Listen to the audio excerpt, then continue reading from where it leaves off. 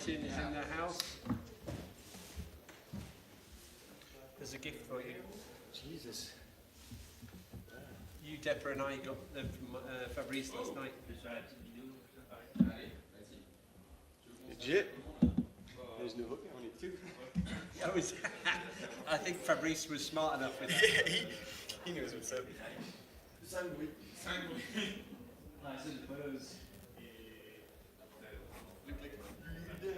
Well, it was funny because they were like, Keith, are you coming to the Maison des Artistes? I said, no, I'm grabbing a burger and a beer and I'm going to bed. And they were like, no, you need to come. I'm like, no, I don't. And they were like, no, you really. I went, okay, I understand the message. Okay, now there's something going on. Okay. Let's go. Oh, these fucking old people, they so know what they want to do. They're not. I was like, oh yeah, okay. Yeah, I guess I'm more before my time. So we have, Antoine just told us that Tete Engal's coming in at 9:30. Yeah. He told me last night because we were trying to faff around to find someone and have the best partner in the house for Contender. Exactly. Well, I think you'll find I've got the best partner in the house while you two are in because Tony McCann's going to be here. Sure. So it's like, and you'll see, she's flipping good. I know it. She's good. I mean, I spent a lot of time with her in Labrador and shit. So yeah, no, she's so good. That's going to be. No, it's going to be so good.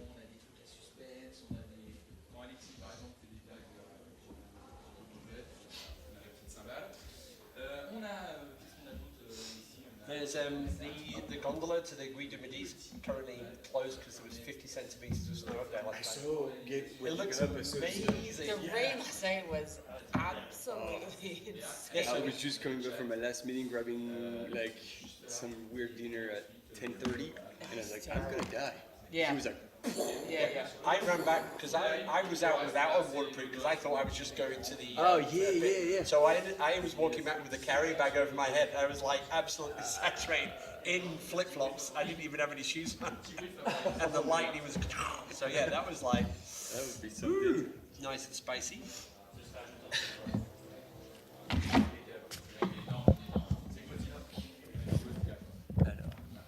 Number 2. That's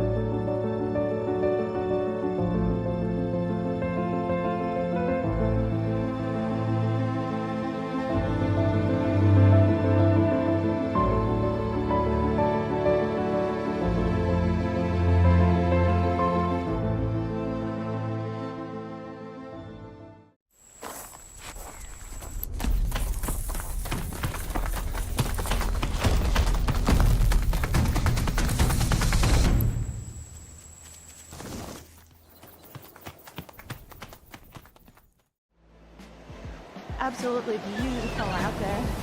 It's such a beautiful course. The trail running community, there's always a support for each other. Everyone in the whole crowd loves this race and loves our sport. I wanted to win. I wanted it so much. I was dreaming about it. That's the best feeling and the best result. That's why I do this sport.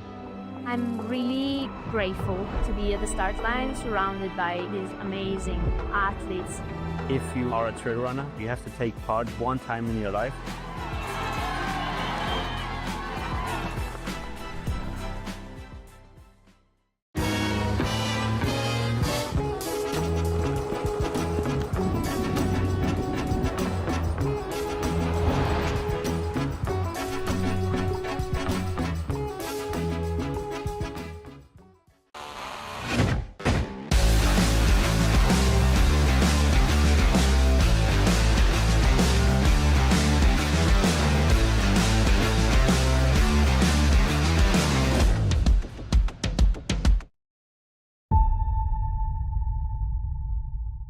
A place like no other.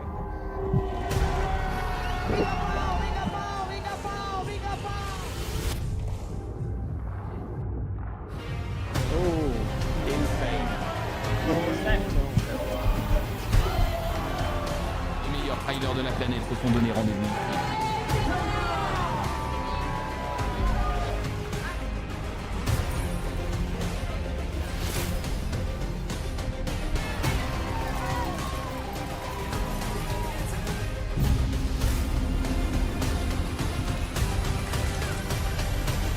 Now that was intense.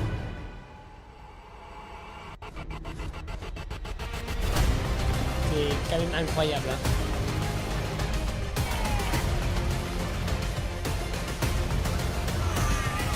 Les souvenirs sont éternels.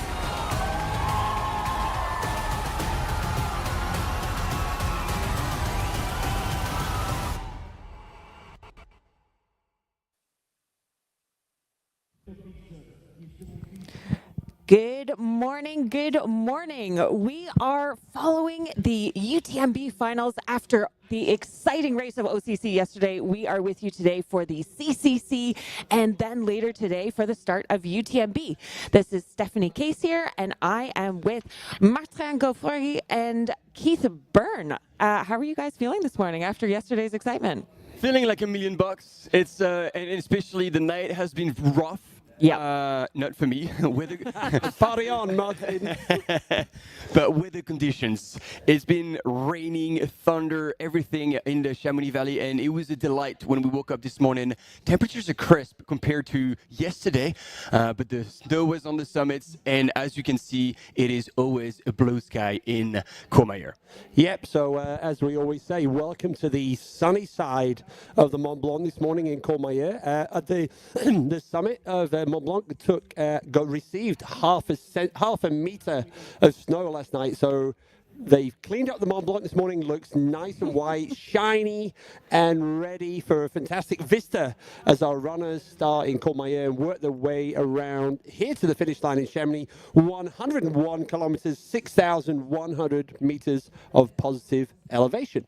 Now, while all of the finals, the UTMB finals, have been touted as being incredibly competitive, everyone has said that the women's race in the CCC is the one to watch. We have the three most recent winners. We have Tony, we have Ingveld, we have Blandine, and they are all going to be competing against one another for the top spot. Blandine Echandal has the course record from 2022, and that was in 11 hours and 40 minutes.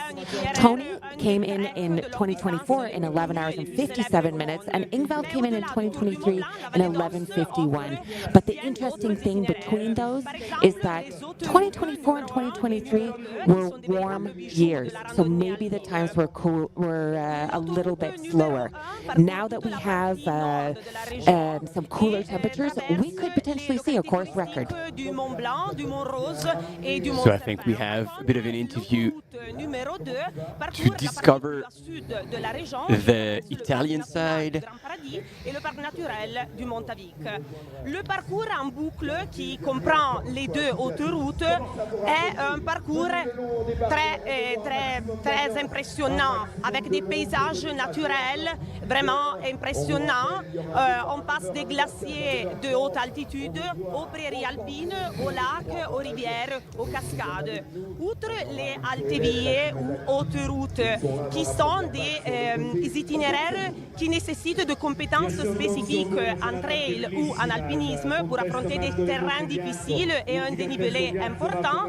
Il y a la Vallée d'Os propose également à ses randonneurs, à ses touristes, à tous les passionnés le Cammino Balteo, qui est un chemin de randonnée circulaire de près de 350 km qui traverse plus de 40 communes de la Vallée d'Os, de moyenne et de basse altitude. C'est un chemin plus bas qui offre une expérience de randonnée plus tranquille et culturellement riche et qui a été conçu pour ceux qui souhaitent explorer la Vallée d'Os à pied sans s'attaquer à des terrains et à des sentiers trop difficiles. L'offre de la Vallée d'Os est donc bien étendue et donc on attend tout le monde en Vallée d'Os pour une randonnée.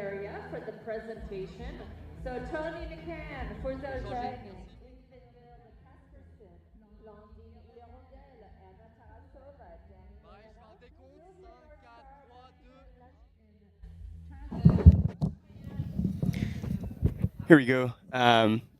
We had Stefania Fortunato, which is the Office of Tourism and Sports of Commerce Department, who was telling us about all the activities you can do in the Courmayeur Valley, including most obviously trails for all levels, for all abilities, all the way from alpinism down to trail running on technical terrain, and then down on lower valley trails to, oh, there we go, we have another one. Go Martin! I wasn't quick enough. Nous avons investi beaucoup dans le tourisme. On vient de terminer un gros projet qui a impliqué 5 stations de ski, dont aussi la station de ski de Courmayeur. En ce moment, nous sommes en train de faire 2 projets sur le tourisme inclusif qui impliquent 5 communes de la Val d'Aoste pour améliorer le tourisme d'été. Ce sont les infrastructures, les événements, la formation qui impliquent ces projets. Mais ce qu'il faut souligner que pour améliorer encore de plus le tourisme inclusif, il faut changer notre façon de concevoir le tourisme. Des personnes avec handicap moteur, sensoriel et cognitif.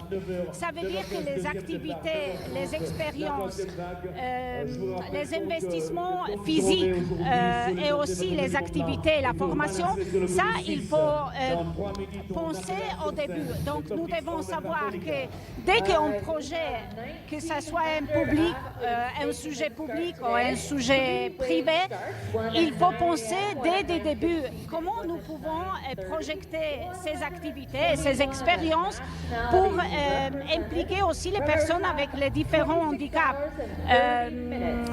Je pense que ces différents regards, ce changement de notre regard, de façon de concevoir le tourisme, ça peut faire une vraie différence. Il faut souligner que nous sommes sur la bonne voie, mais cela ne regarde pas seulement la région Val d'Aoste, mais regarde tous les territoires qui ont déjà un peu d'expérience avec le tourisme inclusif et veulent améliorer. Il faut changer notre façon de regarder les investissements et donc projeter by design, comme on dit en anglais. Merci.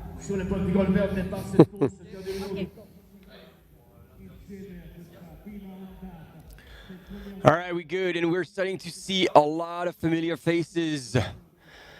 We've got Jasmine Nunij right behind, Amanda Basham right in front. It was good. She was going to give it a good crack. Apparently, she didn't have the best lead up with insomnia. Yep. With her last little baby. But she was like, you know what? I'm here. and I'm just gonna see what I can do with Je this. suis bien content d'être ici. Pourquoi? There we go. Our last, third and last interview of the day. C'est extraordinaire pour notre vallée. C'est la compétition la plus aimée de notre père, mais surtout en Vallée d'Os, on a travaillé beaucoup pour avoir cette compétition. La 12e édition qu'on est là pour l'UTMB, et on a travaillé quand même pour tous ces événements qui sont en Vallée d'Os en ce moment. Les événements plus petits, ça fait la Coupe du Monde de ski alpin, la Coupe du Monde de ski de fond. On est arrivé avec le Giro d'Italia, avec 2 étapes. Je pars après-midi pour en avoir des autres des compétitions. Mais le trail, c'est partie de notre esprit de montagne, c'est notre esprit de la vallée. On a des parcours extraordinaires en Italie et surtout, c'est une collaboration très serrée avec la France, avec la Suisse. On a un triangle de l'amitié, comme on appelle, et on a travaillé, comme j'avais dit avant, beaucoup sur cette situation. Pourquoi on a eu une collaboration pour faire des sentiers sur toute la partie anneau du Tour du Mont-Blanc.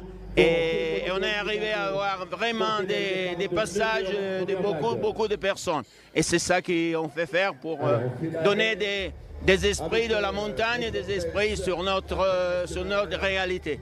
Et avec UTMB, avec la région et la collaboration, c'est ça qu'on est arrivé à faire. Attention, la musique est à mondo, signori, top 10.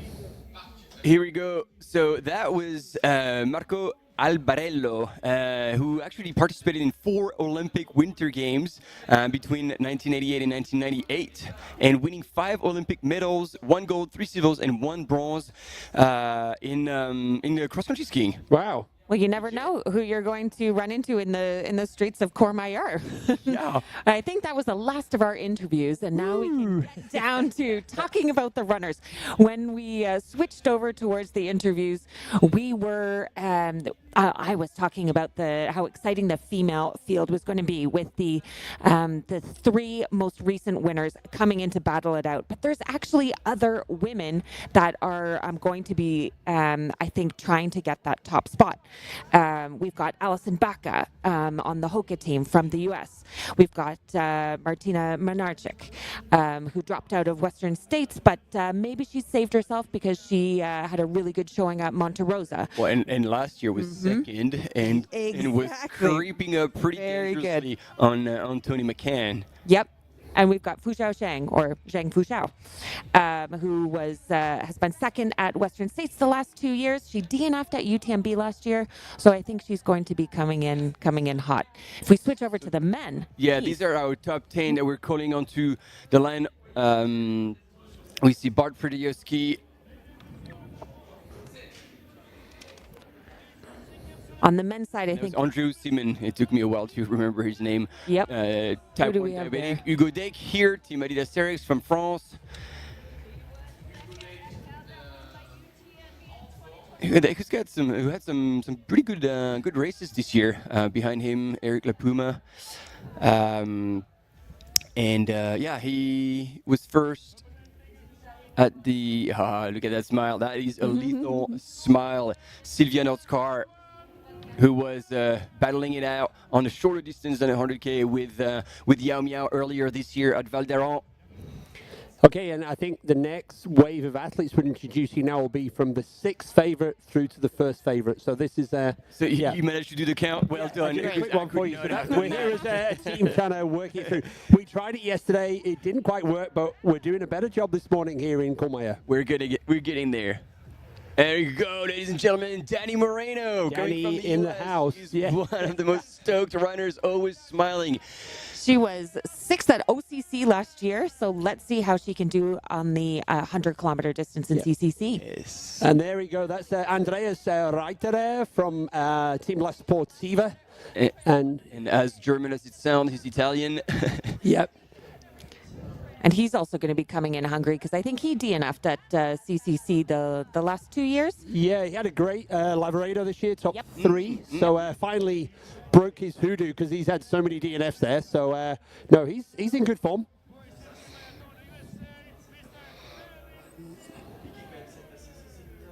David Sinclair.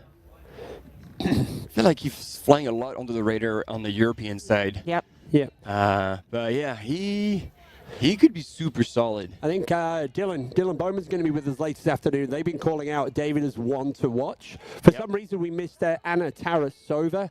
Anna's definitely one to watch today as well. Another one to watch today. Hot names, indeed.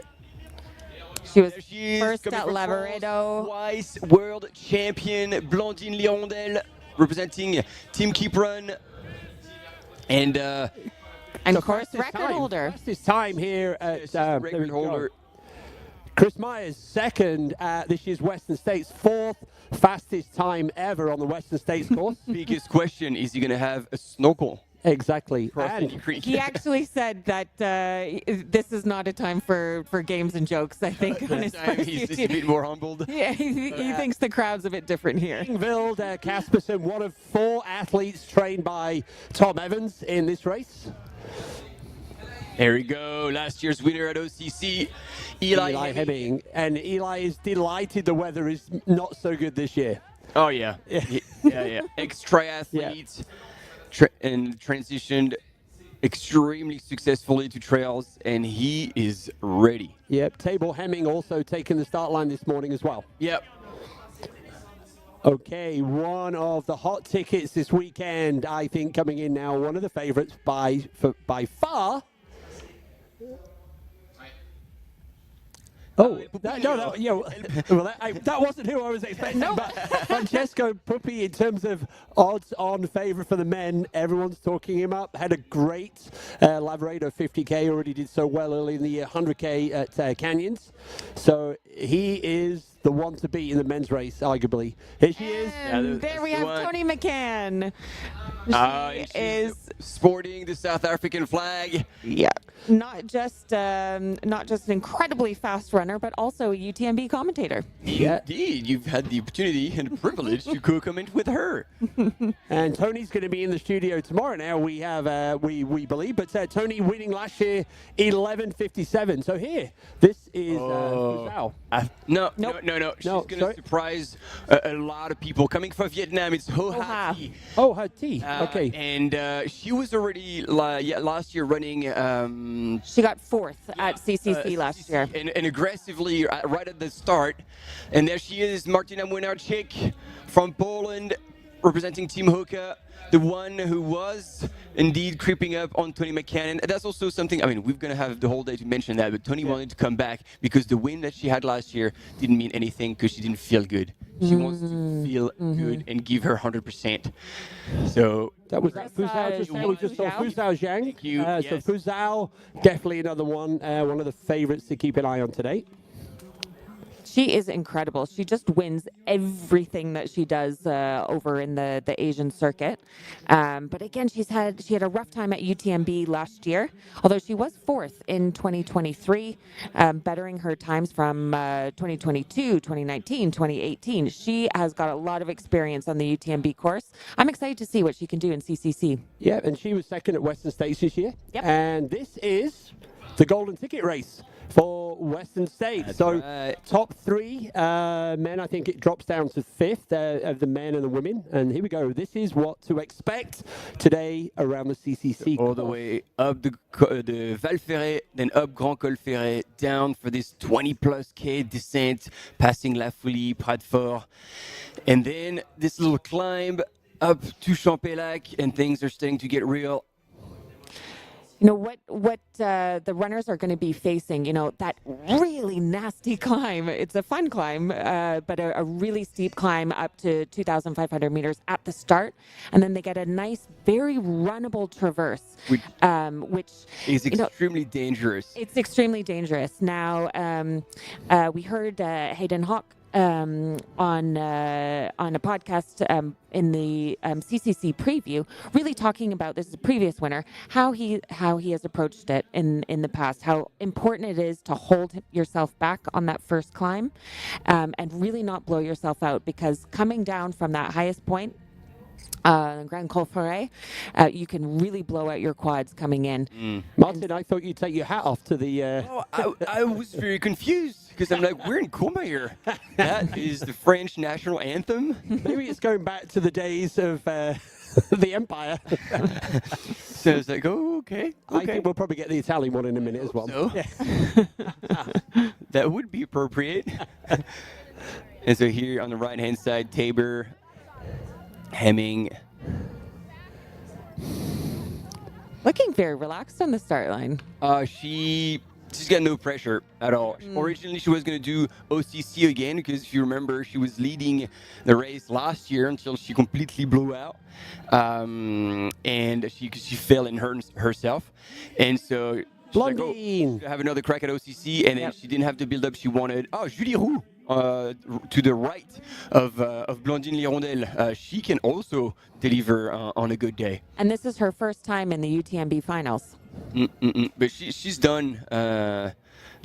I mean, she's done Les Templiers at least. That's 80K. She did the Wild Strubel race that I think we commented on last year. She was the winner of the 100K. There we go. Yeah. My memory only goes back 6 months. I write things down. Martin, you're lucky. Remind me what happened yesterday in the OCC. There we go. We do have now. Speaking of the OCC, we will have Petter Engel coming on as a guest later on this morning. So yeah, Petter's in from 9:30 local time. Yeah, it'll be good to have a chat with him. Got to talk to him a little bit. He was on the finish line. He was really spent and a bit disappointed. He said, like, I'm physically spent, but also mentally I'm disappointed. But then I'm looking at my watch, and it's like, this is a better run than I did last year. So it's just like they were just a notch higher, and there was not much I could have done. But there's going to be the opportunity to go really in depth with him. Don't miss out. So got some an update for this morning's course as well. So of the 3 races we're covering this weekend, this is the only course that isn't changing, because the start of the UTMB is changing. Oh, very true. Yesterday we had a course change as well. So this is the only one where we can truly, compare apples to apples, if you like. But yeah, and then the other key thing is, historically, when we watch the start of this race, after the first lap around Courmayeur, we don't see anyone for a while. This year we have some hardcore camera folks running on that first climb so that we can see even more of that first climb. So that's going to be a big plus for the audience and also for us here in the studio. There we go. The fans are out in full force, not just on the streets of Courmayeur, but also in the live chat. Don't forget, jump into the chat. Tell us where you are tuning in from and who you are cheering for. Well, the gifts are already out. The flags are out. We're loving that. I think it's flag time of the day now. Who's your money on this morning? And what we are saying in the chat is we would not get through these long days of fun following the race without the support of the chat community. So keep posting and keeping us fired up throughout the day.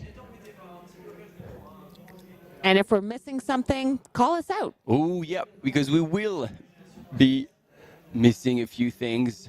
For sure. And same, if there are names that we do not pronounce correctly, by all means, let us know as well. Took me a few live broadcasts to understand, to know how to pronounce Martina Młynarczyk, for example, and it was only with your support. And again, a heads up, because we had the comment yesterday, but when we're going to be talking about Chinese runners, we're going to be saying it backwards for like Westerners, meaning that we start with the last name and finish with the first name. So who are your dark horses? Who haven't we talked about already this morning? Whose name haven't we mentioned? I'm trying to. That you're looking at. I mean, there's Drew Holman. We didn't mention. He's there, and he can do extremely well. Yeah, Drew had a great 80K this year in Lavaredo.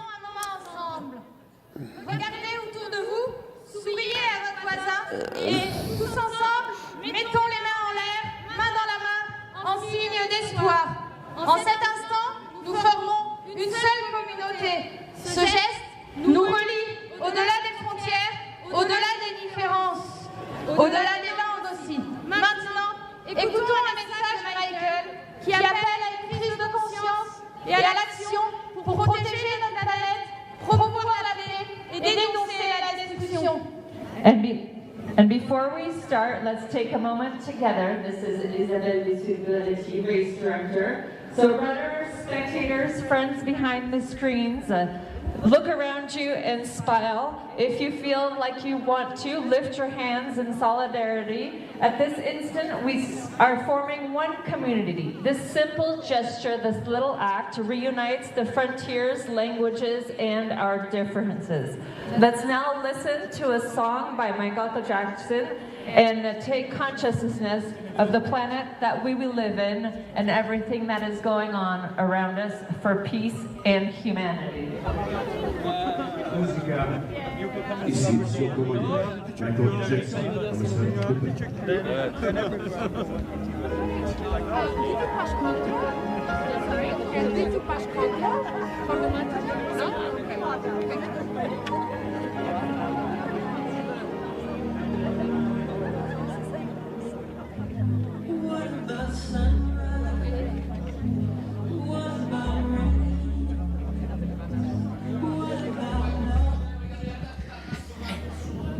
And now we are seeing a little rundown of the top 5. That was Anna Tarasova, who even in the chat, people are saying that they've run against her before, and she has been flying. Blandine Lerandel, she is our course record holder and really going to be one to watch. And then Ingrid Kaspersen, also a previous winner in 2023, running in 11 hours and 51 minutes.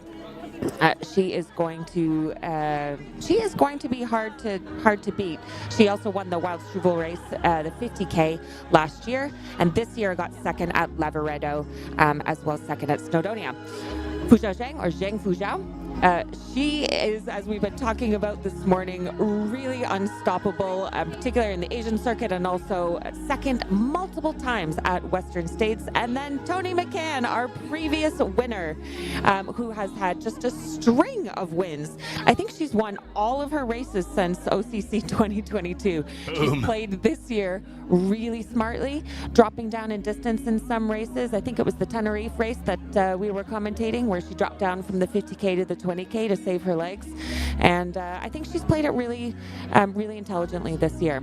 Okay, and now we have the top 5 in the men. We've got Andreas Reiter, team La Sportiva. As you can see, they're third this year at the Lavaredo 120K, and second at Transvolcadia. In fourth, our fourth athlete, David Sinclair for United States. As you can see, second at Broken Arrow, 1 Speed Goats. And we got a win there for Davey back at the Run the Ruts back in 2022. Top 3 now, second place at this year's Western States. 4th fastest time ever for Chris Myers. So yeah, Chris is one of the runners we're going to see today, how he gets on and how the legs have recovered doing the double from Western States through to one of the UTMB races.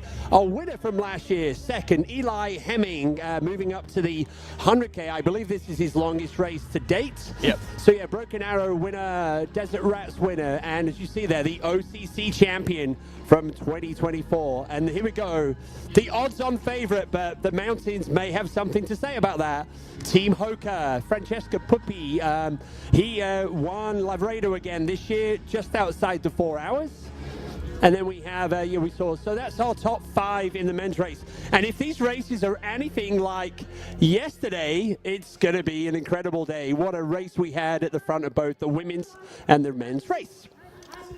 So another runner right at the back in the third line is Bart Przydiowski, Polish runner.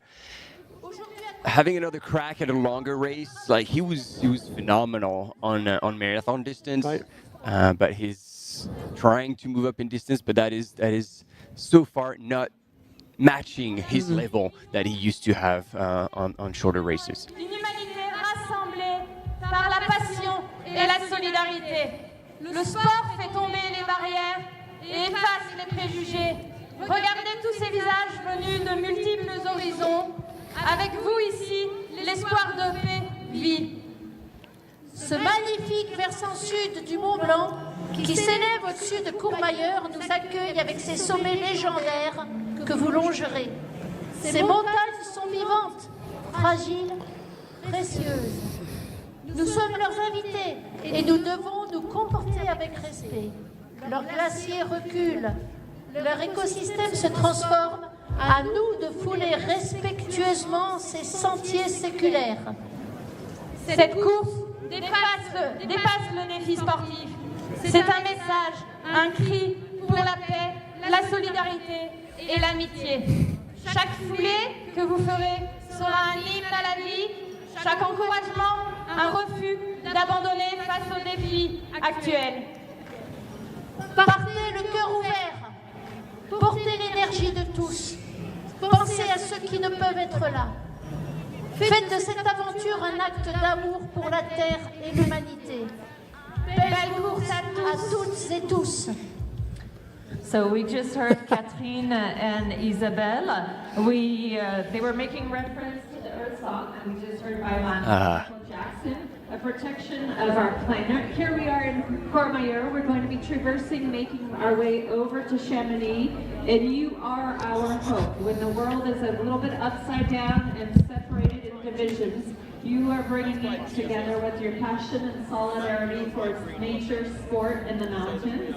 These mountains are fragile, they are precious, and we are guests here among them. We ask that you treat them with respect. This race is more than just a sporting challenge, it's a message of peace, solidarity, and friendship. So brethren, start with your hearts open, carry this energy with you, and we hope that this adventure is an act of love towards the earth and humanity. Enjoy your race. Mesdames et messieurs, nous sommes à 6 000 départ. Je vous demande bien sûr d'applaudir ce message, un message qui vient de cœur pour un monde meilleur. Tous ensemble, on va applaudir et on rêve en marche pour un monde meilleur. Un monde meilleur. Guido, allez s'il vous plaît, je veux voir.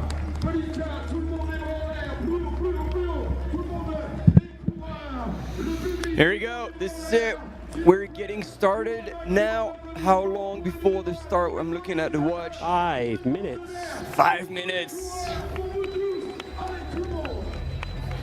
And there will indeed be, just like yesterday, different waves to send out all the runners on the course on a safe journey. Alexis Sevnik right behind Poopy. Also a super solid sky runner, ski mountaineering athlete who is moving up in the distances. And you can see on the start line, UTMB really makes an effort to bring the women to the front, to have women represented. You can see all of the women on the left-hand side with the men on the right-hand side to make sure that that they are well represented and properly seen. It is indeed a big point that we've been making for quite a while now. It's been over a season, so now the women are actually getting used to it, because at first it's like, no, I don't want to be at the front. It's like, yes, this is a whole side for you, and so now it's understood and appreciated, and this way, we have another possible dark horse here on your screen. His physio in the Valley of Chamonix. He helped me out when I did my hamstring. Thibaut. And seeing the smile on his face, he's probably in good spirits. He looked like he was ready. Yeah. So Jordi Gamito as well, who's probably been doing UTMB races for longer than we've been here. Yeah. So what you can also see is this first climb, it's over 1,000 meters, and Hayden Hawks, winner from last year, Hayden's advice to Eli, you need to learn patience on that first climb. Yep. And I think that's the key. Hayden's kind of mindset last year was the race begins at the top of the Grand Col Ferret, but you don't need to blow yourself up on that first climb. Actually, I think Hayden said even later that the race begins at Champex-Lac because that descent from Grand Col Ferret is quite nasty if you don't pace yourself. He was saying that when he was racing Ludo Pomeray. Yeah. Ludo actually blew out his quads and still talks about it now. And so you've got to really hold yourself back until you get to Champex-Lac. Yeah, Hayden last year he was kind of talking about I'm going to go at a certain heart rate on that first climb. And he was like, the guys, the top 20 ahead of me, they are like at least 20 beats more than me. And no, I'm going to, so this first climb, you can really get sucked into all of the hype, all of the energy. And so you just got to be in the mixer, but you do not need to be going full gas on that first climb. So let's see what happens there. It's good for us to remember because Hayden was the previous winner was about 20th when he was going up that climb. So when we're looking at this first climb and we see who's at the top, that might not necessarily tell us who is going to remain at the top even 10, 20 kilometers later. But the views from the top of that climb with the snow-covered, the freshly snow-covered Mont Blanc this morning are going to be stunning. So that's going to be about, I don't know, going to see our runners up the top there. So it's 9K to the top of that first climb, so an hour or so.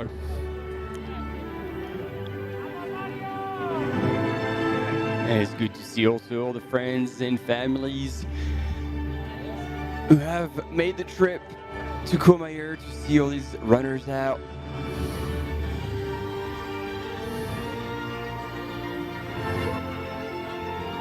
I'm just delighted we've got a bit of a break in the weather and the rain.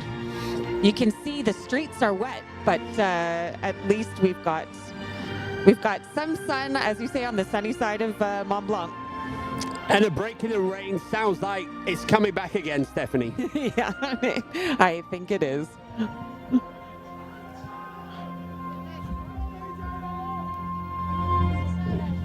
1 minute to start, 1 minute.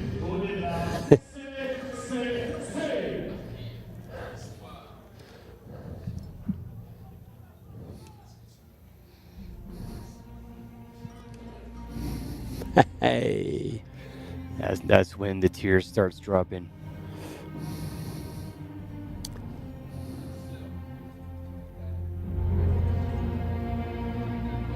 What do you think is going through the three recent winners' heads? Tony, Ingveld, and Blandine. Let me go in the mountains for the day and get away from all of this hoo-ha.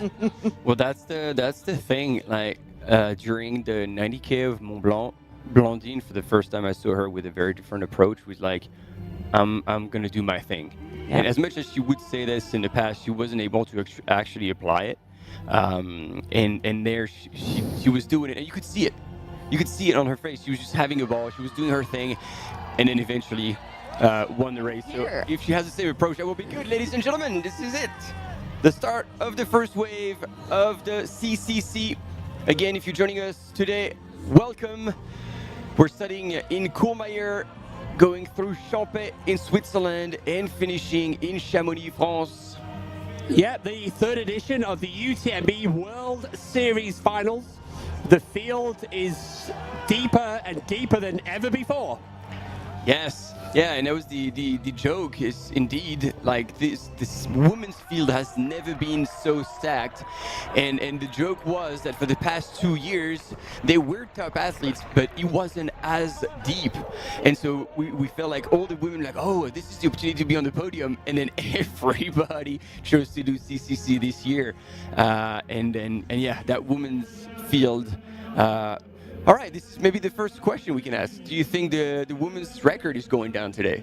I think we have a good chance, mainly because, as we were talking about at the top of the broadcast, the last 2 years, the temperatures have been quite hot. Now we have cooler temperatures. If the rain comes in and causes a bit of mud underfoot, that will make things tricky.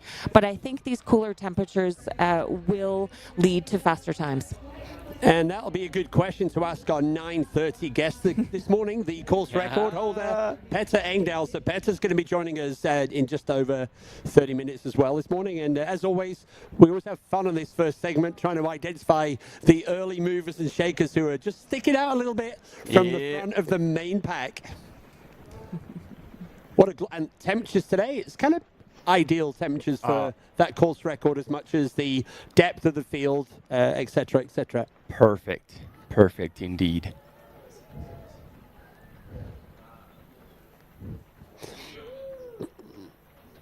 And one of the reasons that they have this kind of opening on the road is to stretch out the runners before the trail gets a little bit narrow further up this climb. So this first section, all the way up to the Tete de la Tronche, over 1,000 meters of climbing. You can see the course profile in the top of your screen. That first climb is 9 kilometers in length.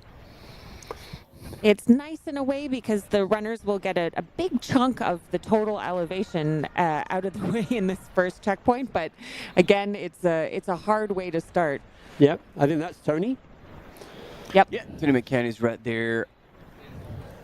She's pacing well, holding herself back. Martina just around. What was great yesterday at the start of the OCC was how we had all of the female athletes. They were all kind of running in a pack. It was almost like there was a separate start for the men and the women in one respect. So that was great to see yesterday, and maybe we're going to see the same again today. I think, Martin, maybe it was 2 years ago, we talked about Hao Hati earlier on from Vietnam. Remember, she was chasing down, my goodness, from Sweden up on the first climb. Oh, and she was kind of like, oh, who is this person?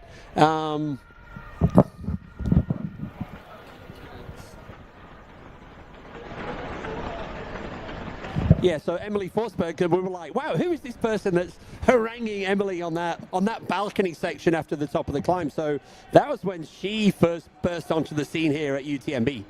But over in Asia, though, she's been rushing for quite a few years, and she is like probably second to the president over in Vietnam in terms of people's favorite. We'll see this on the chat as soon as we can follow the women's race and all that. You will see people are really behind her, and she's got the brightest smile. So usually she's got makeup, like a really bright red smile, which it's cool to see. Like she's really good energy. And here, Andrew Simon is taking things in control. There's Tabor Hemming right in front of the camera on our left. So now we're just leaving the main high street of Courmayeur, and this is the TMB course. There you go up the top there. That looked like almost where the Beton Refugio might be, but yeah. This false flat on this little climb coming out of Courmayeur. Very false. Yeah, very false. Exactly. And runners during UTMB will be on that, except it won't be going as high. They won't be going to Berton, and they will be going a little bit lower before diving into the Val Ferret.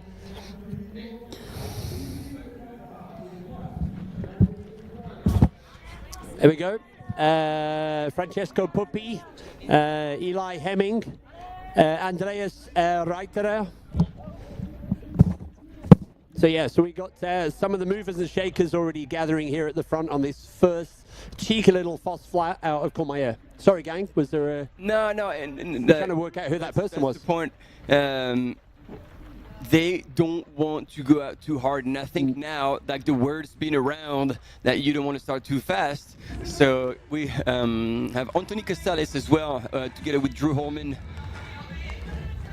coming to the front. Oh yeah, that's true. Yeah. Really, the top end is like 3 of the top 5 favorites are all from the United States. Yeah, America.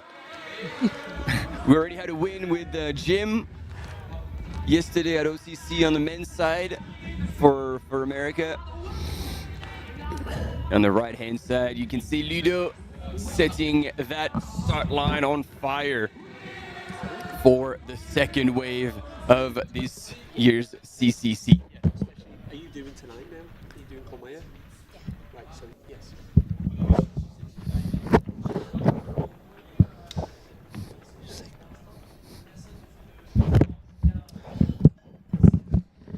Hey Steph, you're going to head out for a wee bit?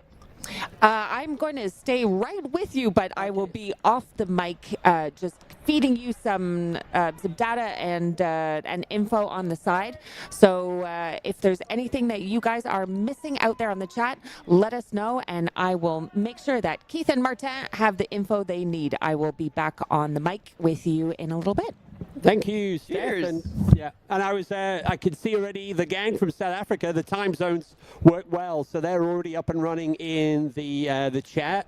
And the Tony McCann fans, not only from South Africa, but obviously from South Africa. So here we go. 1,200 meters of climbing on this first segment, 9K.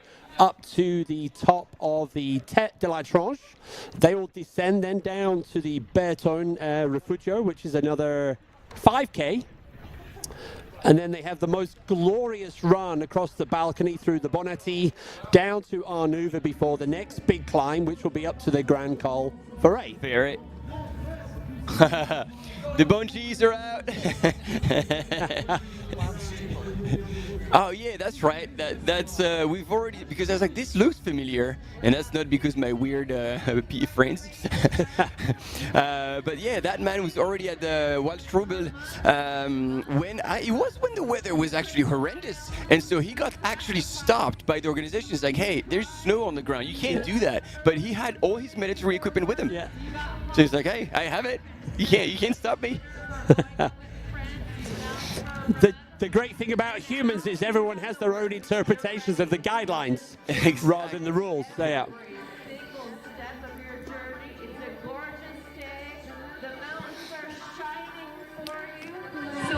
Actually, one of my fellow speakers from the Lavaredo Ultra Trail, Luca Crana. Luca's going to be taking the start this morning of the CCCs in the second wave, so good luck to Luca. It's a bit harder running than it is talking at the finish line, Luca, so I hope you've been training hard. And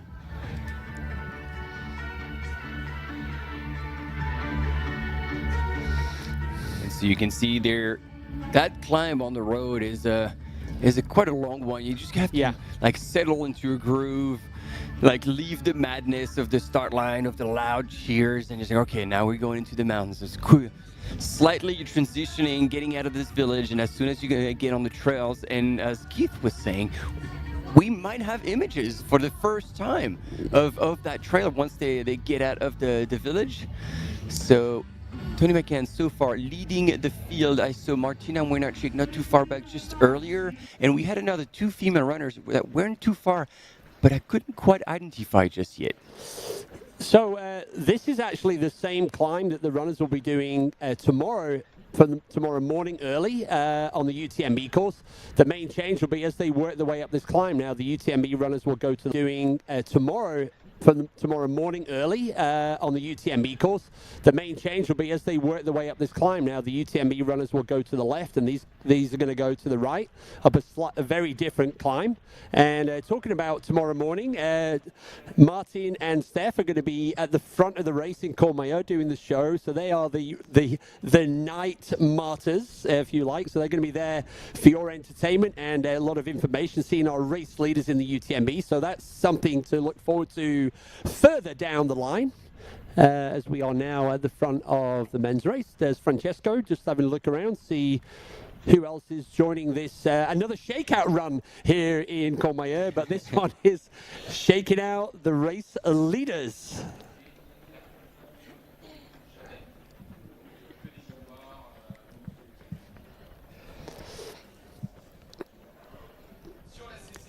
I've got a fun fact for you lovely people. So this is the 19th edition of the CCC, started back in 2006.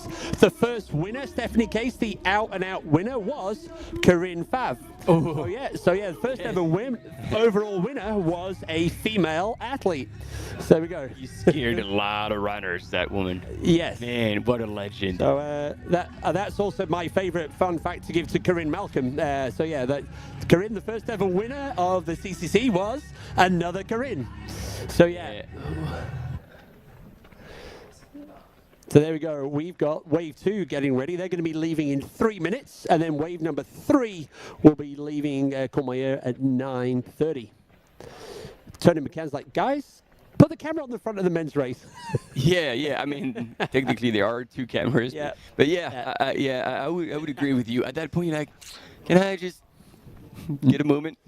But what I can, my memories also of this climb is that once we do get out of the forest and we get the sun on the top of the peaks, the long shadows, because it's still early enough here in the morning, are really powerful imagery as well. So if nothing else, obviously watching the front of this race, the views this morning are going to be mind-blowing.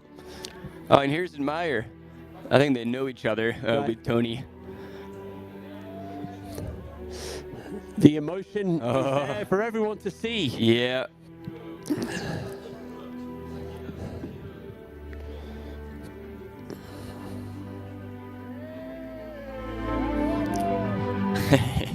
Those bungees.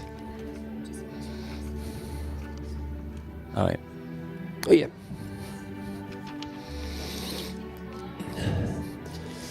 So we just reminding you, and we're talking about the fastest time, the course records.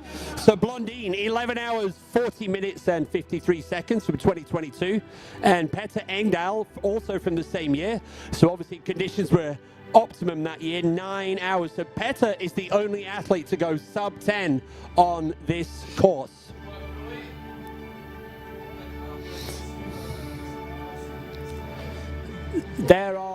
I've got 5 women that have done sub 12 hours on this course. So Tony McCann, Ingvild Kaspersen, Blondine, Sunmaya Buddha from Nepal, and Yao Miao. Yeah, Sunmaya was indeed also under the course record in 2022 when she was chasing Blondine. That is true. Good call. Yeah, and then I've got 2, 4, 6, 8. I've just got 11 athletes. I've done sub 10.5 hours for the men. Hayden Hawks, Peter Frano, Adam Peterman, John Albon, Shenjia Sheng, Tete Engdahl, John Albon, Andreas Reiterer. So Andreas has done sub 10.5 hours on this course. Thibaut Garivier, Luis Alberto Hernandez, and Hayden Hawks again way back in 2017. That was his first win. Yeah.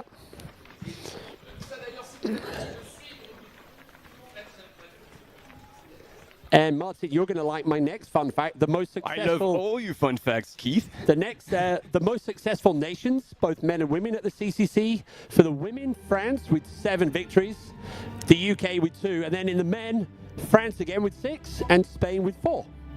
Okay.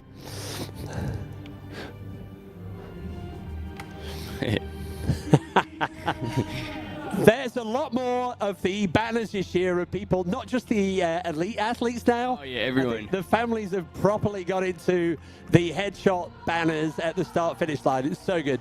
And you will see tomorrow in Vallorcine during UTMB. Yeah. There's going to be a lot of big heads floating with what might be thousands of people who will come to cheer all the runners right on the outside of that aid station and on that long stretch over 1 kilometer long. So let's do the math here from the right. Eli Hemming, there was Francesco Pupi, I think there was Chris Meyer in there, Andreas Reiterer, and Anthony Costales. I'm missing one. It might have been Drew Holman, but in the second raw, but to be confirmed. So we're not missing anyone so far. Who we haven't seen yet is Ingvild Kaspersen. And usually she has a pretty aggressive start, but since Hohati also has aggressive starts and we didn't see her, they might all be together. So yeah, Drew Holman is just behind. I'm missing one behind Francesco and Eli. According to our Chinese colleagues, one to watch, and he's also in the top 10, is Meng Guangfu.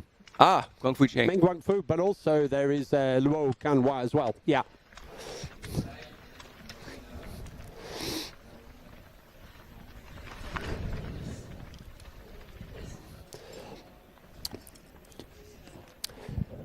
Around about 2,500 runners taking the start line of this year's CCC.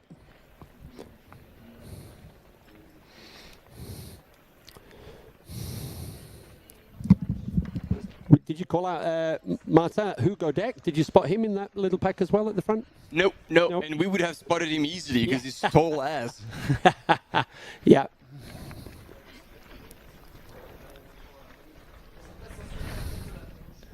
And so it's always hard also on that climb to know when you want to get the poles out, because you're still fresh, and then the peer pressure of having everybody around you running, like, well, but technically, like, I don't know, you could, look at that, they're having a good old chat, that is good.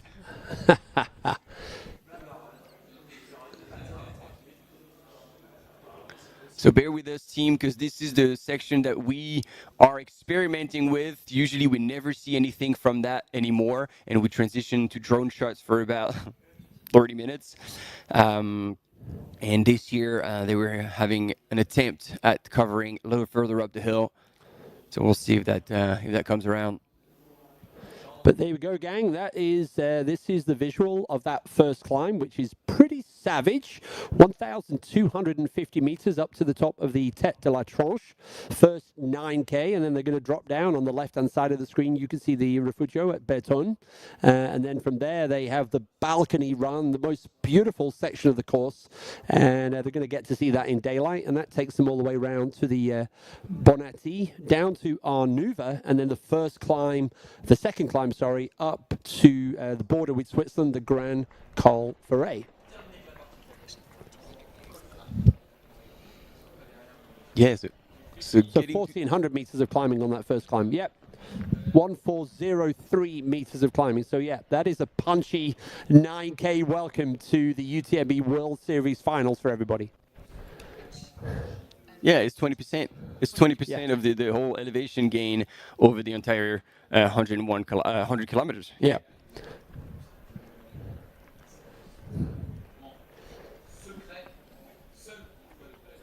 And in the words of the great Grandmaster Hayden Hawks, who'll be taking the start line this evening of the UTMB, you need to learn patience on this first climb.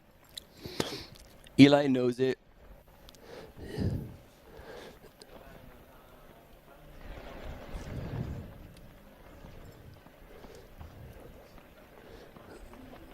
Poles are primed.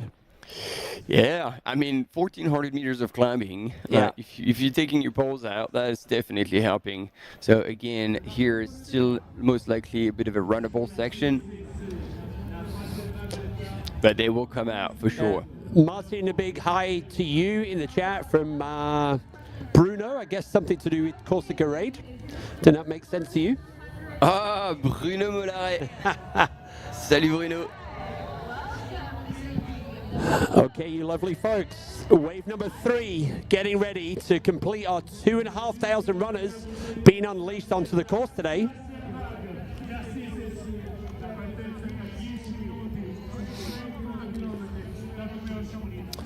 So we got Tony McCann on the left screen. We've got the third wave getting ready on the right-hand screen here in Courmayeur. CCC, 101 kilometers, 6,100 meters of positive elevation. We're going to be here all day, all the way into the night for the UTMB. We're going to go for a quick ad break, and we'll see you very soon.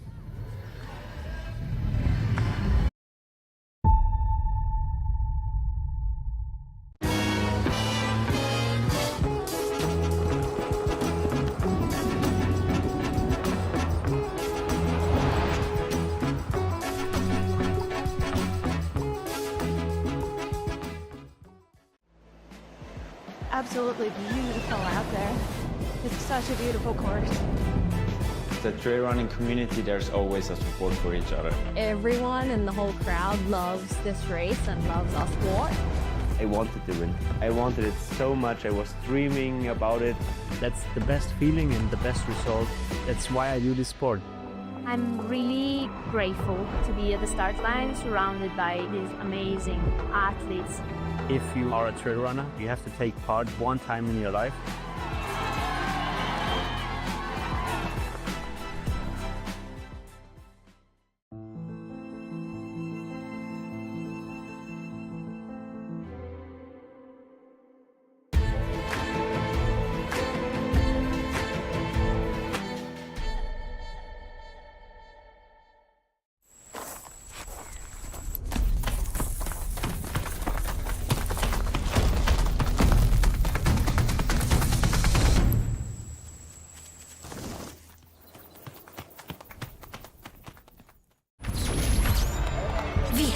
tanta gente.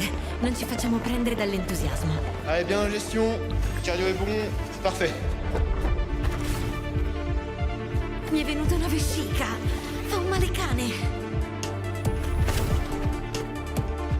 Aïe. Ah, ça va pas du tout cet orteil. Ce l'ho fatta! È finita!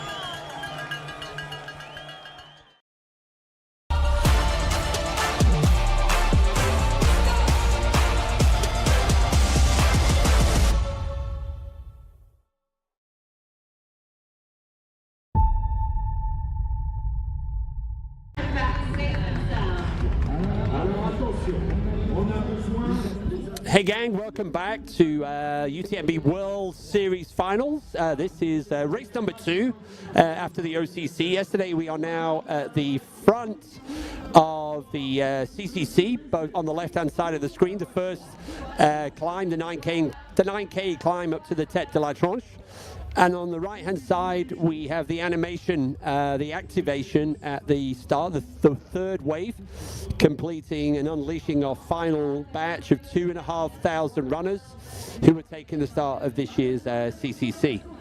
So that's right. So we're on the left-hand side. We're experimenting this year. We hope to have more cameras on this first climb. We've got the bikes to start with, and then we've got some runners as well, so when the trail gets single track and also steeper. So 1,400 meters of climbing going on in this very first climb.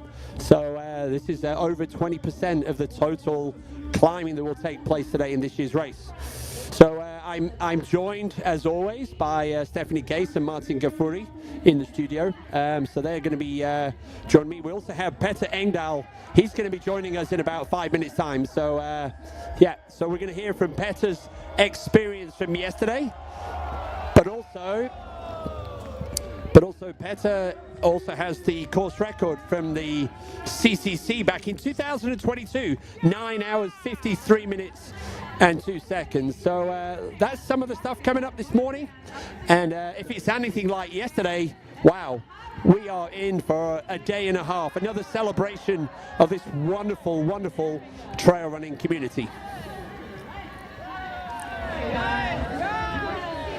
Wow, proper party going on right now in Contender. It's fun all the way for those lovely people. I think they've got 26 hours to complete the course. So they will be coming into Chamonix sometime tomorrow morning. Maybe some of the last runners there.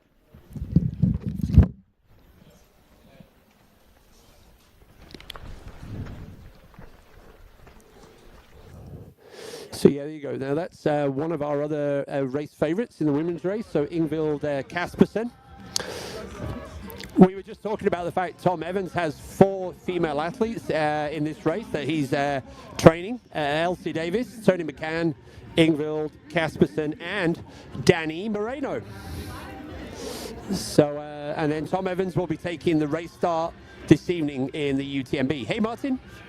Keith, yeah, sorry, I was a bit out. Like, it seems like we get comments in the chat that the audio for our voices are not like crystal clear. So we're gonna be working on that. So keep letting us know if you're hearing well or not, because we clearly don't want you to have a bad experience, and we can. This is definitely something we can figure out. So oh, there we go.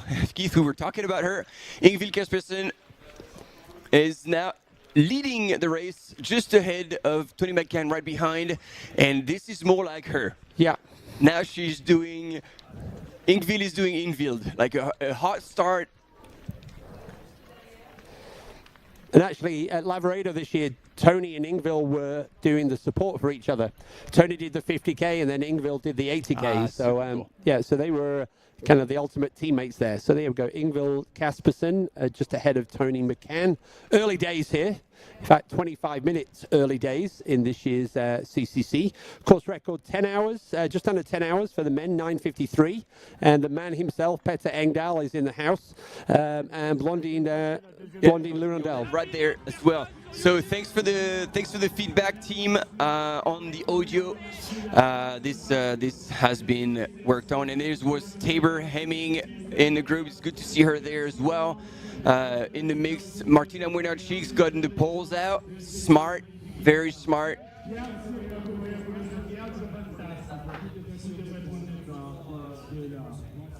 Ah, okay. So maybe.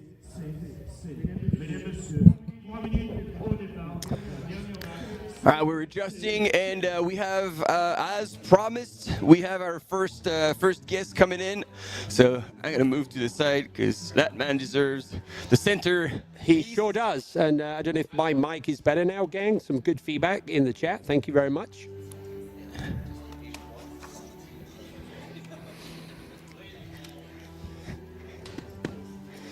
And a strong showing so far from the other front of the women's race, Team Adidas Terex.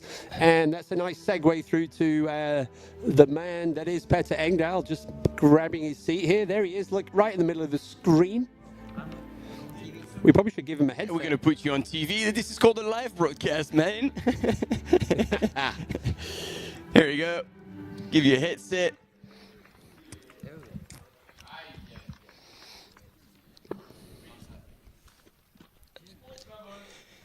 Here we go, beautiful. We give you the audio, and we even gonna bring you on screen, ladies and gentlemen. This is well, today you're called Stephanie. Yeah, close enough. Stephanie Engdahl.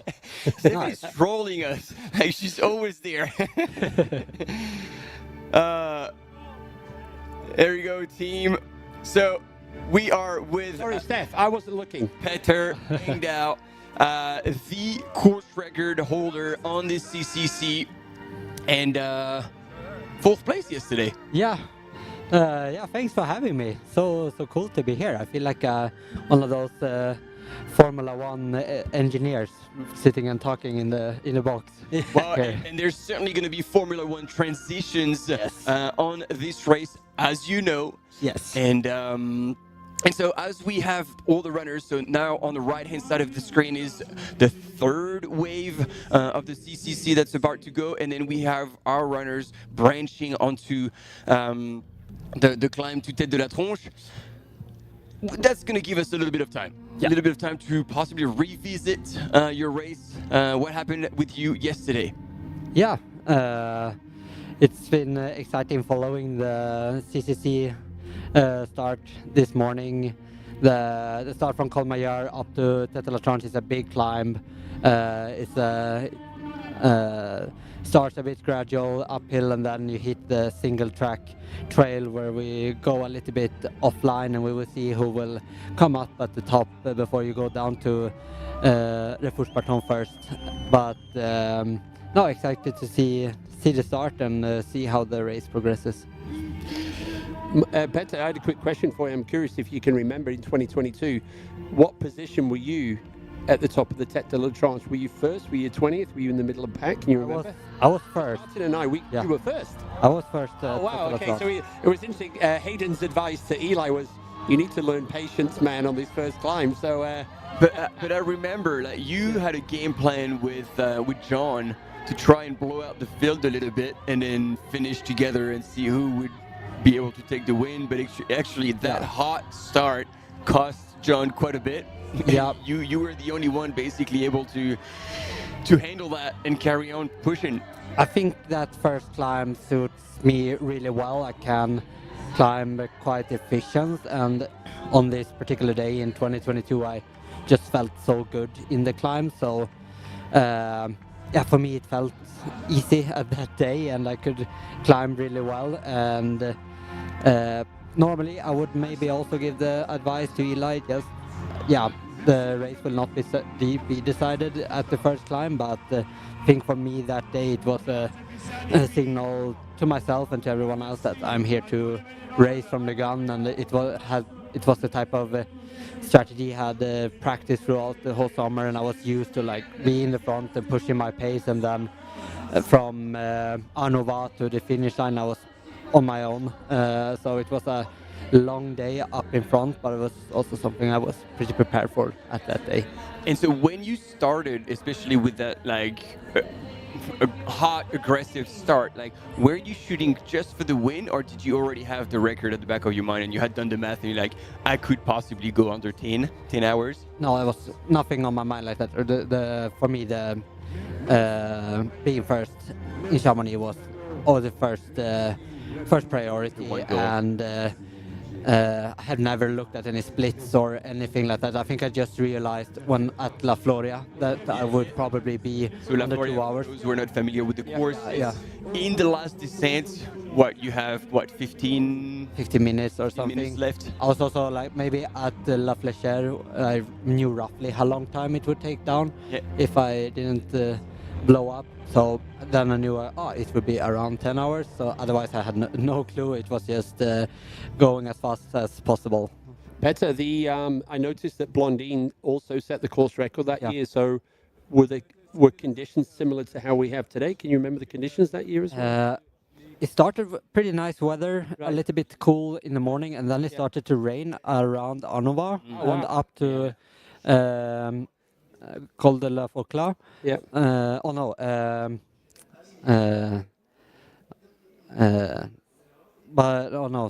What's the pass called? Now I totally lost. Grand Col Ferret first? Grand Col Ferret, yeah. First, So it started to rain there, and it was quite slippery. Yeah. And then we had some rain along the course on the way, and then so it was cool and pretty good conditions. And here we see. So Eli leading the men's field. He's got the poles out. That's what I like to see. Right behind him, I think it's Anthony Costellis. No poles and running behind Francesco Pupi. And I think Andreas Reiterer was in fourth, and he also had poles. So we can see very different strategies here. And we'll see who comes out on top. You got the course record and a win with poles. Obviously, like you and poles is like it's part of your body. But in the meantime, we had Hayden Hogue also who could pull away a win on CCC without poles. So Chris Meyer here also just in before. So yeah, it looks like there's really going to be two different strategies. Eli he looks good with the poles. I know he's been practicing a lot. He's been practicing Tabor. His wife has a background as a Nordic skier as well, and I know that he has been doing some Nordic skiing, so he knows how to use poles for sure. And we had a talk I think it was 2 years ago, and he asked me if he should take up some roller skiing to if that would be good type of cross training. But you can see that he's using the upper body, the triceps, the lats, and everything. So looks good. What was the answer to the question about the roller skis? I don't know if he actually took it to use. I said, recommend it to him? I recommend it for okay. sure. So because I do a lot of roller skiing still, and something that we took back into my training a little bit more for this year, because I felt that I needed to go back to the type of training I was more used to, having a little bit more cross training in my routine, and I was probably I'm a good runner, but I'm not the best runner. So if I do too much running, I think I lose my strength as a trail runner, and taking back the roller skiing made me a little bit stronger in overall. And then more specific towards UCC, I've been moving over some interval training from roller skiing to running. Interesting. But that would be a big commitment for non-skiers or non-roller ski, because that is hard practice. Yeah, and you need to find roads that are clean enough, which in France is not always the case. Okay, traffic, not too much downhill, and so on.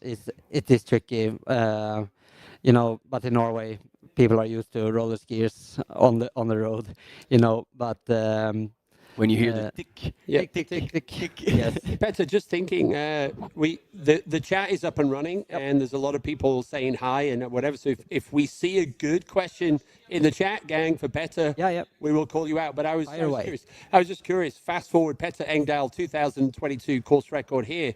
Yesterday's race, which from the commentator's point of view was fantastic. How was yesterday? Because we just loved it in the studio.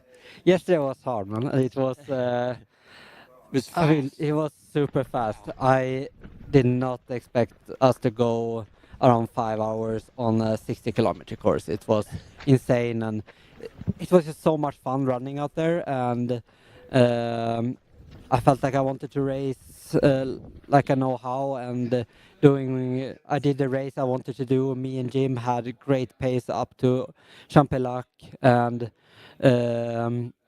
we still kept going all the way to Martigny, this new trail that nobody really knew anything about. Was a good challenge, and then the big climb up the Col de la Focla, where I started to feel it. I was still running really well. I had great shape for the day, and I was very happy. I'm still happy that I went out to UCC. It was great being back and doing this race. And it was, yeah, like coming out of Martini on that climb that was on the road, on kind of the little pavement section. That's where like Jim pulled away. And then we were like, oh, but Peter is better climber on the steep. So we were thinking like, oh, maybe you would catch him by the time you get to Col de la Forcla. But it looked like that was... Jim was really, really strong there. He was pushing extremely hard. At this like 10% gradient asphalt, he's just much better runner at this type of terrain than I am. I felt amazing in the first climb, and then started to feel it up the Col de la Focla. Still hanging on really well, and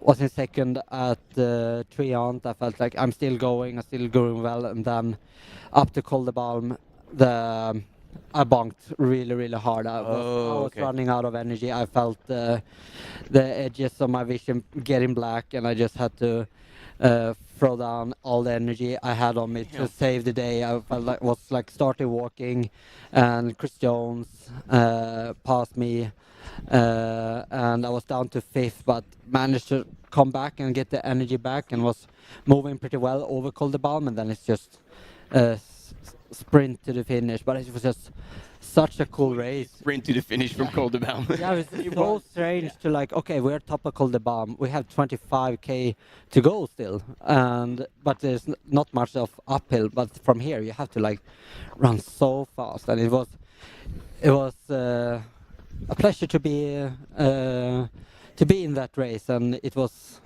a lot of fun, super hard. Everyone said that it was a brutal race to be able to sprint for that long, really, and fight for every position. So in the end, I am. It sucks being 4th. I must be honest. I don't like 4th place. Who does? I don't know. I talked to Dan Jones when I came home, and I was like, "Yeah, 4th place sucks, huh?" Because he was 4th at the Western States and CCC last year. So it's not. It's not the position you want to be, but also I have to remind myself 2 months ago I was down in a lung infection, taking a lot of antibiotics throughout the whole year, and I never thought I would be in this shape or in this position just a few months ago. So I think in a couple of days I will be happy with my performance and where I'm at, and excited for the races to come. Even on the line, you were telling me like, look, it sucks to be 4th, but you looked at your watch like, but we ran so well. Yeah. So I don't think there's anything to not be happy about. No. And they were. Go on, sorry. No, you go. I've got one question that we both have as well, and maybe Tete, you can clear up. Yesterday we were seeing a lot of the athletes grabbing water from just troughs and everything on the course, and there was a conversation that there was no water in the aid stations that we find surprising. And could it be that there was you just didn't you were going so fast, and it was so clear up the question about. Did you find water at some of the earlier aid stations? In Martigny. We didn't find anything. That was the question. Maybe it was there, or it was there, but then maybe blocked by people following the race. And because both me and Jim, we had the soft flask ready to refill, and we just passed there, and it was like we didn't see it. We were both looking at it. Where is it? But probably blocked by and it was actually early, so you were coming down, and it was after the train tracks. Yes. On the left, and it was an actual town feature. It was a fontaine. Yeah, it was nothing that either of us could see, and we especially coming in so hot. Yeah, probably, and a lot of people could maybe have been marked a little bit better or visible for people coming in. So it made it hard up to Col de la Focla, because we had to run a long way from Champelac, and then we started this climb, and we were And I think, yeah, you saw me in the live broadcast. Just I was just so thirsty, like grabbing all any little liquid we came, and then we come up to Col de la Faucla. I knew that there's a fountain there, but that was not on the course when I came up there, so I couldn't refill there either. So it was a little bit longer way still. How was Yeah, there's Blondine. Blondine on the screen. So we've got our course record holder in the studio, and we got our course record holder on the screen. Yeah. So it says women's leader, so we didn't see the pass, but so she would have gone ahead of Ingvild. Yeah. Yeah.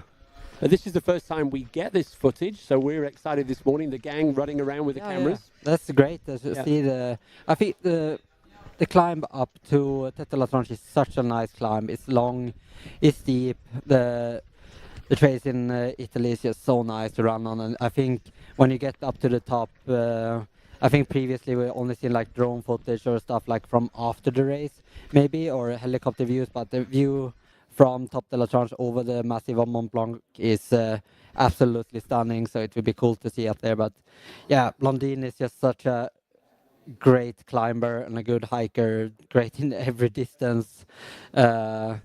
She did a great performance at the Mont-Blanc 90K, so she is obviously like good, properly prepared for a 100K race for sure. So it would be interesting to see her performance today. Yeah, I mean, like, yeah, the 90K of Mont Blanc, she really delivered and showed that she had what it took to do spend so much time on her feet. Yeah. And have a different mindset as well when it came to racing and not worry too much about whoever was around her. And now the guys, they're passing, so you have this little traverse or like downhill in the middle of the climb, and then it starts with the steepest part up towards the summit of Tete la Tronche. It's a little bit tricky, a little bit technical, but the field seems to, it's 3 guys, but it's pretty, quite a lot of people still in the race up there. And overnight, but you probably heard the storms, or maybe you were out in the rain last night. So the Mont Blanc this morning has a half a meter of fresh snow up there. So the views once they pop out of the trees, and for us as well here this morning, it's just like wow, it's a fresh coat of whiteness on top of all of the peaks. Yeah, that looks amazing. Yeah, it's gonna be a good day out there, and this part of the course coming up and then running to Anneva on the balcony trail is just one of the most beautiful parts of the Tour de Mont Blanc trail. Is absolutely stunning. And especially with that weather, the views are going to be going for miles and miles. And so I have my idea, but obviously he's your teammate, Eli Hemming. The way he looks right now.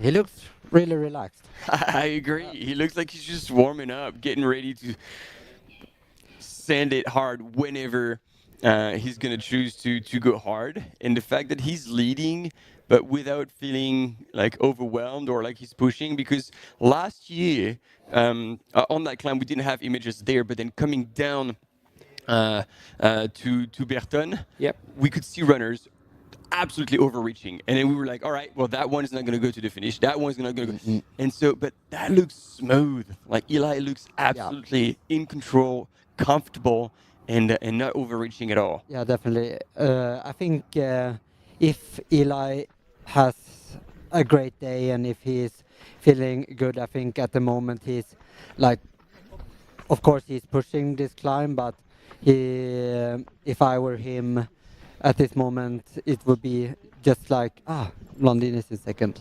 Yeah. So then it's Ingvild still in first. In the lead, yeah. But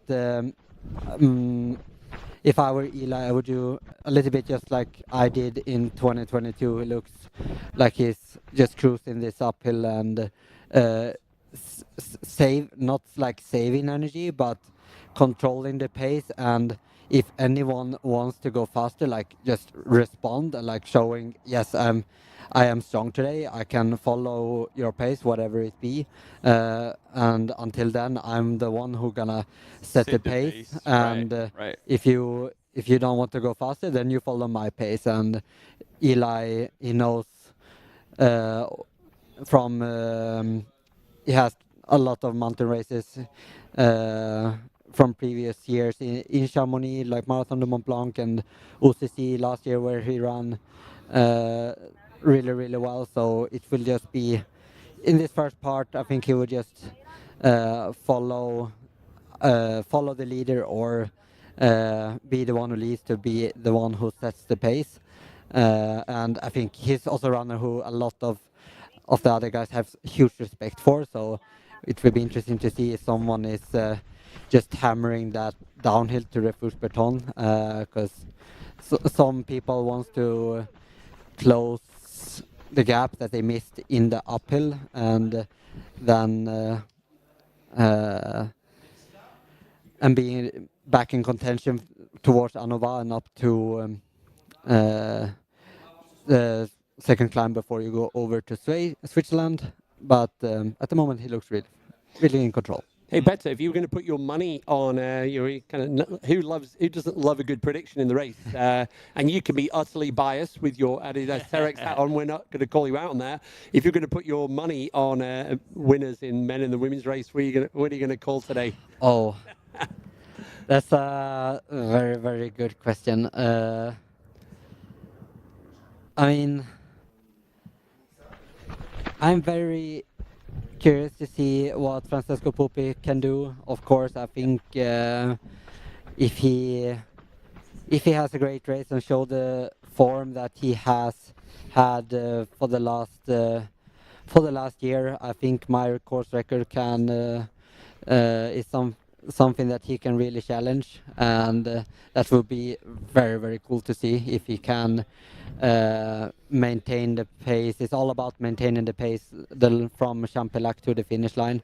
So Francesco Pupi is someone to look out for. I of course want to Eli Hemming is definitely up there, but then I was running with Chris Myers here the other day, and we did a run from Le Tour over to Triant, and then we did a climb up to from Triant, and yeah, he looks really strong. He has recovered well from Western States, yep. And saw him. He is also without poles, and like we saw Hayden Hawks last year. Poles is not his thing, and Chris Myers recognized that I'm better probably without poles. Can not have to think about them at all. I can just run in my pace, and it will be very interesting to see if he pulls out the Western States CCC combo like Hayden Hawks. And then of course I must give shout out to some of my other teammates like Yershon Small, who is doing his debut at CCC, and also Janos Kowalczuk, who was 6th at CCC in 2021, did an amazing race there, had a rough last year with some injuries, but back here at CCC, and yeah, want to see him perform well as well. And on the ladies' side, that's like the most crazy field during the whole week, I think. Yeah, we did talk about this a little bit. So what are your big names?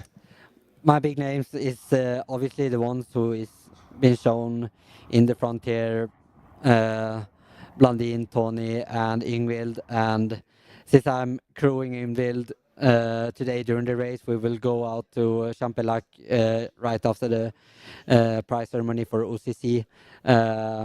Yeah, I want Team Norway to win, but of course I am also cheering for Tony McCann. Of course, is being such a big year, big 2 years for her, and in so many regards, I'm so proud of her and really want her to have a good race and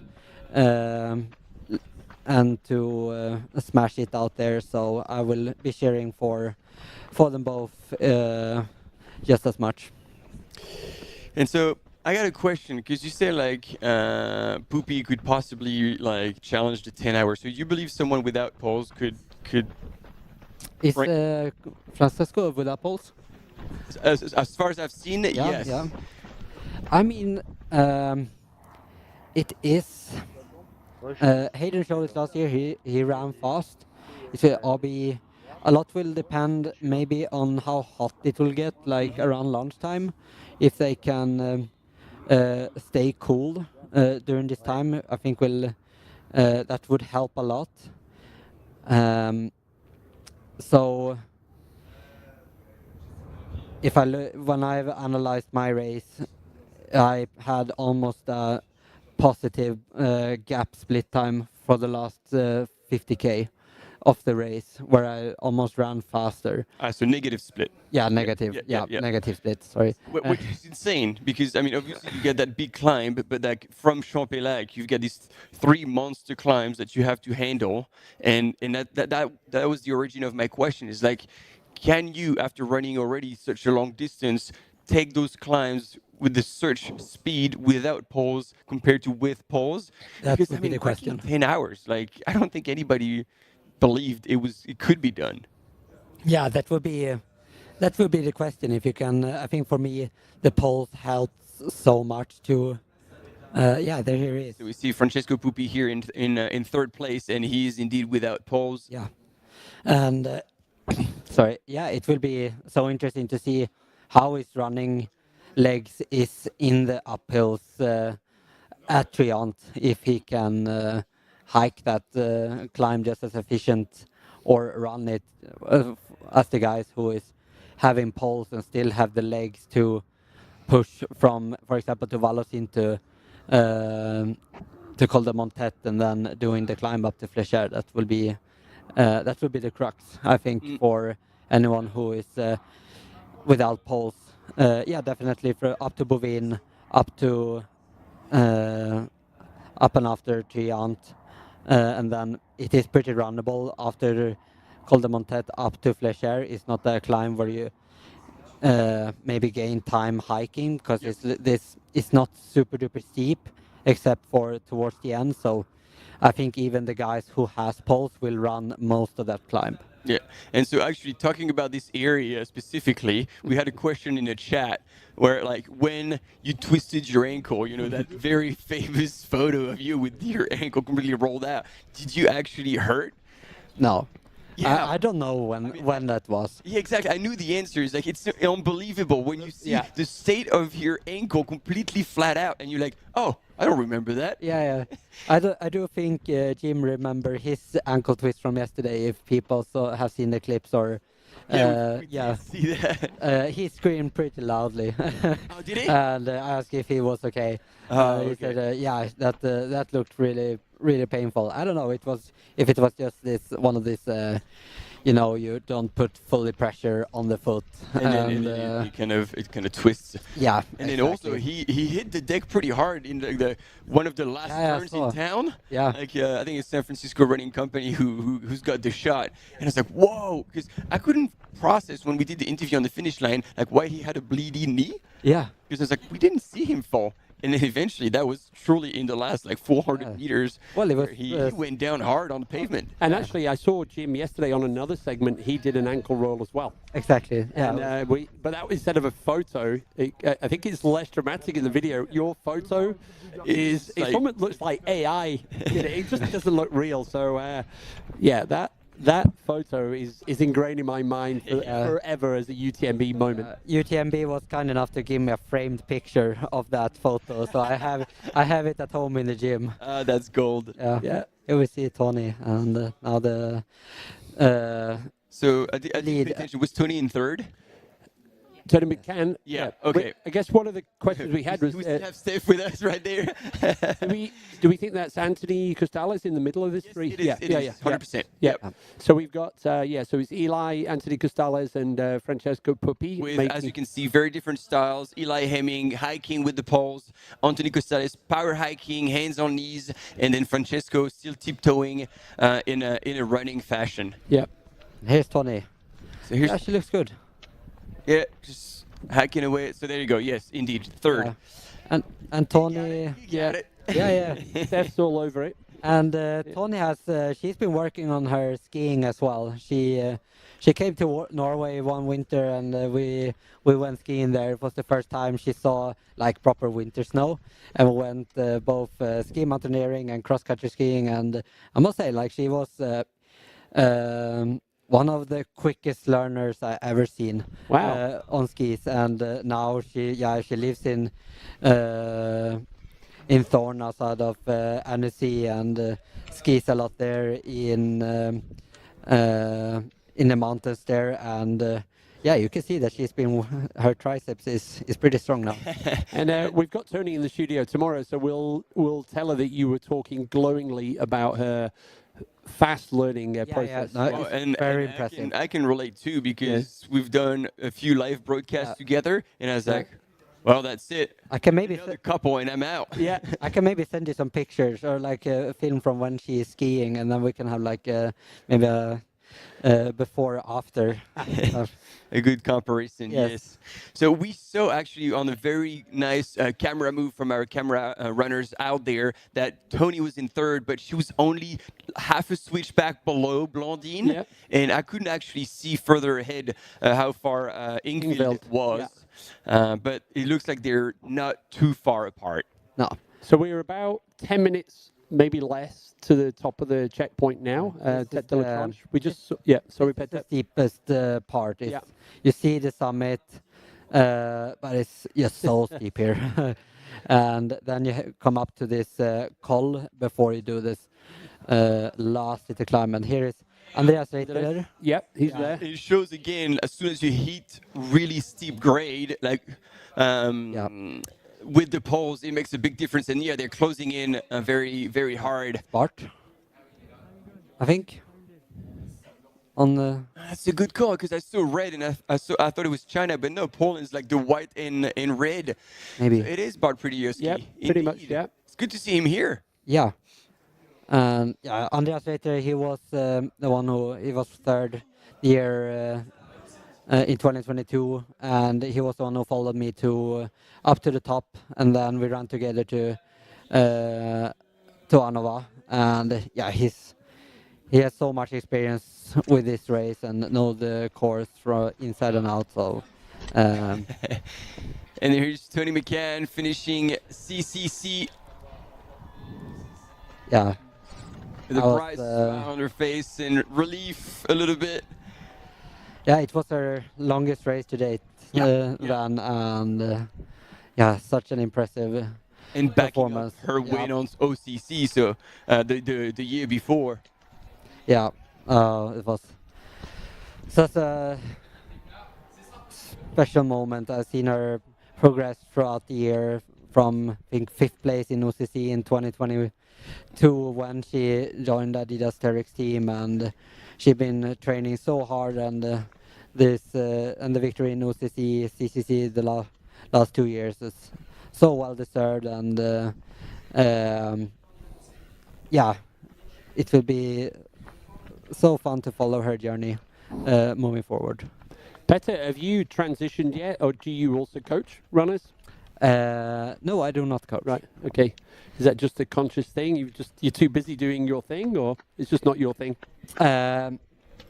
No, I do my master in industrial design as well, so I do that. Yeah. And I do get requests for coaching, and I have coached a few athletes before. I coached Sylvia Norskar last year. Yep. And have had a few athletes like throughout the year, but I think no.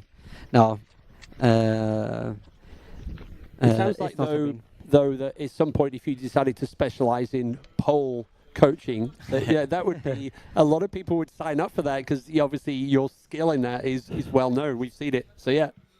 Maybe I can be a special uphill hiking coach.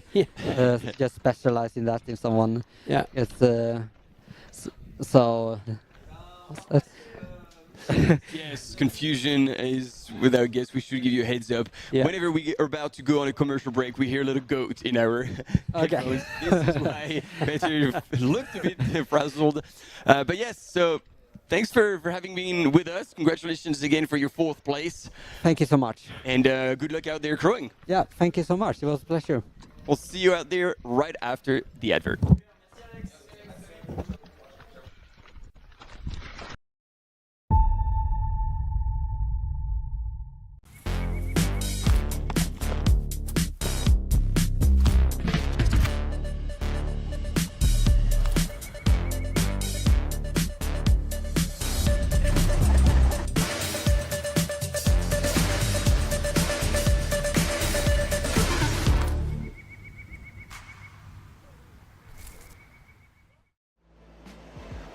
absolutely beautiful out there. It's such a beautiful course. The trail running community, there's always a support for each other. Everyone in the whole crowd loves this race and loves our sport. I wanted to win. I wanted it so much. I was dreaming about it. That's the best feeling and the best result. That's why I do this sport. I'm really grateful to be at the start line surrounded by these amazing athletes. If you are a trail runner, you have to take part one time in your life.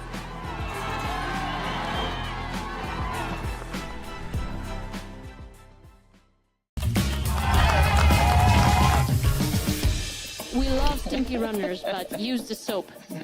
You finish your race and your hands are nice and soft. How good is that?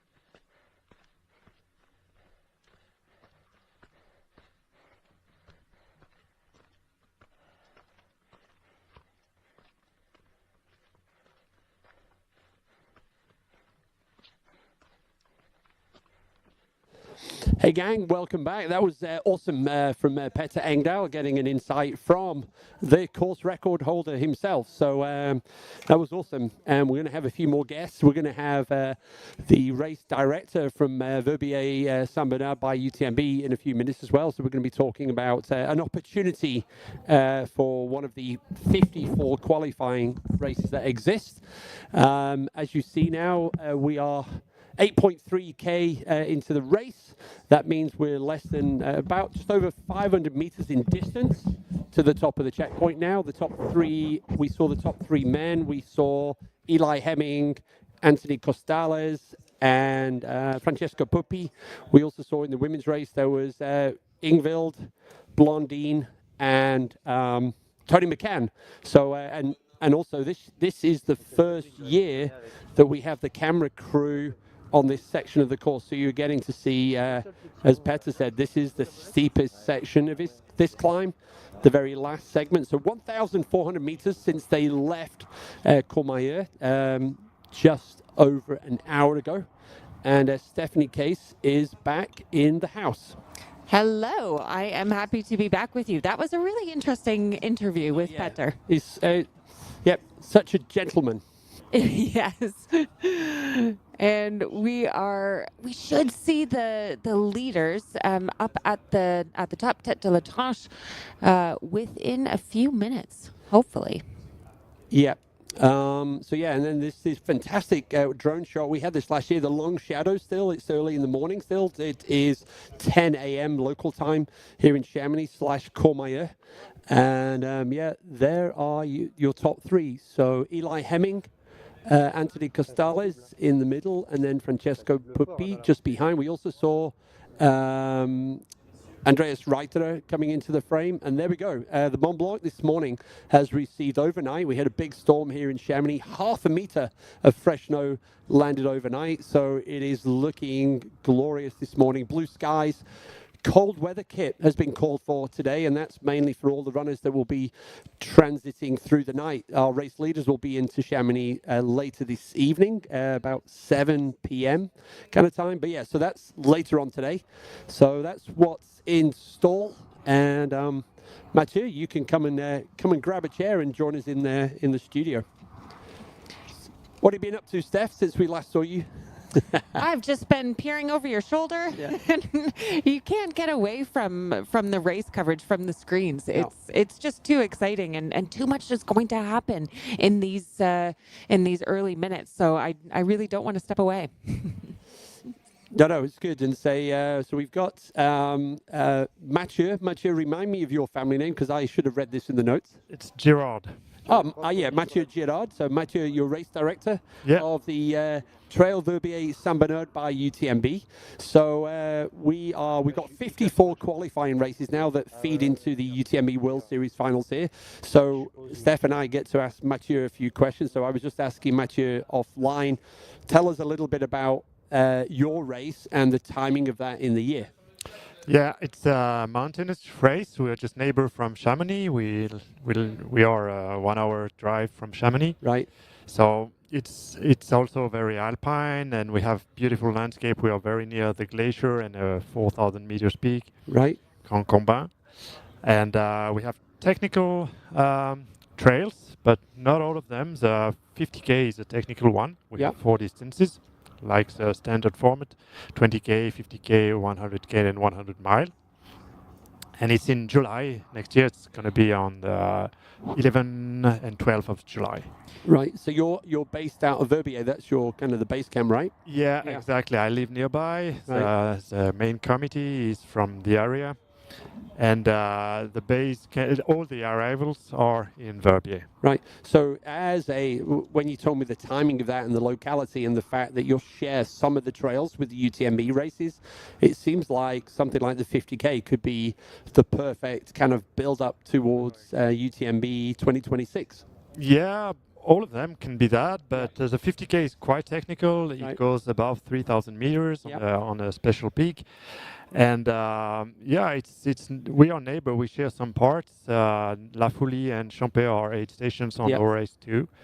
So it's a good way to start. And if you want to go to UTMB another year, you can be qualified here. Brilliant. And what I was going to say is that you've been part of the UTMB World Series for 3 years or so, but the race has been going much longer than that, right? Yeah, it's going to be the 17th edition next year. So we've been there for a long time, but we already collaborated with UTMB because we are neighbors.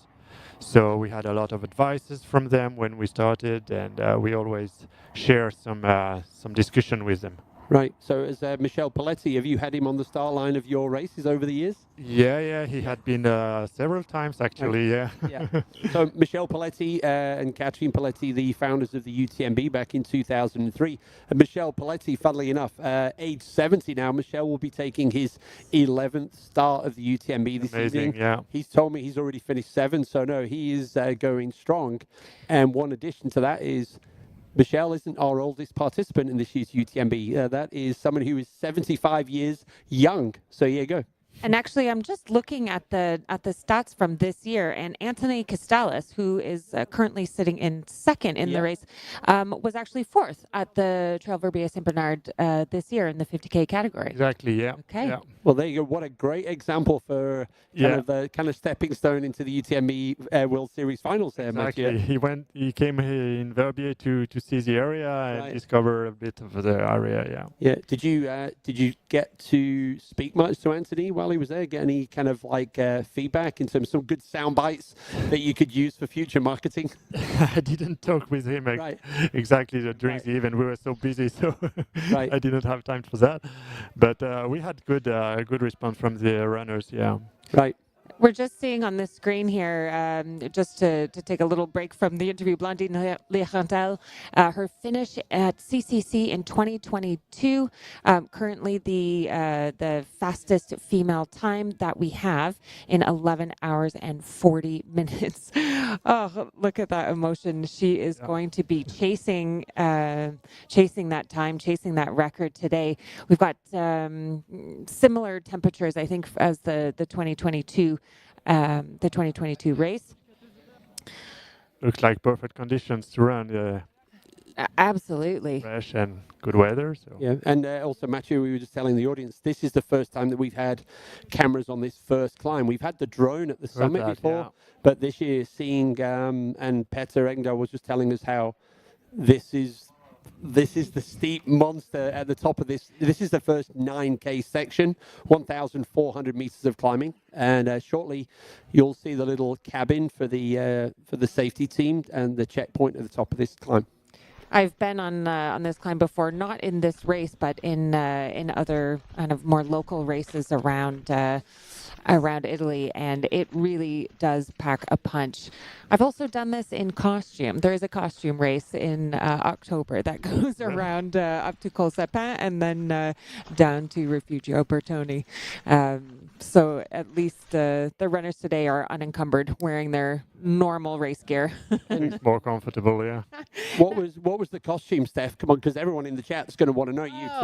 I know. It's there's a race called the Aranca Birra, and you have to do there's 6 beer stops in 18 kilometers, and it changes direction every year. There's a different theme each year. It's put on by VDA Trailers, the same organization as Tour de Géant, Tour de Glacier. And the year I did it, I ran as Queen Amygdala. I always want to say amygdala, but that's a part of the brain. From Star Wars. And Princess Leia. No, not Princess Leia. No, the Queen. Oh. Yes, obviously. With a big hat. Yeah. With a big hat, a long dress. I've also done it dressed in Copacabana style. Right. But you get really interesting costumes. People will bring the year that there was the Olympics. People dressed in full kayaks. Yeah. We had all sorts of costumes going up this climb. So the runners think that they have it tough, but it could be tougher. That's typically an Italian idea, I think. Exactly. Exactly. Beer and costumes. Love it. Yeah. I mean, that would never fly in any other country. Just the legality of it would be a nightmare. I have a question for you about your race. It says on the website it's Switzerland's oldest trail. Can you talk us through a little bit more about the trail, the type of terrain? Yeah. It's the oldest 100K, more than 100K trail, because there were very few. There were none actually. Long distance trail in Switzerland. We were famous for short distances, like one single climb, vertical kilometers or things like that. But we were the first to set up a more than 100K at this time, and since then it grows. Yeah. Well, it just looks absolutely stunning, and I can see the elevation on the 100-mile category. So it's 140K and over 9,000 meters of climbing. Yeah, it's a tough one. We have about 50% of finishers, so it's a very tough one. And do you know what's the percentage of female participants in your races? Not enough. There we go. We would like more. You've heard it. If you are listening in, if you are following along, and you are a woman, please do sign up. Maybe I will try to join in next year. You're welcome. Fantastic. Thank you so much. Yeah, we would like to have more women, of course, and we're trying to encourage them by several activities. Mm-hmm. But it's growing up, but not very fast. Yep. And it's a difficult one, but still some women can do it. Of course. I think, we're seeing the participation rates increasing in the 50K category, a little bit more in the 100K, but it definitely, the longer the race, the more work we need to do to increase female participation. Yeah. There we go. We've got a beautiful shot now of the top runners going along that traverse by Col Sapin.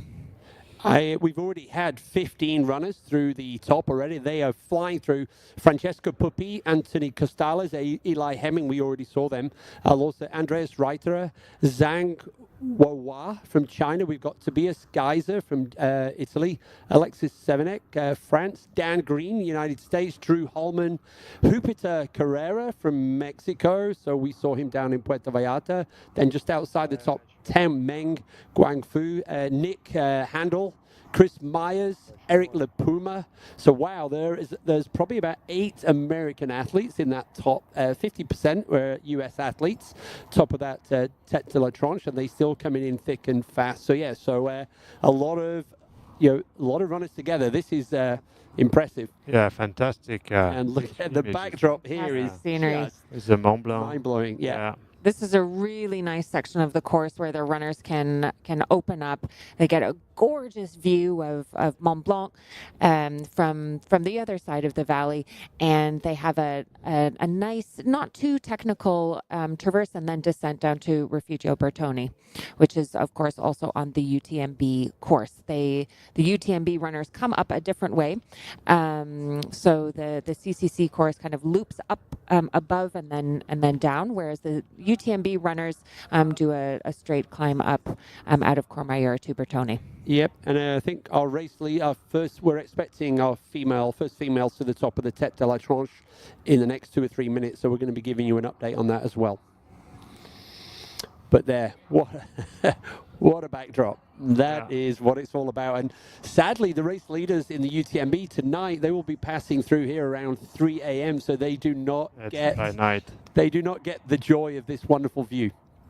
But they do get the joy of Stephanie Case and Martin Gafuri in Courmayeur tomorrow night, or early tomorrow morning, giving you an update of the race lead. So here we go. This is Blondine, second still.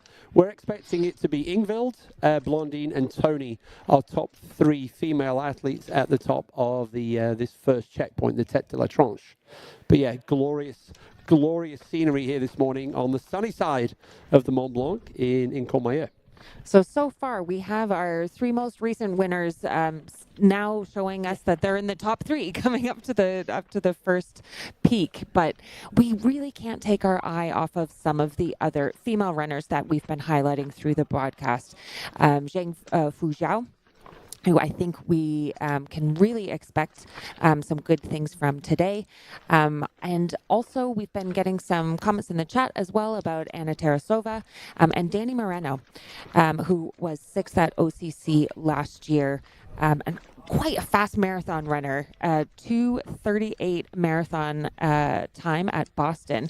So I expect when she gets on the traverse between Refugio Bertoni and Bonatti, we might see her creep up a little bit. But it'll be interesting to see as they come through Tete de la Tronche, who do we have behind the top 3? Yep, others to look out for. We've got Sylvia Nordskar, Martina Milnacik, and Hao Hati from Vietnam. So yeah, and we've already talked about this morning. The depth of the field, the women's field in the CCC is impressive, and we're expecting, if it's anything like yesterday in the OCC, literally the last 2Ks was a sprint to the finish line. It was incredible, both for the audience and for ourselves here in the studio. And other than Anthony, are you aware of any other of the top runners from your race from Trail Saint Bernard who are attempting the CCC or maybe the UTMB this year? I don't know, except from Anthony. I don't think there is one top elite on the CCC. We'll keep our eyes out. Yeah. Mathieu, I got a question for you, and this question is almost you and all the race directors, because I'm sure you're always talking about things. Is looking ahead, as trail running continues to boom and there's more and more races and great opportunities. As race directors, what are you talking about right now? I mean, Steph's already asked you the question about more female athletes, so that's probably one of the answers covered over. What are the things that you're looking ahead and thinking, what else can we do differently or better? Okay, the women is definitely a subject, and also we want to include more and more athletes with difficulties. So we want to include also disabled athletes, and we make a lot of things for them. They can be accompanied by another runner to help them.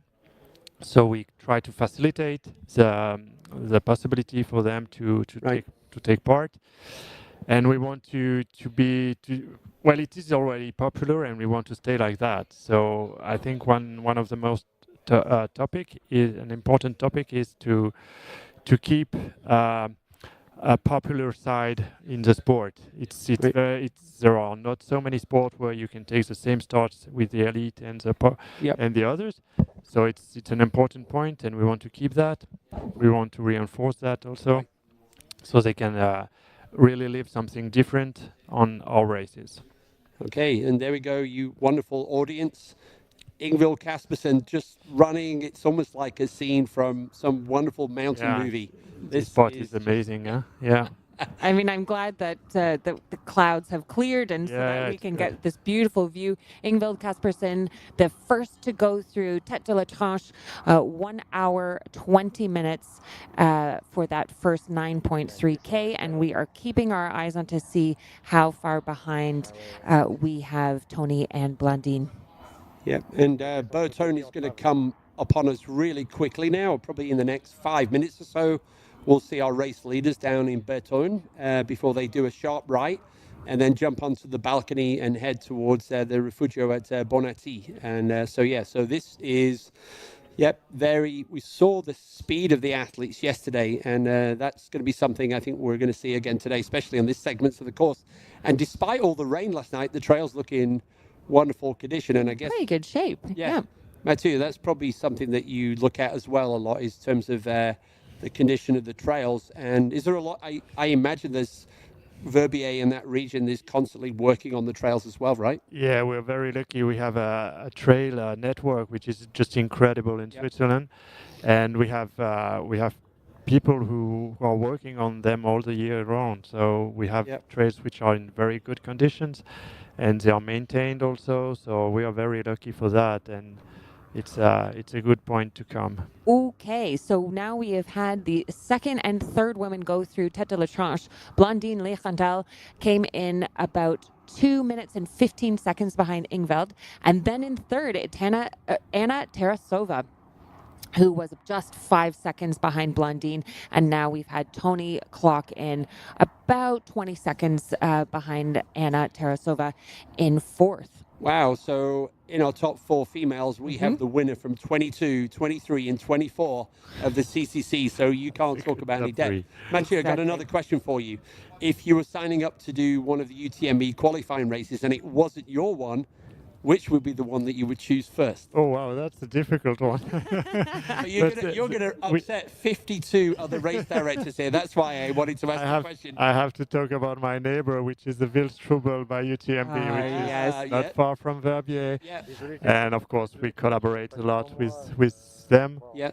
I was incredibly impressed with their race organization last year. I was commentating on that one. Last year they had bad weather with a lot of snow, and it was a tough year. We hope this year will be better. But it's not far from Verbier. It's maybe 50 kilometers from Verbier, the start, Crans-Montana. But it goes on the other side of the valley, and it goes on the other canton. So it's a very different one from Verbier because it's more runnable, it's less high, but it's a nice one too. Yeah, I would say this one because I still like this one. Yeah, that's what I love about the Swiss. Always diplomatic. So they keep it in. I don't want to upset the race director. Now that we're talking about Swiss cultures, can we ask you? Did you see the train incident yesterday during OCC? We had the runners along the course, and the top women got stuck behind a train. Oh, really? Going along the course. Yes, oh, wow. Okay. The train coming to Chamonix, between Chamonix and Martigny. Okay, that's possible. We had lots of jokes about Swiss trains. We need to check the schedules before we run. They have to be on time. Exactly. Yeah, so that's for sure. They can't wait for a runner. Yeah, the two female athletes that were stuck behind the barrier were Judith Wieder and Sarah Alonso. So Judith was like, I need to talk to the SBB because they were not on my side yesterday. And come on, we're both Swiss institutions in our own way. So that was kind of that was quite. Trains are on time in Switzerland. Sure. So that was something that caught everybody out yesterday. So that was quite funny. But we've now had. So we've got Ingvild Kaspersen, our race leader, on the screen right now. Our top 10, Ingvild Kaspersen, Blandine Lechandel, Anna Tarasova, Tony McCann, Martina Milnarczyk, Tabor Hemming, Julie Roux, Sylvia Nordskar, Veronica Leng, and wrapping up our top 10, Zhang Fuzhou. So, wow. And that is what we were talking about in terms of the depth in the women's CCC race. And impressive how much it's international. Indeed. I mean, there are two French, otherwise all and two Norwegians. And two Norwegians, yeah. So yeah, that was we saw the same yesterday. 121 nations here at UTMB this year. So I think the original UTMB was about 17 or 19 back in 2003. So we've seen the growth of everything else. So I think they're going to drop left. Runners left. Yep, they go straight along this path here, and then they drop down just to the left over that ridge, where they hit Bertoni, and then that's when they have the nice traverse with the most amazing views, in my opinion. Although you might have a different one crossing over to the Swiss border. Yeah, when you are in Switzerland, of course, it's better, but for Italy, it's the best one. And then if you look way, way, way into the back, that is Col de la Seine. Yeah, you can see it on the background. Col de la Seine. So our UTMB course, they will be coming towards us this evening, the Col de la Seine, the border between where we're joining from France into Italy. So the vista here is incredible. Now, if you are a spectator, lots of people like to do the climb out of Courmayeur up to Refugio Bertoni, but it can get quite busy because a lot of runners are coming through there for CCC, for UTMB. I would actually recommend going over to Bonatti because it is not an official aid station on the UTMB course, but it's a great place to sit out with a bit of lunch, maybe a beer, or maybe a water, whatever you like, and to cheer the runners along the way. Yeah, and if you go down the valley, you can you can take the bus. Exactly. And it's like a 40-minute hike, and it's also Bonatti is quite steep. Sorry, the Bertone climb is really steep. It is. So that one there is 40 minutes, so you can be up for coffee and cake. Exactly. And cheer all the runners. And that refuge is open all year round, so it's actually a great place to spend New Year's if you want to come back to the valley, to the area outside of UTMB times. You'll need skis then. Exactly. Oui, c'est ça. Just gorgeous. I've really enjoyed the view from the camera runners, the camera bikers, because you feel like you are really just running alongside these runners through the trail. It gives you a real sense of what they're experiencing, every little step and trip. Well, and Depa, Martin, and myself, this is our 10th year of doing UTMB Live. 10 years ago, we had fixed cameras in the aid stations. That was the coverage you got. So 10 years of evolution of this covering this race, and this just gets better and better each year. It's just so much easier for us. Now let's talk a little bit about Anna Tarasova, who we are following right now, our third place woman. She was first at Lavaredo, the 100K race this year, first in Mozart, the 100K race this year, first in the Tenerife Blue Trail 100K race this year. She has really been unstoppable. I've had the pleasure of commentating some races that she's been in, and she's a really fierce competitor. Yeah, she was. She won the same race as Drew Holman at Lavaredo this year, so the 80K, she was so strong. There we go, gang. Top 5, Steph. Yep, here we've got Ingvild Kaspersen in first, followed by Blondine Lechandal, who currently has the fastest time on this course from 2022. Then Anna Tarasova in third, followed by Tony McCann, last year's winner from South Africa, and Martina Menarchik. And you're quite right. When I say 100K race, sometimes I'm referring to the category of the race. So in the UTMB World Series, we have the 50K category, the 20K category, the 100K category, the 100-mile category. But sometimes the actual race distance is a bit different than what the category is. A 100K category race could be an 80-kilometer race. It could be a 110-kilometer race. So just to explain a bit of the confusion there. Now, interesting with Anna, she did OCC last year, and she was 12th. So a good performance, but certainly different than the string of firsts that we've seen. Now we're back with our first woman, Ingvild. She is, outside of her running life, she's a medical doctor. And this year already, she has gotten second at Lavaredo, second at the Snowdonia 50K race. I was at that event in May. Also a very technical, gnarly course. Yeah, and Ingvild was in Lavaredo again this year, and Ingvild, she said, "I can't stay for the prize giving. I've got to get back because I've got to get back to my patients." So there you go. We always assume that these elite athletes are full-time elite athletes, but a lot of them are doing other professions as well. So kind of gives them a new dimension. But yeah, we kind of just remind people of that too. Really impressive. It's one thing to be able to train and run at this level, but to balance that with not just a full-time job, but a full-time job where you're responsible for people's lives is something else. Yeah. Oh, yes. So with your race, is it a year-round operation, or when do things really ramp up? Because we think of these events as, you know, being a 1 day, 2 days, 3 day, but I know that there's a lot of work that goes on behind the scenes. Yeah, sure. It's a 100% job all year round. Mm-hmm.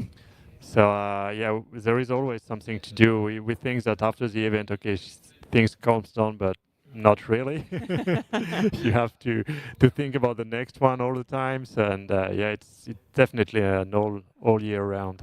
It's either job. things are busy or they're super busy. Yeah, exactly. It's more or less like that. Yeah, yeah. It's getting super busy before the event, of course, and in winter, of course, it's a little bit calmer, but still there are many things to do, and if you want to evolve also, you have to change things and adapt, and so it's never everything is done and is set for next year, so you just have to reset it. It's not like this.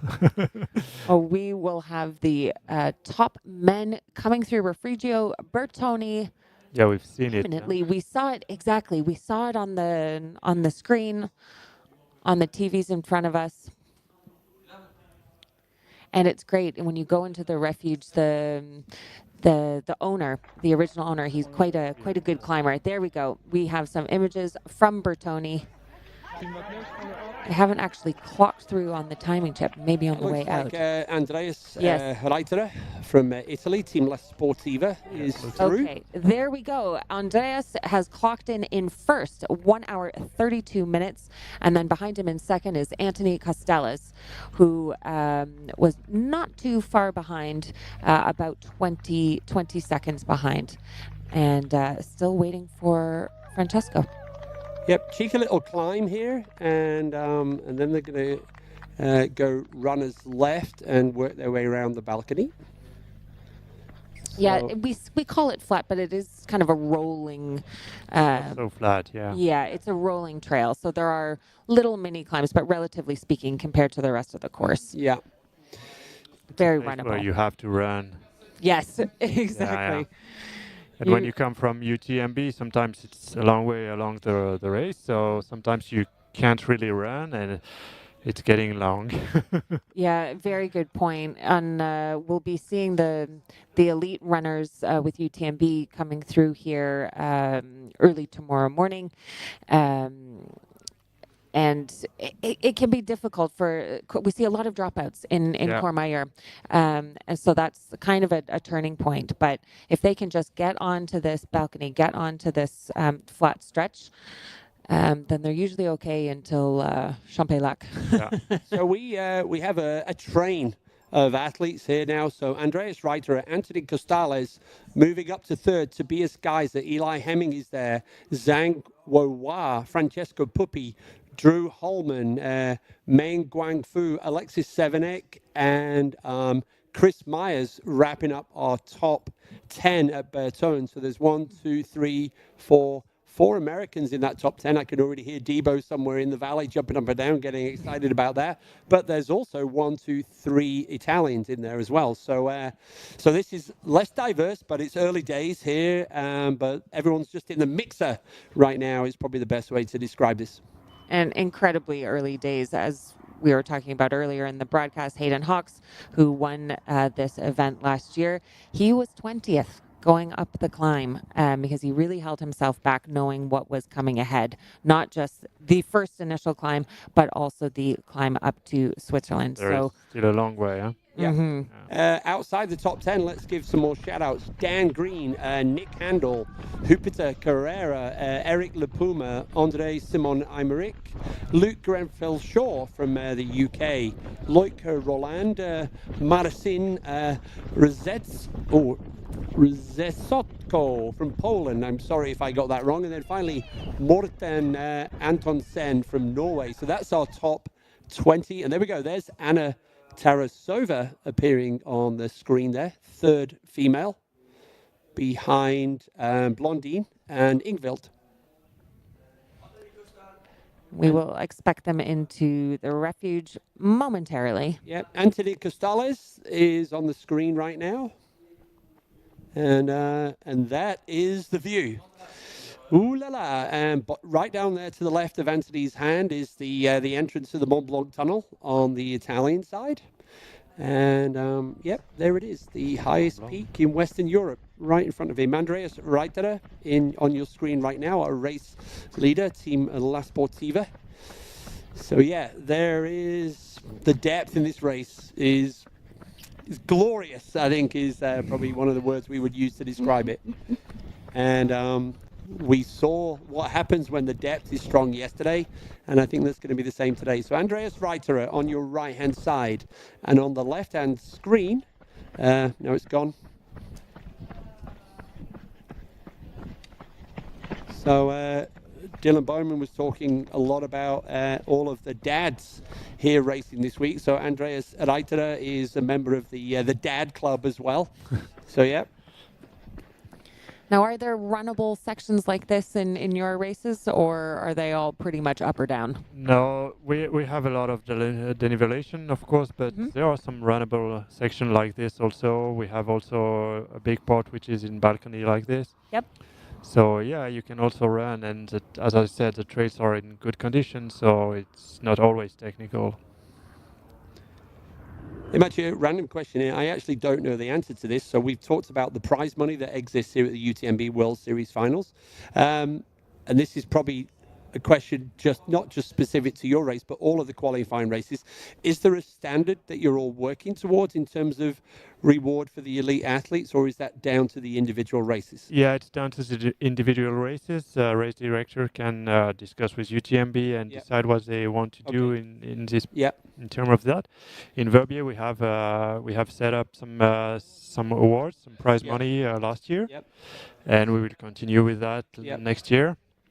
That's also a point we have to discuss every year, but every race can do whatever they want. Okay. Yep. Considering that, yeah. Yep. We were sharing. We haven't talked about this yet today. So the UTMB World Series Finals here has a prize purse of just short of 200,000 euros across the three big races. So the OCC and the CCC, they have the same prize money, and then the prize money for the UTMB is higher. So the winner of the CCC receives 13,000 euros, and the winner of the UTMB this year is getting 20k. Yeah. And that's the same for both. Not too shabby. I think it's a good point because, as you said, they are not always professional, and they need to live also. So they take a lot of time training, and they deserve a reward for that, I think. Here we are following third and fourth women, Anna Tarasova, Tony McCann, as they race their way to Refugio Bertoni. They are still running very smoothly, huh? It's amazing, yeah. I was just looking at the runners, what their answers to the questionnaire that we send some of the elite runners ahead of time.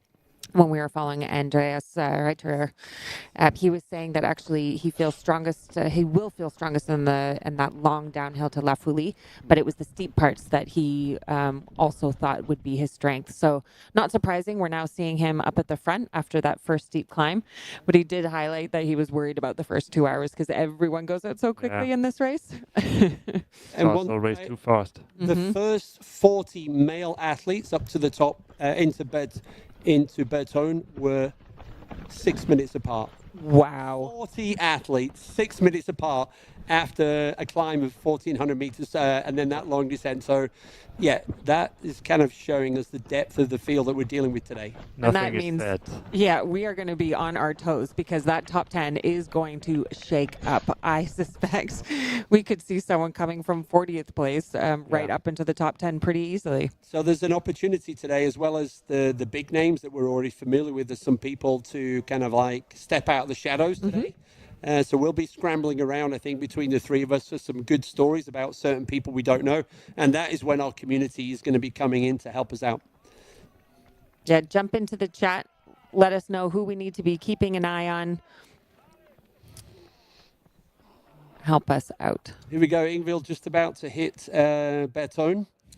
So yeah, dropping left and then looping back right after the checkpoint and grabbing some water perhaps as well. So we saw that yesterday.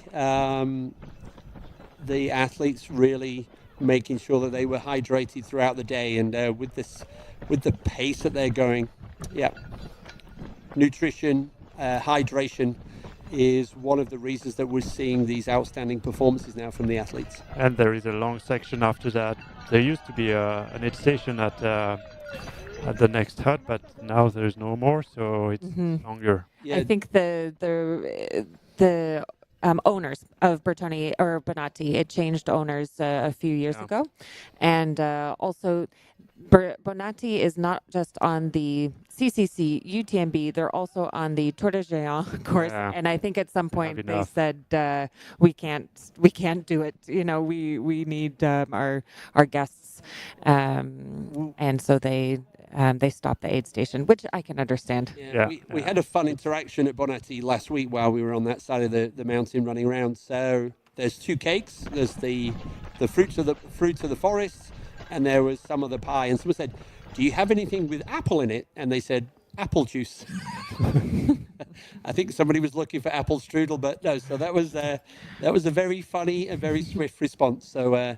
We have to collaborate with those huts, and it's not always easy. I can understand they have their guests too, so they have to manage both. It's not always easy. Now we've had Ingvild Kaspersen come into Refugio Bertone 10 minutes behind the first male, which was Andreas Reiterer, who we know said that he would feel strong on the climb and on the long descent. Let's see how he does on the traverse.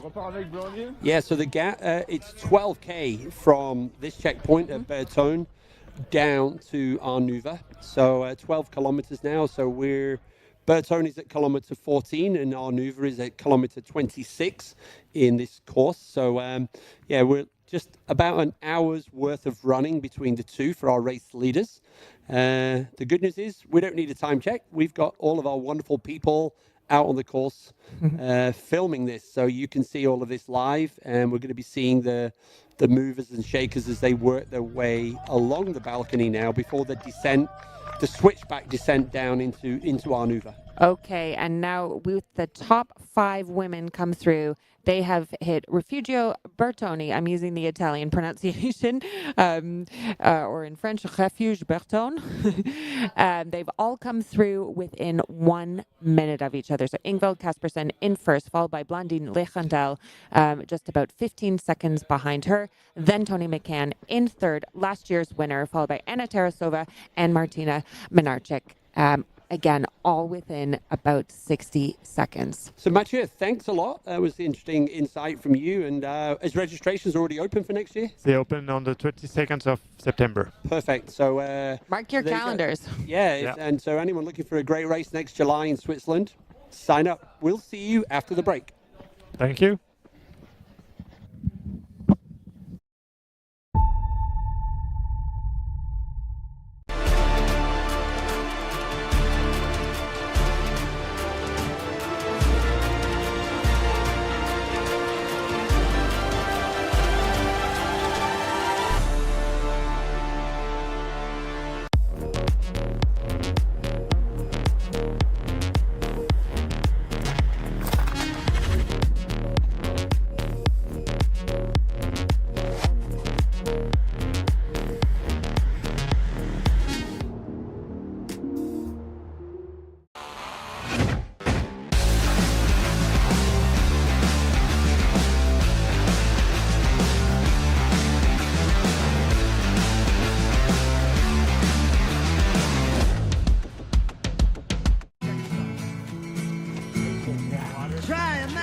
a place where it's always safe and warm.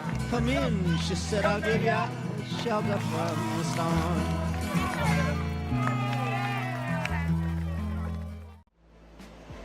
Absolutely beautiful out there. It's such a beautiful course. The trail running community, there's always a support for each other. Everyone in the whole crowd loves this race and loves our sport. I wanted to win. I wanted it so much. I was dreaming about it. That's the best feeling and the best result. That's why I do this sport. I'm really grateful to be at the start line surrounded by these amazing athletes. If you are a trail runner, you have to take part one time in your life.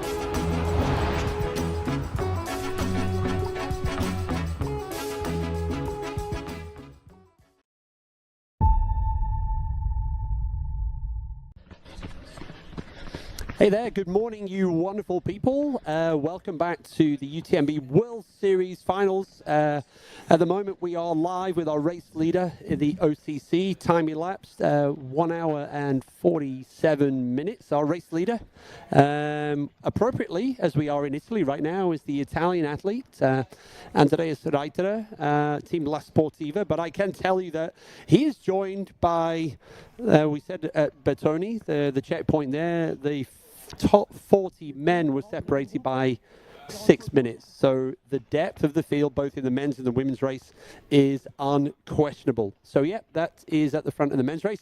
And our race leader through Bertoni as well now is Ingvild Kaspersen. So I'm joined in the studio by Stephanie Case and Martin Gaffuri. Hello. We've been looking at the top men, but jumping back to the top women, we already gave you the top 5, Ingvild, Blondine, Tony, Anna, Martina. But then following, we have Julie Roux in 6th from France, then Sylvia Nordskar, Veronica Lang, who I don't think we've talked about yet, Tabor Hemming, and then Lottie Brinks. So some expected names up there in the top 10, but some not necessarily expected. What do we know about Veronica Lang? She's from Slovakia. And she has done fairly well in a couple of races this year. Second at a 75K Ultra in Vietnam, and third at a 100-kilometer category race in Hong Kong. So she could be an interesting one to look at. It looks like she got 11th at CCC last year, so she will be pretty happy that she's sitting in 10th or in the top 10 right now. But again, this is early days. We really, given how close the timings are on both the men's side and the women's side, I expect a lot of shakeups in this top 10 group. Hey, Martin, what have you been up to? Just chatting away with different commentary team, actually, with the French and the Spanish ones. And Anna Tarasova, we're expecting her to do extremely well. She has it coming. She's been gradually getting stronger and stronger, and her season this year has been fantastic. And we're like, wow, she is definitely podium material. And then we also agreed, looking at Ingvild, you know, she always starts super strong, super hard. But we're like, we need to see Ingvild in Champé. Okay. And then we'll be like, okay, is she going for like another big win like she knows how to do? Or was it too aggressive of a start and she might just have to pay it for a bit? Okay, we've got our latest Strava segment from Bertone all the way to Arnuva. I'll give you some updates on this one. So Adam Peterman, just over an hour, he set this KOM on the CC's course last year and covered it in an average of just over 12 Ks an hour.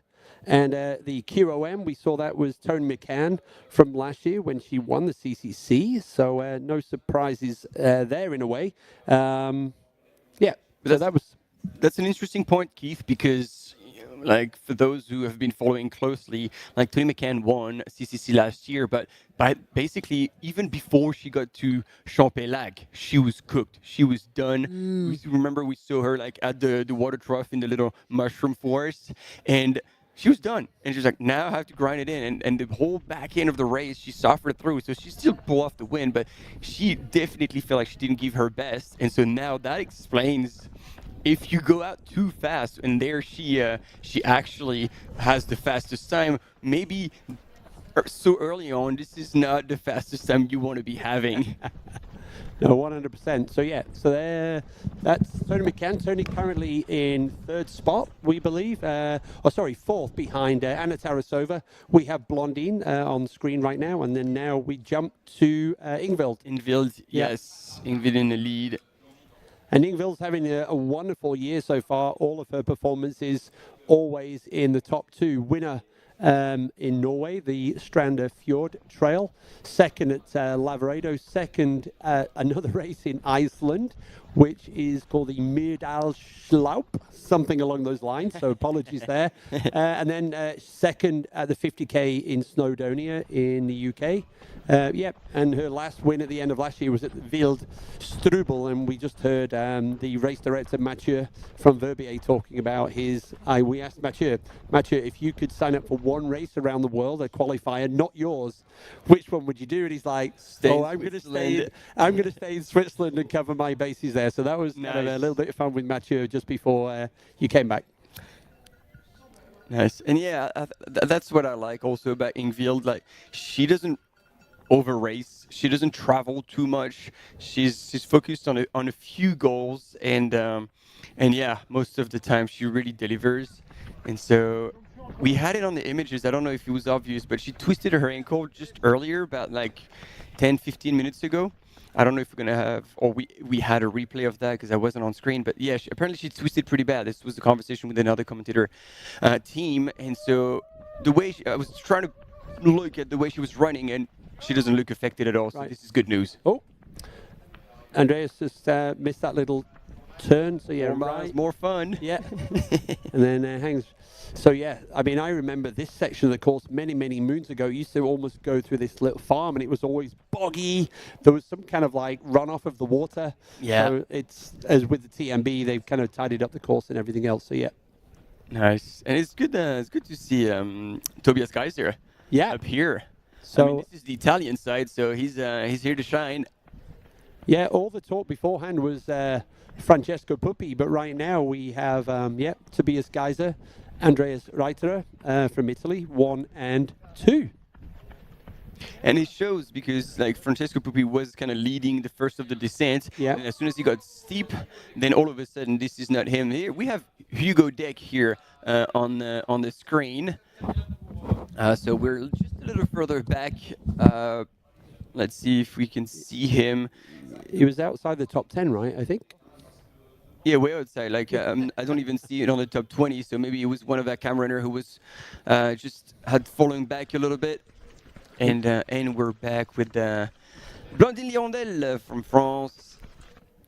And so they've been pretty close to one another. See, on that runnable section, she is actually closing on Ingvild. I don't know if she's going to pass or just sit with her. But again, I was pretty happy to have a long conversation with Mathieu, Blondine's partner, who's always out there and supporting her, crewing for her. And it was like, you know, what she achieved at Mont Blanc 90K was a breakthrough mentally. And so now she does her thing, and if she feels good, she goes. But she's always going to handle. And look at that. And there was the pass. There was a pass. So she's just feeling good on that section. And it's like, it doesn't matter where it's going to put me. And if I'm going to end up in the lead, so be it. But she's... The purpose was not to worry about anyone and just do her thing. So right now she seems to be feeling good. She's pushing the pace a little bit, and it looks like Ingvild didn't even try to respond, which again is a good move. You know, on a 100K, if you run someone else's race, that you get every chance to failing. Yep, and you know. Blondine is another one of these runners we were talking about who has a tough job. She's a gynecologist. She started getting into running later in life, but you look at her track record. She was 3rd UTMB in 2023, 5th UTMB in 2024, first CCC in 2022. She's just got this incredible background. And so even though she started running a little bit later than maybe some of the other runners, she clearly found the right sport. She developed these abilities when she was in Lyranian Island. She lived there for a while, and that's actually where she started like playing in the mountains in those big volcanic cirques, and developed this ability to run up and down extremely fast and being extremely strong.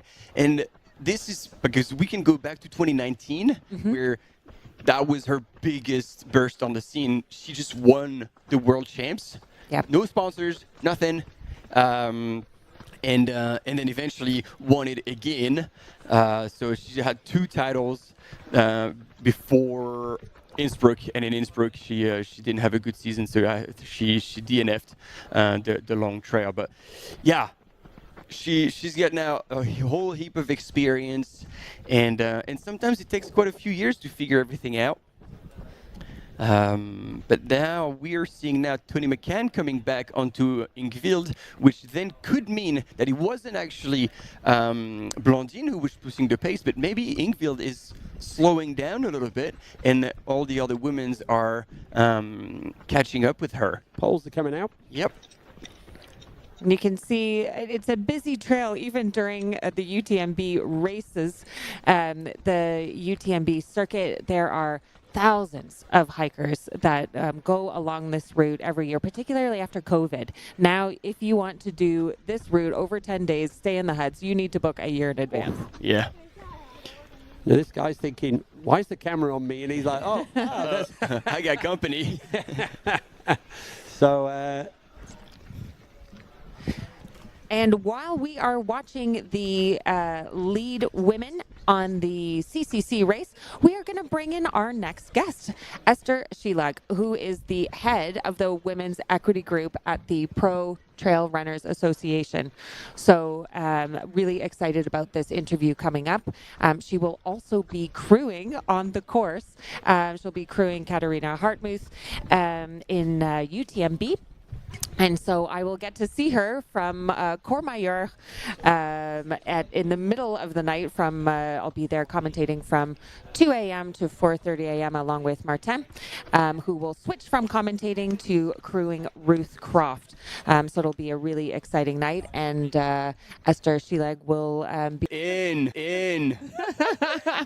Amazing people. Yeah, this week has been quite different, but still busy in a different way. So I am experiencing UTMB from another perspective. And how is it being in Chamonix, being around the buzz when you don't have to race? So it was my mother and my husband asked me if it was a good idea to come. And, after I decided that I couldn't prepare myself as I wanted, and I decided I'm not running, it was, and then my emotions are all fine because I just had to make the decision enough, early enough. And it's amazing. It's amazing because usually when you race, you try to save everything and you try to close yourself away from the outside world. And I want to dive into that more, but we have a break coming up and we will be back with you very shortly. Ingrid is second.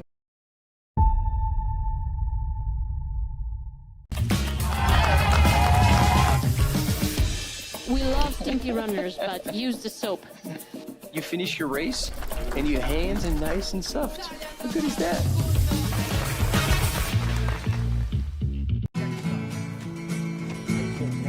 Try imagining a place where it's always safe and warm. Come in, she said, I'll give you shelter from the storm.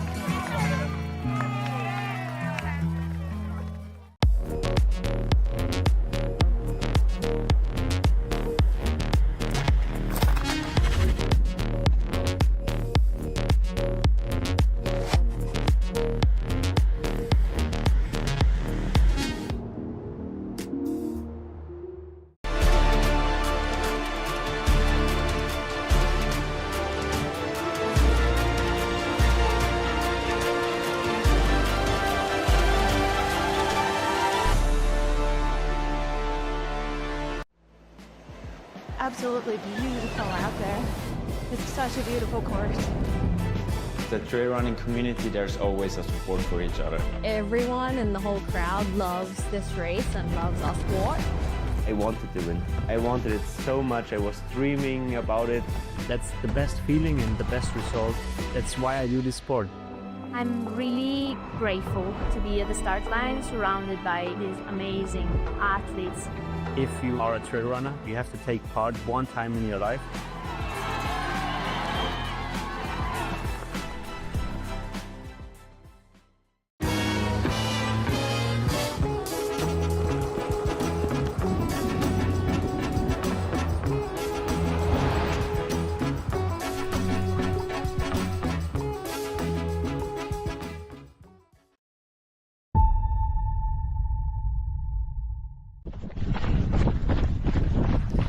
And we are back with Esther Schilag, and you are the head of the Pro Trail Runners Association's Women's Equality Group. We were just talking before we went to commercial break about how you made the decision not to race this year, so it means you're in Chamonix, and what it's like being in the valley, being around the races when you're not actually competing. But you've got a lot to do because of these other roles.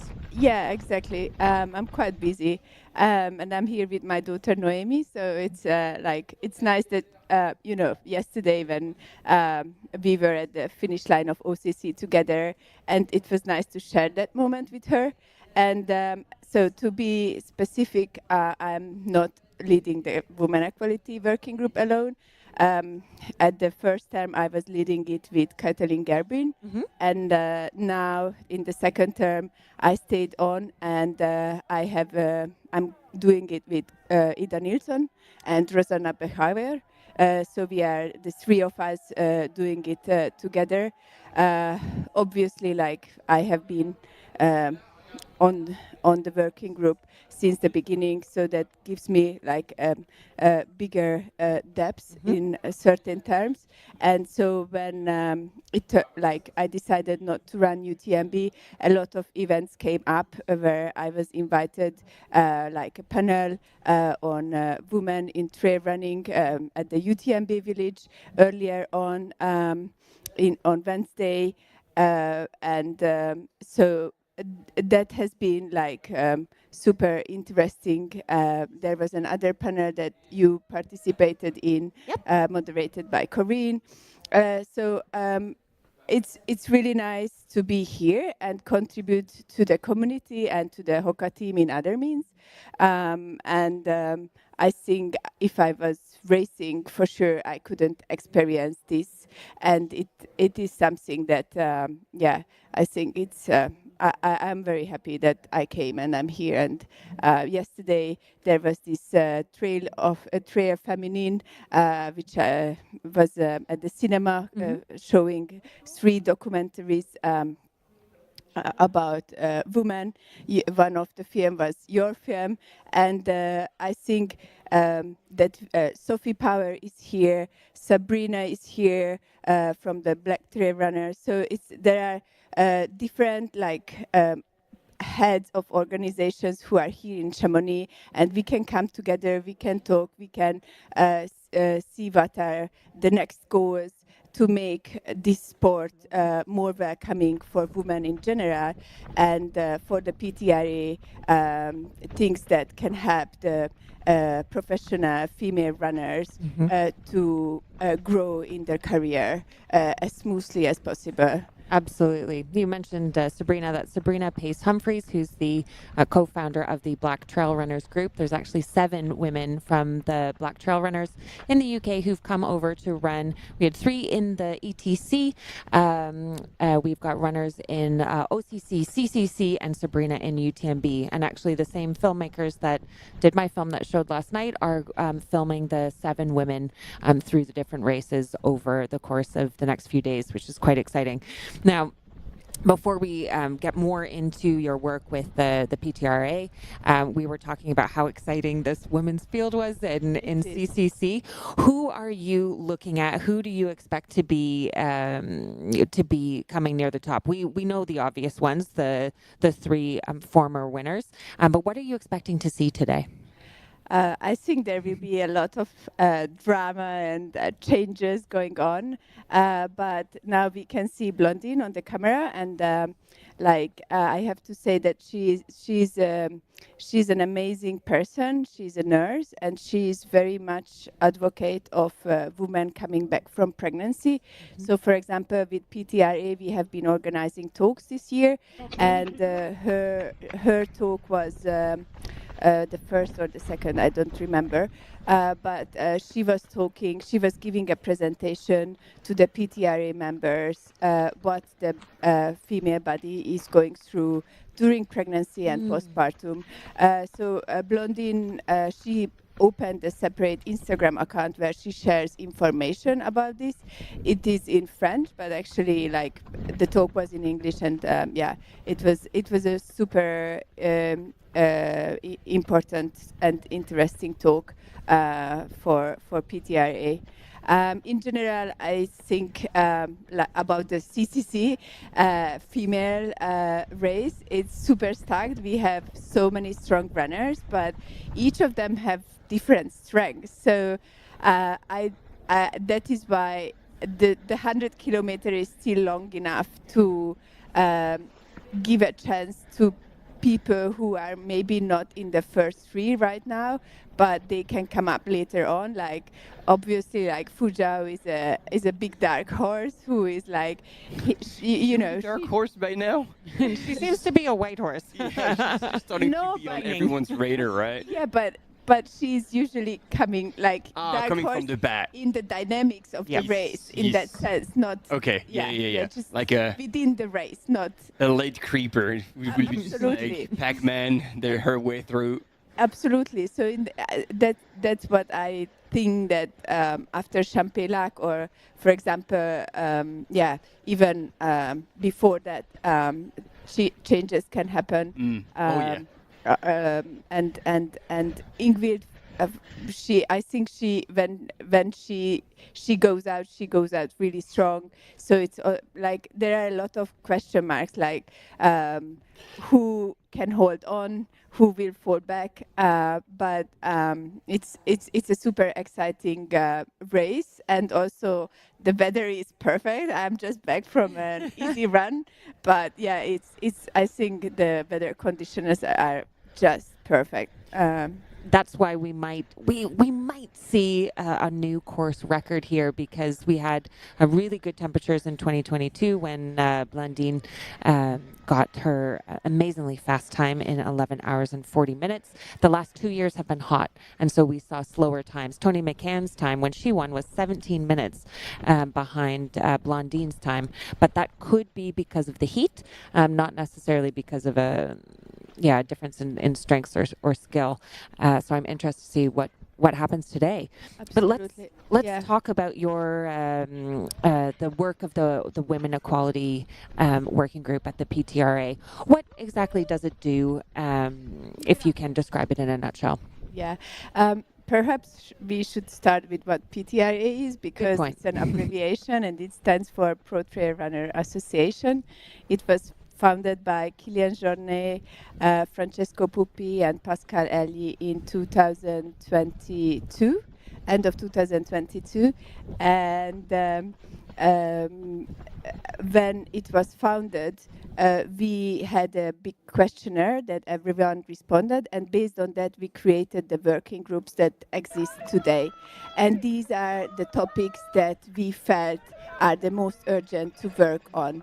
And we have six working groups, and one of them is the Women Equality Working Group. There is the Anti-Doping Working Group. There is the DEI Working Group, and that's DEI, the Diversity, Equity, Inclusion? Yes, yes, absolutely. And they are doing a really great job, and they are working with UTMB now to identify some of the athletes from regions of South America, Africa, and Asia that should be helped in different means to be able to participate in the UTMB World Series and then to be able to qualify for the UTMB finals.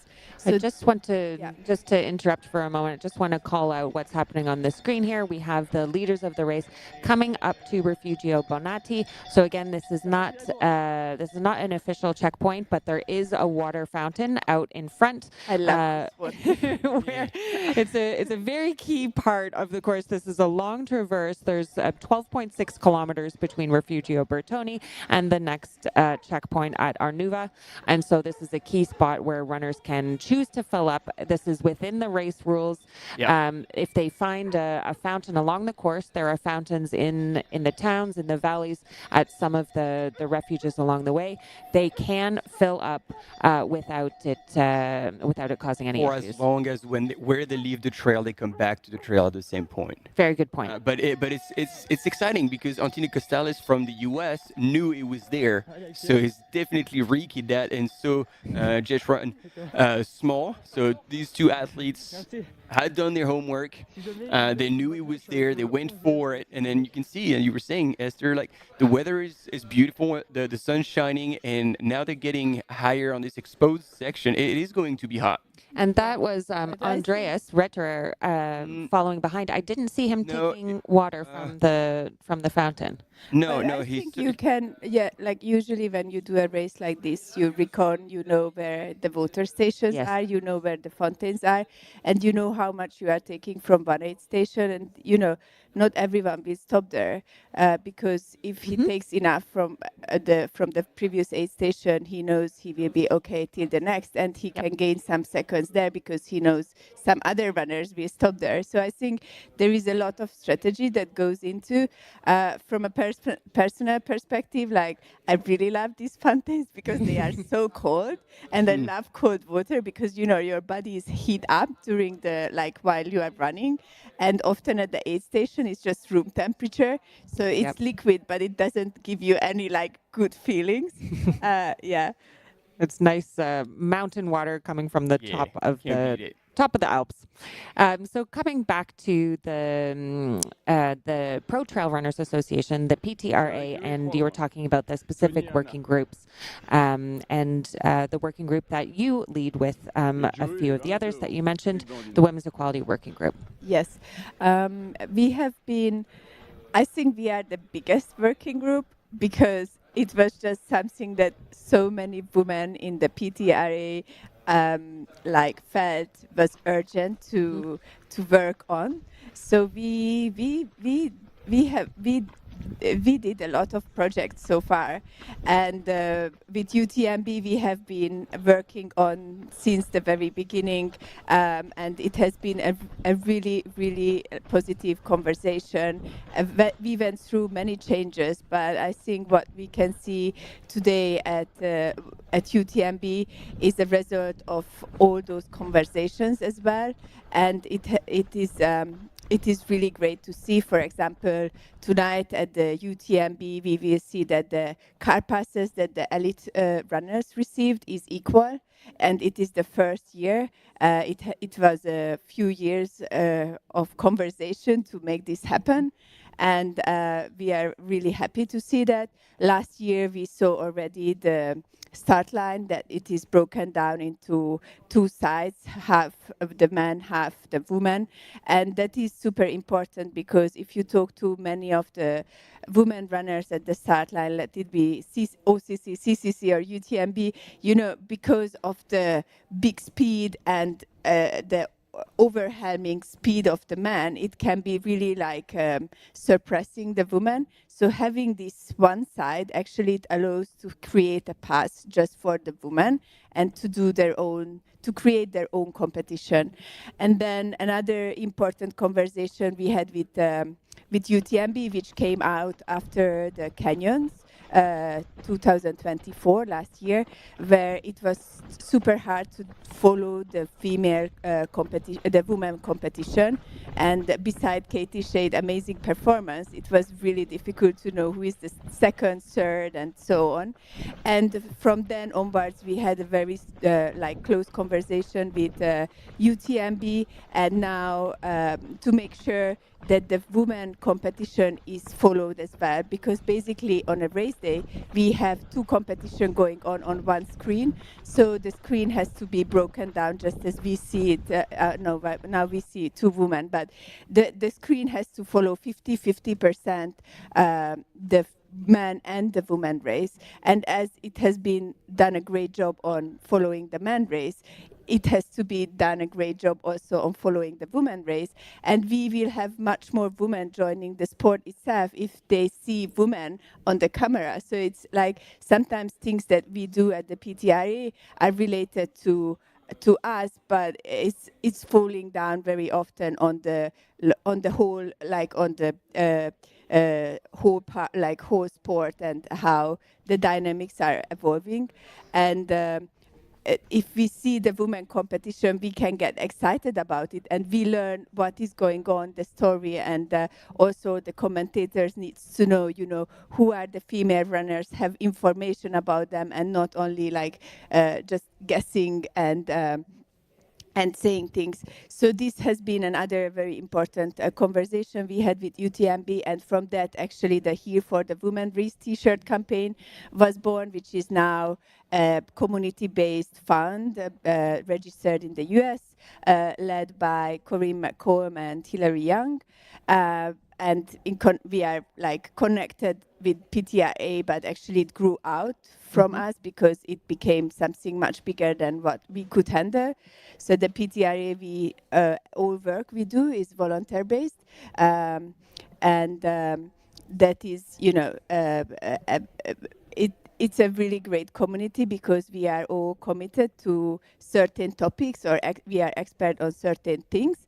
But on the other hand, like our time is limited, and often, especially during racing season, what we can do is also like much more limited. But another thing that we have been doing with the UTMB is when they developed the pregnancy policy, we were kind of a consultant ear when before they launched the project, and we kept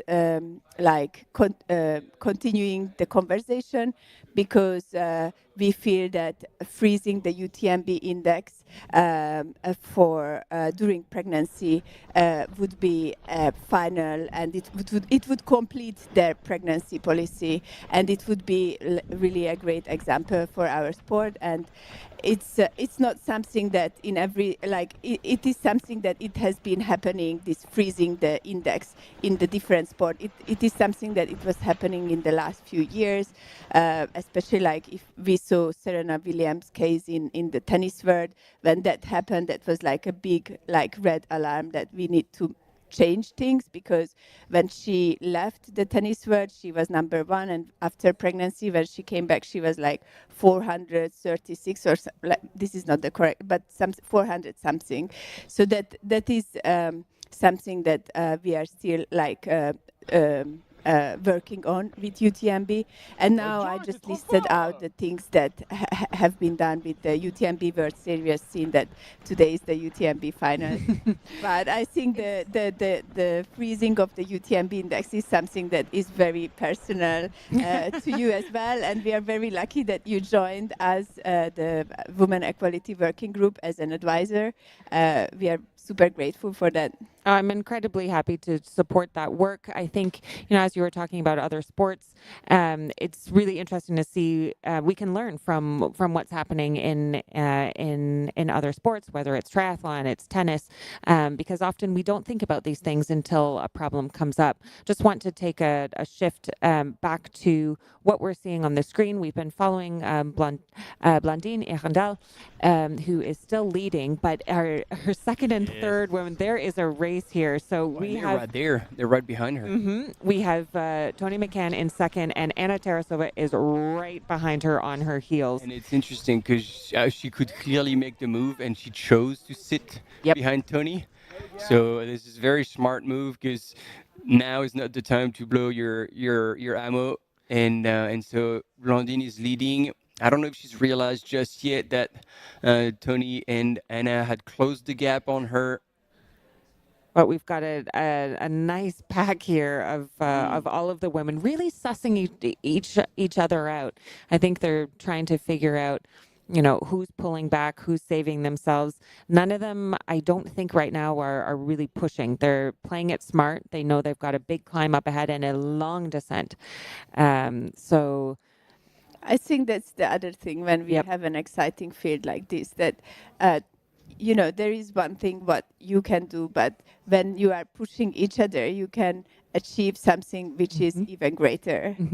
And that is something that we might see today happening. Oh, I think that's pretty much guaranteed. But going back to what you were talking about the index, so that's this number that each of the runners is given. It's based on an algorithm. It's based on race performances, and it really helps the races in the World Series know how to split up the field in terms of first starting wave, second starting wave, third starting wave. It's often what a lot of brands and sponsors look at when they want to see someone's relative ranking. So it's a really important discussion, I think, that you're having with UTMB, I think with other bodies as well, just to see, how do we deal with this ranking, with this index throughout pregnancy. You mentioned maybe it was personal to me, but when I came back to racing after 3 years of trying to become pregnant, suffering, unfortunately, pregnancy losses and eventually having my daughter. But it meant I'd been out of the race scene for 3 years. And I went to Ultra Trail Snowdonia, which is an incredible race in Wales in May. And because I had no index, I was in the third starting wave. And we've seen this with Caitlin as well, Gerben. Who was also coming back from injury, but also pregnancy. So it's a really interesting discussion to have, looking at what other sports are doing. I think we've seen some interesting examples in the triathlon space, in tennis, as you mentioned, and we can try to push things a little bit further in the trail running world as well. Absolutely. As women can go through pregnancy, it's just to create a path that is smooth as possible. It's not an obligation or a must, but it just has to be a possible option. That's all. And I think what this working group showing is that, because often women are seen that they fight each other, and that's kind of often the traditional view. But here, we are from different brands. We often compete each other, but we come together for these topics, and we very much work and support each other. And that is so important. And it's much more empowering than, we would probably envisioned at the very beginning. And I have to say, we need the support of the men as well, because a lot of work, can be done to make sure that women are represented, right on the start line, that a spot is reserved for them.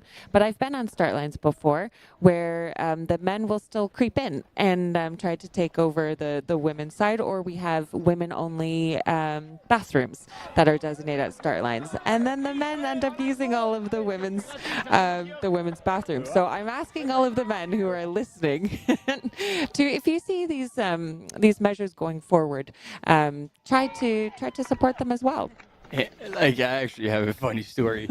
So we're here at the Majestic Hotel, where all the live broadcasts, all the conferences. And so I was in a rush. I was like, I got to go to the bathroom. I go to the bathroom and I walk in and I'm like, oh wow, they really went the extra mile, because there's a woman's kit in box in the men's toilet. We are expanding. Yeah, but wait for it, because do what I gotta do. I come out and I see a woman. I'm like, I'm in a woman's toilet. So at least I could attest that those measures are taken all the way through to the Majestic with the women's kit. And yeah, it is a great thing. It is a great thing. I think because sometimes men would like to, and they just don't know. I think there comes an educational part. Very good point. I have to say that with ITRA, we have been doing newsletter campaigns. ITRA being the International Trail Running Association. Jornet was really supportive, always from the men's side, giving insight or advice, how he saw it, and he's obviously super supportive. And I think that is something that it's again, it's it's an educational process that needs to happen because men are very much like welcoming if they understand that it's not the space taken away from them, but it's just space created for the woman in the same way as what they have. Then you just you just educate what is the behavior or how they can support or how they can just that is something that we might need to do as well. And here we see Martina coming up. Yes. She's reaching the Excellent. lead group. This is Martina Menarchik, who had dropped out of Western States earlier this year, but importantly was actually leading the pack for the first half of that race. Yeah. Like I had the feeling seeing how she had done last year and how she just in a very smart but quiet way, like worked her way up. And I think this is going to be a redemption run for Martina. And sure enough, in seconds, we're going to see the Polish people blow out the chat. They're always there to support them. And then, well, we saw Andrzej Witek doing well yesterday in the OCC. The Polish runners are really starting to come to the top. And Martina, after her. After pulling out of Western States, she really crushed the 50K Monte Rosa and, of course, was second at CCC last year. So it's not just the previous winners we need to look at. It's all the previous podium winners as well. Yeah, exactly. I think when you have that energy, you know that what happened to you, then that can give you extra strength later on. Exactly. Now we're just seeing a view of the course where the top women are at, just past Refugio Bonatti. Again, not an official aid station, but a place where you can fill up with water. I didn't see many people stopping, unlike some of the top men. We are just going to commercial break. Stay with us. We will be with you shortly.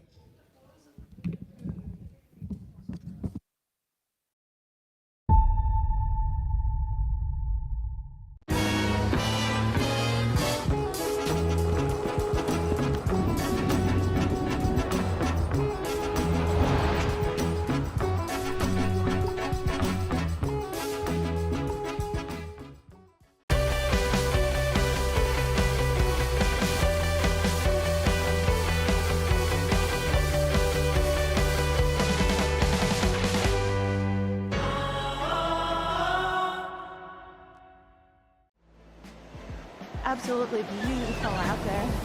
It's such a beautiful course.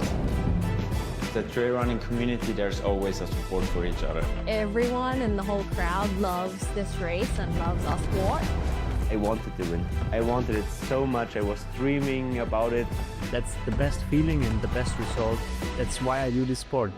I'm really grateful to be at the start line surrounded by these amazing athletes. If you are a trail runner, you have to take part one time in your life.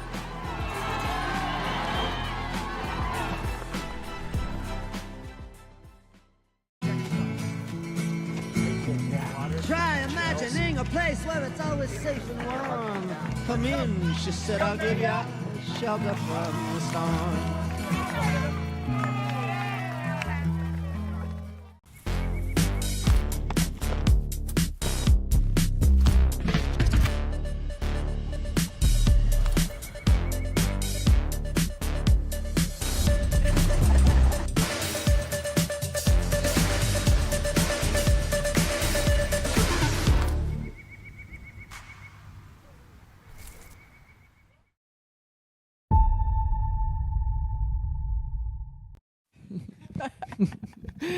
And we are back following the CCC course, the second race in the UTMB finals. We've had Esther Schilag here with us telling us about her work with the Pro Trail Runners Association's Women's Equality Group. We're so lucky to have you here. I'm sorry you're not racing, but I know that you will be showing us showing us what you've got in your legs in the coming months. So thank you so much for being with us here today and telling us about your work.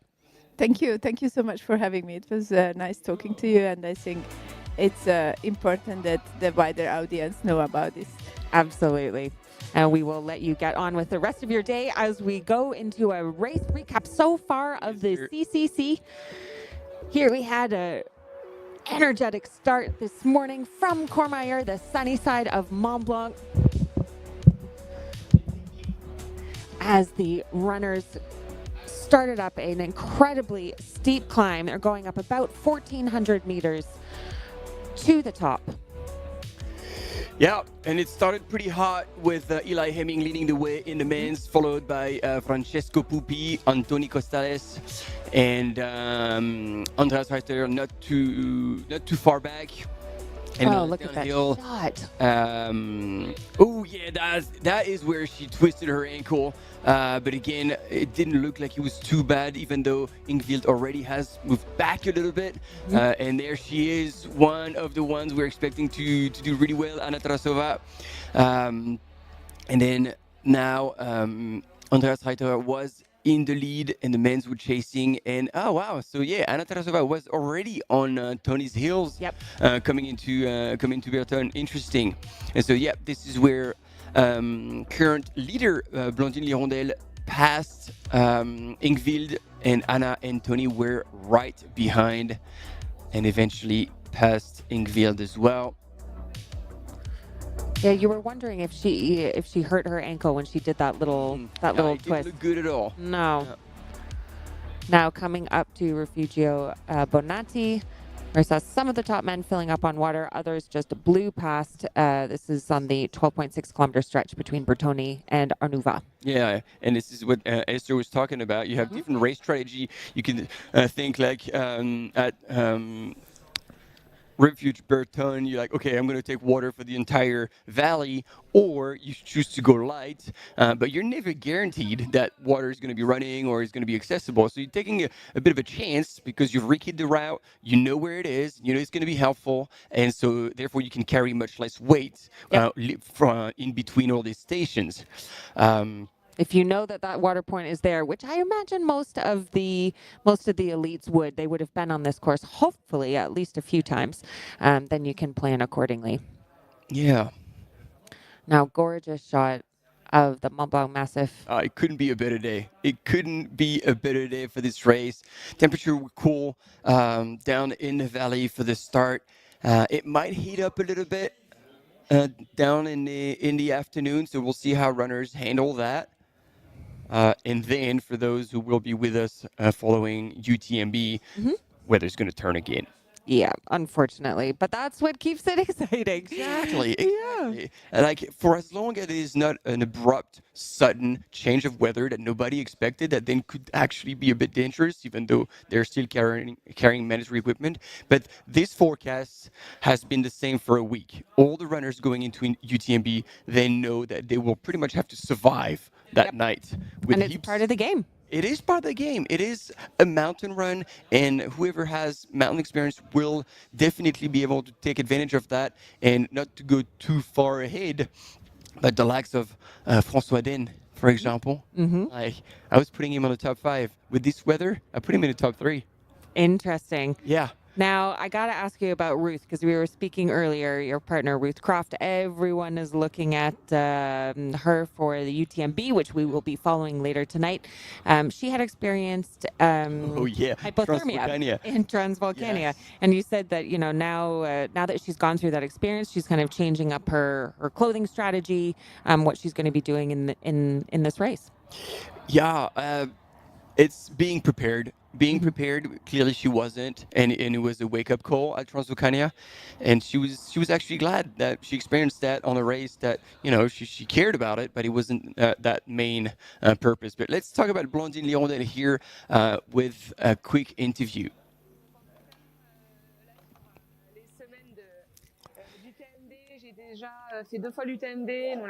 So during the UTMB weeks, I've done it twice. I was 5th last year, and before that, I was 3rd. And as a woman, I am a gynecologist.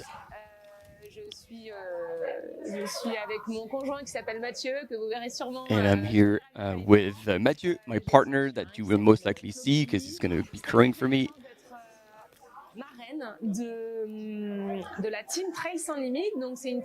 So this year I'm delighted to be the godmother of Team Trail Sans Limite that take people on Joëlette, you know, this one-wheel kind of all-terrain chair. And so since January, we've shared 4 races together, and the person with Jonathan is going to be out there again, and I'm really happy about that. And so I'm very proud of them, and I'm honored to be supporting them. J'ai déjà fait 3e et 5e, mais je sens que je suis pas allée jusqu'au bout de l'ultra et de cette UTMB. So I feel like with UTMB, I've been 3rd and 5th. But I felt like I still have unfinished business with UTMB. However, since I really wanted to do Diagonale des Fous, it didn't feel right to try and do this double, UTMB and Diagonale des Fous. Therefore, I still wanted to be part of this UTMB week, and therefore I felt like it was more sensible to drop down to CCC. So then I will have hopefully what it takes to be doing l'Aranian. Wow. And so this year, however, CCC is maybe the race that has the deepest field in the women's. We confirm. And so I didn't set myself any goal in terms of performance, whether this is time or ranking, because it's actually never worked for me. Mm-hmm.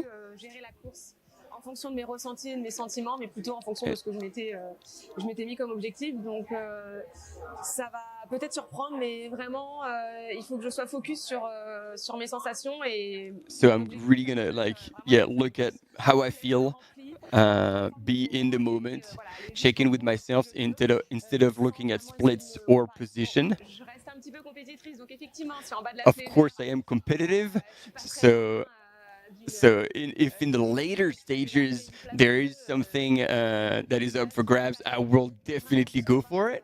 Jusqu'en bas de la flégère, rester focus sur les sensations. Et si tout se passe bien, voilà, ça devrait corréler avec un placement. And again, like if I can stick to my feeling and I have a good day, that will most likely translate into a good result. But basically, that's going to be the byproduct of doing her own race. Interesting interview that gives us a bit of insight into her mindset going into this. I didn't realize she was doing Diagonale des Fous this year. Yeah, she is. Yeah. I don't know if doing the CCC about, what is it, a month and a half? Month and a half. Month and a half before Diagonale des Fous in La Réunion is necessarily the easy route. Certainly easier than doing UTMB in Diagonale des Fous. Very true. Very true. It's all relative. And you say that that's where she learned, really discovered running. Yes. So she'll be returning back to an area she knows. Relationship with the island. That's for sure. Yeah. Really interesting. I want to check to see because we should have the top men. Yep. Here we go. We have in first Andreas Rederer, and then followed by David Sinclair, who came through Arnuva in second, just seconds behind Andreas, followed by Francesco Pupi, who was 5 seconds behind David Sinclair. Then Tobias Geiser, Eli Hemming, Anthony Costales, Drew Holman, Jashuran Small, Meng Guangfu, and Zhang Hua. Yeah, he was 5th last year. So right. Yeah. So I'm not too surprised that he was around there. He's fallen back a little bit, but I've been told he was in good shape. So he might come back. He might come back, as we said, early hours, 2 hours 40. They haven't even gone over Grand Col Ferret yet, so.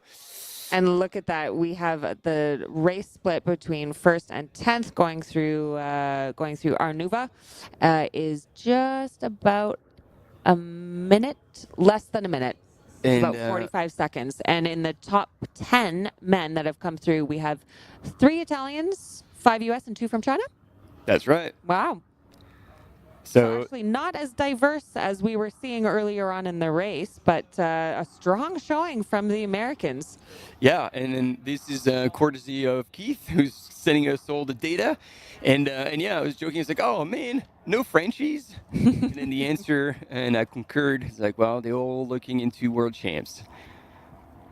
So there we go. Another segment from Arnouva to Grand Col Ferret. That big climb, just under 4Ks. Top 26, 3 minutes.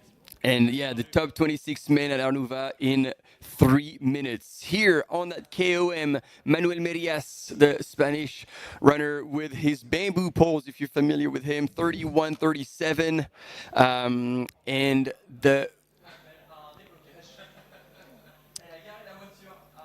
As you're looking at that, I'm just going to speak about the course on the screen. So the runners have done that first initial climb. That was actually 23% of the total elevation that they will be doing during the race.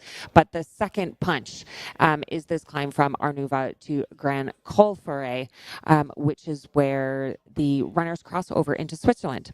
Then the descent down to La Folie has caught some top runners in the past. It is a quad buster. Hayden Hawks, last year's winner, was speaking before the race about how this is where he kind of smashed Ludo Pomeray, or Ludo smashed his quads himself, shall we say? So another area where some of the runners will be holding back a bit to save their legs for the second half of the race, where they really do have some steep kind of climbs and descents, one right after the other. Yeah, this is still a time to be mindful. Try to think soft and light on your feet, because the less pounding you will put through your legs, the more you're going to save your quads and IT bands. Because again, for those who are not too familiar with these feelings, once they're shot, it's basically game over. You don't come back from that. You come back from a bonk, you come back from many things, but like once you trash your legs, it is very hard to come back. Team, if you weren't with us yesterday, this is a race recap of OCC. So Orsières, Champey, Chamonix, and this time it was Orsières, Martigny, Champey, Chamonix, because we had a course change because of the weather conditions. And we had a fierce battle, both in the men and the women's race. Here, Peter Engdahl, who was with us earlier this morning, and Maud Matisse here on your screen, who took a pretty solid 5th place. And early leaders, Yao Miao and Jolene Chepgeno, basically were never to be seen again. These two were up at the front and battling it out. Jolene Chepgeno taking the best out of them. Ri Ueda from Japan was part of the early leaders, and this is the section actually where Jim ended up dropping Peter a little bit, and that was the great moment where Judith Vitter and Sarah Alonso got stuck behind the train tracks, while Jolene and Yao Mia were battling it out at the front. But you know, Judith, you can always count her in to be relentless and stay with her head in the game. So despite that little friction, let's say, she decided to press on, and this is where also they were going after water, because a lot of the competitors went straight through the Martigny station and missed out. Here, Riweda overshooting that turn. Yeah, they went straight out past the water point, so a lot of them were dying for water. Here again, Yao Miao was really wanting to refill and to cool down. And here we go, Triant. Jim was in a league of his own, and we all thought, it's like, all right, well, this is it. He's just going to take it home, and it's done and dusted. But behind, the fight was on, and this man with the white cap and the white pack, and this is both of them. So the one that was at the front, I apologize, Christian Minoggio from Italy, twice a European champion in skyrunning, and he is working as a damn, like how to say, director, or like he handles when the dam opens and closes. So he lives remotely in the mountains, and he chooses his races based on whenever the dam doesn't need to be handled. So it was really good to have him part of this race. And here's Chris Jones, who had also moved up the field, and there he is. Christian Minogio silently but surely was creeping up the field. And again, as I was telling you, he's an excellent downhill runner. In 2019, he won the European Champs ahead of Manuel Merias, who is infamous for his downhill skills. And so they're, again, creeping up and passing people. He was, at that point, in second place, but we still thought,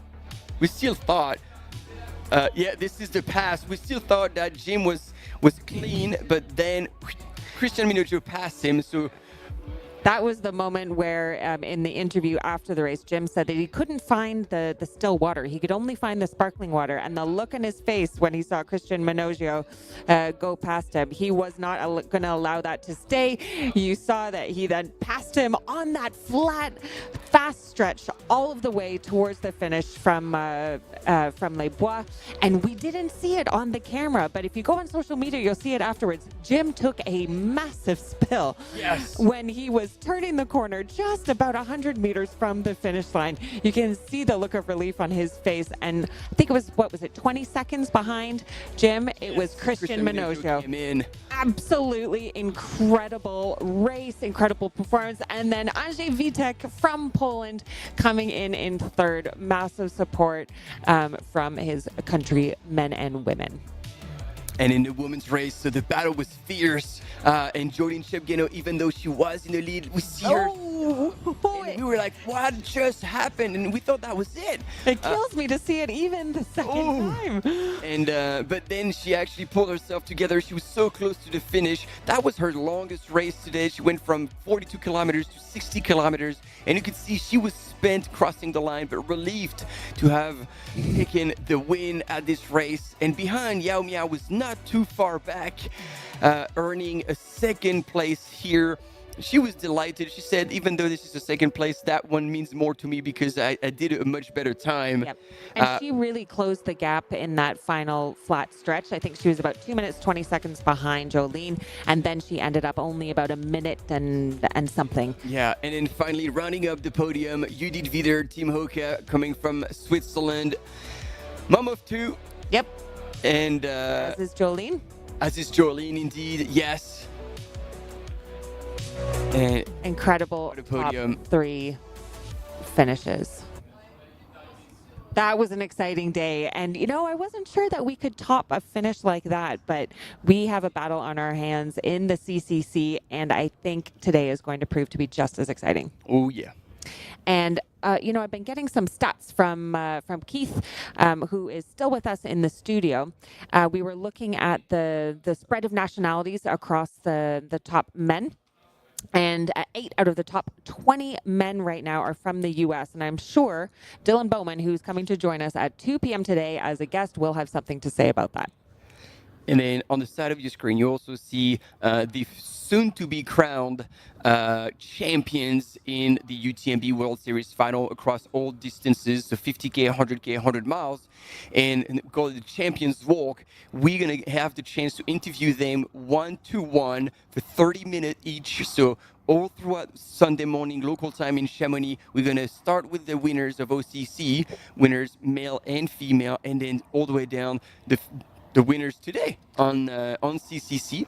And last year, you did some of these interviews in a hot tub. Are we doing that again this year? So I haven't had free reign on choosing all the locations, but the purpose is indeed to make it a staple for both the audience and these runners, to offer them a specific experience as they will be interviewed and as we'll be sharing these stories with our audience. So by all means, you don't want to be missing out on that. Yes, it was one of them with Eli Hemming after his win at OCC. And we thought it was appropriate, seeing that he's a triathlete. He comes also from a swimming background, and therefore it's like, oh, how about we go back to your element and spend half an hour in a hot tub talking about your race. And we're seeing on the screen now some imagery of Grand Col Fleuret. So this is the point on the course at 2,519 meters, where the runners then cross the border and descend down to La Fouille in Switzerland. So we are waiting for the top male runners to reach the col. They are on the ascent, as the top women are still now on the little descent down to Arnuva. And coming up, we should have an interview with Tony McCann, last year's winner of the CCC. Let's listen in. Professional athlete. I was the champion at CCC last year and OCC before that. I'm also, outside of running, a very big reader. So I've recently gotten into book talk, which is a dangerous place to be. So I spend a lot of time reading when I'm not running. And I also love to spend time in the kitchen, cooking for friends and family. So yeah, I feel like I came back to CCC this year because there's a lot of areas that I feel like I could do better. And I want to, I loved this race last year. I thought it was a beautiful course, and I think that I can run it faster. So I'm here to try and run it faster. Strategy. Wow. I think for this race, it's going to be a race that's important to run your own race and not try and get caught up in other people's plans and strategies, because it's such a talented field of women that I think if you try and run someone else's race and keep up with them when maybe you should be holding back a bit or pushing when they're wanting to hold back, I think it becomes really dangerous for you. So yeah, my goal would be to run my own race. I know where I want to be at certain time points and certain aid stations. So yeah, that's going to be the goal, is to make sure that I stay composed, don't run with too much adrenaline and fear. Be confident in my plan and know that I can do it. I just need to believe in it. Yeah. That was an interesting interview with Tony, because she basically said the same thing as Blondine. Almost the same thing. Almost the same thing. That they wanted to run their own race, not get caught up on what others are doing. But Blondine gave us the extra tip that, if things were getting really competitive, particularly near the end, she would, of course, then start to worry about what the others were doing. But I still, there's a bit of a difference, because Blondine specifically said, I'm not going to care about splits or positions. Tony said she had splits in mind. Okay, good point. Yes. So I think she's raced last year, and she felt like, as she said, she could have done better. So she was probably went back to the drawing board and said, I can run this, I can run this, I can run this. And so as much as she won't care about her, she won't care. She won't change her race strategy based on her competition. I think she'll be looking at splits, which is cool. It's a bit different, but it's good, because both of them they all both seem very at peace with this approach, and this is how we do it. All right. I've been in the sport for several years, so it's hard to pick a best performance, but I think my fondest memory of the sport is from the 2019 Mountain Running World Championship, when I finished second behind Jim Walmsley. That was a very special race for me. And beyond running, I'm just a normal guy, I guess. I am among the founders of the Pro Trail Runners Association, which is something that I'm proud of. And I love the mountains, of course. I like hiking and reading and chilling, playing the piano, good music. I studied physics before I actually became a professional runner, so that's maybe something fun about me. Yeah, I'm running CCC, and my goal is to be the best that I can, of course, which on a good day, I think that could mean that I can win the race. It will be interesting because it's my longest race ever. I've done a 100K before at the Canyons by UTMB 100K, which went really well. But this is going to be way longer and way more demanding in terms of elevation, especially. So it's a different race, and I'm looking forward to the challenge. And hopefully, on race day, it will all come together. So I think you have to respect the distance. It's still a 10-hour race, even if among all the big distances and the big races here, it doesn't look that far. It's still 100K. So I think my strategy is to run conservatively until Champelat, so roughly the first 50K. And then hopefully I will have some good legs to push hard on the climbs after Champagne, Triant, and Valorcine. Climbing is my main strength, so hopefully I can gain some time there and try to save myself a little bit on the downhills. Hey, okay. Now that was an interview with Francesco Pupi, but while he was talking, we have had the top women come through the aid station in Arnuva. Blandine Rondel in first at 2 hours 54 minutes, but 7 seconds behind her was Tony McCann, last year's winner. So last year's winner chasing the current fastest female time. And then in third, we have Martina Minarczyk. From Poland, and he was just 10 seconds behind Tony. And then we have Anna Tarasova, who we've been seeing at the top, coming off of an incredibly strong year so far, really just behind. And we're still waiting for Ingvild Kaspersen. So Ingvild, who was leading at the start, then we saw a little bit of an ankle twist. Maybe it's bugging her. And we've had people in the chat saying, no, Ingvild will catch up. Maybe she's just pulling back to save her legs. Yeah, hard to know. Hopefully. But we've seen this before where Ingvild would have an aggressive start and oh, there we go. Now we've got Sylvia Nordskar now in fifth, so Ingvild is continuing to drop back.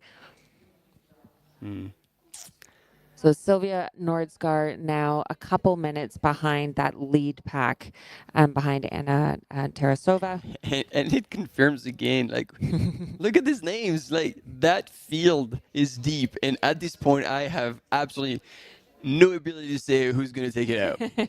And we're still waiting for Zheng Fuxiao. Yeah. And it's good to see as well, like, yeah. And Danny Moreno, where I haven't seen Danny Moreno so far in the top 10. That's also one that we should definitely be taking a look at. One of Tom Evans's Coach E's. Yep. And then again, Veronica Lenk now has clocked through Arnuva, so it's another spot for Ingvild.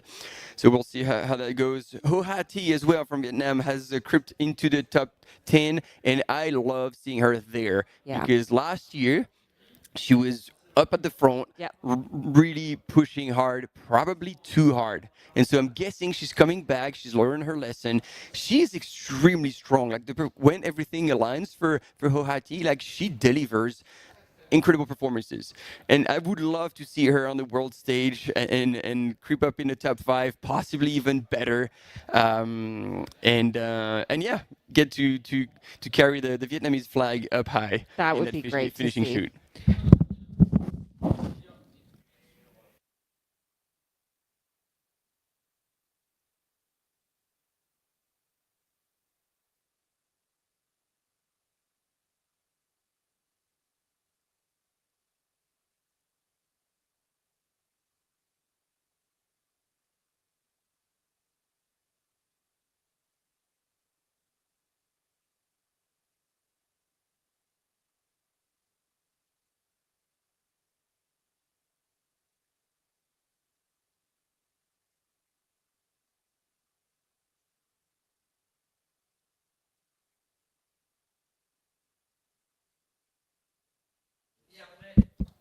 Check. Here we go. Sorry, we got silent for a bit. While looking at this 3D map, we're switching things around. Keith is coming back. And we had Steph really dropping the ball on us just so she could have an interview and be even more famous. I was like, can I have permission to step out and do an interview? Permission granted. Of course, please go spread the good word out there. And yes. Brilliant. So here we are. What time it is now? Here we go. Midday. That's a nice kind of like middle of the day on Friday. That means we are 5 hours and 45 minutes away from the start of the UTMB this evening. Slightly earlier start this year, and that sound is telling us that on the right-hand side, you can't see it now on the screen, but you can. This is the Grand Col Ferret, down Ferret, to the bottom. So that is coming from the Swiss side, just about to drop over into the. Well, yeah, so here we are now. Grand Col Ferret, you can see the checkpoint down there to the right-hand side of the screen. And I guess this is our eye in the sky, kind of picking us up today. And as much as you can hear a plane sound, this is the production. They feel like it would make you feel like you're on a private flight. But this is a drone. But this is indeed a drone. None of the footage that is done during UTMB, or actually any of the UTMB World Series races, to my knowledge, is done other than with the drone. Yeah. So just after midday, we are expecting our race leaders to the top of the climb here, the Grand Col Ferret, in about 20 minutes. So 20 minutes until the top of that.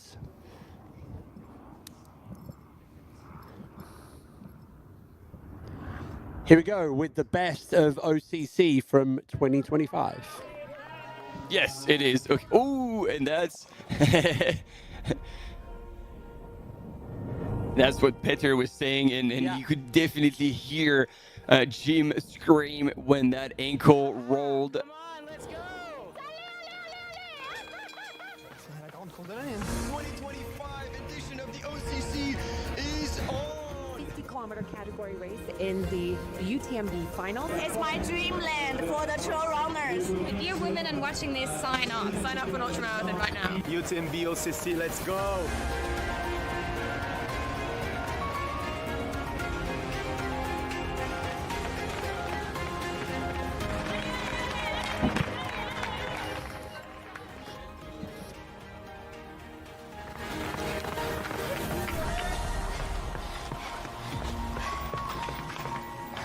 I'm hoping to catch a bunch of people on the downhill, but I'm a little cooked.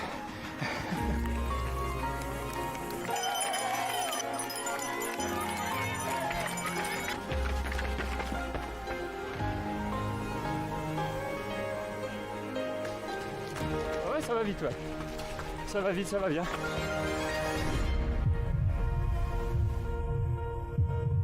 It's gonna get steep. Look at this. Yes. Ooh. Brutal.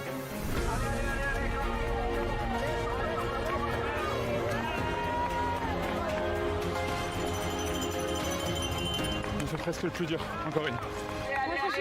Allez. J'attends le col de Balme. Et après col de Balme, Pac-Man.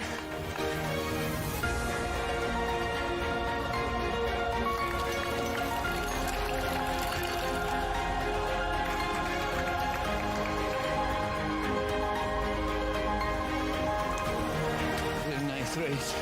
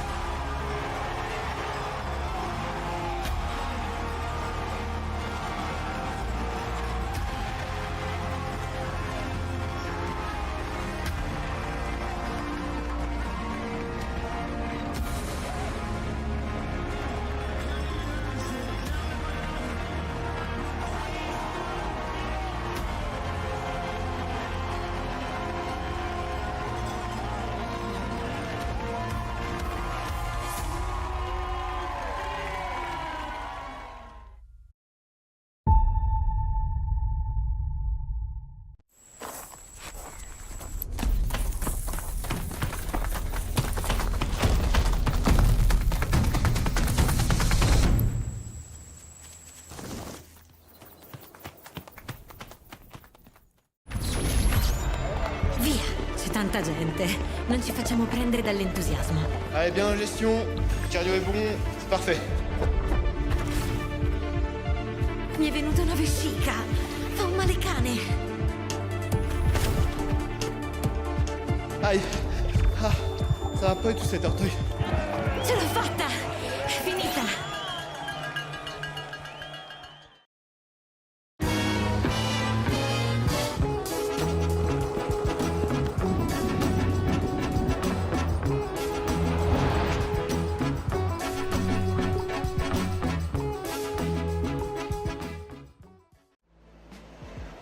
absolutely beautiful out there. It's such a beautiful course. The trail running community, there's always a support for each other. Everyone in the whole crowd loves this race and loves our sport. I wanted to win. I wanted it so much. I was dreaming about it. That's the best feeling and the best result. That's why I do this sport. I'm really grateful to be at the start line surrounded by these amazing athletes. If you are a trail runner, you have to take part one time in your life.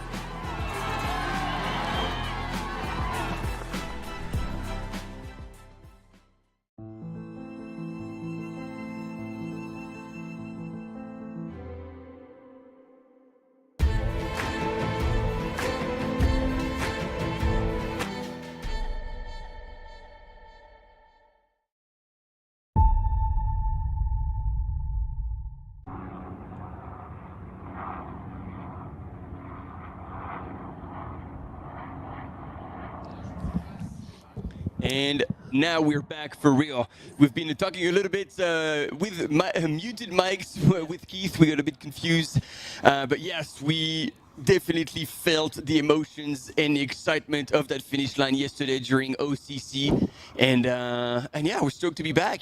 Yeah, and we are now, it's just after midday here, so 7 minutes past midday.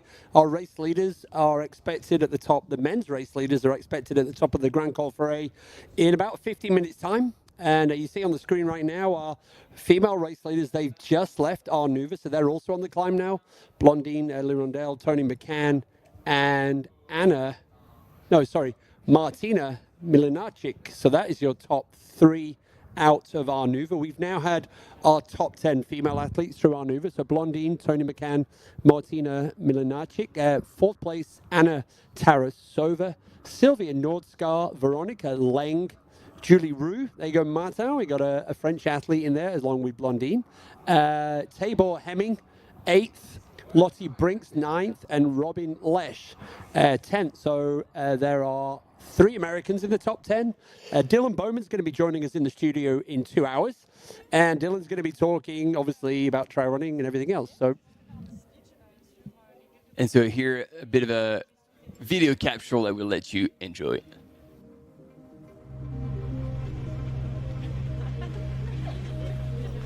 La navette, c'est hyper pratique. Tu peux aller de partout. T'es pris en charge, t'as pas besoin de te garer. Ça évite d'avoir des voitures partout. Ouais, non, mais tu penses à rien. T'as juste à te laisser conduire. Salut, moi c'est Léa et aujourd'hui je vais courir à la MCC. Les alpagistes nous laissent traverser leurs alpages, donc il faut aussi respecter leurs bêtes pour pas trop les perturber. Aussi au ravito, pense bien prendre ton petit gobelet en plastique. Vraiment trop bien d'avoir mis ça en place, déjà ça permet de pas avoir trop de monde quand on va chercher de l'eau. Et puis bah c'est cool, ça fait pas de plastique, de déchets. Ici, on est sur un ravitaillement un petit peu spécial parce qu'on est un local et on n'est que sur du végétarien. C'est super bien de mettre en avant le local sur des courses. Je pense que c'est pas facile non plus à emmener sur des ravitaillements.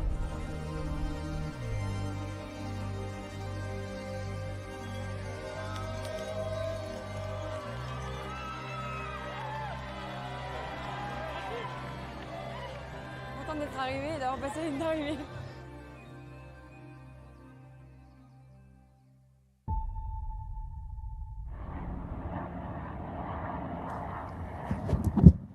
And we're back waiting for our top runners from the CCC. So biking, there's our camera. Mountain biker going down the route to go and meet our runners. So on the right-hand side is Italy, and on the left-hand side is Switzerland.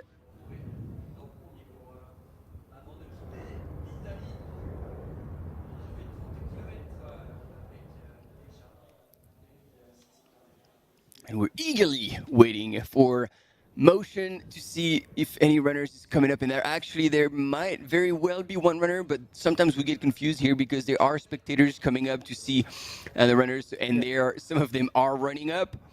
But we do see a black dot isolated alone. Could this be our first runner?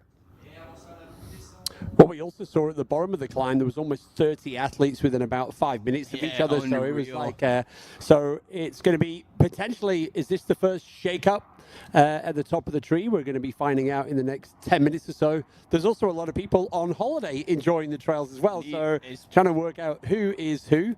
Tough day to be a hiker on the trail, though, because there's going to be just over 2,000 runners coming your way in the next few hours. Yeah, well, you're certainly going to get company, but at the same time, it is understandable. So that was a hiker, as we suspected. Now he's passing our mountain biker.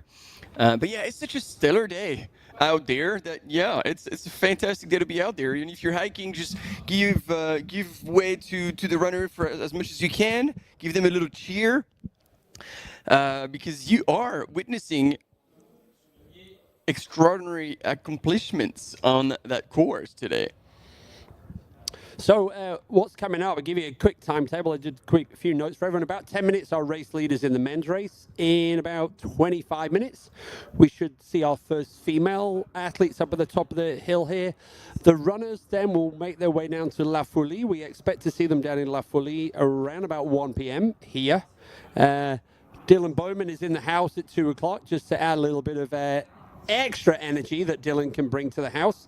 And then we will be counting down to the start of the big one, the full loop of the Mont Blanc. 5:45 race start today, 15 minutes earlier than normal due to the course adjustment, the adjustment in the first segment between Chamonix and Les Houches. And then we'll be back in Chamonix around about 7 p.m. to celebrate our winner in the men's race, and about 9 p.m. for our first female. So there's a lot going on today, and then we're sending Martin and Steph off to do the night shift over in Courmayeur. What time are you on there tomorrow, Martin? We're starting at 2 a.m. local time from the live base of Courmayeur, and as per usual, we'll have a few interviews with the locals, people in charge of the race regulations as well.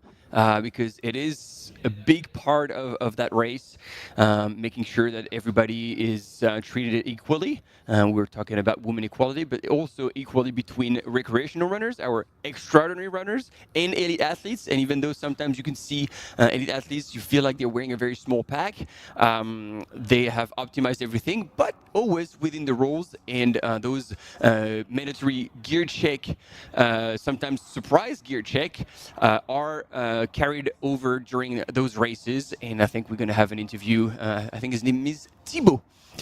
And then, of course, we'll see coming through all the top men. And then you'll be in good hands with Steph. I will drop out of the live broadcast because I'll be on crewing duty myself. And then Steph will cover the whole women coming through that. And then we'll have another point with Maëlle Backhausen and Alexis Rosset, who's currently Alexis doing the French commentary. And both these gentlemen will be in Arnouva to have another checkpoint and see all the runners go through. So yeah, it's going to be an exciting night, and night for European time zone, but it's going to be perfect timing for either Asia Pacific or the Americas to tune in and have that content. So yeah, there's non-stop between now and the end of tomorrow evening, both of our race. So now looking at this, it feels like we're over in Switzerland, Champelac. Trying to catch an understanding of where we are indeed. Yeah. That might be La Folie. Yeah, La Folie down here, then Champelac up there. Yeah. So yeah, we're just... Our drone is just having a little bit of fun while they wait for our race leaders to come over the top. Yeah. Martin, you were talking about equality and everything else. What I can tell you is across the 3 UTMB World Series final races this year, there's also Team Adaptive, and some of these adaptive athletes are being mentored by elite athletes. So in the CCC right now, 3 athletes, 2 French athletes, 1 from South Africa. So we've got Julien Vaisser from France. So he is being mentored by Francois Den. And he is a below-the-knee amputee. So he is out on the course right now. Jonathan Naboulet, he's a quadriplegic, and he is mentored by Blondine. Yes, and I think this is the one who's going to be in the Joëlette in that little like it's 4-wheel drive, but it's only 1-wheel drive off-road chair that is being pulled and pushed by a whole team around that. And part of that team for UTMB will be not for CCC, but this is Jonathan. But then Mathieu. Blondine's partner. Right. He'll be crewing her today, but he'll be actually helping tomorrow. Right. And then finally, Travis Warwick from South Africa. He is also a below-the-knee amputee, and he's been mentored by Tete. Tete, who we will be seeing at the start of UTMB tonight. Yeah, exactly. So Team Adaptive now is actually at the elite presentation on Wednesday in Chamonix. The elite athletes plus the adaptive athletes were all on stage together. That's so, awesome. Yeah. So Team Adaptive they've been working hard with the UTMB, and now they're finally getting support and the recognition that they've been pushing for. And also big shout out to Zach Friedley from Team On Running. Zach's been a big part of that push as well. So we're still up in the air, still waiting for our runners to come through, and there we go. There we go. Here we go. So at the back of the pack, Drew Holman, Team Nike ACG, just ahead, Francesco Pupi, Team HOKA in front, Eli Hemming, Team Adidas Terex in front again. Could it be David Sinclair? All black? Yeah. That's my guess, and I'm pretty confident. Sometimes I'm not, but this one looks all right. So we've got 3 Americans and 1 Italian runner in our top 4. You know, as I think I heard both Topher Gaylord and Kim Gaylord in the background then shouting because they said they were going to be up there at the summit. And we're going to have cartwheeling into the studio at 2 p.m. Dylan Bowman, kind of like going, to the USA athletes. So this is, here we go, gang, live at the climb up to the Grand Col Ferret. Second highest point on this, just 22 meters higher was the next one. So these are the 2 big climbs going on today. So you can see there on the screen right now where the race leaders are. And so interesting on that climb that is quite steep at the beginning, but then runnable later on, that has allowed some of the runners to move at the front, and we've lost Andreas Reiterer, we've lost Tobias Geiser, who were with them, we lost Anthony Costales.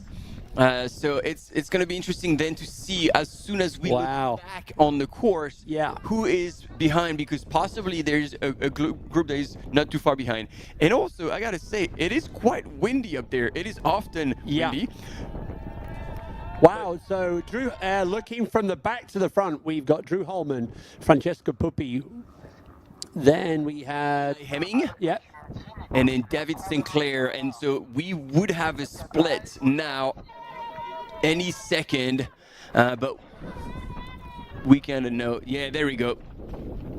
So all these 4 gentlemen. And it's interesting because when you're following on the platform live.utmb.world, it is powered by Live Trail, and it always creates the little predictions of when those runners would be there. And they were a whole lot faster than the predictions.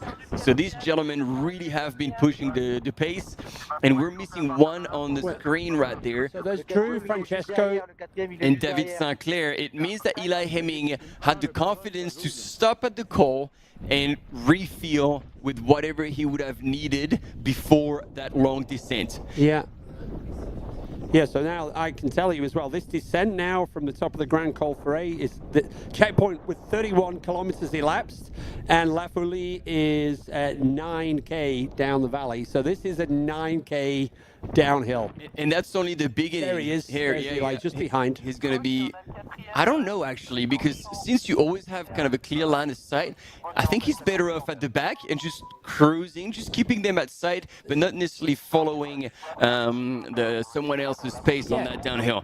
And I was fine as well. I want to see the ground in front of me, and when you're too close to the gang in front, it can be... Yeah. And if there's braking, you have to brake as well, which... no, it could be, just... I would say it's probably pretty intentional there by Eli Hemming, just sitting behind 3 runners in front. Drew Holman just... Very, very smart. Yeah. Drew Holman here also taking advantage of that creek. It's good. It's good. It means that these gentlemen are in control. They're like, okay, I'm happy to let them go. I'm gonna look after myself. I feel like I need to put a bit of water, whatever, on the cap, down my neck. Saw Francesco dropping the arms down, trying to relax the shoulders. That's it. Shoulders down, arms relaxed, breathing out on that descent. Try to be smooth, light on your feet. Yeah, and I can tell you, Anthony Costales, 1 minute behind these at the top. So Anthony's in 5th place. So it means that Andreas Reiterer has dropped down at least in 6th position. Wow, so we've got Francesco Puppi and 4 Americans, so he's being swamped right now, but he'll be okay with that.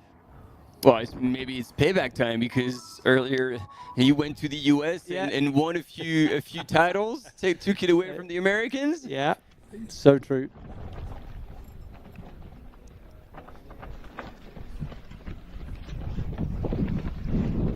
Edouard, je pense que vous m'entendez pas là. À l'occasion, quand vous arrêterez, quand vous aurez fini ce suivi-là, il faudrait vraiment que vous mettiez vos téléphones sur les Starlink. Thibaut, t'es à l'antenne. Here we go. Top 4 gentlemen all together. And I think it's really good, because it's going to prevent anyone to go too crazy. Yeah. Okay, there's no point to try and pull away from the pack at that point. It looks like David Sinclair is going to be the most comfortable and just leading the pace. But that pace doesn't seem to be too much for any of them, because they're just hanging out. They're actually closing.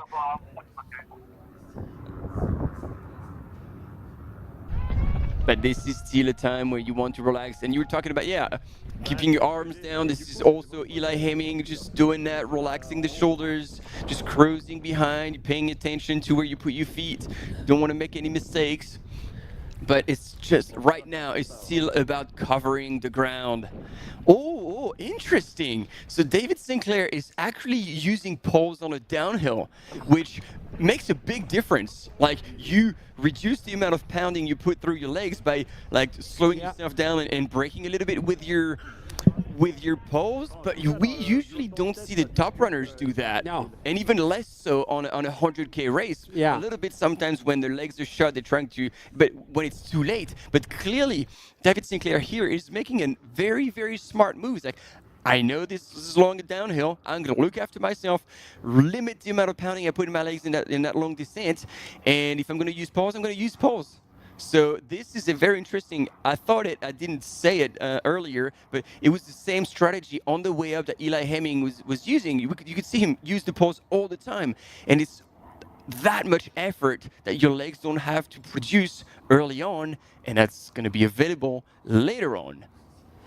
Yeah, you saw on the screen then the descent, the green shading was showing the first half of the descent into La Folie. There's an aid station there. They're not allowed to get support from their crews, but they can pick up food and drink, and then it continues down the valley, not quite as far as Orsières, where we started the OCC yesterday, and then they do the climb up to Champex, where they can see their teams for the first time today. And so we've actually got this kind of like running pack, which we predicted beforehand with the depth of the field now. And then behind these 4, there are 3 runners together. We've got Anthony Costales, we have Meng Guangfu, and we have Zhang Wohua. So 2 Chinese and 1 American athlete. And then just behind them, Jeshren Small, Andreas Reiterer, and Andreas Simon Eimerich.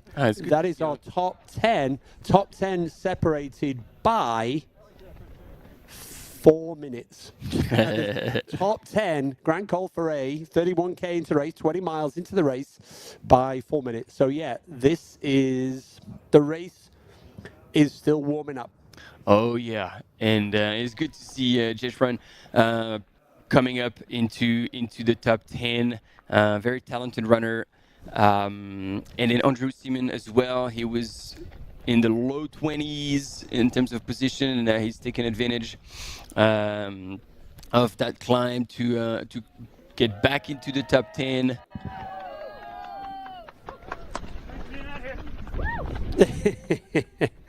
So yeah, I think they were the TMBers just out on the course enjoying a break. It's lunchtime. It is lunch. For mere mortals. But these boys, their break, their next lunch break is probably going to be with their crew in Champelac. And there's no break. They're just going to be sucking on gels and energy drink. Yeah. All the way through. But man, I like this configuration because these four gentlemen are together very close to one another, and it looks like they're all happy to be in a pack. Yeah. But then, as you said, 4 minutes between in the top 10. So if anyone wants to actually make an effort, which is a daring move, but wants to make an effort to close on these gentlemen, well, you can still do it.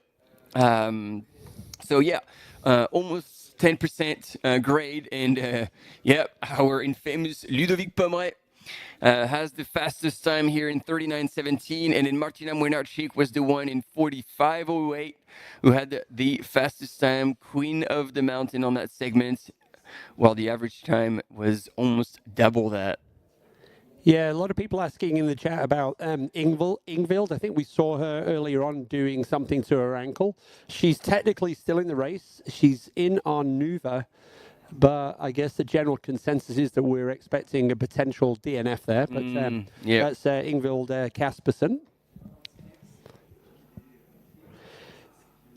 Once they're into Champelac, there'll be 47K, so just short of a marathon to go. And what a marathon. Exactly. There's 3 big climbs, and that is where the race is probably going to start. Yes. But, and all of these athletes are going to be together. So, there's a lot of races to go. As you can see now, this is the never-ending downhill to La Foulie on the Swiss side. And then from there, it continues down the valley to Les Bras, and then they begin the climb up through the enchanted forest to Champelac. So, just a bit of a switcheroo here now. So this is David Sinclair with the poles. Yep. Yeah. And the other 3 are just ahead of him. Led by Francesco Pupi. Francesco, Drew, Holman, and Eli Hemming. So and you guys were talking about the Hemmings. Indeed, Eli and Tabor are a couple, and they both living and working on the ranch in Colorado. And Tabor's parents are crewing her. It's okay. Yeah, I saw, because after last year's win, Eli was like, the money that I got for the prize money, that can pay for the windows in our new house. So this year I asked him, how's the house going? He said, we've only got the windows. So maybe another part of the house can be repaid this year with the, if he can stick in the top 10 here at the CCC. So actually Eli and Tabor both in the top 10 right now of the CCC.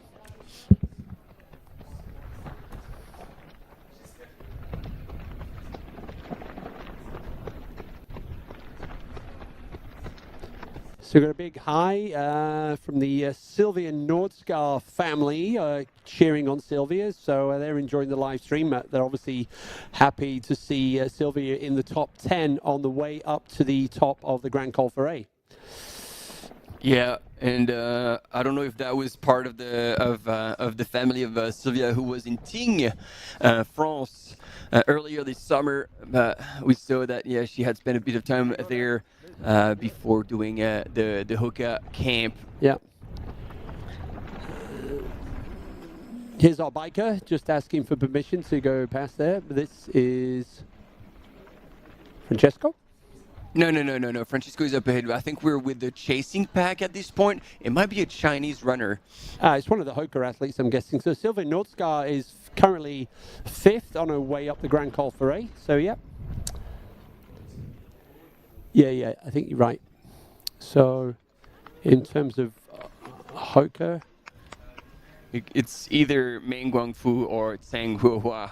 It's going to be Meng Guangfu because he's the HOKA athlete. Good call. Zhang is from Salomon, so the colours coming into play now. To narrow it down. So 12:30. So we're we will be back at the top of the Grand Col Ferret for our first female athletes. Our tracker is predicting about another 15 minutes for that. So we will be almost La Folie. We'll have the race leaders in the men's race down in La Folie, and our women at the top of the Grand Col Ferret around about the same time. So 12:40, 12:45, which is 10-15 minutes away.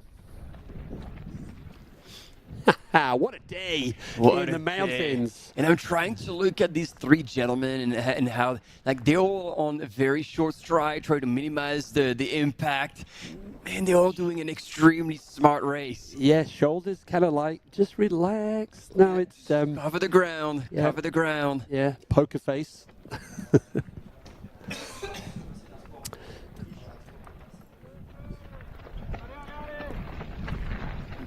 Yeah, and it looks like David Sinclair has dropped back, but just so little. And again, it is important to go your own pace on that really long descent. You pointed it out, Keith. Just over 9 Ks to the La Fouillette station, but then it keeps going down for another 10. And it's still early in the race, like 3.5 hours. I mean, as opposed to the total racing time. And so, yeah, you still have to be very mindful of your effort and respecting your body to try and preserve everything for as much as you can. And when you get to Champelac, this is where you can pull off the glad wrap and then start sending it for that just over a marathon distance, as you were saying, Keith, but with 3 monster climbs. Yeah. And this is where things get real. Hey, good news. It sounds like Ingvild has left the aid station at Arnuva, so she is on the climb up to Arnuva. So, yeah, Ingvild's out there. Going beyond the top 10, so the top 20 in the men's race at the top of the Grand Col Ferret, separated by 7 minutes. Absolutely nothing. And let's go through the 11th through 20th. So, Martin, you were saying, where are all the Frenchies? I found them all. They are all together. So we've got Simon Paccard, Alexis Sevenek, and feel free to correct my French, Loic Roland. So that's the 11, 12, 13th. Then we have Nick Handel in 14th, Arnaud Bonin. So there's another one. Arnaud Bonin. Bonin, thank you. Jupiter Carrera Casas from Mexico. Jupiter is rocking Tobias Geiser, Mario Olmedo Sancha, Eric Lipuma, and then Qin Guidu, that from China. So 3 Chinese in the top 20. That's your top 20 males through Grand Col Ferret, separated by 7 minutes. And if somebody can possibly confirm in the chat, I think the Q in Chinese, you say Che. So that would be Qin Guidu. But no, we'll go with that. I would love to have a confirmation. There he goes, slow-mo on the top. 4 gentlemen, and our volunteers trying to do their best. I mean, it's trying to stop a train of Formula 1 cars going through. Kind of like a gunslinger with these little ding, ding. And look, Drew Holman from TVCG having a laugh about this situation. This is at, is it La Poule? The little restaurant there on the descent? If you go there, you have to stop. The food is amazing. Oh, yeah. A good crowd there. Yeah. Go, go, go. So, closing in. Yes, closing in indeed.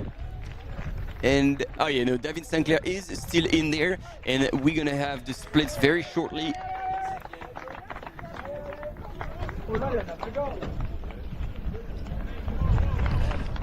Yeah, Meng Wangfu. And then we're waiting. No, it hasn't gone through yet. Because they went through the RFID little mat. Yeah. But maybe they don't have very good reception there to provide that update to Live Trail right away. Yeah, I think our next timing chip's probably going to be there. It would be La Folie, so this is maybe just for safety. Yeah, but Meng's kind of like, pushed a little bit, but he's closing the gap to the front 4. So our top 5 now together on the way down to La Folie.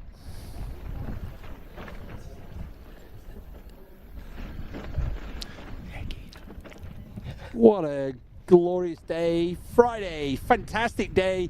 Trail running back-to-back races here. We've got the CCC and the UTMB, and we will be giving both races the love they deserve this evening. Our race leaders, we're expecting the first male to be in after about 10 hours. And our first female after about 11 and a half hours. And then, all of the runners, just over 2,000 runners in the CCC, they have got 26 and a half hours to complete the course. So they've got until lunchtime tomorrow to get back to Chamonix.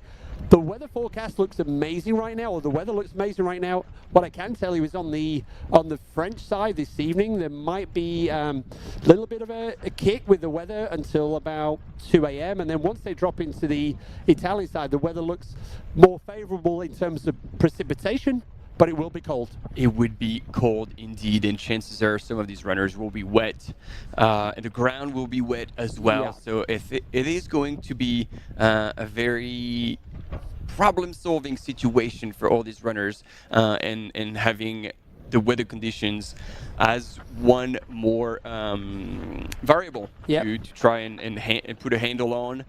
As you do in an ultra, you're always problem-solving, but this one, luckily, as we talked about with Steph, it's anticipated. They know, and so I'm pretty sure that all the top runners, and I'm hoping that also our extraordinary runners have accounted for that. And that's a very good point that you're making, Keith. Is that finally one of the many that, like, we're looking at the elite athletes and we're like, oh yeah, CCC, like, it's done in a day. But no. And a lot of the CCC runners will actually be through the night when the weather conditions are going to be horrendous. So again, I'm sure they were aware that they were going to spend that night out, and I cross my fingers that they've all prepared for it. I was about to say, because we saw the shadow of our e-biker, our biker, it was like, he's probably got the big smile on his face and that glorious downhill, and then there was that horrible little push up. But yeah, that was, I kind of sensed he was having a good time on that descent until he hit that little rocky little bump. So yeah, what a descent that is. I see in the chat they're loving the idea of actually going and running down that right now. It does look beautiful. It was glorious indeed. And we're also, you saw our camera teams. We're waiting to pick up, is it Blondine? Is it Tony? Is it Anna? And it looks like we've got an interview with Eli Hemming coming up in about 2 seconds. Let's hear it.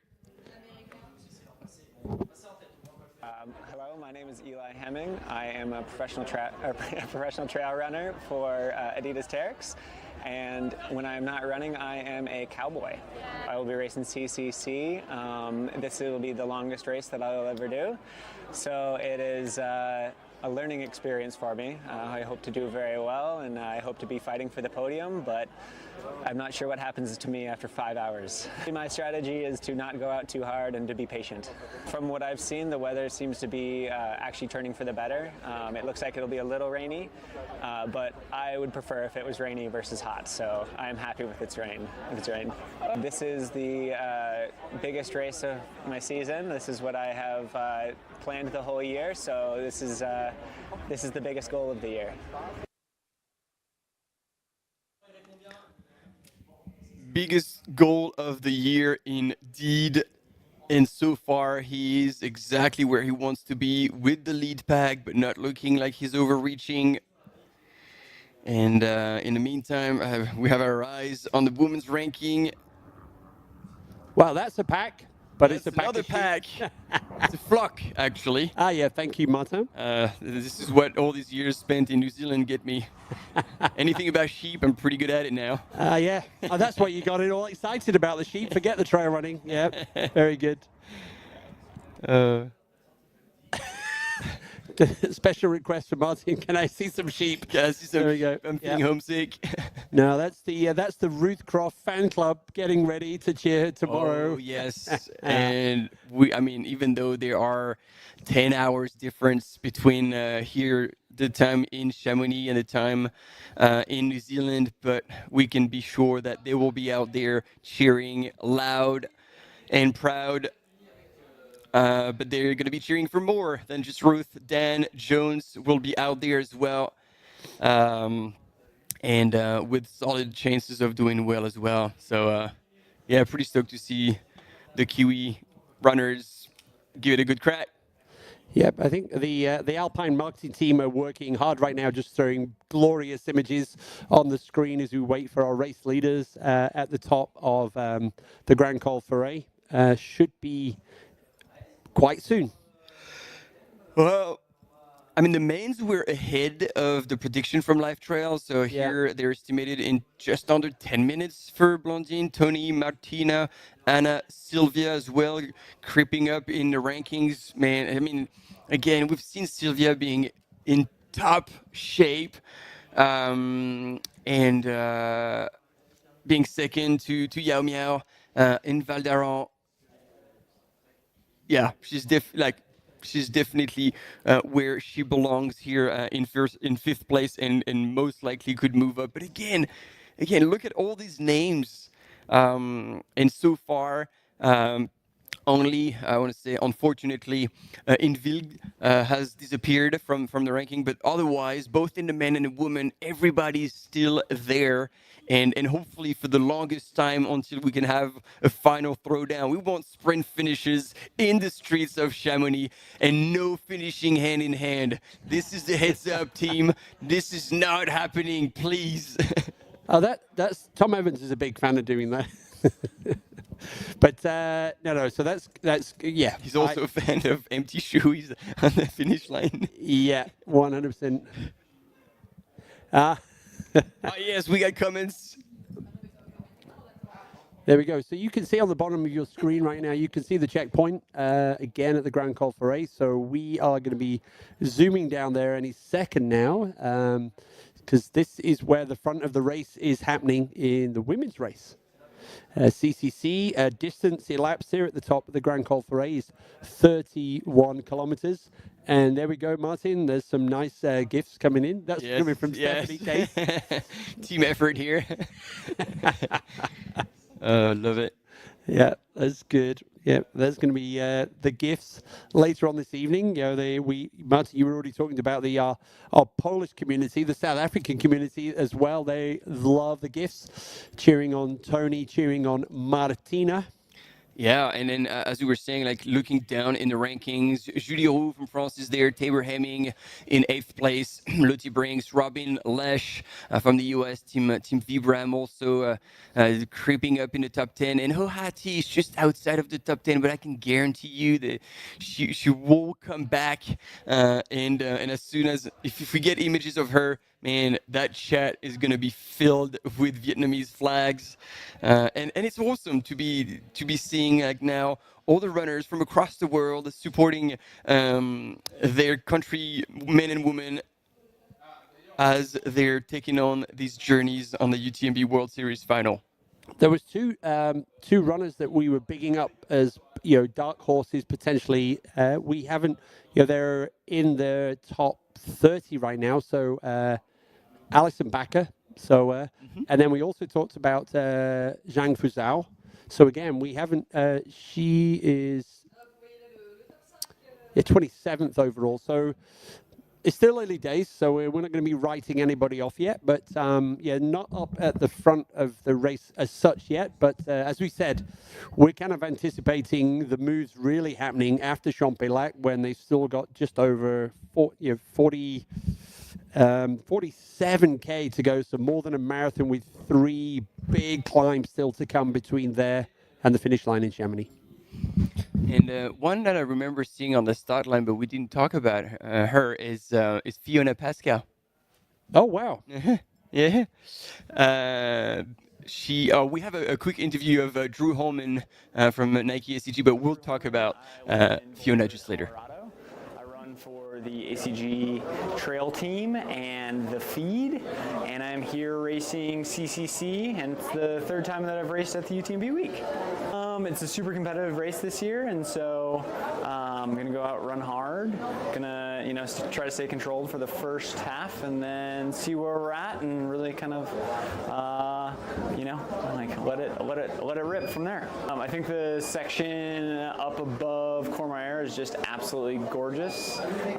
between the two huts, and so that's my absolute favorite section. I also think that the climb up to Tete Tronche is one of the most beautiful climbs in the entire world, and so being able to do that climb and then drop down on that ridge it's just so magical. I mean, there's just it's a who's who of ultra trail running this year at CCC. Probably one of, if not the most competitive race of the field this year. And so, I mean, there's just so many folks. There's a bunch of folks that I train with. There's folks from just all over the world. So super excited to run with my good friend Nick Handel, who's out there. And, there's some folks from the Colorado scene that I run with, Chris and Eli. And then obviously just such a stacked international field as well. All right, so that was a quick interview of Drew Holman, who is also in the lead pack in the men's. But there we go, we have our first female who have gone across, and this on your images is Martina Młynarczyk with, I'm guessing is Tony McCann surging from the back. And so maybe our drone shot has missed Blandine Lirondelle because she was the first to go through Col de Bam. So Blandine is a little shorter with kind of a white-ish top. So let's see if, because maybe Blandine did the same thing as Eli did, stopped at the aid station to refill, to take whatever she needs, and in which case Martina Młynarczyk would have gone past her. Yeah, the time split was literally 10 seconds between Blandine and the other two leaders there. So there you go, France, Poland, and South Africa together. And there we are at the front of the men's race now. Francesco Puppi at the front. That's it is Drew in the middle, and then Holman. I think it's our Chinese athlete. Or no, I just wondered where Francesco wasn't he wearing blue? No, yeah, that's right. Him and Francesco in the blue.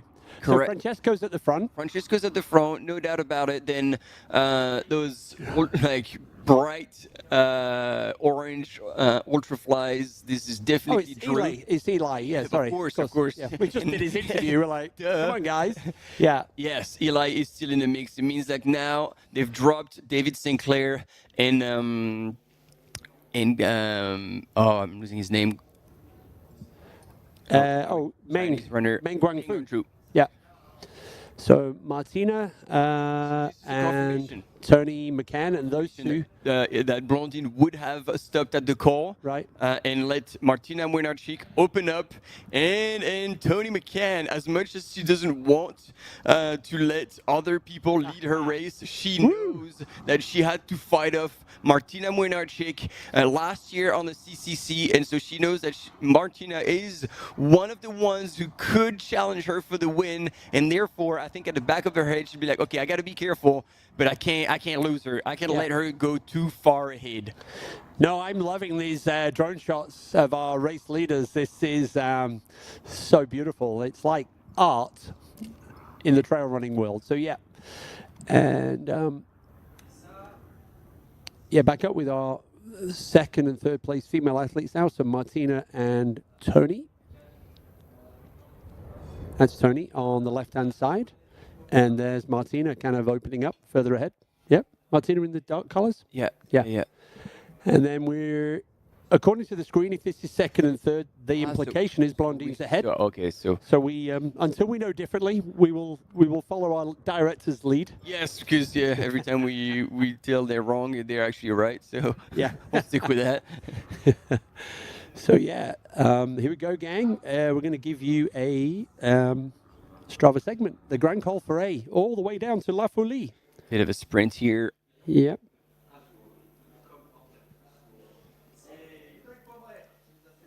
There you go, just 9.3 kilometers, 919 meters of descending, and our fastest QOM and KOM, there we go. Ludovic Pomeray and Martina, there's our two fastest, the KOM, the QOM. So, and you regular folks out there, you're on average doing 75 minutes on the descent. if you want to compare. Yeah, and so and it shows again. So last year, Martina Monaci put in an effort on that descent, Yeah, but it didn't slow her down because she was closing strong. So she's probably repeating that race strategy, and therefore would answer the question that I was kind of having in the back of my mind. Is like, well, is she blowing a bit too many matches on that descent, opening up so hard? But no, she's done it before and it worked. So, looks like she's sticking to the plan. Yep, and second place last year. She's second place right now.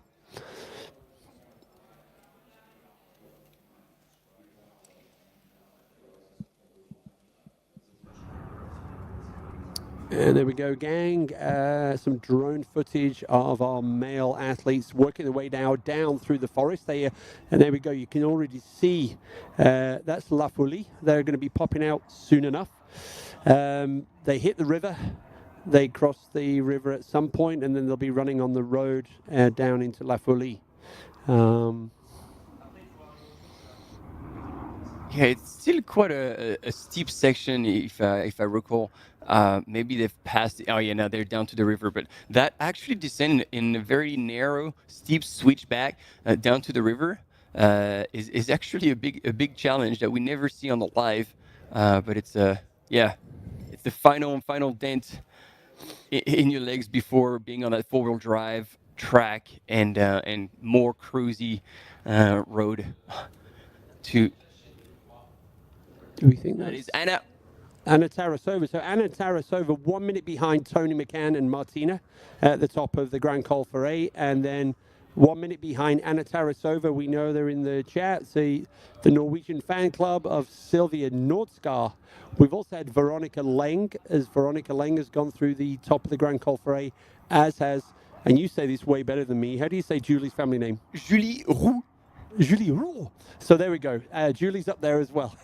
So thank you, Martin.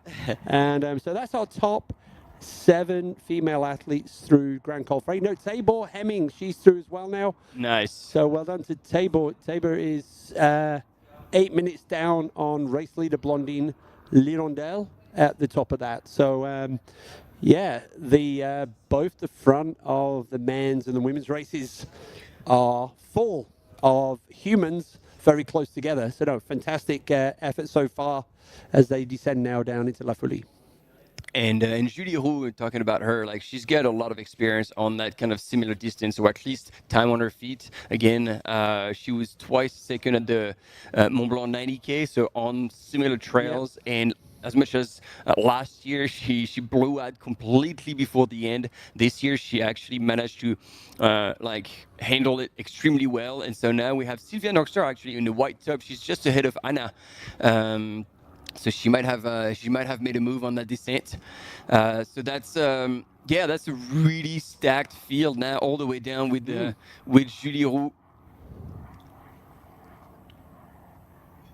And you saw one of our bikers, so we've got a big crew out on the course right now, both with the e-bikes and the cameras, and then also we've got runners with cameras, and the drone operators as well, so that you can enjoy such a glorious day here in the kind of like Chamonix, Courmayeur, kind of Champex-Lac valleys.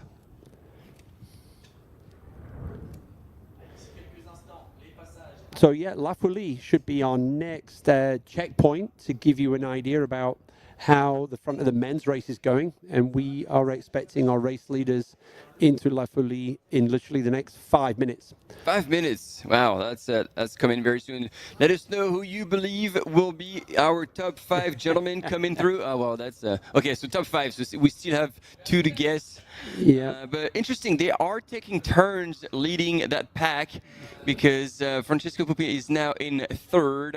And it looks like Drew Holman is leading, and it's David Sinclair. Yeah, just in the bottom of the shot there. So they've on that section. Yeah, so they've seemingly probably maybe behind David is the Chinese athlete that was just there as well. So that was Meng Guangfu. There we go. There they are. There's Meng. Well so spotted. Yes, indeed. Yep, working their way now down to run alongside the river, cross the river. And and here goes. And look at Francisco. Yeah, he's just Just because of the camera. He's just pulling away. Oh yeah, I'm the best. I'm the best. I'm the best. Well, he's now on the Swiss side, so it's not a home soil anymore. But no, that was, I think this is behind Meng. That is indeed, yes, just behind. But you said, you saw him, he was right behind. Yeah. So they're motoring. He caught them and then they've just, closing on it. So there should be a reasonable crowd down in La Folie. Our next big crowd we're expecting to see is the Champelec. But yeah. Wow, hang on a second. Hang on a second. Like this is not like just a move for the yeah, it is a move for the camera. I take that back. Because I was like, wow, he's opening up a gap. Yeah. Was it part of the strategy? Maybe that's where he wanted to go pedal to the metal and shake out a little bit everyone at the front. Oh, it's like, I'm bored. I'm bored of the boys, your chat's not fun. But yeah. But then he was like, oh, there's a mountain biker. Hey, hello, how are you? So we got the two Colorado boys, Drew and Eli, behind Francesco Puppi. Yeah. And it's interesting to see neither Drew or Eli are like, oh yeah, no, we're going to close that gap. They're side by side, running together and be like, no, we're not going to respond to that one. So it shows that they are also both extremely confident. And they're like, no, we're going to do our thing. Well, I mean, Francesco Puppi's got really decent leg speed on the road, so he might not be overreaching, but he definitely made a bit of a surge. And we can see right behind Drew and Eli, another two runners, these two gentlemen, David Sinclair, Meng Guangfu.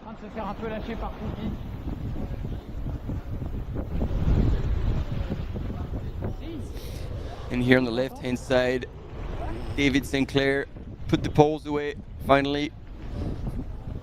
Yeah, I mean, Francesco's performance this year at Canyons was exceptional, 100K. So, yeah, this is kind of reminiscent of Francesco on there, a few different segments we saw there. But yeah, so we got one guy. Yeah, we got Francesco. Then there's the two Colorado boys together. Yeah, right on his tail. David and Meng together as well. So there we go. A little climb here across the bridge. Just throws you out onto the road. This is a dead-end road here into La Folie. And then you would go down the valley and that will take you to Orsières, Martigny. And so, yeah. So it's we're rotating the gang here in Martin's going to grab some food from the aid station, and Stephanie Kay's fully energized and ready to rock once more. Hey, Steph. Hi, how's it going? I have pulled up some stats while I have been off on my little lunch break. I was looking at the times from last year to see when the winners were coming through La Folie. So last year, which was a warmer year, so perhaps the times were a bit slower, Hayden Hawks was coming into La Folie at 4 hours and 7 minutes. We are currently at 3 hours and 58 minutes. Right. And the leaders are expected to come in a couple of minutes. And on the women's side, Tony came through La Folie at 4 hours and 34 minutes. So it'll be interesting to keep comparing these stats to see how we are comparing to previous years. These boys are having some fun, which is so refreshing. Hayden's finishing time last year, 10 hours, 20 minutes overall. Just kind of putting the time splits into context. But these boys are having some fun, and Francesco is just doing a bit of showboating for the cameras, we think. But this is good. The boys are having a fun day out in the mountains. As they should. I mean, this is what it's supposed to be, right? It's supposed to be fun out there. Yeah. Sure, we suffer. Sure, Courtney talks about going into the pain cave. But the whole point of this is to really push ourselves and enjoy as much as we can. Look at these mountains. How can you not have a good time out there? glorious day here now in Switzerland. And, Tom Evans was talking about falling back in love with trail running. Yep. And these three boys, they are in love with trail running. You can just see it. And, they're just about to drop down now to La Folie. There is the aid station there, so we can listen in for the banter. And now that they know the cameras are listening in, I'm sure they're going to be playing up. And there's David Sinclair just probably 50 meters behind the three of them. Yeah, you can see that lead pack just off in the distance on the camera on the left. But that's what I love about these longer races. In the OCC, it's, I say, quote, short. Yeah. It's long for other people, but it's a short 60K race. And it's so intense. It's so fast. We didn't see a lot of interaction or any talking in between the runners yesterday. Today, we've now got a bit of banter, and it's nice to see that there's that time and space to be able to interact with the other competitors. Yeah, it was interesting to see what Drew was doing there. Mm-hmm. Oh, there he is. We also saw last year the runners coming through La Folie. There are some troughs that you can make the most of, as well as the aid station. So it's not as hot as last year. We're getting, but yeah. We've got a poll in the chat. Pick your dream aid station snack. Mine isn't there. It's pizza. And here we go. There is the water station that they are using to dunk their heads, cool down a little bit, and get some water before going into the official aid station. Yeah, and they've all been down here. They've done the recce on this course, so they know what they're doing. And they know where all these key spots are, so yeah. So coming into La Folie, it is 40 kilometers through the race. Since the start of the course, they will have done 2,627 meters of climbing. So we're not even halfway through the climb. And again, 23% of all of the elevation of the race was done on that first climb. So after this descent, they do have some elevation to make up in those back-to-back steep mountains.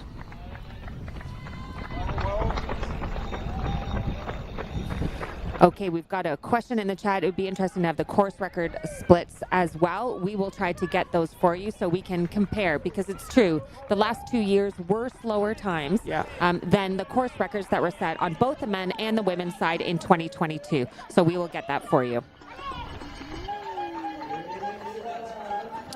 Actually, if looking at the predicted times, the race leaders into La Folie are 9 minutes ahead of the predicted course record pace. So yeah, we were expecting them here at 4:09, and so yeah, they're here at.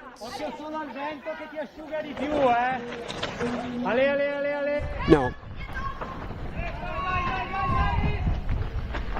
No, that doesn't make sense. Yeah. No, okay, so we've had Francesco Pupi come in at 4 hours and 2 minutes. Yeah. So compared to Hayden Hawk's winning time from last year, that is 5 minutes faster. Now, I'm going to find the course record times for you as well, so that we can compare to a similar weather race. That's right, because Hayden did a 10 hours, 20-minute finish, and we had our race, our course record holder, 9 hours 53 from 2022. Tete Engdahl was in the studio this morning. Tete was pretty confident that there was. Okay, here we go. The during the course record time when Petter came through in 2022 to La Folie, it was 3 hours 57 minutes. So we are running a couple minutes slower. Right. What? And I will check out the women's times as well. Okay, so we've had 5 runners into La Folie. Obviously, Francesco Pupi, you can see him on the screen there. Behind Francesco, you are seeing David Sinclair. You saw Eli and Drew stop early to pick up water in the trough. So Eli Hemming 3rd, Drew Holman 4th, and a minute behind them from China, Meng Guangfu. That is your top 5. And that's a Salomon athlete. So that is going to be, that is probably the other Chinese athlete. So that was Zhang Wohua. But I'm not, oh yeah, is that Anthony Costales is through. He's 7th overall through there. Yeah, Zhang Wohua was 6th. So that's our top 7 into La Folie. We're expecting Jeshren Small, Andreas Reiterer, Simon Pacard. That's your top 10. But just 7 through so far. David Sinclair.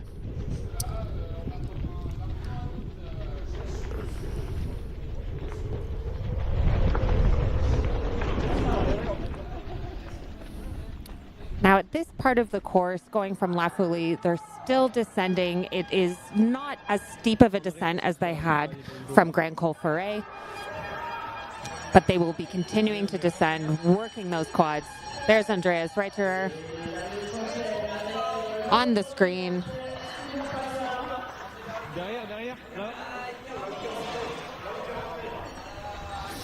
Andreas coming through La Folie, 4 hours, 4 minutes.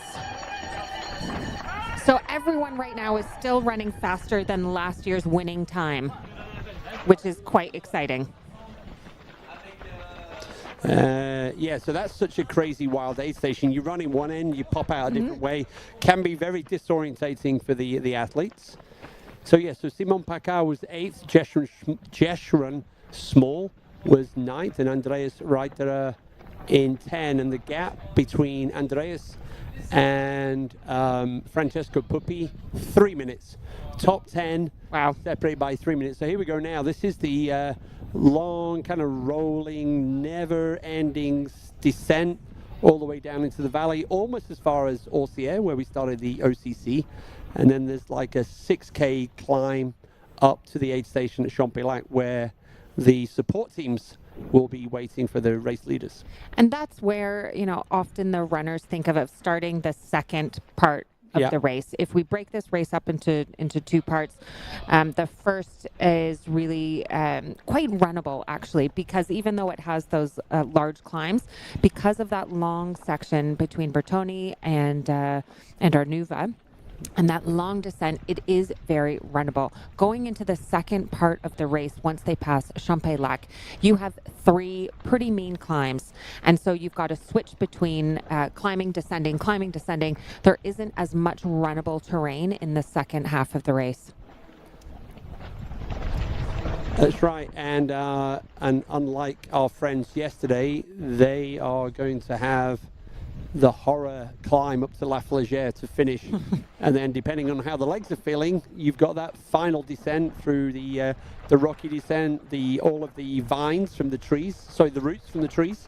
So yeah, so that's all to come in the second half. So the 47K from Champex all the way to the finish here in Chamonix this evening. Our race finishers are expected around about 7 p.m. depending on the course record, and then for our first female athletes, that's going to be about 8:30 p.m. And somewhere in all of that, we are going to start the UTMB at 5:45, 15 minutes earlier than usual, due to a course adjustment at the very beginning of this year's race, due to some rock fall that's been going on for the last few weeks between Chamonix and Les Houches. Yep. And actually, it'll be interesting to look at the times for UTMB this year, because, of course, we are all going to be wondering if Courtney is going to take back the course record from Katie Scheid. But the UTMB course, I believe, is 2 kilometers longer this year. Yep. So something for us to keep in mind. 2 kilometers doesn't seem like a lot when you're talking about 100 miles. But now, when these course records come down to minutes, 2 kilometers is a lot. Yeah, and there's an extra 100 meters of climbing in there as well in that first section. So, so we're almost using language like fastest time rather than course record, because every year now, even on the CCC course, there are slight adjustments from time to time. So right now I think it's recognized that wow, David Sinclair piling through there, just get on the tail of this, drafting, but not in the same sense of the word as you would on a bicycle. As we're following the leaders, also, I like to call out, I know some of you, most of you are going to be following friends, family members, colleagues. We have the top runners now over 40 kilometers through the race, but the majority of the pack is running that nice long runnable section that we saw between Refugio Bertoni and Arnuva. There are over 1,400 runners in that section there, and actually still over 100 runners that haven't reached Bertoni. So while the elites will be finishing during the daylight today, remember that most of the runners will be running through tonight and into tomorrow on the CCC course. And they've got a nasty weather surprise coming their way on the Italian side. There we go. Drew Holman is joining the party. So Francesco leads the train of US athletes. So Francesco Puppi, David Sinclair, Eli Hemming, Drew Holman. That's your top 4 here in view. And, you know, considering the rain of yesterday, the trails already look dry. Yep, doesn't take long here, which is good news. And now David Sinclair is an interesting one. I suspect that he will do well on this section because he is a 2:16 marathon runner. It's just incredible how many of the top runners in these long ultra races we've been calling out that are able to run these incredibly fast marathons. We had a couple yesterday, Andrzej Witek being one of them, 2:17, 2:18 marathons. Today we have a 2:16 marathon runner. It really does translate more and more now into being able to do well in the longer distances. He comes from a ski mountaineering background and got second at the Broken Arrow 50K. I think I saw in the chat this morning someone was saying that David's a gym teacher from Utah. Ski coach maybe as well, but he's a ski coach. I think he's a ski coach actually in Lake Tahoe. Right.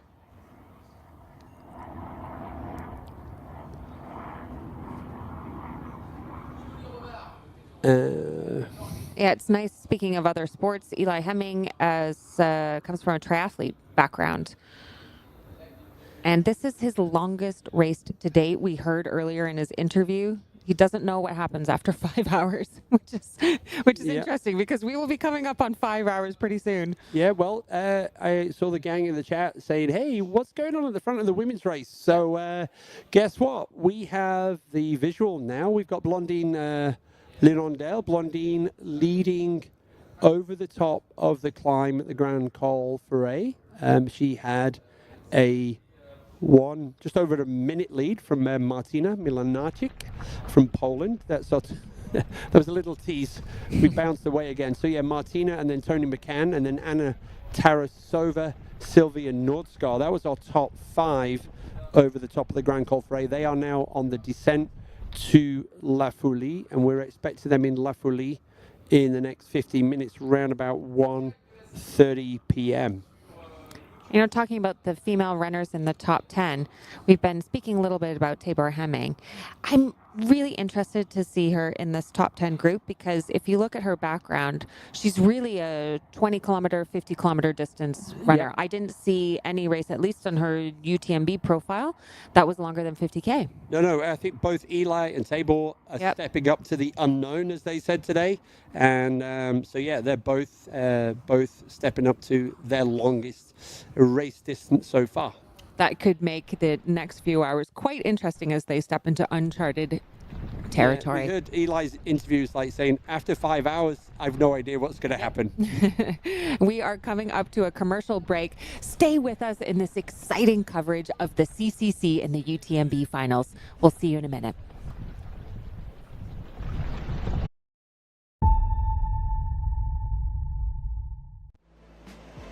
Absolutely beautiful out there. It's such a beautiful course. The trail running community, there's always a support for each other. Everyone in the whole crowd loves this race and loves our sport. I wanted to win. I wanted it so much. I was dreaming about it. That's the best feeling and the best result. That's why I do this sport. I'm really grateful to be at the start line surrounded by these amazing athletes. If you are a trail runner, you have to take part one time in your life.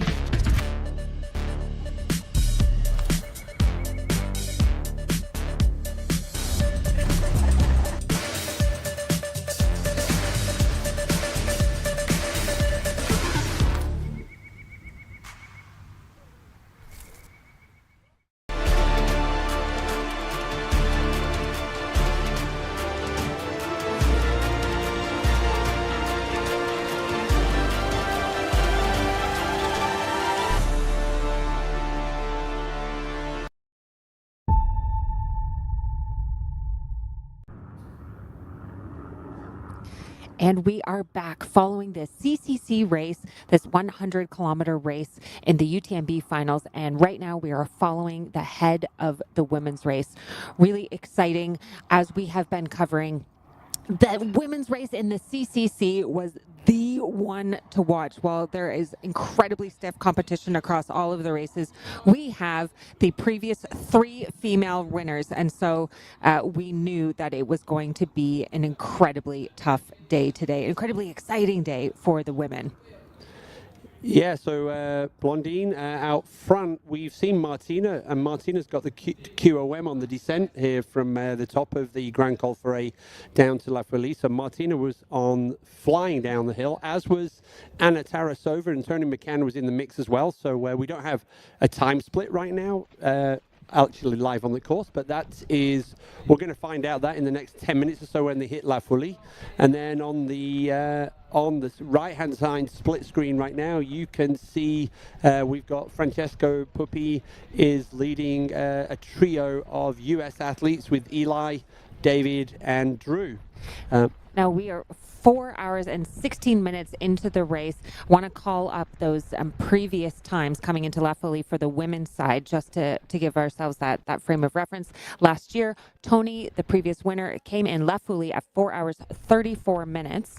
The fastest time by Blondine was 4 hours 26 minutes. And if we are at 4:17, she's expected in 12 minutes. Let's do our math. That would be 4 hours and 29 minutes. So if the algorithm is correct, if the estimates are correct, we're running a little bit slower than the previous fastest time. So Blondine is racing Blondine. Exactly. Blondine is chasing the ghost of Blondine past. Yeah. So these 4 athletes now on the screen working their way, still descending all the way down into the valley. So this is... Was that Drew Holman? He was wearing white. Yeah, I think Drew sat in that group of 4 at the front. So this is... that's probably Anthony Costales. I think it was another ACG athlete, I believe, from the back. So that potentially is Anthony Costales. Anthony was 7th out of La Folie, but maybe has made the move on Zhang Wawa, who was just ahead of him at La Folie. And maybe Anthony's trying to bridge up to these 4 at the front. Yeah, that's a guess.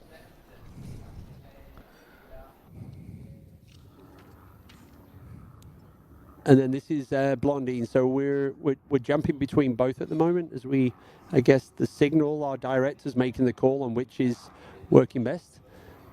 Yeah, so that was Blondine just going into the trees. Yep, thank you, Derek. Derek's giving me the thumbs up in the chat that looked like Anthony. So Perfect. that's good. That kind of made sense. Anthony, we were speaking about earlier because he was 4th at Trail St. Bernard, and that we had the race director of Trail St. Bernard here earlier. Really technical race, lots of elevation. So the fact that Anthony did that in July as a tune-up, let's say, for the CCC race is quite interesting. Looking at Drew Holman's background was interesting as well, because he's got a 5th in CCC in 2023, but a 46th in UTMB in 2024. And you don't often see that, because often if elites are able to podium, if they're that far back, there's a tendency to drop, so that you don't have that on your record. So I really respect actually that he was able to finish 46th, not drop, go right towards the finish after getting 5th the previous year in a different UTMB series. Yeah, and then Drew had a great performance at the World Championships in Austria with Team USA. So and a great year this year, winning the 80K race at Lavaredo. Yep. And Drew is not one for the heat, so Drew will be happy bunny that the temperatures are kinder today. So by the time he gets home into Chamonix this evening, he will have avoided like excessive heat today, and probably anticipated the kind of heavy rain that we're expected to see probably after 10 p.m. this evening here in Chamonix. So here's Blondine working her way now down to the side of the river. Going to head alongside the river, cross the road, and descend down into La Folie. 38 kilometers elapsed at the front of the race for Blondine Lirondelle. I just can't get over what kind of weather we're looking at. I really wasn't expecting it to be this nice. No. I was thinking it would be fine. We were here in the studio watching the runners rather than in the mountains ourselves, but now I'm starting to change my mind. Yeah, the on the screen it's telling us the weather forecast outside, because we're inside, so we got no idea. It's about 15 degrees here in Chamonix, but with the sun out, it will feel quite pleasant out there, away from the wind that we heard blowing pretty strongly at the top of the Grand Col Ferret. And better for the spectators as well. If you are out on the course, if you have picked your spectating spot, let us know in the chat what the vibe is like. We don't have always someone on the ground, and it's always good to hear what is happening actually out on the course. So there you go. You've got on the screen right now, there was just kind of a quick summary of some of Blondine's many results. And I think you were also saying this morning that Blondine, by trade, her profession, she is a gynecologist. Yep. So amazing. So we have our race leader, gynecologist, champion, Blondine Lirondelle. So. And we heard Esther Shelag earlier, who is the head of one of the heads of the Women's Equality Group with the Pro Trail Runners Association, saying what amazing work Blondine is doing, really to support women coming back from pregnancy and helping to raise awareness about all of the different changes that happen with the women's body that maybe we need to take into account in supporting women to return to racing, if that's what they choose to do. I think we just got a broken image of Martina, and based on the location of that, Martina is probably, I'm going to want to say about 400 meters behind Blondine, so really close. At the top of the Grand Col Ferret, they were a minute, 70 seconds apart, so they've kind of kept that gap together on the descent. So yeah, Blondine and Martina 1-2. Tony McCann, Anna Tarasova are 4, but we've not seen Tony or Anna for quite some time. They're keeping us in suspense, so we'll get an update when they come through La Folie. But we can see Blondine is running, looking straight ahead. She said that she was here to run her own race. She was here not to look at the splits, not to worry about the competition, because that's what allows her to perform her best. And she's not looking behind her. She is just running very easily and comfortably. And there we do have Martina on the left-hand side of the screen. Just briefly, they keep teasing us with Martina Mlinarczyk. So it's 1:25 here, local time. We're expecting our first men into Champex-Lac at 2:20. They get to see their support teams for the first time today, so that will be time elapsed just over 5 hours. And here we go, Blondine about to hit the bridge, slight climb up to the road, and then we're going to see her descending down into La Folie. Now the mail times, that's nice. The mail times at Champex-Lac, the predicted times just over 5 hours. That would be on par with the fastest time that was set by Peter Engdahl in 2022 when he came through Champex-Lac at 5 hours 6 minutes. Last year, Hayden Hawks, the winner in a hotter year, came through 5 hours and 18 minutes. So just over 4 hours, people, until we start the big loop of the Mont Blanc, the UTMB World Series final, the UTMB, beginning at 5:45 today. And if you're just joining us, earlier start than normal by 15 minutes. So yeah, we'll be live at the start in Chamonix from 5 p.m. We're going to be giving you all of the atmosphere, and we're all going to be doing our best to spot our heroes and our race favorites, as well as the other 2,500 people. And actually, as a general rule, some of them will start, some of the athletes that want to get the best spot who are not elite will already be trying to get a spot down near the start line, probably from about 2 or 3 o'clock. It's going to start building up already down in the middle of Chamonix. And we've got some exciting stories for UTMB tonight. I don't want to give them all away today, but of course, Courtney is going to be chasing that course record that was set by Katie Scheid last year, 22 hours and 9 minutes. But a lot of people are talking about Ruth Croft, who could potentially become the first woman to win all 3 races. She won the CCC in 2015, when I was actually sharing a room with her, OCC in 2018 and 2019. It would be just incredible to see if she could win UTMB to round out the Triple Crown. And you know, she wants to compete with Courtney. We heard from Martin off air. She doesn't want to, if she wins this race, she doesn't want to win it because Courtney has a problem. Right. She wants to really gut it out and race to the finish, which I really respect. Yep, here we go, gang. Martina Mlinarczyk is on the road from Poland. And Blondine is also on the road. So these two relatively close together after 40 kilometers will be the actual checkpoint in terms of distance once they get to the checkpoint here in La Folie. Chased down by Tony McCann, still in 3rd, as far as we are aware.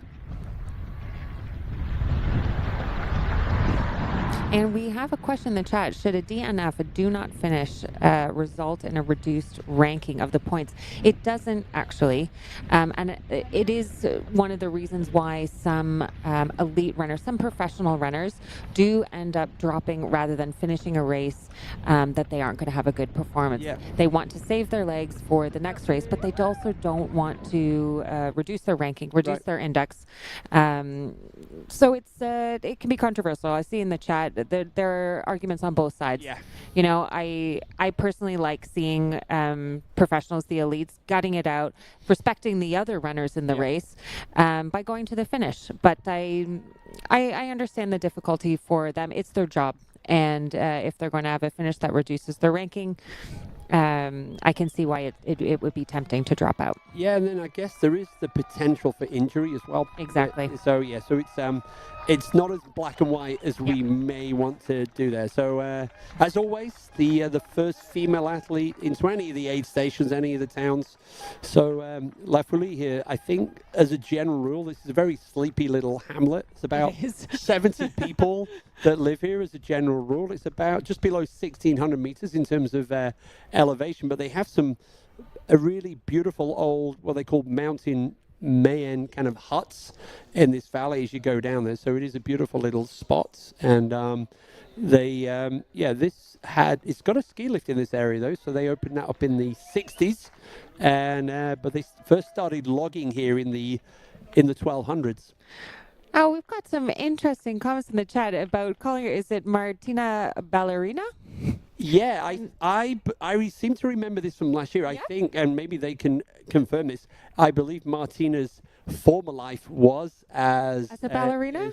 I believe so. So I think Lukasz, you're going to have to give us a little bit more information. But my memory from last year seems to be that you in the chat were telling us that Martina, in a former life, was a ballerina. And that's why she's so graceful as she glides along the trails. 100%. Maybe we'll see a pirouette at the finish. Yeah. I would love that. But we are with Blandine Lechandel, who has the fastest time for the women, chasing her own ghost as she comes into La Folie through the aid station. Again, her time to beat was 4 hours, 26 minutes. So we are running a little bit slower. And I don't think we can blame it on the weather because 2022 was a cool year. Maybe the top women are just holding back a bit this year because everyone knows how competitive this race is. Everyone knows. Everyone was looking at the women's race. So I wonder if they came into it just telling themselves, hold back, hold back, hold back, hold back. Yeah, and the win is the first thing to secure, and then the time is, quite right. Yep, quite right. I think Blandine was just getting a little bit of intel there from somebody in the team, and you're allowed to do that here. Just pass on information, but no support. So yeah, Martina is a professional dancer. It has been confirmed. Amazing. So Blandine, the dream scenario here is you get in and get out before before the second runner gets there. So feels like Blandine has a lot of friends out on the course. He's waving to people, talking to people. So yeah. Well, that was a masterclass, I think, in aid station work. She just moved through that quickly, decisively, and she is on her way. Yeah. So we will be shortly giving you a time gap between Blandine and the rest of our female athletes into the aid station. 4 minutes slower than the fastest previous time, but 4 minutes faster than Tony's winning time from last year. Right. Talk of the devil. There we go. Tony McCann is almost into La Folie as well. So yeah, Tony. We haven't seen Martina, which I don't know if Martina's already at the aid station and we're just missing here. We're not getting an update on the screen from our director in terms of position, but here we go. Martina has gone through the aid station. That makes sense. She went through almost exactly 1 minute behind Blandine. Right. Yep. Right on the money. And then here we go, Tony McCann. She's been here before.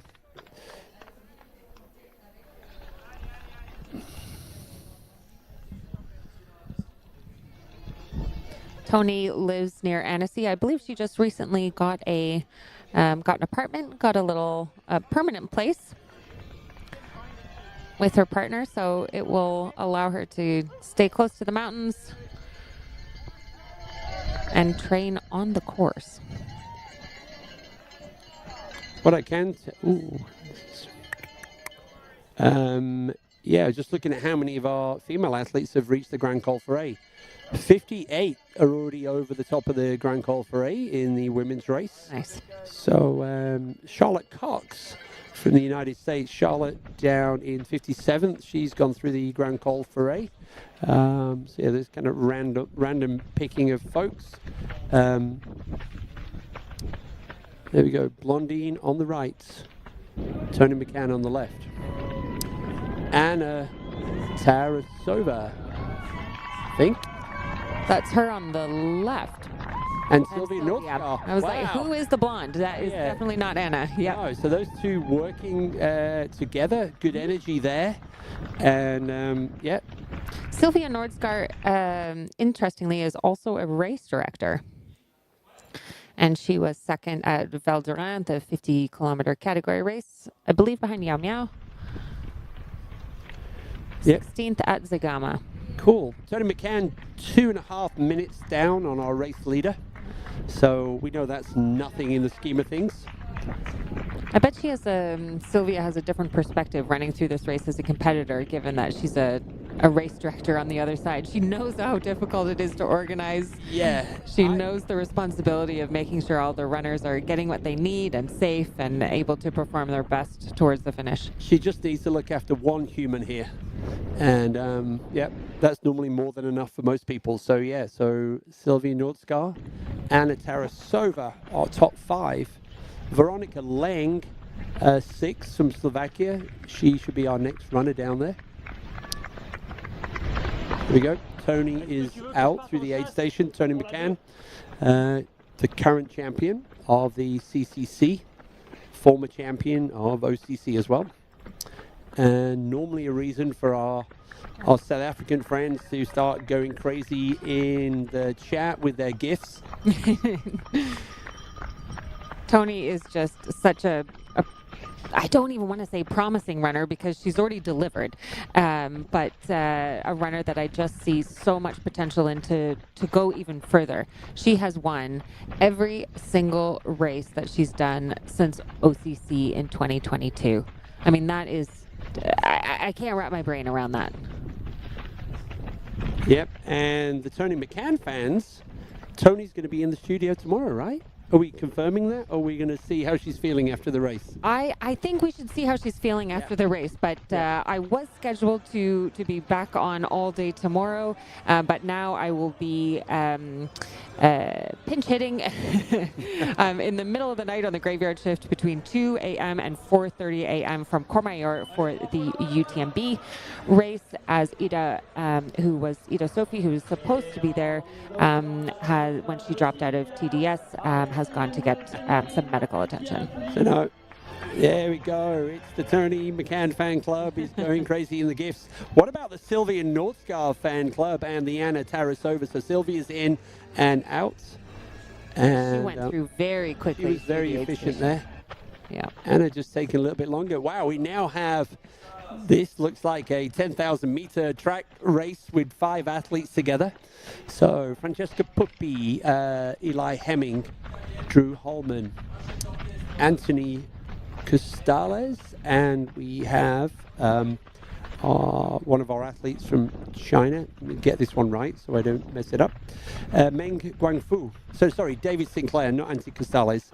Anthony is not far behind them, I believe. So yeah, so Francesco, Drew, David, Eli, and Meng Guangfu. And Meng is really a standout runner from China. Wasn't on my radar, should have been. Right. But great to see him in the top 5. And yeah, I was talking to the Chinese team, so they're very excited about his kind of potential. I was also asking them, kind of rather randomly, what's the deal with the Chinese athletes in terms of trail running culture and doing their best to kind of adapt to being overseas. So now they've recognized that you need to be in Europe. You're in Europe for longer. Yep. So first challenge for them is getting visas. Yep. And then also when they're here for maybe 2 months, they do get homesick because food's very different. There's not a people, if they don't speak good English, and not all of them do, that's a challenge.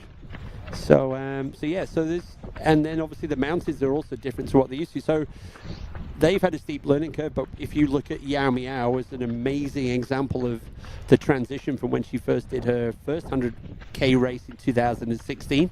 So yeah, so they're on the steep learning curve that the US male athletes had. The female athletes, the US female athletes have been on a charge for a long time. So yeah, that's the new, the Chinese runners are getting more intel and more, smarter at how they transition from racing at home to racing here in Europe.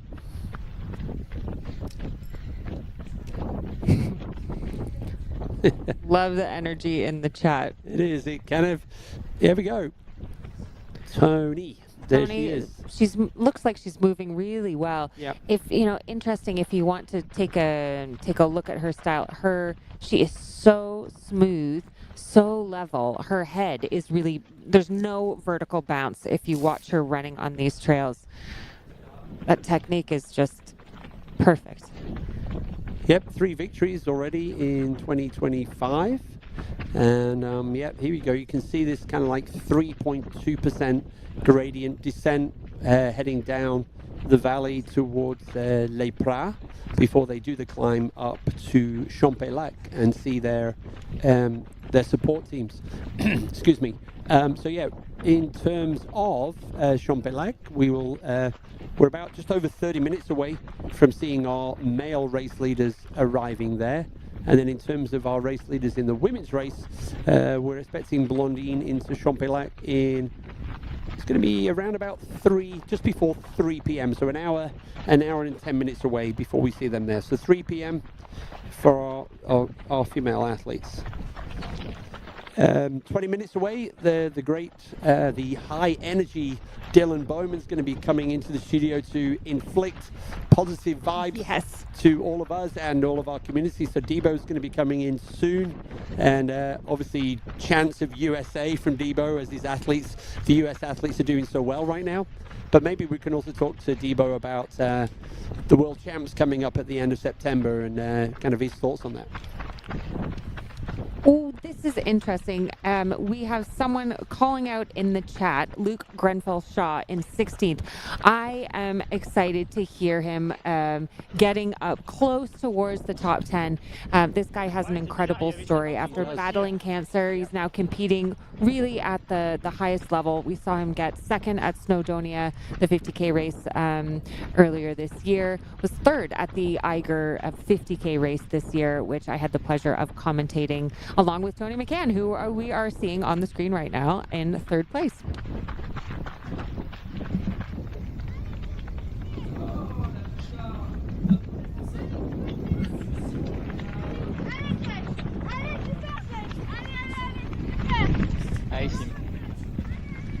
And we are getting intel. This is Simon Paccard. Yes, it is indeed. And Joshua, yep, right beside. Yep. So those guys are currently they were at 9th and 10th. Yep. Through the aid station in La Folie, and in terms of a time gap to our race leaders, they were about 5 minutes back. So 5 minutes, I think, is nothing right now. They're now they've done the cross on the river. I think they're now on the left-hand side as we look up the valley towards La Folie, and yep, they're all on the way down, getting ready to hit the climb up to Champelac. And Simon looks like it's another one who is stepping up in distance, very much in the 20 and 50K category type of racer. Got second earlier this year in June at the 20 kilometer category of the Marathon du Mont-Blanc.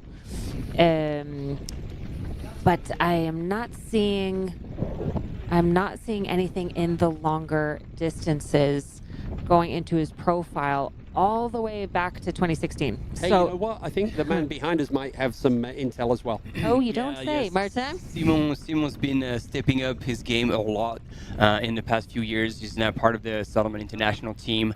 And yeah, his performance this year, as you were saying, on the 23K in Mont-Blanc was mind-blowing. He was battling it out all the way until the end. And the man has legs, the man has speed. Whoa! Oh yeah, no, that's a spectator. That's fine. We can afford to lose these guys. But yeah, it's good to see them. And Keith, you were saying like they're so far, so close. Yeah. Like only 5 minutes back is literally nothing. So, Poopy's still leading the trail, and that group of 5 became a group of 2. And I see very quickly. Eli Hemming is the only one who could actually keep up with Francesco on the road. And here we're back with Blondine, but Martinez closed the gap.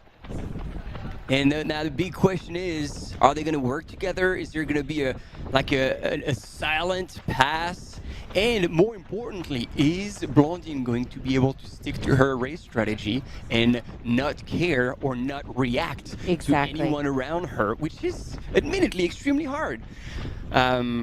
We saw yesterday in the OCC with Yao Miao and Jolene, the two of them barely acknowledging one another, in fact, not acknowledging one another when they passed each other. But this is a longer race, and maybe we'll get a little bit of chit-chat as the women come up. And we just got the news that apparently Tony McCann has taken a big fall. Oh, no. Have that on the cameras.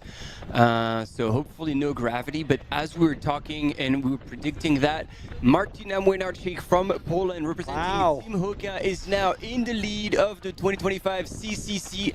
And she must have switched a gear. She passed with purpose because in a matter of a 30-second time lapse, she put, oh, there we go. We are with Tony. Oh, no. No. This And is she's holding horrible news. Well, come on, Tony. It looks like she might have really hurt herself here. Oh, man. This doesn't look like the kind of injury that you can just walk off. Oh, come on. You can do it. Now, this is where she's going to be battling in her head whether she can keep going. She's going to be feeling the pain. Sometimes you can fall, you can run it off, and sometimes it's just not possible. But seeing how she's moving right now, she's limping. She's trying really hard, but it's not looking good.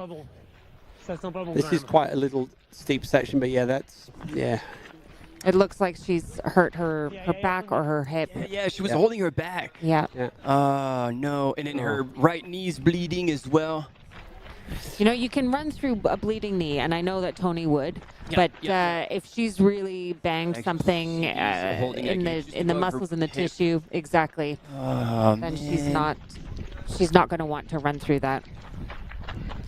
Oh, this is so disappointing.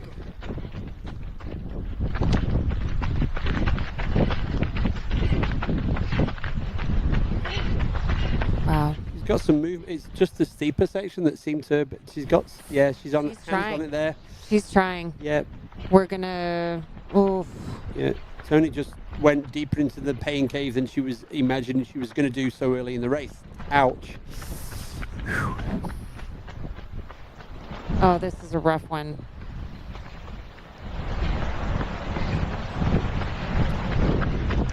And to have a camera on her the whole time, I mean, it provides us with the insight, but I'm sure right now she's struggling. Oh, Martin, our friends in the chat from Poland, they were kind of just reminding us it's Martina Ballerina.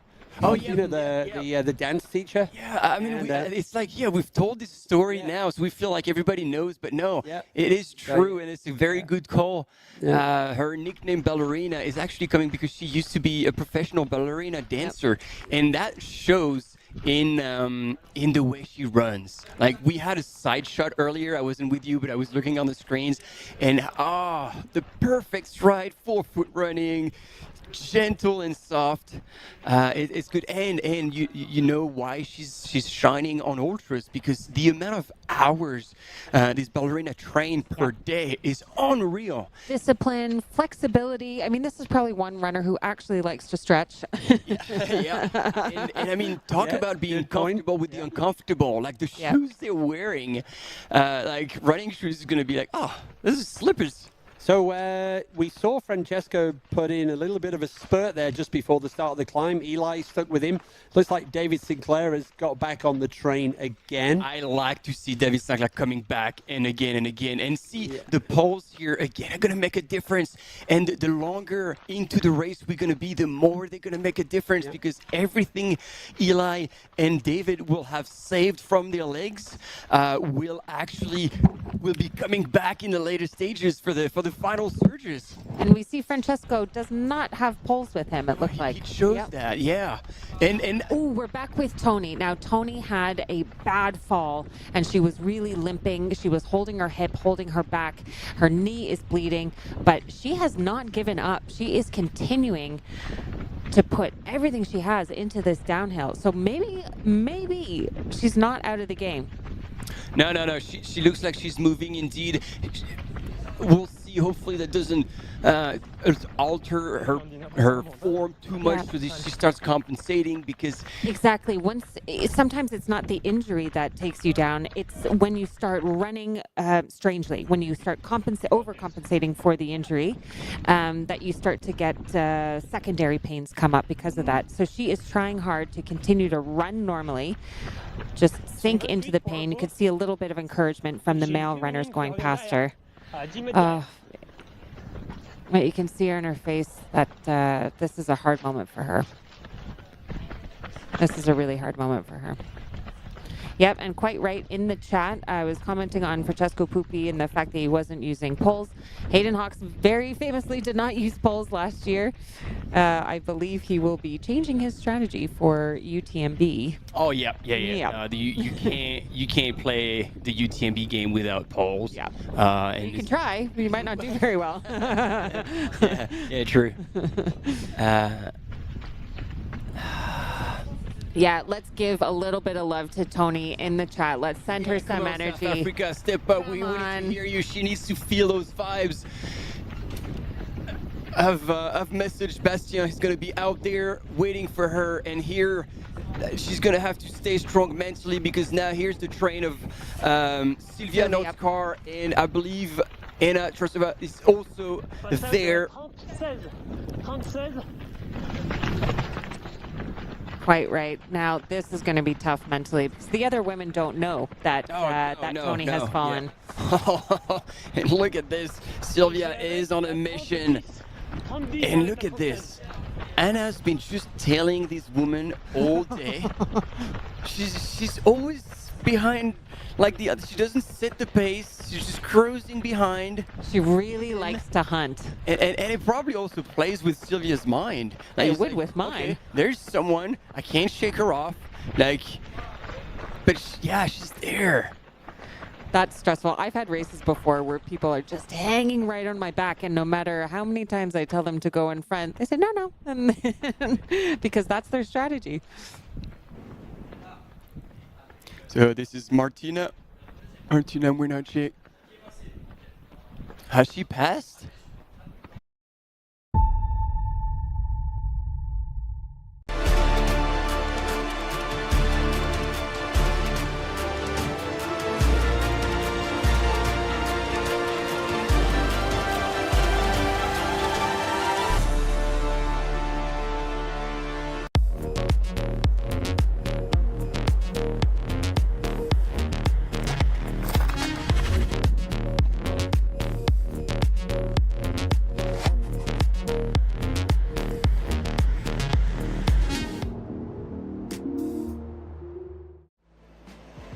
Absolutely beautiful out there. It's such a beautiful course. The trail running community, there's always a support for each other. Everyone in the whole crowd loves this race and loves our sport. I wanted to win. I wanted it so much. I was dreaming about it. That's the best feeling and the best result.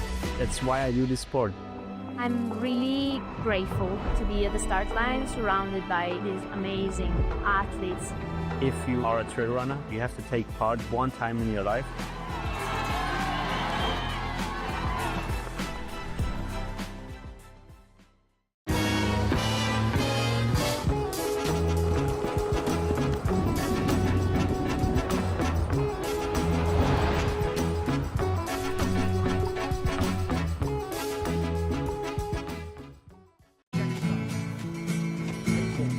Try imagining a place where it's always safe and warm.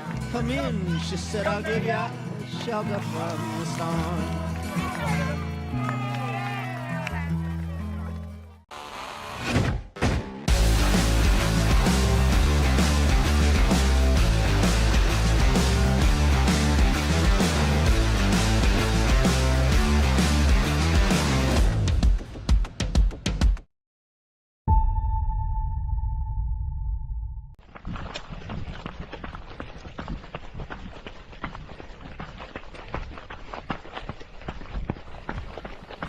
Here we go, we're back. And Steph, there's been a bit of change here, and we were talking about him coming back with his poles. David Sinclair is now leading the race just ahead of Francesco Pupi. And I can't see him, but I'm guessing Eli... Ooh, no, he's not there. Eli Hemming was in that group. So could Eli be just ahead? Or maybe there's been a pit stop. You know, every once in a while you got to do that. This is exciting. Yeah, there was actually quite a lot of chat in one of the podcasts that Dylan Bowman did before the UTMB week. I believe it was Chris Myers that was talking about it. I can't remember who it was, but about the P strategy amongst the lead men during Western States, and yeah, how the men would all try to. None of them wanted to take a P break because then you would lose, even 10 seconds. You fall off the pack. Yeah, and so they would end up trying to go in groups, which I thought was hysterical. So normally women go to the bathroom in groups, but apparently during Western States, men do it too. David Sinclair, the ski mountaineer, 2:16 marathon runner, so those flat sections would have suited him quite well. Second at Broken Arrow, 50K. Really being chased. You can see he's doing the power hiking while Francesco Pupi, without the poles, is still running up this climb. Francesco was on, I think, everyone's list for being the one to watch here. I mean, he has just had the strongest of race records recently. Also, interestingly, just like David Sinclair, also is a 2:16 marathon runner. So they have the exact same marathon time, which is really interesting. And after 2 consecutive podiums on OCC, now he's trying to see what he can do on the CCC course. He said before the race that he feels the strongest about the last 3 climbs. So this is after passing through Champex-Lac. So the best part of his course, the course that he's most looking forward to, hasn't even come yet. So the fact that he's running in first, second pack right now, I think bodes well for the rest of the course for him. Before he became a professional runner, he told us that he studied physics.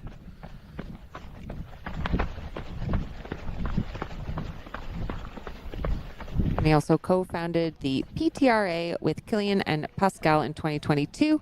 We had Esther Schilag from the PTRA, the Pro Trail Runners Association, on with us earlier today to talk about the Women's Equality Group and the work that they're doing with UTMB and others.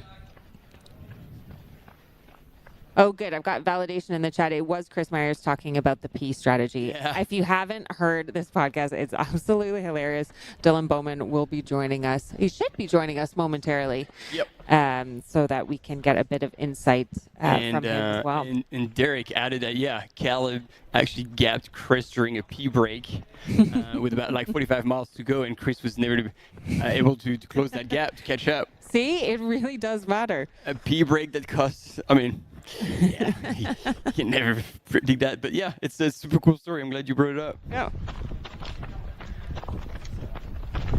Will we have anyone in this race foregoing the P stops? Will we have anyone just running right through like we see in the marathons? Hopefully not this early on in the race, but maybe in the last 10K. Yeah. Would you do it? Yeah. Yeah, me too. 100%. For the women out there, take note. The way to cut off some time is to learn how to pee standing up. Oh, yeah. Rob Crowder was an absolute legend at this game. Yep. I raced him once, and I'm like, wow. And I tell him, man, I am very jealous of your skills peeing at 14K an hour. And he was like, well, that makes us even because I'm jealous of your downhill running skills when I was staying with them in Flagstaff. It takes skills, and there we go. Look at this. This is now a ding-dong battle between first and second in a women's race between Blandine Lirondelle and Martina Mouinarczyk. What exactly is a ding-dong battle there, I Martin? do not know, but I've heard this in Australia, and I thought it sounded amazing. Well, we're going to use it then. We've got a ding-dong battle going on. That's how I know English. I just repeat stuff. I have no idea what I'm talking about. Gosh. All right, thought it was just me. It's too early to go sideways. What are we going to do when we are commentating from 2 to 4:30 a.m. this morning? This is going to be wild. All right, so yeah, I believe this is it. Like now, David Sinclair has taken the lead, pushing the pace. Francesco Pupi is still keeping up, and it looks like Eli Hemming has fallen back. We don't know exactly why, and especially if we're telling us on the left-hand side that the third man here is Drew Holman, which would mean, if this is accurate, that yeah, the big dog is in the house. We have Devo with us. Oh, so this is an interesting move here. This is a very famous water trough on the way up to Champé, and then they both knew it. It was there. David was very quick in and out to get some water. Francesco actually made a bit of a longer pit stop, but those pit stops are extremely important because at the end of the day, things are starting in Champé-Lac. All right. Oh, no, you're going to have to squeeze in, buddy. Let's get comfy. Oh, yeah. Little group shot here. Here we go. What an honor. What an honor. Here we have You're on. Bowman. Yeah, we got to have you in the camera. Okay, here's my boy Drew Holman here. You've got going his way up. Home run, Drew. Yeah.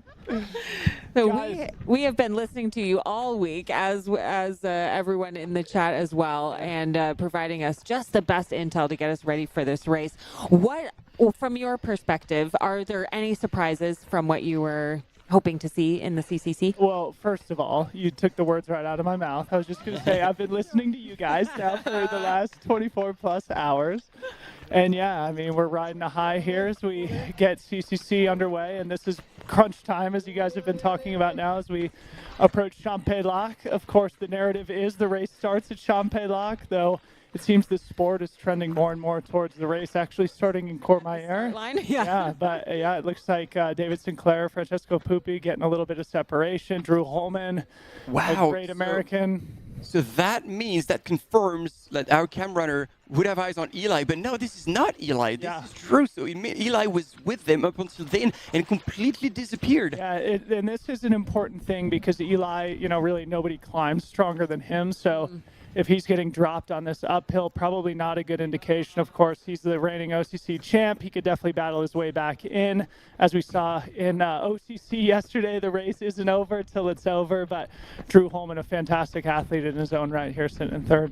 But this is an interesting moment because Eli Hemming said in his interview, I don't know what happens after 5 hours. And we are at 5 hours and 1 minute. Wow. And we don't know where he is. So he can be a strong runner, maybe in the under 5 hour race, but perhaps it's the distance, the length of time is catching up to him. Yeah, it could be. I mean, so Eli has raced 150 miler and 100K in his career.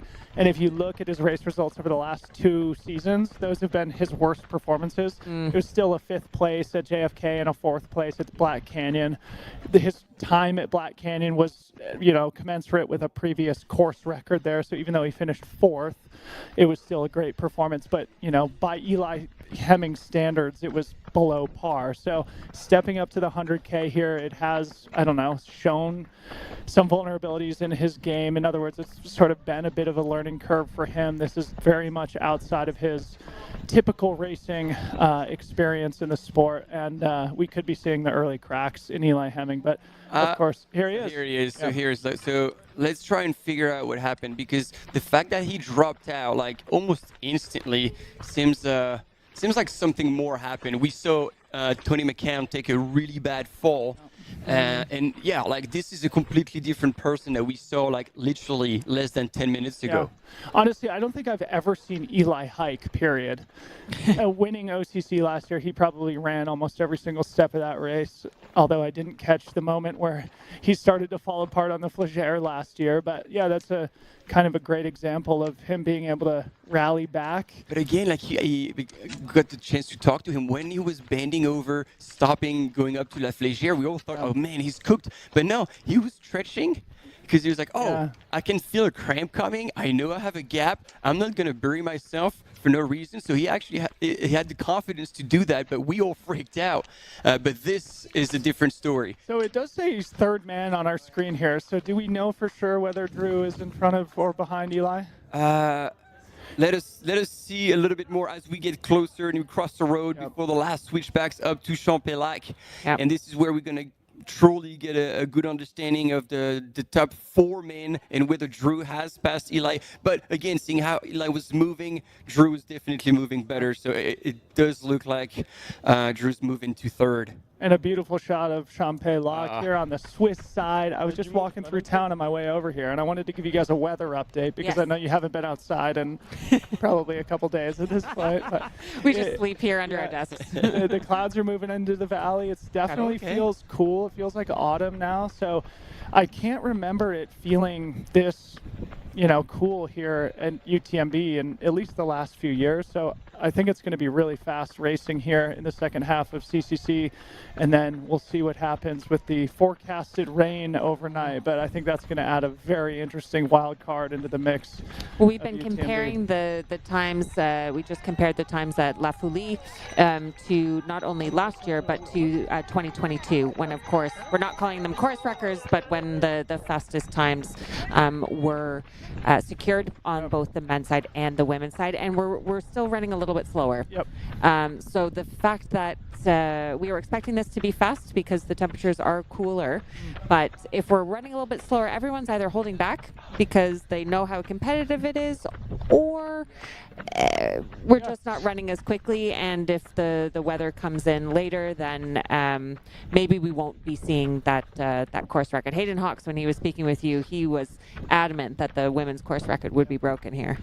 Yeah, I mean, it's, I don't know, kind of a mystery, isn't it? Because that kind of surprises me that they would be below course record pace on a day like today, especially because the previous few runnings of UTMB have been relatively warm. But I don't know, maybe out on the course it feels a little bit warmer than it does just walking around town. Yesterday was a perfect example of that too. It was sort of gray and overcast, but it was warm, super warm. So I just want to say here about David Sinclair and Francesco Pupi. For those who don't know, David Sinclair does come from a Nordic skiing background. He's also one of the best ski mountaineering athletes in the U.S. So I heard you, Martin, talking about him having the poles out, running downhill from the top of the Grand Col. And yeah, who knows? I mean, we saw Hayden Hawks win twice here without poles. CCC, it's sort of like a 50-50 thing of who's using them, who isn't. But we'll see if the pole technique does lead to potential extra advantage, though. Francesco obviously still looks very strong and smooth as he tiptoes his way up also. And again, so 2 things. Yes, the course record was set by Peter Engdahl with poles. But again, it's because as much as Peter is a cross-country skier, David has also that extension of his body. While you give poles to Pupi, I'm sure that's going to bother him more than anything in the world. So it's also, as you were saying, the kind of runner that we are having. And that's the question I asked Peter, is like, do you believe that somebody can go sub 10 without poles? And he wasn't sure about that. Yeah. I mean, speaking for myself, I wouldn't do any of these races without poles. So, I mean, I was sort of having this internal debate about whether Jim would use those poles yesterday. And of course, he didn't need them. He ran probably almost every single step. He needed them about 100 meters before the finish line when he bailed. Oh, God. Yeah, that was a surprise to a lot of us last night to see that clip. Now go semi-viral. Let's talk about the American runners who I know you are cheering for. for. On the women's side, in the top 20, we have 5 out of the 20 are American at the moment. 2 that I know you were interviewing and were calling out, Danny Moreno, who was on the podcast, and Alison Baca, who a number of people were saying, we were underestimating. Alison is currently sitting in 13th, and Danny is in 20th. And then the other Americans to round that out are Tabor Hemming, also who's stepping up in distance for this one, Lottie Brinks and Robin Leish. Yep. So, look at that. Yep. Martina. She's feeling the heat. Soaking down. Feel the heat of the day. Do you remember, I think that may be the same fountain last year that Hayden Hawk stopped at for the sort of secret water spot that they know it. Yep. Like honestly, I think it's a really important point as we see David Sinclair, Francesco Pupi coming up into Champex-Lac now. I mean, obviously now, many of these pros, a high percentage of them have run every single step of the race courses that they're competing on. So having the knowledge of where the extra water spots is does make a difference. And I think for the audience, this is going to be fun to watch here. Let's see how this crew transition goes. Les projections les plus optimistes ont été devancées par les concurrents.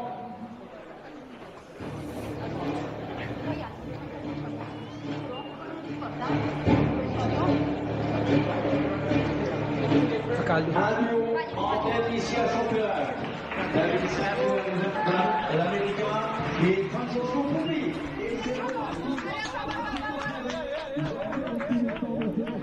Ooh, hot game. That was fast. They were in there and out of there, I think in less than 60 seconds, keeping an eye on one another the whole time to make sure that neither one let the other one get away. Now let's compare the times again to the previous fastest times. Francesco Pupi clocked in at 5 hours, just under 5 hours, 9 minutes. Now this is comparable to the fastest time in 2022, Petter Engel, in 5 hours, 6 minutes, but faster than Hayden Hawks last year, 5 hours, 18 minutes. And so we got a comment from Liam at Aid Station Fireball. Finally, we missed you, man. It says the top 10 are under 450 by the time they get to La Folie. And so far, there's never ever been more than 4 women that this fast. Wow. Meaning we knew the field was deep, but it's extremely deep, and we might see some blowouts. Yep. And in the chat, they're also telling us that Pupi said that it was warm when they were when he was going through the aid station. We could see that he was feeling the warmth. Real quick, while we're on the subject of Aid Station Fireball, our Canadian friend Liam Tryon, who always provides great commentary and especially statistics, he texted me this morning after our OCC recap. Okay, here we go. Drew Holman passing Eli Hemming. Eli was indeed still third at that point. So these guys still very much in the mix. We'll get an accurate split once they enter and then exit the aid station here, probably in just a couple of minutes. But we were talking about how Yao Miao has podiumed at OCC the last 3 years. Plus, she obviously has a victory at CCC from 2018. And I was looking back through Yao Miao's results and didn't realize or didn't remember that she started UTMB in 2019. She had to drop out because she went blind. Right. So he was reminding me that that was Courtney's first victory, 2019. And it was Yao Miao who led through Courmayeur that year until Courtney ended up passing based on the problem that Martin just mentioned. But anyway, I'm looking forward to seeing Yao Miao eventually step up to the full loop again so that she can get her third of the UTMB World Finals. Francesco Pupi now in the lead of the men's race, a slight gap over David Sinclair. And thank you to all the Italian speakers on the chat, because apparently while at the aid station, Francesco say "fa caldo," meaning it's hot. Yeah. So it's good to have those little insights. And despite the heat that he was still feeling, Francesco is flying on the flat alongside that lake. He's making his road leg turn pretty quick. All right, Drew Holman into the aid station. Let's hope that he has just as a swift transition. Liam is in the house. So coming in, all smiles.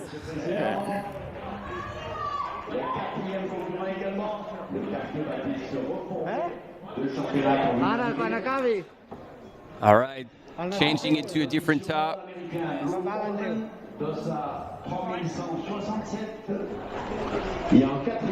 Cleaning himself up.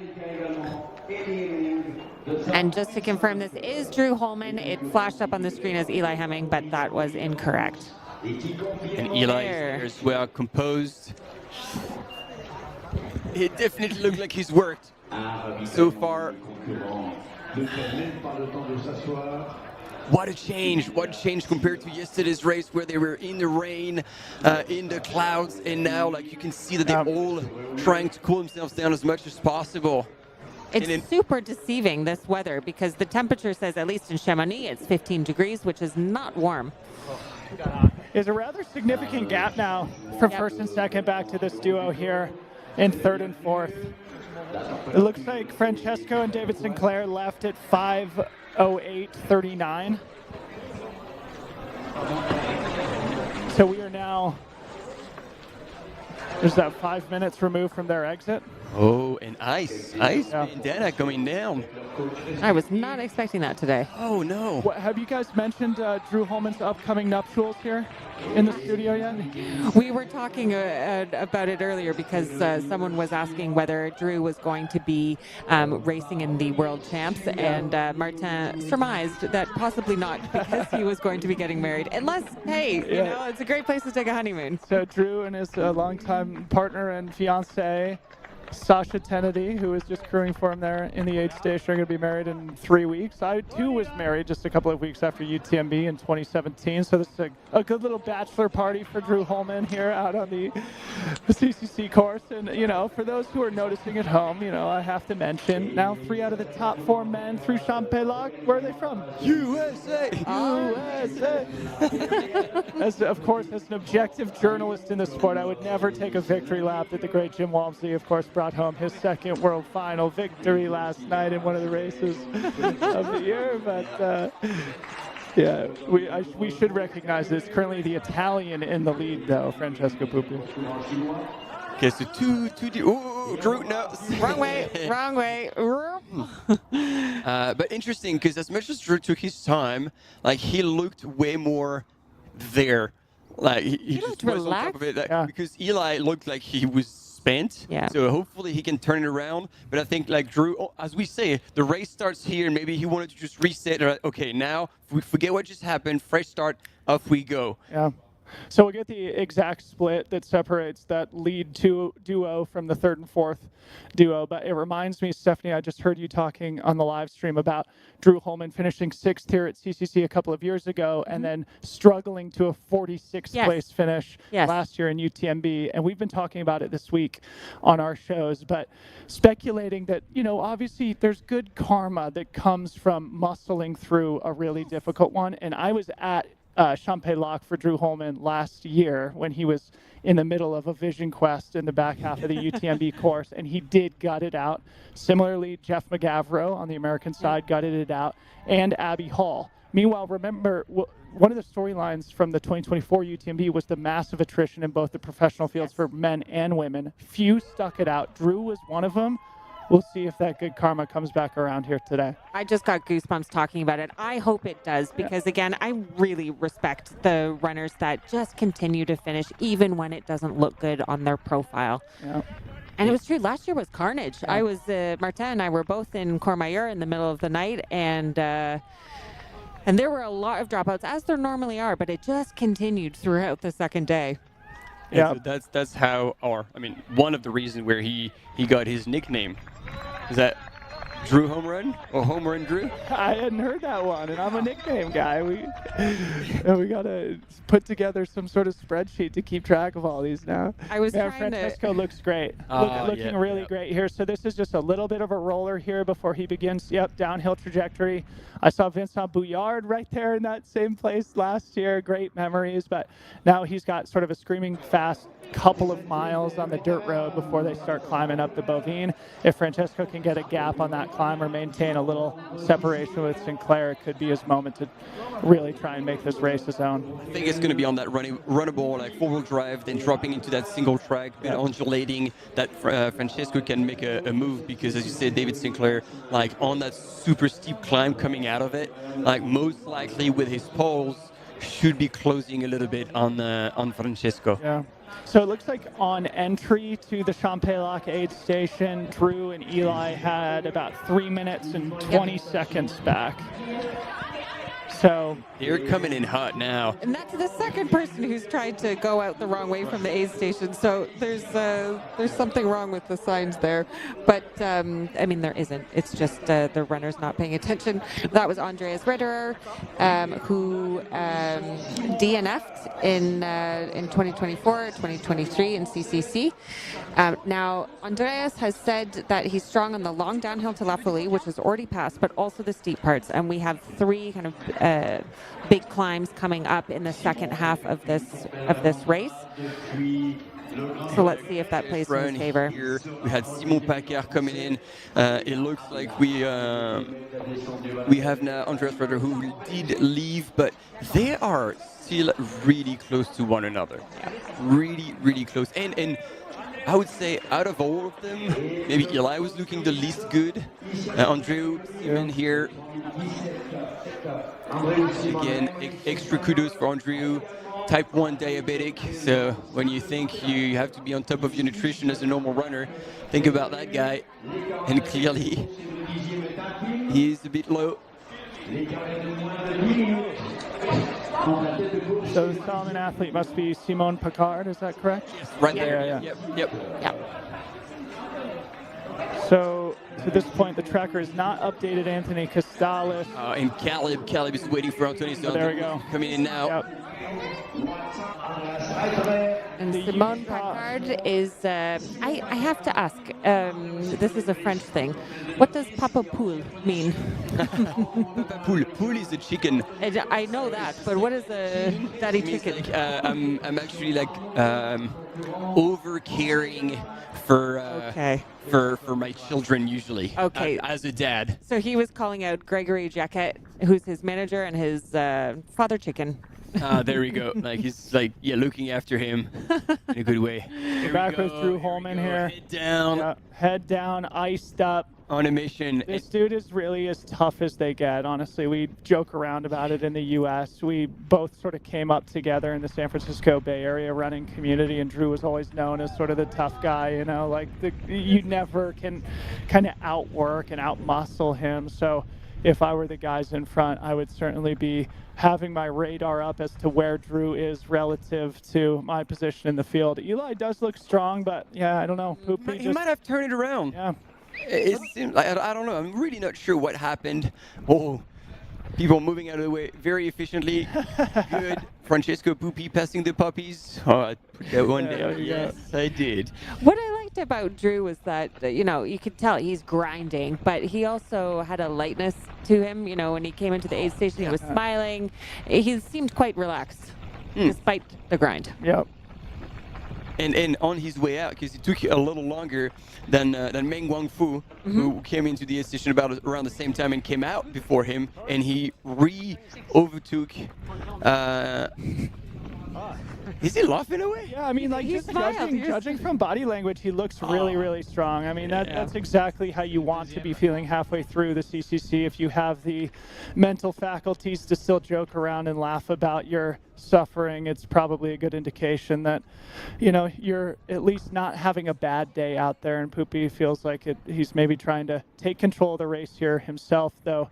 We don't have visual on David Sinclair. They left the aid station basically together. So let's see if Pupi is now trying to get a little bit of a gap. There we have Sylvia Nordskar from Norway, also a race director. I kind of have a feeling about this duo here. Just having watched them now through the course of the day, they've kind of been working together now for a few hours. Both look really smooth too, don't they? Well, Anna Tarasova, we've been talking about how she is the hunter. She just sticks behind Sylvia or someone else, and she just stays there. So my question is, are they working together, or is Anna just hunting Sylvia down? Yeah, it does. I think in all the visuals we've seen, it has been Sylvia followed by Anna. So I'm not sure Anna's taking her pulls at the front, though. Maybe things will change up on the climb here, but both looking really strong and in great great position here nearing the halfway point in the race. Have we talked about the golden ticket battle here on the line here for Western States? Just a bit at the beginning. Okay, so I have an obligation as a board member of the Western States 100 to make sure our audience knows that there are 3 golden tickets in both the men's and women's fields to come compete at North America's most important 100-mile race, the Western States 100, which will be taking place at the end of June 2026. So we call this a super golden ticket race. So 6 total golden tickets on the line here. As opposed to 4. Yep. Yeah, so some races have 6, some races have 4. Of course, they're always equal across men and women. So 3 for men, 3 for women here today, and they can roll down. So, for example, last year, Tony McCann got a golden ticket here, opted to focus again on CCC this season before making her jump up to the 100-mile distance. That ticket then rolled down. And wasn't that the story with how Abby Hall? Martina Milnarczyk got a ticket here last year, who we're looking at right now. But wasn't that how Abby Hall, one of the stories that came out of Western States this year, Abby Hall was able to get a spot in Western States because someone else had a pregnancy deferral. Exactly. Yep. And the golden ticket rolled down, and that was a real validation for why pregnancy deferrals really help everyone. Especially when she went on to win the damn race. Yeah, of course. Yeah, so race director Craig Thornley is here, of course, the great Topher Gaylord, who serves as the board president of the Western States 100. He's been coming here to UTMB since the very beginning. We spotted him. They were out there up at the Grand Col Ferret. Right, yeah, we've been getting texts from the top of the Grand Col from them today. But my point is that Craig will be at the finish line this evening to hand over, distribute those golden tickets. One last thing, because you almost talked about everything, because if a runner decides not to take the ticket, it rolls down, but if a runner is already qualified, is the last. It does also roll down. Exactly, and he rolls down all the way to. So do you cap it? Officially, the rule has been it rolls down to 5, though with super golden tickets, maybe it's 6. Again, I should have this information off the top of my head, so don't quote me on it. We are reasonable people at the board, and we have discussed whether we need to increase the roll down. I think, of course, if you finish 7th or 8th here and the people in front of you at a race like CCC opt not to accept their tickets, finishing 7th or 8th at CCC, I think is very worthy of having an opportunity to race in the professional field at Western States also. So, yes, the tickets will roll down. So, ideally, we will be getting 6 athletes out of CCC to race at Western that is States. good to know, because I thought it was always a hard line at top 5, and then that was it.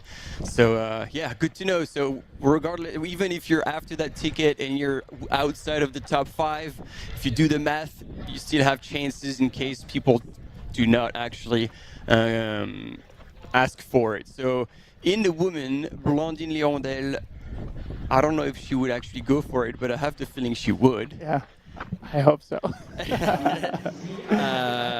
Then Martina Milnarczyk. She DNF'd at Western States this year after leading for the first half. 50 miles. Yep. So she would most likely take it. And so then that would be between Sylvia Nordskar and Anna Tarasova. You know, I found a golden ticket in the studio that we commentate from for the UTMB World Series. There was a golden ticket just hanging around in the corner, and it was the only time that I thought that I'd be able to take a golden ticket home. Yeah. Those things are certainly prized mementos for those that earn them. I think there's a lot of pro athletes around the world who have them placed in their home gyms and recovery lounges to make sure they're properly motivated. Except Jared Hazen. Should we throw him on there? Yeah. What you're referencing is the I guess notorious moments where he sold his coveted belt buckle, but no, it was his golden ticket. All right, I'm going to really throw him under the bus. It was his golden ticket that was probably twice his size, and then he was looking around and was hoping that nobody was there. He was trying to fold it down a trash can, but then I can't remember who took a video of him and then freaking murdered him. Yeah. Jared, if you're listening, we absolutely love you. One of the fastest guys in Western States history. Insane indeed. Here we go, Alexis Sevnek here from France, representing Team La Sportiva, sitting there with his wife being supported. Oh, there we go. There's no snorkel here, but he's still looking good. Chris Myers. Yep, no snorkel. We were, he actually said on Debo's podcast earlier that he was going to take a bit of a different strategy. He doesn't rule it out in the future, but the crowds here are a little bit different. So, yeah. Kim Gaylord mentioned that one of the only comments that she got from athletes who were climbing up the Grand Col Ferret was from Chris Meyer saying, "I don't think I'm really recovered from Western States." Okay. Good intel. I feel like, obviously it's probably not a surprise seeing him this far back here, now approaching 20 minutes since the leaders have left. Luke Grenfell-Shaw, again, got to give another shout out. Lots of support for him. Battled cancer, come back, racing at the highest level. I believe he also lost his brother. Yeah, he did. Yeah. While he was being treated with cancer, Yeah. so he didn't actually quite have the chance to grieve his brother properly. Yeah. And then in Val d'Aran 2 years ago, that was the 10th anniversary of his brother's passing out, and he said like nothing could have stopped me on that race. And don't quote me on this, but I think he won the race. Wow. And like it shows the power of the mind when you're after something, and it's like, look, I knew my brother would have loved to be here, so I owe it to him to bring my best. Yeah. And that was so inspiring. Yeah. Oh, interesting. So Sylvia's got poles, but Anna doesn't. Yeah. Okay, another different strategy that is mimicking the men's race, where Francesco Pupi in the lead, no poles, and then David Sinclair with poles. Here we are in the women's with third and fourth. They are 50 kilometers through this race, so just over halfway. Keith just giving us a bit of stats on the men's side. The top 20 men that have gone through Champex-Lac, the spread is 18 minutes apart. Now we are going into a race recap of the CCC, starting in Courmayeur this morning, the sunny side of the mountain, off to a brisk and energetic start as they head up that first steep climb, about 1,400 meters. As they go to the top, we saw Toni McCann leading from the front. She has had a fall later. We will need to check back in on how she's doing now, but she certainly started off incredibly strong, last year's leader. And Francesco Pupi still at the front. This climb is just an absolute bucket lister for any trail runner who finds themselves in the Courmayeur area in the Aosta Valley. 5,000 feet to get CCC underway here. You get 25% of the climbing done in the first 15K or something. And that was Ingveld. We saw Kaspersen. The camera caught that she had maybe a little bit of an ankle twist. She did, definitely. And then she was limping a little bit. I don't know if this is the reason why she fell back so much, but it means that, there's been a bit of bad luck here in the Terex team, because both Ingvild and then later on Toni McCann taking a bad fall. We saw her try to walk it off, but she was definitely hurting in her hip. So Bastien is out there and is aware of the situation, so he will see and meet her and hopefully can make this bad fall go away. And then see them traversing along that nice long stretch in between Refugio Berterni and Arnuva, passing Refugio Bonatti, where only a few of the top runners stopped to fill up at that water fountain, not an official aid station. And the Grand Col Ferret, the high point on the CCC. Crossing over into Switzerland, going, testing out the quads on that long descent to La Foulie. And then for the camera, Francesco Pupi. Everyone playing a few games with one another. Still in really good spirit. That's why I was so surprised that all of a sudden he disappeared. And Eli Hemming, of course, the partner of Tabor Hemming, Indeed. who's also running the race. Jake was still in the top 10, 8th place. Yeah. It's funny when we questioned the elites beforehand, Tabor Hemming, when we asked her who her coach was, she said her smoking hot husband, Eli Hemming. The sense of humor in these two is absolutely gold. Yeah, they live in a very small town in Colorado, and evidently they do nearly 100% of their training together, which is different, I think, even for professional athletes who are couples. Do you think you'd be able to do that? Probably not. No, you know? Me neither. You know, there's nothing wrong with that. As we see Tony McCann here again, we've mentioned this now a couple of times, but the reigning CCC champion battling through a tough fall, and great to see the sportsmanship from the women's field as Sylvia Nordskar gives Tony a high five upon the pass. And here we are, Champex-Lac, the latest aid station, which we just saw the leaders pass through, awaiting the lead women now, who should be there very soon. Yeah. Yeah, let's go check on the timing to see how far away we are. Not only they live in a very small town, but they actually live most of the time on their ranch, away from any other type of civilization but their family. And gophers, that if they look too long, they get shot. So when Eli said outside of his running life, he's a cowboy, he really means he's a cowboy. Literal. Yes, indeed.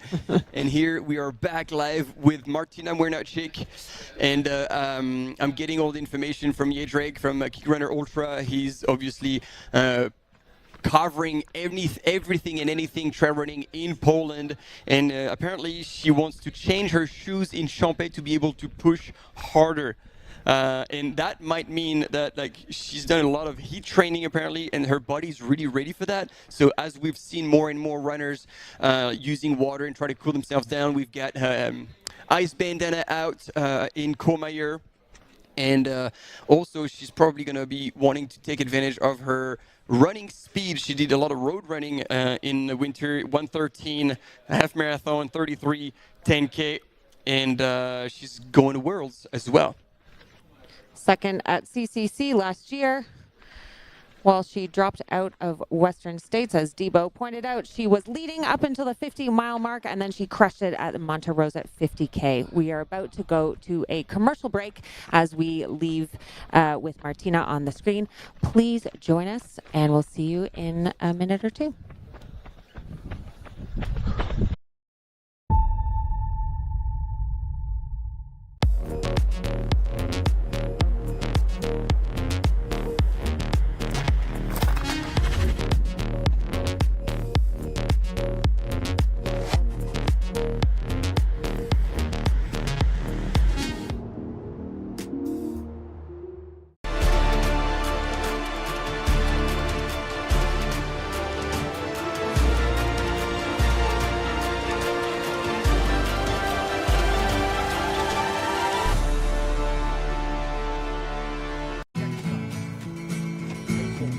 Try imagining a place where it's always safe and warm. Come in, she said, I'll give you shelter from the storm.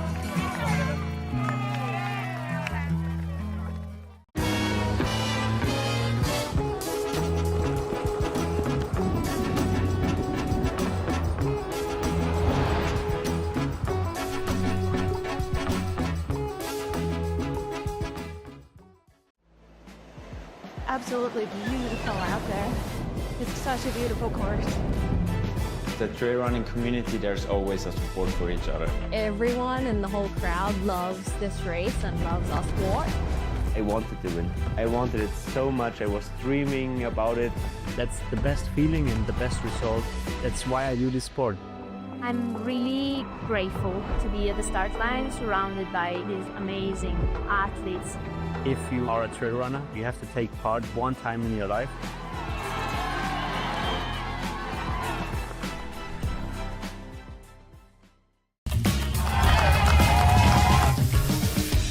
We love stinky runners, but use the soap. You finish your race and your hands are nice and soft. How good is that?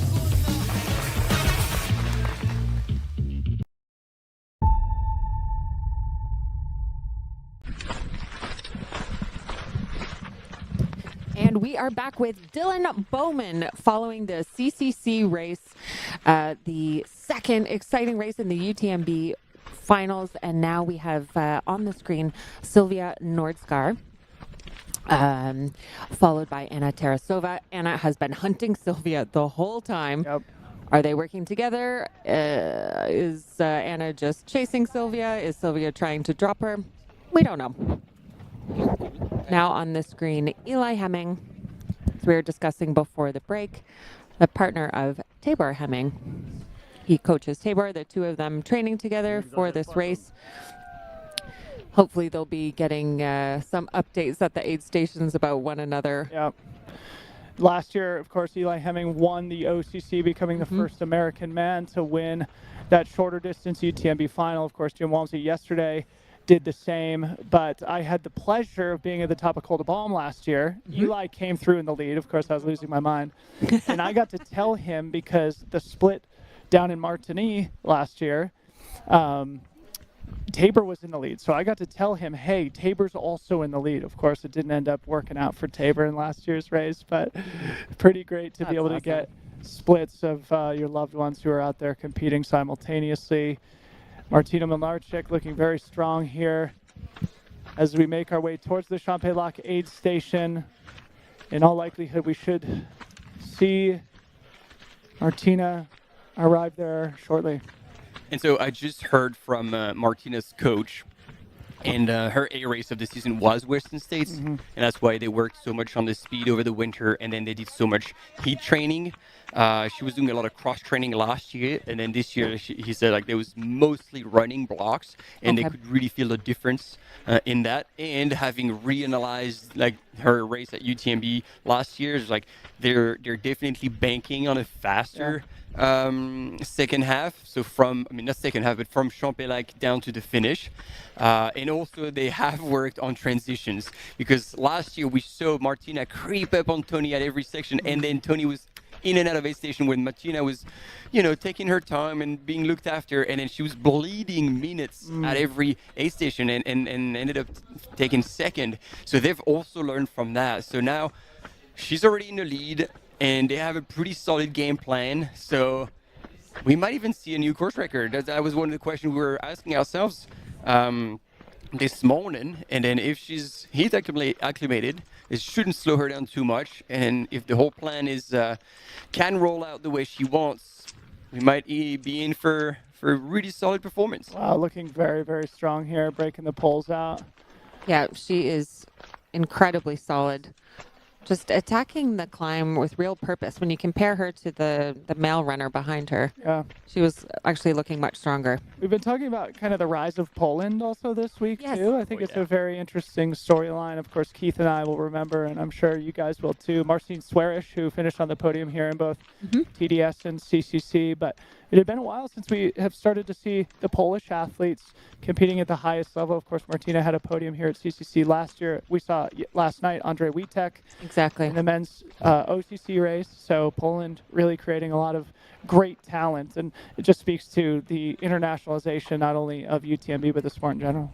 It's something that we commentate on often during the UTMB World Series and the other races. Maybe we're seeing more of the Polish runners because we're commentating on the European side of things. But definitely giving us a run for our money with the pronunciation of all the names. We're back with Eli Hemming, who is now in third place. So he and Drew went into Champex-Lac together in third and fourth. Eli left slightly before, and it looks like he has been able to get a little bit of a gap back to fellow American Drew Holman, who we saw leaving in fourth place, just behind race leader Francesco Pupi and David Sinclair. And he looks like he's moving well, because that is a legit climb, and he's still moving really, really well. And so we got the information from Keith that Martina Mlinarczyk last year went through Champex-Lac in 5:58, and she's estimated to be coming through in Champex-Lac in 11 minutes, and it is 5:41. So that would make her 6 minutes faster than her split last year. Wow. Yep, and the previous times for Tony, last year's winner at Champex-Lac, was 5:55.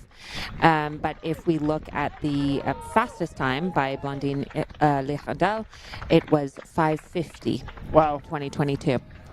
So very close to course record pace and slightly faster than last year's winning pace. So things have picked up because the times at La Folie were behind what they were in last year and in 2022. Yep.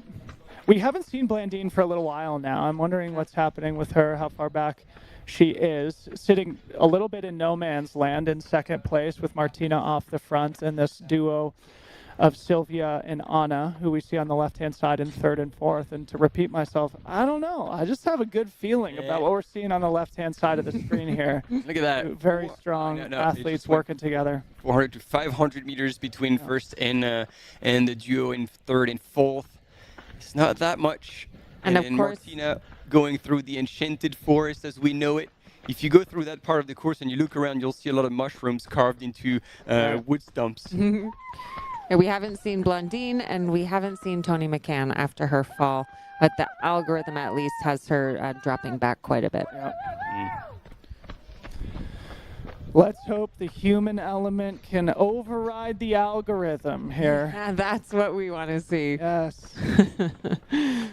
Martina looking really smooth here, navigating the quick little descents and slightly technical sections. This is where you start to see potential cracks in the agility that might portend fatigue setting in. Doesn't appear that is the case for race leader Martina Milnarczyk.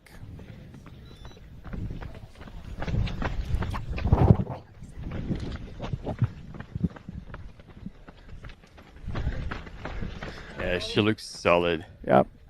So the next update we'll get from the men is at the top of the Bovine. I think the aid station is Leguit. Yep. We should start to anticipate seeing those updates in about 30 minutes. If you're just joining us, again, it was at about 5:08 elapsed, so roughly 35 minutes ago that Francesco Pupi and David Sinclair entered and exited the Champex-Lac aid station basically together after a very short, maybe 60-second crew transition. They left together in the lead. It looked like Francesco Pupi was able to get a little bit of a gap on the flat runnable road section exiting Champex-Lac, so it'll be very, very interesting upon the next update to see whether or not a gap has emerged between first and second there, and that will indicate in all likelihood who is climbing the strongest here in the second half of the race. And usually in big time air quotes, that is a good indication as to who will win the race. But again, yesterday was kind of the counter example, seeing the race won on the downhill. And at Champex-Lac, they were 2 minutes behind the quote-unquote course record, or the fastest time that Petter got in 2022. We will see at the next checkpoint, the fastest time that Petter did was 6 hours, 20 minutes. Last year, Hayden Hawks came through in 6 hours, 33 minutes. So we'll be able to get another comparison point then. Great. Yeah, Martina looks great. She does. I was just looking at this and man. Probably very motivated after that disappointment at Western States, where she made herself competitive for the win, running off the front very early, succumbing to the canyons, the notorious middle section of the Western States course. Ultimately pulled out at, I think, Devil's Thumb or Michigan Bluff around halfway, opening a window of opportunity for Abby Hall, who will be one of our favorites in the women's race at UTMB, trying to become the third woman in as many years to win both Western States and UTMB in the same summer. And do you know exactly what happened with Martina at Western States? Honestly, I'm not sure. I think it was some kind of a twisted ankle in the middle of the race. I don't think it was something like nausea. I think it was one of those things that it's harder to bounce back from. But, you know, of course, you guys have been talking about it here. When does it make sense to pull the plug and save your powder for another fight? And when does it make sense to slog it through like Drew Holman did at UTMB last year, which we talked about just a little while ago? Of course, no judgment either way, but Martina, yeah, I mean, we all know, and it should go without saying, but it's worth talking about here. The professional athletes here, there is so much on the line. This is, it doesn't get more high consequence than Western States and UTMB. So to have kind of a high profile DNF at a race when you're leading through the halfway point, I'm sure she's got a lot of motivation now at the halfway point in the lead again here at CCC to not let the same thing happen. And you're on the board of Western States. I am. How long have you been on the board? I think it's been 3.5 or 4 years now. Fantastic. Yeah. It's an honor to serve. And I know you're on the board of the Hard Rock 100 as well. Yeah, I was teasing you off air for calling Western States the best race in the United States, but I'll give you that. It can be the best race in the United States because Hard Rock is not a race; it's a run. No, and you know, and of course everybody in the U.S. will know that I have a deep, deep love and passion for the Hard Rock 100 as well. So. And we love having you there. We absolutely love having you there. I only got to run Western States once. That was 2017. But maybe I'll get another shot sometime. Let's see. Yeah. Then I can judge for myself whether it's the best one in the United States or not. I would also like another chance to run Hard Rock too, but I need to get a clockwise finish. I have 2 counterclockwise. You're not a true Hard Rocker yet. No. Evo. I have to get a qualifier again, and then we'll start the process, which might take another 10 or 15 years. But I was at a film night last night where they showed a documentary on UTMB and all of the history, and it was really great to see you standing there on the start line back in your heyday. Yeah, you know, it's funny. So I don't know if you heard this earlier, but we've been having fun sort of opportunities to reminisce throughout the weeks about personal histories here at UTMB. I've been coming since 2013. My first time here, I broke my ankle on the first day at the top of the Brevant, and I was here for 3 weeks traveling alone. I ended up sitting in the pub every single night feeling sorry for myself, but it was a great learning experience. It was the year that Rory Bozio broke the women's course record by a substantial margin. But then the one time I did the full lap in 2017 was the year, that everybody remembers as being a legendary year. Francois Den winning just ahead of Kilian Jornet. Tim Tollefson getting a back-to-back podium. But I had an epiphany this week of the men's top 10. I heard this. That year, I am the only person in the men's top 10 from 2017 who never got a podium finish here at UTMB. Well, there's always another chance. Come, jump back in. And 5 of the top 7 were eventual winners of the race, too, that year. Wow. So, a lot of great memories from UTMB and my time coming here. And I know Keith, who's sitting just off screen here, has a much longer history than all of us probably combined. And it's always fun to reminisce. I go back to 2009. I ran the first edition of TDS when it actually started in Chamonix and ended in Courmayeur, which was interesting because then right when you were done, there was no one there to celebrate the finish line, and you had to hop on a bus to come all the way back. You're all crampy and tired. Just sitting in traffic. Yeah, it was terrible. All right, team. Martina Moreno, she's made it to the Champlain aid station. This is her partner, husband, Marcin, helping her out. He has one mission: get her to the station as quick as possible. Again, they've learned from... we got splits? Yes, we got splits. I'm sorry, I got to jump in. So she came through in 5 hours. This will be on screen. 5 hours, 49 minutes, which is 1 minute faster than Blondine Lerendel's time in 2022. So we have a potential course record / fastest time on the table. We're officially on course record watch, and like I just said, we haven't seen Blandine Lerendel now for probably an hour or so, at least since I've been sitting in this chair. So it's going to be very interesting to see what the gap is back to Blandine in second place and how close she is to her own course record splits here at Champlain. Absolutely. Martina taking a bit of time in the aid station, refueling. This is an important aid station. Yeah. It's important to regroup and to make sure you have a good old chat. And as we said, this is where the race starts. And I'm pretty sure Martina knows it as well. So she had anticipated to change shoes. That is definitely not in the game anymore. Poles are there. I don't know if she's shaking or she's shaking there because I don't think you want poles on the side of the lake. And that was a swift. Wow. And as Corinne says, efficient but not rushed. Yep. That's a good way of describing it. Absolutely. Yeah, continuing to look really relaxed. Wow. There we go. Right there. This is incredible. So 1 minute off her course record. Let's see how long she spends at the aid station. Let's see if I can hear something in this chaos. On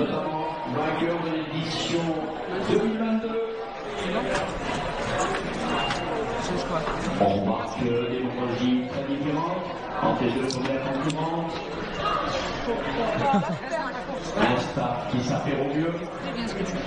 Y compris sur les lunettes, on voit que les concurrents ont pas besoin de s'hydrater. Tu parles de ma morphologie? T'inquiète, Blandine, tout va bien. Je suis un gros papier, par contre. Non. T'as la puissance de les monter, t'inquiète. Oh man, wait until I translate that. So Mathieu was like, man, you're doing so well, this is awesome. And she was like, how do you compete with this body type? I look like a little pile of human compared to her. A little pâté, she said. But that's interesting because she said she was going into this to run her own race and not compare herself to anyone else. She's definitely competitive. Wow. She has that in mind, but her spirits are high, which is an extremely good sign for Blandine because it means that she's still in a race and she still has a lot still to give. This is exciting. As you said, she was just, looks like they've updated the times just 2 minutes off what her fastest time was in 2022. They just updated the chip. Or was it on the way out? Yeah, I think they gave us the... In and out.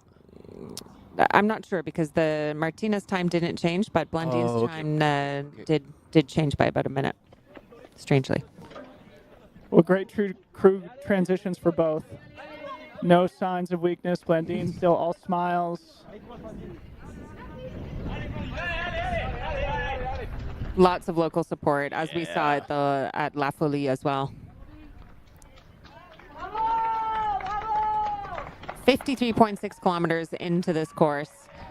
There's Martina in the front, first woman. And we should see Sylvia and Anna emerge into the aid station here any minute also. Okay, I want to point out her style because we have been saying, and people in the chat have been saying that she was a former ballerina, but then we had other people question it. Look at her running style, the way she's running on her toes like that. That looks very dancer-like to me. Oh yeah, ballerina. She is an ex-ballerina. I want a pirouette. That's got to be her finish line, her signature move. I was speaking with Hannes, who unfortunately didn't start the race. Hannes Namberger and Ryan Montgomery the other day doing a shoot for Sunto, and it was hilarious to hear the two of them chat. They were talking about what their signature finish line move was, and each of them were practicing. So it's really true. The professional elites, they have a signature finish line move. So as you said, Dylan, they are right in there, and for the first time, they're going to be split. They're not going to be together anymore. So Anna's going to have to do her own thing. Is Sylvia going to try to drop her? Is Anna going to try to drop her? I don't know. If we go with your theory, Debo, that they're working together intentionally, I suspect they'll try to leave together, but who knows? Yeah. Fast. Oh, there goes Anna. Nope, just to go fill up. She wants to. She's after something. He's like, amazing. Anima. Okay, let's see if Anna tries to finally get a little gap on Sylvia here. We talk about it all the time, but these aid station transitions are often the moments where people who are working together end up getting separated. Or we talked about it all the P stops. Yeah, we saw it Western States. That was one of the funniest things that came out of Western States.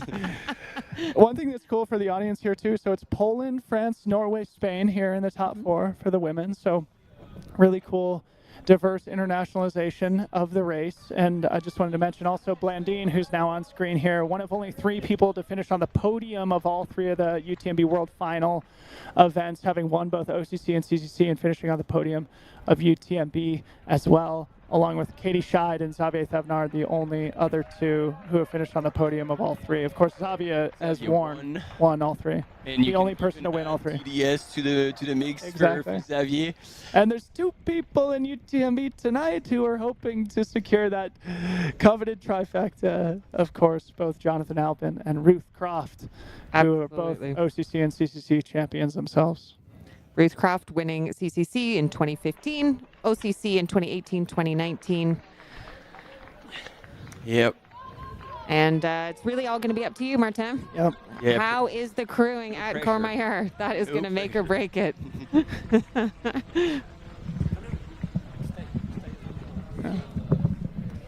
We also have Francois Dan, who could potentially become the first man with 5 UTMB titles. Yes. The only person who has 5 UTMB titles is Lizzie Hawker. Lizzie Hawker. Yeah. It's a woman. Thank you so much.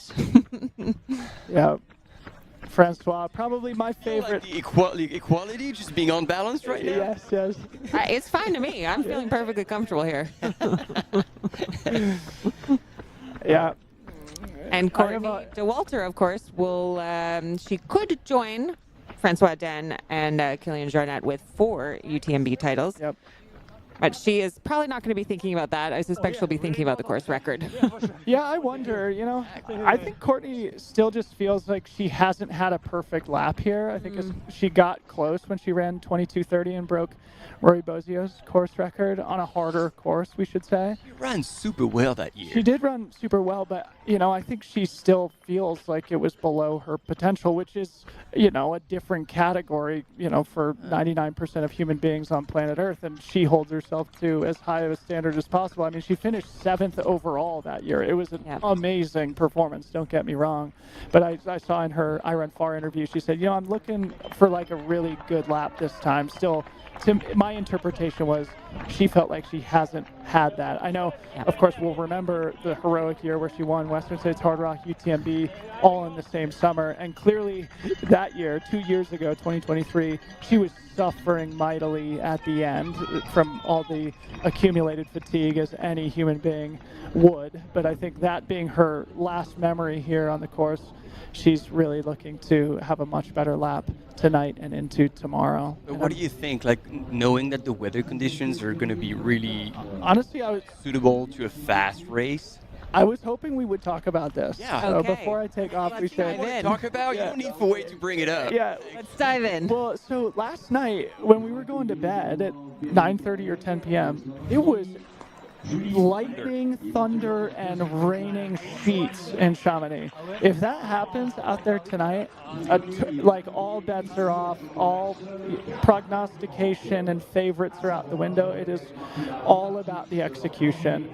And, I think it will, in all likelihood, trend towards people with more experience in that case. But obviously looking... Maybe my favorite, Ludo Pomeray. Yes. He was my pick for first. I want the veterans. I want the old guys to win. I like Tom Evans. I like the young guys, but I'm just pulling for the veterans. Yeah. And another one who's going to be grinning up Col de la Seigne, Col du Bonhomme in the worst possible condition is going to be Francois. Yep. Yeah. Francois Dan is going to be, right at home. I'm going to show you youngsters how it's done. And it seems, according to the latest prediction, that the first 4 hours after Les Contamines and into the night until around the midnight point, it's going to be really pissing down. And then coming down on the Italian side, contrary to what we know, usually the Italian side is always warmer. It's going to be colder. Yeah. Wow. Super cold, and then past Les Contamines and all the way up to Grand Col Ferret. Grand Col Ferret is going to be 0 degrees. Really? So, but no rain anymore. At the beginning of the week, it was supposed to be rain all the way through to there. So we just want to jump in just quickly, just to come to our current race for a second, just to give the news that Ingvald Kaspersen has pulled out of the race. So potentially that ankle twist that we saw earlier on when she was leading, we're not sure. But sorry, back to our predictions for UTMB. Well, we probably should just focus on CCC, but we just saw here Anna Tarsova was sort of hunched over and walking up the hill, and Sylvia had caught up. So could be that they will be working together again. It looked like Anna was maybe struggling with some nutrition in her vest or something. Didn't look like she was actually having a problem, just sort of fiddling around and breaking into a hiking cadence. But we now have fifth place woman. Yep. I want to ask you one more question, though, about UTMB now that we've got you, because I can't ask Martin because he's biased. We've got Courtney. We've got Ruth Croft. Now, we saw Ruth get second last year. It was kind of her first big 100-miler, and she really paced herself. I mean, just it was amazing to see how fast she did the second half, but kind of gave us a sense that maybe she played it too easy in the first half. If you're saying it's bad weather, and if you're saying it's going to play to the veterans, the one who have experience, do you think that will mean she will have less of a chance of catching Courtney, or? I would never bet against either Courtney or Ruth. Okay. What I would say is I have no lack of confidence in Ruth's ability to manage very difficult conditions and very tough competition. I wonder, and I haven't talked to her about this personally, about how last year running so fast in the second half of the race, whether she wished she had been more aggressive in the first half and stayed a little bit closer to Katie, because she was taking big margins out of Katie at the end. Of course, Katie still won comfortably in a course record time, a phenomenal performance. Does Ruth feel like she could have gone faster? And Martin, you don't have to say anything, but I'm happy to share that. One thing for the audience that I thought was really interesting that we talked about this week, Tom Evans came in studio and said, hey, I'm working with this PhD data scientist on my pacing strategy. He said he worked with Ruth Croft last year, and immediately just a light bulb went off in my head, like, whoa. Exactly. So this is the guy who put together the spreadsheet for Ruth that allowed her to run such an incredible race and finish so strong last year. And he only takes on one client per year. I don't know if it's one male, one female, but he was the one to help Ruth, as Martin, I'm sure, will validate and tell us. And now he's switched to Tom. So really interesting. He hasn't switched. They're No. continuing. So maybe one male, one female? And so basically, no, he has many more. I don't know where you got that okay. information. I got bad info. Bad info there. He works with a few people, but indeed very selected few. And then indeed, like he worked with Ruth last year, and then through Scott Johnson, which is the common coach of Ruth and Tom, then he's like, well, he's talked a lot with Scott to have a good understanding of Ruth's training, so he could do this prediction time and pacing plan. And then he was like, well, you know, Scott said, I'm working with Tom. Do you want to work with Tom? And obviously he was like, oh, yeah, sure. That would be great. And so that's how it came about. But Joseph, actually, truth be told, was 45 minutes off Ruth's time last year. Okay. Wow. Yeah. But where his value shines is on the moment, on the day. He's out there crushing data live. Wow. And saying like, you're good, you can go faster. Ahead, they're going too fast, they're going to blow out. And that is the kind of information. See, that's like Tour de France earpiece It's type of data. That is incredible. So, as much as we see now other data scientists that are coming to the trails, like, we can do this and this, Joseph is an absolute perfect support when it comes to these live updates and to give also confidence, because the pacing plan, like every athlete that do themselves can actually roughly do it, but Joseph communicated a few key pieces of information that he pulled out of Ruth's training and said that to her in words that we couldn't process data like he does, and that gave Ruth the ability to close the way she did last year. That is so fascinating. But to your point, she did not regret at all like having started slower, because based on what we knew, Ruth last year could not have run Katie's time. So had she tried to catch her or stay with Katie, she would have blown out. Wow. And what does the data say this year? That's the ticket. The answer tomorrow afternoon. You know, it is interesting though, because the here in the aid station, the data the info that I did hear was that he would only take on either one male, one female, because it didn't want to create a conflict of interest between the different clients. If you know the data of one and you're helping the competitor with the data of another, how do you keep it? No, it is true. He will not take any of Ruth or Tom's competitors. Okay, so that's the key then. You're spot on. Gotcha. Yep. Gotcha. Well, it is really fascinating, and I think for fans of the sport, it's just another example of how things are changing. And we were talking about it earlier this week, and in recent years, and I've written about this in our newsletter, but I've identified it as like the 3 C's are sort of changing the sport: carbohydrates, carbon in your running shoes, and cooling techniques is really, sort of been the three major factors that we have seen rewrite a lot of the record books globally. But now, and as Topher suggested, maybe we call this chrono as the fourth C. It's like maybe the wave of the future is PhD data scientists doing this live prognostication. Okay. We need to switch back. We just saw Julie Roux. That was the first time on the UTMB finals in 6th. This is Tony McCann in 7th. Oh, having a rough time. Like, she's put so much into that race, her heart, her training, her time. And so now coming in here, it's going to be an extremely emotional part. And here, Bastien, she's shaking her head. She's like, this is it. This is out of my grasp. Do I even want to carry on in that state?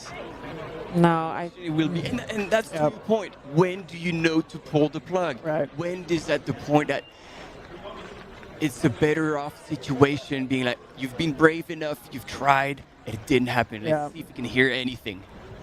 Oh, that is heartbreaking.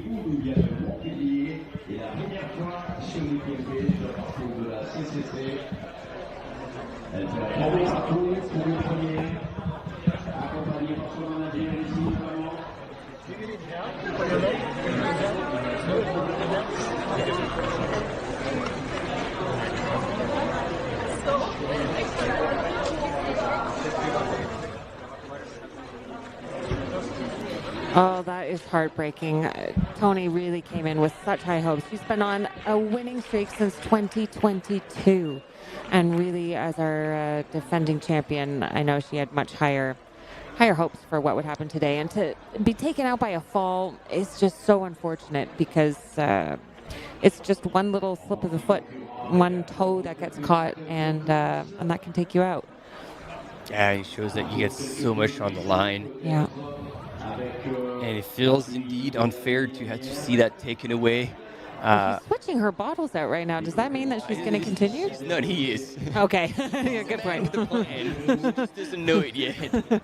He is trying to keep her going, and I think that's going to be a hard sell. Yeah. Really tough to watch a great athlete like Tony McCann. This is, of course, reality of being a professional athlete. She's been on the top of the mountain, literally and figuratively, winning both OCC and CCC in her amazing career. But eventually, all winning streaks do come to an end. Unfortunately, it happens here at the biggest stage. And sad to see Tony here clearly emotionally I don't think this is over. Disappointed by Bastien is extremely good at this. Whatever it takes. Come on, Tony. Recently married this summer. We did an interview with Tony earlier in the week where she just talked about how life has been a lot recently. We're dealing with some stress. She got married. They bought a house. Yep. And all that stuff really does have a major impact on how we perform as athletes. Oh yeah, that was her finish. Oh God, to have the split screen. At CCC, two very different scenes, highs and lows of the sport. Similar outfits, totally dissimilar faces. But you know, we got to think she's still in 7th right now. I know she's hurting, and I know she was going for first, but she's still in 7th. So if her partner can somehow keep her going, you know, a top 10, if she can hold this place at top 10 at CCC is nothing to... There's Tabor Hemming. Tabor's in a good spot, and I mean... And she's... Tabor's doing well. I mean, we've been talking about how Tabor mainly runs in the 20 to 50K distance. She's really stepped up to the 100-kilometer distance, chasing down her partner, Eli. So stoked to see Scooter out there with her. That's her dad. Shooter. Shooter. Yeah. You got that right this whole time, man. That's a totally different vibe. Shooters. Boy, that makes more sense considering the stories I know. Yeah.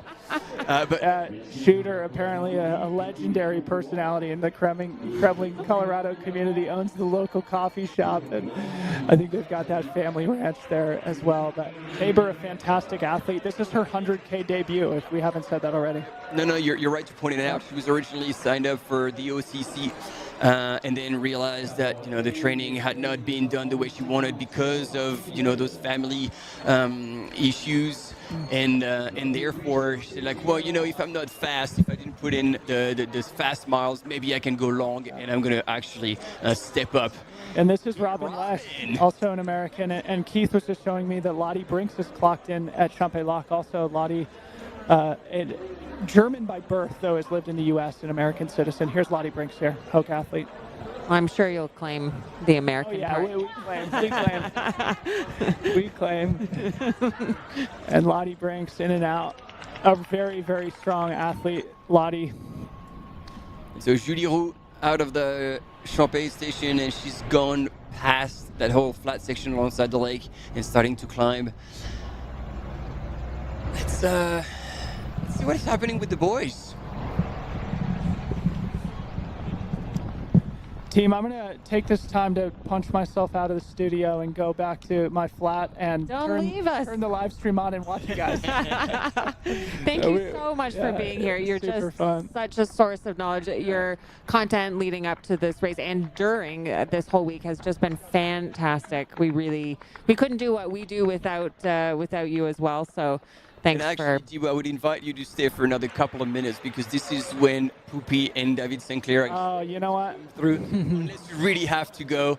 I expect it in 2 minutes. So if we can figure this one out and see what's been happening, if Francesco Pupi is still leading after that first long section that would favor him, but then the very steep climb.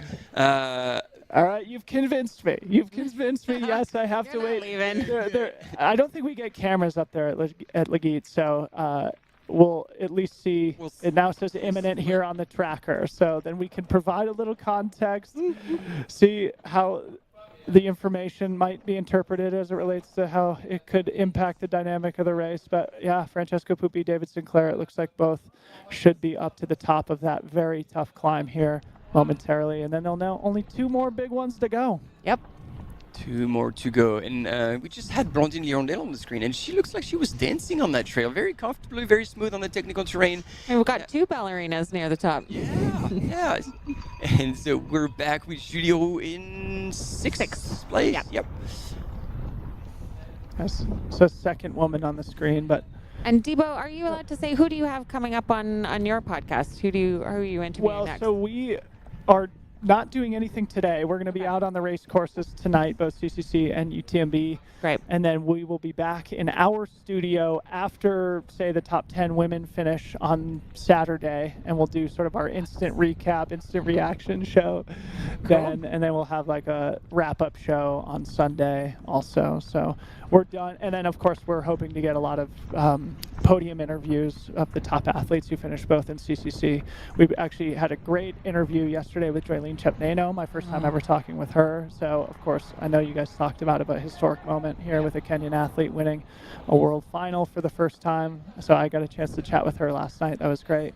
We're hoping to get Jim in to talk about the race from yesterday, and then we'll see, hopefully, some of these top athletes here in CCC and UTMB Anything tomorrow. you can share about Joylene just to get the audience just incentivized to listen to it? Yeah, I mean, the thing that stands out is her just implying, she races for a different purpose, multiple times saying, I come from a humble background and I have 2 kids. My father died when I was young. My mother, so her kid's grandmother, is looking after the kids while she goes and races. Like, it's different. So anyway, we're going to a quick commercial break here, but it was a joy to chat with Joylene, a great champion of OCC, and I look forward to seeing her name a lot more in the future. We'll see you guys back here in a minute.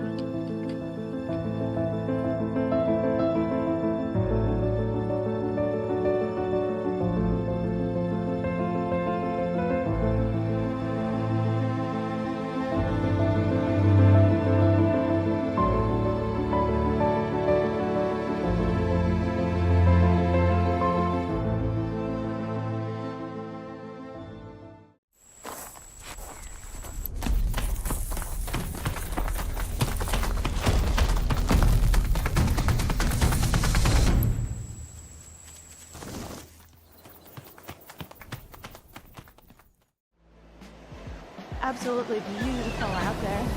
It's such a beautiful course. The trail running community, there's always a support for each other. Everyone in the whole crowd loves this race and loves our sport. I wanted to win. I wanted it so much. I was dreaming about it. That's the best feeling and the best result. That's why I do this sport. I'm really grateful to be at the start line surrounded by these amazing athletes. If you are a trail runner, you have to take part one time in your life.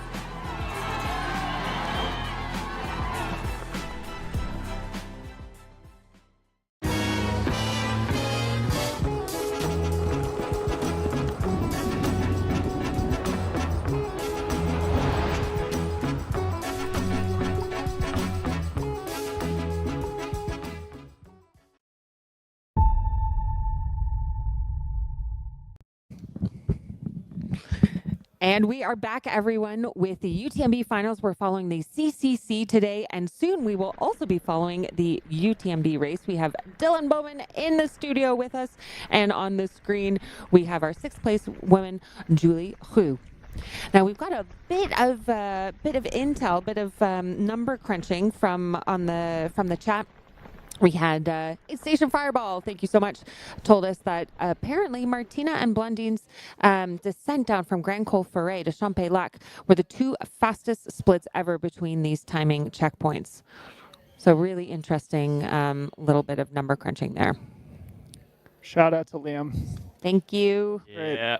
Great live stats. Guy. We got the drone up here at Laguit. And we also have people talking in the chat that Tony is still going. We don't have confirmation of that yet. Let's go, Tony. We will give you an update when we can get it. But my God, I was worried when I saw her take her pack off. That's always kind of the death sign. Not until you actually take the bib off, but she had her pack off. But if she is going, then God, kudos to her. Yep. And then in the men's, however, bad news. Zhang Huohua, who was in sixth, did his ankle pretty bad and is dropping out. Man, it's ankle day after gym yesterday, although that didn't take him out.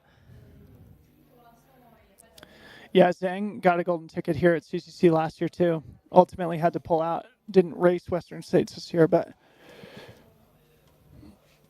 has been a top performer here at CCC.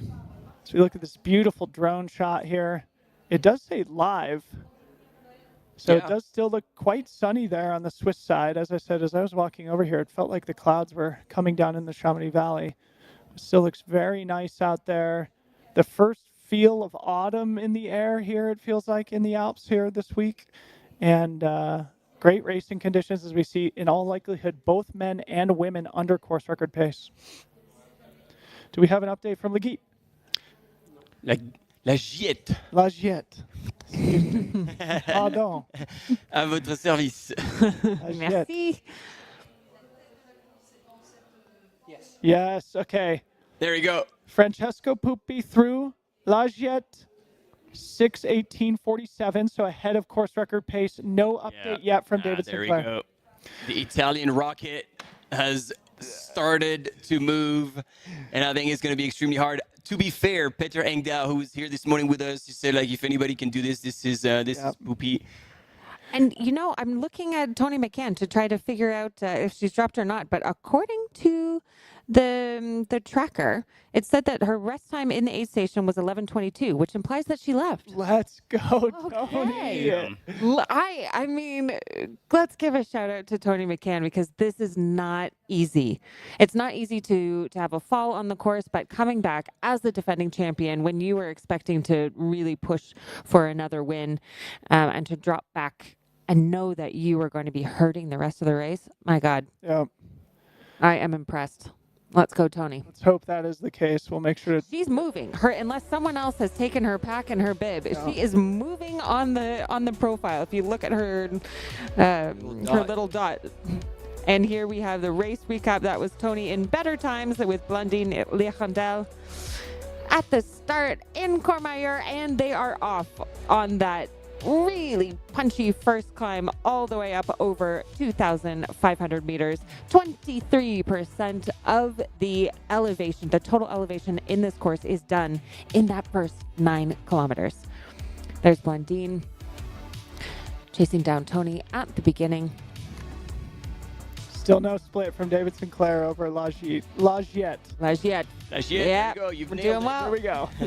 I'm a slow learner, but eventually I come around. But this is very, very important. And just for the audience, this is Francesco's second 100K ever. I was at the Canyons 100K back in April and got to witness firsthand his absolute destruction of that race and that course record on American soil. Maybe the most impressive 100K debut our sport has ever seen. So this Francesco's second 100K race, though properly mountainous as opposed to more runnable and rolling in California Canyons. Francesco Pupi, it looks like clearly in control at the front of the men's race.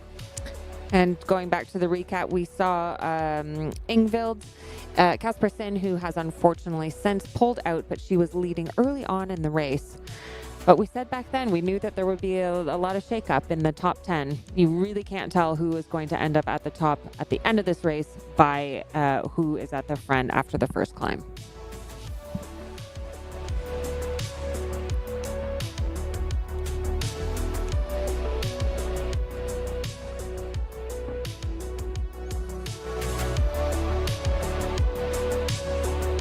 And Tony is definitely moving. She has gotten out of Champex-Lac. She is continuing. She is not giving up on this course. I am excited for her. Okay. Back to the race recap. We see the men now descending down towards La Folie, that quad buster of a descent. Francesco Pupi shouting out to the crowd.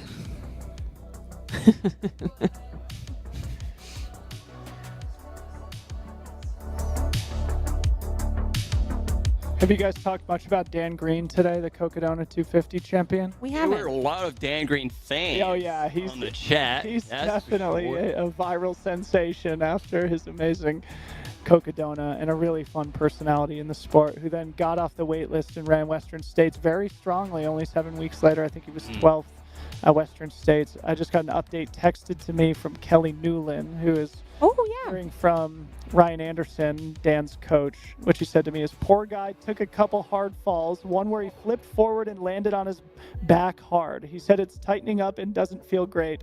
Besides that, eating and drinking is all good. We'll reassess at the next aid station. So it feels like quintessential Dan Green, where even when it's going bad, he's got a good attitude and is able to make jokes out of it. I think that's half the battle. But yeah, first at Cocodona 250, third last year at the Javelina 100. And yes, 12th at Western States, although 16th overall. Yep, 16th, right.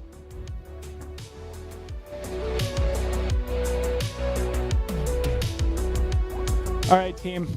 I'm going to take this opportunity to sneak out. You're going to try to leave us again. Yeah, we've got stuff to do before the start of UTMB here this afternoon and this evening. It was a big win. We extended your stay for another 10 minutes.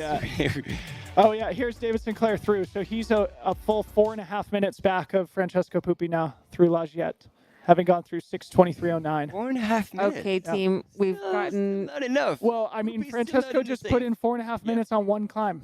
I mean, that's a big deal. Well, that long straight, like that long part out of Champex-Lac, it definitely suits Francesco's speed. So I wouldn't say he's put it on that one climb. Either way, it's a margin. It's a margin now. It's a margin that he's opened up. It's a margin that he's opened up. Yeah. And I hate to leave on a sad note, but we have confirmation. It is on UTMB Live that Tony McCann has dropped out. Right. Well, thoughts back to Tony, and fair enough. even though we had a glimmer of hope there that she might soldier on, of course, totally understand not being her day. Hopefully she can get something valuable out of it. No doubt she will. I think all great athletes in retrospect identify these tough moments as being the most important in her career. So hopefully with a little perspective, that will be the case for Tony, although I'm sure it's going to be painful for a little while. The defending champ officially out of the race. With that said, I'm out of the studio. Love you guys. You're doing such a great job. Thanks for your hard work. I'm going to go put my AirPods in and walk home listening to you. Thanks, Steve-O. Thanks, everybody. Peace out. And we are back to following the course. Tough news for Tony McCann, but the competition is still on. And so that means out of the 3 most recent winners that we were following, Tony and Ingveld, 2 of them have now dropped out. Are out. So the only one out of those top 3 is Blandine. Blandine Lirondelle, indeed. And yeah, she, like I said, she was joking around at the Champéry station. Still moving really well. There's 3 massive climbs ahead. I think both ladies are extremely prepared, and in the name of the other lady, I'm obviously talking about our female leader, 2nd place last year at CCC, Martina Młynarczyk from Poland. And she's done her homework to figure out to crack the code of the win on this CCC, to figure out what she could have done last year better so she could apply it this year and take away the win. And so far, she is in the lead and looking extremely strong.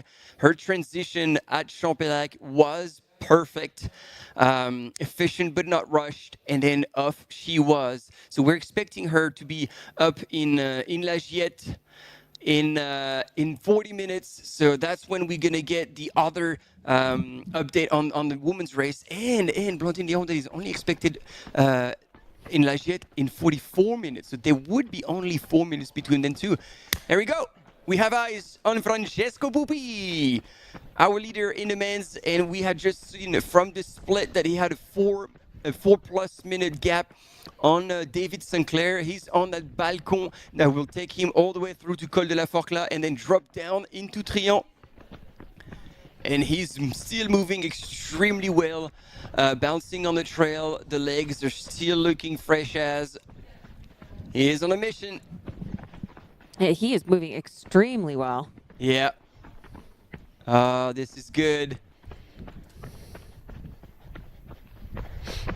This is fantastic. So as Debo was saying before he left us, 2nd ever 100-kilometer race. He does not look like it's affecting him whatsoever. No, he looks super good. Seems to be like on top of hydration, nutrition. Oh, he's just dropped a gel. Good that he spotted it, because that could have, sometimes if they're really optimizing their weight and they just have one gel for that, they don't have spare ones, let's put it that way. And also for the environment. Yeah, well, you know, usually, I don't know about you, but if I find a gel on the course and it's full, I'll pick it up and I have it. Oh, I don't know if I would go that far. Hey, have you seen the price of gels nowadays, Stephanie? Come on. It's like Absolutely. I think I'm looking for a nutrition sponsor. All right, team, you've heard it here. Hey, gang, it's been great fun listening to Debo. So do I have to try and fill that void of energy that Debo kind of delivered? But one thing, obviously, sad to see Tony stepping out, but you know, for one person's withdrawal is another person's opportunity. So Elsie Davis now. Elsie, trained by Tom Evans, is into the top 10. So Elsie is just moving up slowly. So Elsie into Champéry. She was about 25 minutes behind the race leaders. So that's top 10 separated by 25 minutes in the women's race. Oh, good for Elsie. I saw Elsie. We both raced in Ultra Trail Snowdonia earlier this year in May. I was in the 100K. She was in the 50K. And it was quite nice because we both had our little babies there at the finish line. She and her partner had a baby boy around the same age, I think. Man, look at Poopy. He's looking good. I think Herter was onto something when he said that Francesco could possibly come under 10 hours. Francesco Pupi in first, still David Sinclair in second, and Eli Hemming in third. And so, to your point, we were talking about different courses, right? The record? Yes. That was off air, but we haven't shared that with the audience. Sorry. That wasn't clear, but like basically to like kick off that conversation that you brought up, because it is important to share that with the audience.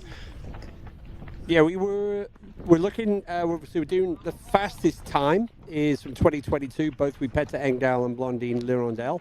One thing just to remind ourselves, we were just looking at the timings, is that in 2022, the CCC course from Col de Monte went up the climb to the Tete au Vent and then across to La Flégère, whereas the new course, which is the same one that the UTMB will take, they do climb to La Flégère, but they go a different way. So we'll still be looking for a fastest time, but we can't claim course records because we're not comparing apples to apples. So that's just one thing we're just tracking as a little asterisk against the times that we're tracking today. David Sinclair on the descent now down to Triangle. He will get to see his team down there. Yeah, and then into Triangle. The craft athlete looking good as well, to be honest. And again, like knowing that there's still 2 monster climbs coming up, and he's going to be making good use of these poles. I just find it experience in skiing.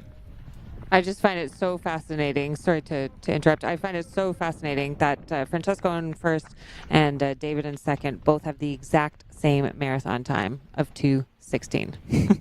Yeah. Well, it shows now if you want to actually be successful in trail running and ultra running, well, you know how, like you got to know how to run fast on the roads. You need to be able to have those quick references, so when the trail gets smooth like this, you can click through the Ks at 4:30 and it's not going to make you sweat. Yep. And we know that Francesco said that he feels strongest about the last 3 climbs. So he is getting into his sweet spot. He is getting into his own. He's now done that first of the last 3 climbs. He's got 2 more. And it's obvious that he's doing well. He's comfortable in this part of the course. Let's see if we can hear it, because he's getting close to Col de la Forclaz. So there should be a bit of a crowd to cheer him on. There we go. This is the call over there with the pub, the hotel, and the road. He's got a sizable lead, 880 meters between these 2 gentlemen. That is a lot. And look, for the first time, they're going up there, and we saw it yesterday, so I'm assuming they're going to be on the same course. So he's going to stay on the left and actually go up that little mount instead of staying on the flat and around that bend. So he might be a little bit surprised here, because I don't think they've informed the athletes. See, look, he's prepared to go. Yeah. So this is where you got to be careful. Luckily, the organization had anticipated that, and they're sending him on this path. Totally different weather today than what we saw during the OCC yesterday, when they were just running into cloud mist. It was very somber, dark and gray. But we can see those clouds coming through in the distance. Yeah, which is going to be perfect. Yeah. That's going to keep the afternoon cool. There is a bit of wind here. You can see it on Francesco's shorts and hair. The man bun blowing in the wind. And there we go, back on the course.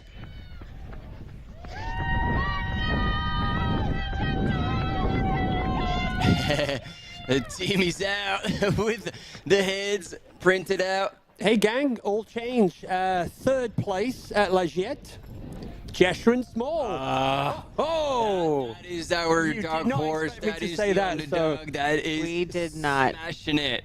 Wow. And so deserving. Not a surprise, considering how well he's been building up his fitness and his experience the last few years. Always a very silent, quiet, humble runner. But man, his legs are doing the talking.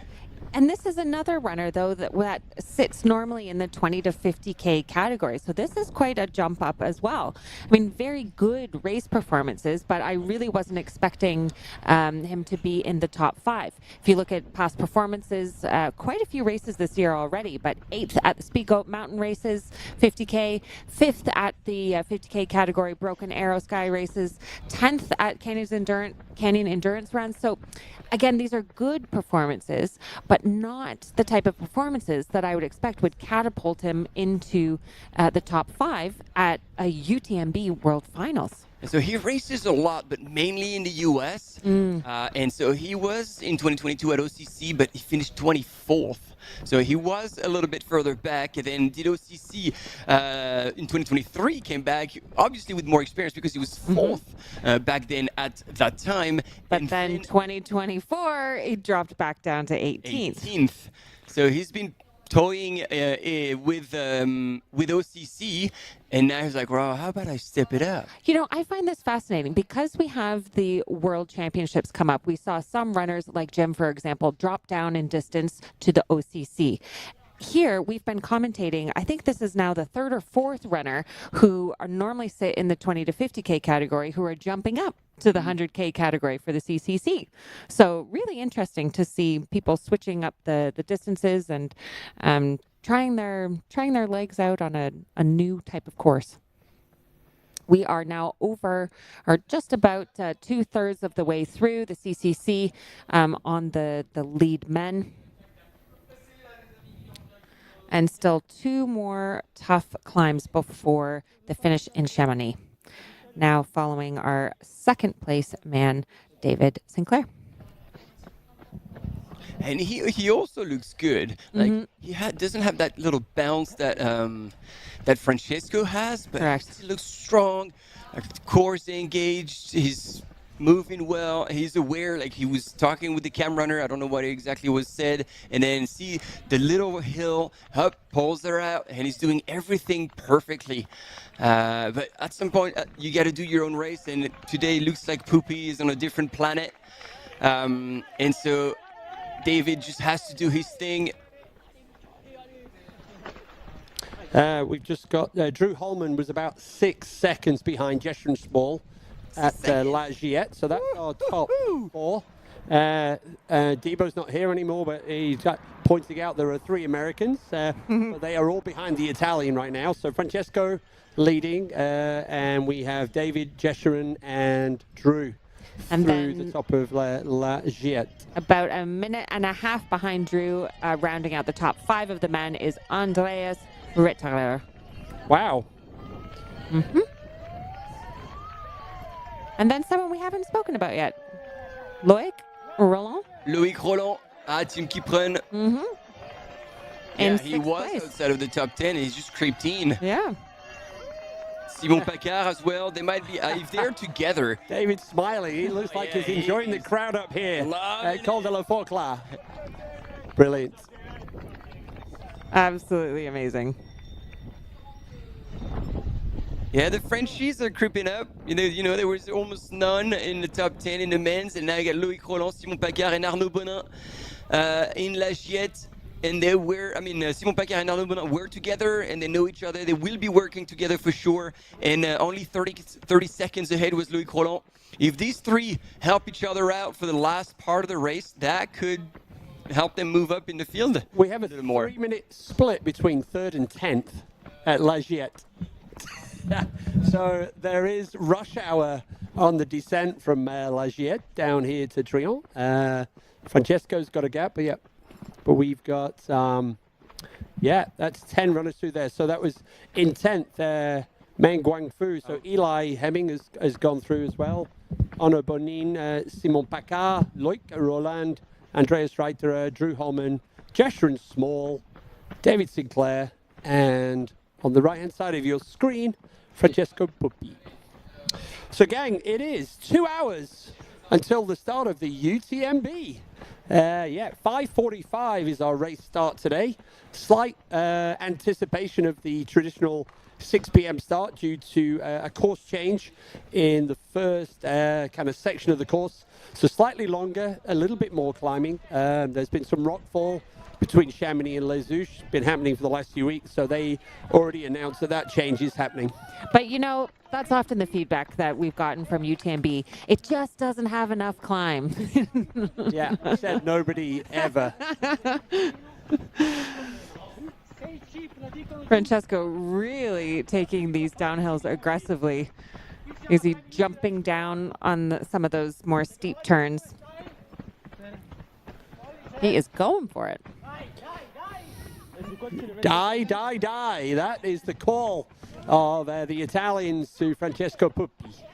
coming into Tronche, into the aid station. Oh, we should check the splits from previous years to see how we're doing. Stay tuned. I have it. Have that perfect. So what are the splits?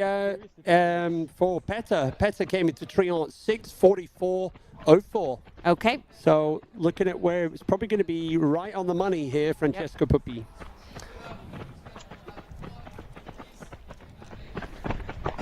This is exciting. We're not saying course record pace, but we are on fastest time pace. Yeah, so we are, Francesco Puppi in the lead here.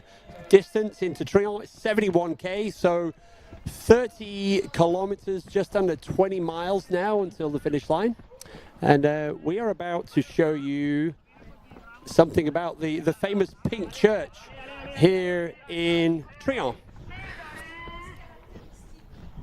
Now, this is really one of those iconic symbols. You really know where you are in the course when you see the pink church, whether it's running the UTMB course or the CCC course. Yeah, so the church was built in 1883. Nobody knows why it turned pink as opposed to somebody painted it pink. The golden age of Tronche was before the World War II. They had over 30 hotels here. Renovation work in 2011. So, and then after that, that's when they turned it pink. And today it's the pride of the 160 people that have the pleasure to claim to live in Tronche. And there we go, as if by magic, Francesco and the pink church appear on the horizon. So here we go, Francesco Puppi arriving kilometer 71 into Tronche.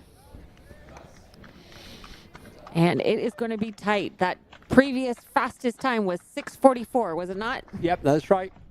We are going to be potentially seconds underneath. Let's go.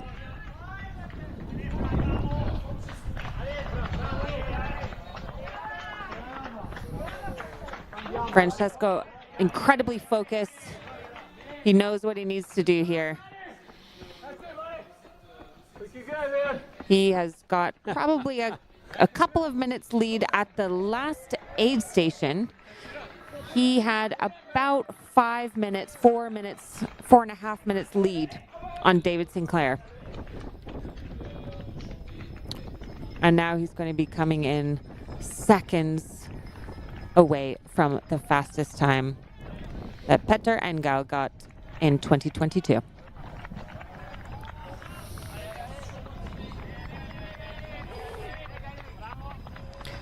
Francesco is having a bit of a chit-chat with some of the spectators earlier on in the race, but now, there we go, he's breaking into a smile. He was looking quite serious there for a moment. Here we go, gets to see the crew. And this is going to be a quick transition. Yeah, because this is the one where you're running past the other runners as you go back towards the church. Same as we're going to see in the UTMB. So this is all part of the get in, get out, see nobody. Oh, wow. Here we go. Was quick. He just no messing about. Took a little bit of liquid, poured some water over his head. Didn't take any food, didn't take any more supplies. I don't think I saw. Now, such a difference. I mean, David Sinclair is moving well, but definitely not with the same lightness as Francesco Puppi in first place. Yeah, I guess different style with the poles. They're almost two different styles, but yeah. But Francesco's, looking good down here, and then he's just going to drop down these little horrible steps, and then he can get back into his running stride again. And as we spoke about earlier, when Dylan Bowman was with us on the broadcast, David Sinclair comes from a ski mountaineering background, and that's why we see him using poles downhill. I don't know any of the elite runners that use poles downhill. I myself find that it really stifles my stride. It can actually cause you to lean back when you're supposed to kind of lean down into the downhill. But it works for him. I mean, he's in second, so who am I to criticize? Yep, keep to the left, Francesco. This is reminiscent of Francesco in Canyons. That 100K just looked so strong throughout that race. And at the beginning of the week, with Dylan in the prediction podcast, we were going to say, if we're going to put €1 on any of the runners this week, this was the one that we were like, he's likely to deliver on that. But here we go, David Sinclair, almost down into Tronche now. But yeah, Francesco looking the part there. And we said it was, again, about a 4.5 minute gap at the last aid station. So we'll get an update on whether that gap has widened or not when David clocks through. 100%. And then David probably doesn't know it yet, but he's got an avalanche of runners on his tail. He's got about at the top of that descent, he had a 10-minute gap. So these two have really pulled away from the rest of the group after Champé up to the Bovine climb through La Giette and down here into Tronche. And if we look at our top 10, Francesco Pupi in first, David Sinclair in second, Jessuren Small in third, Drew Holman in fourth, Andreas Reiter in fifth, Loic Roland in sixth, Simon Paccard in seventh, Arnaud Bonin in, it says seventh, but that's got to be eighth. I guess they came through at the exact same time at the last aid station. We'll see how that has shaken out. And then we have Eli Hemming in ninth, and then Meng Guangfu in 10th. That was at the last aid station. We will have an update on all of those as they come through Tronche. Okay, we're just keeping an eye on different timings. So we've obviously got our race leaders in the men's race into Tronche. Our next update in terms of timings for our female athletes is going to be at the top of La Giette, and we're looking at about another 20 minutes until we have that. Is seeing how is Martina going, how is Blondine, Anna Tarasova, Sylvia Nordskar, and Veronica Lang up to fifth there now. So, yeah, let's see how they're going. So we have so much more to follow here. And then obviously from 5 o'clock, we will be also having a split screen showing the build up to the start of the UTMB here in Chamonix. There's already hundreds of people sitting in the non-elite spots, getting a best spot to start the race this evening. David Sinclair, welcome to Tronche.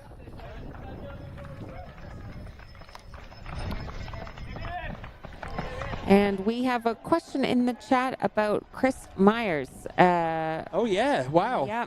Who has apparently dropped. I think Debo said to us that he was one of the few people that said anything to the folks on the climb to the Grand Col Ferret saying, maybe I went too hard at Western States. So I wasn't recovered in time. Exactly. That maybe he hasn't recovered in time, and hopefully not an injury, but just tiredness, just exhaustion. Okay, so now let's look at what the split was on the men's side. Yeah, it has widened maybe a tiny bit by some seconds, by 30 seconds or so. But we've got about a 5-minute split there between Francesco Pupi in first and David Sinclair in second.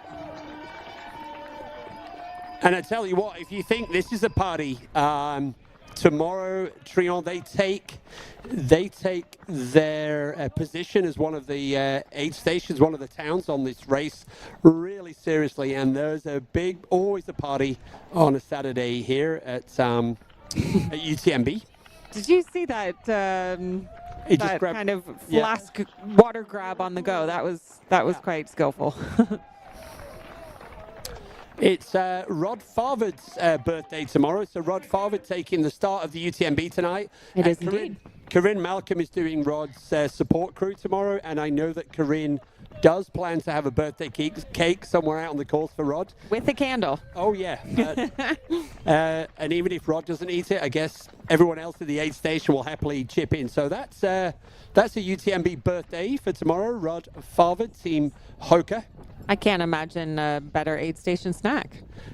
Exactly. So Corinne's on the cake duty.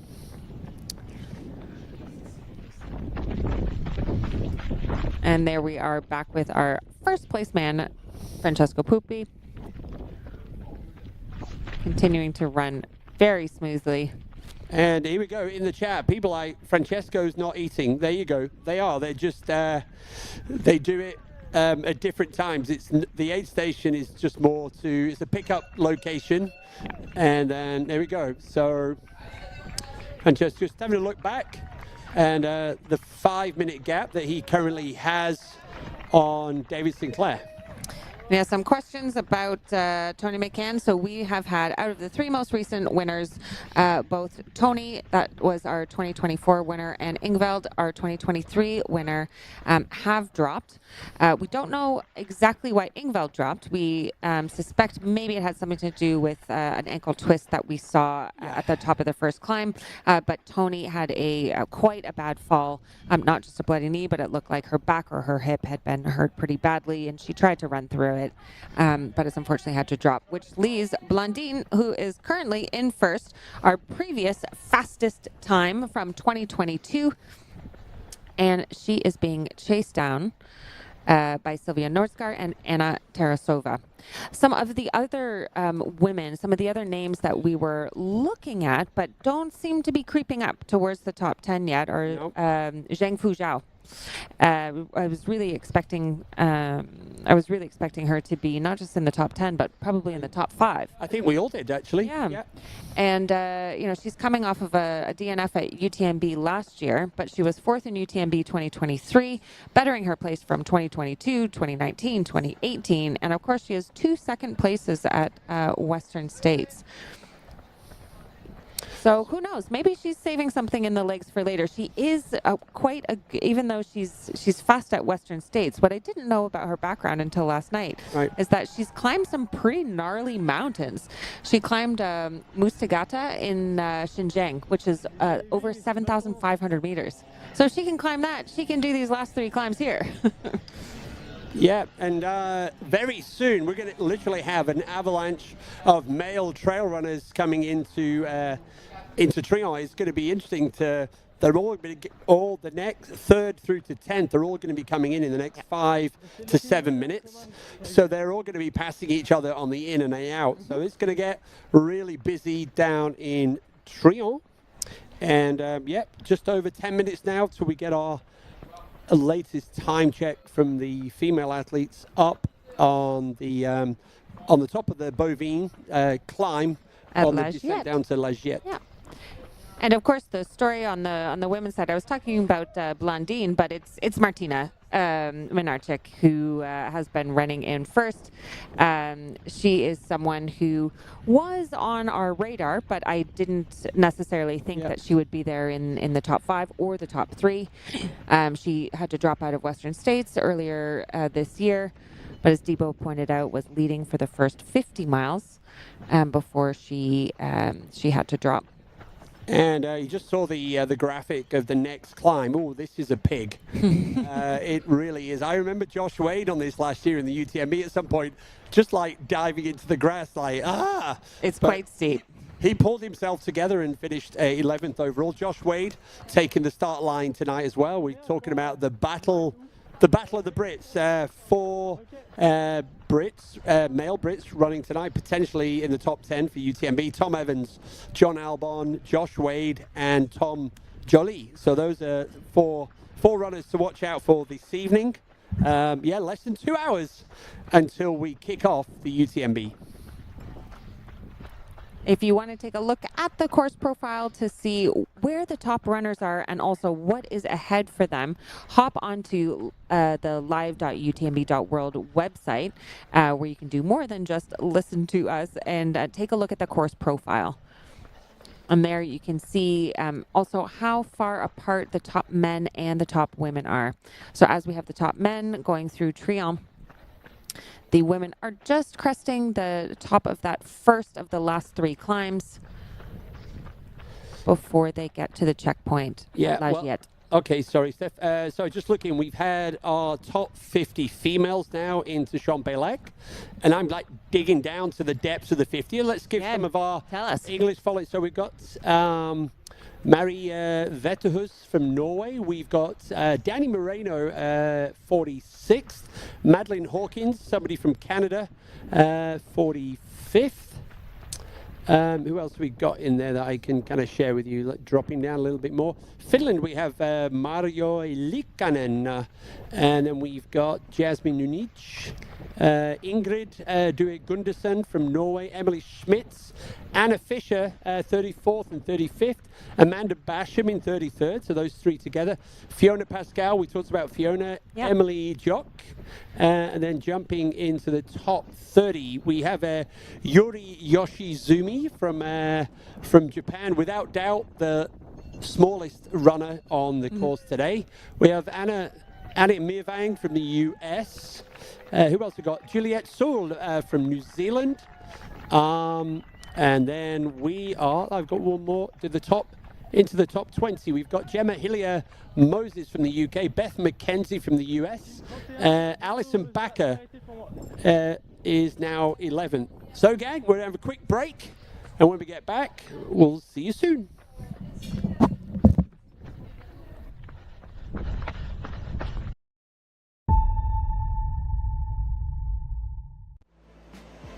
Absolutely beautiful out there. It's such a beautiful course. The trail running community, there's always a support for each other. Everyone in the whole crowd loves this race and loves our sport. I wanted to win. I wanted it so much. I was dreaming about it. That's the best feeling and the best result. That's why I do this sport. I'm really grateful to be at the start line surrounded by these amazing athletes. If you are a trail runner, you have to take part one time in your life.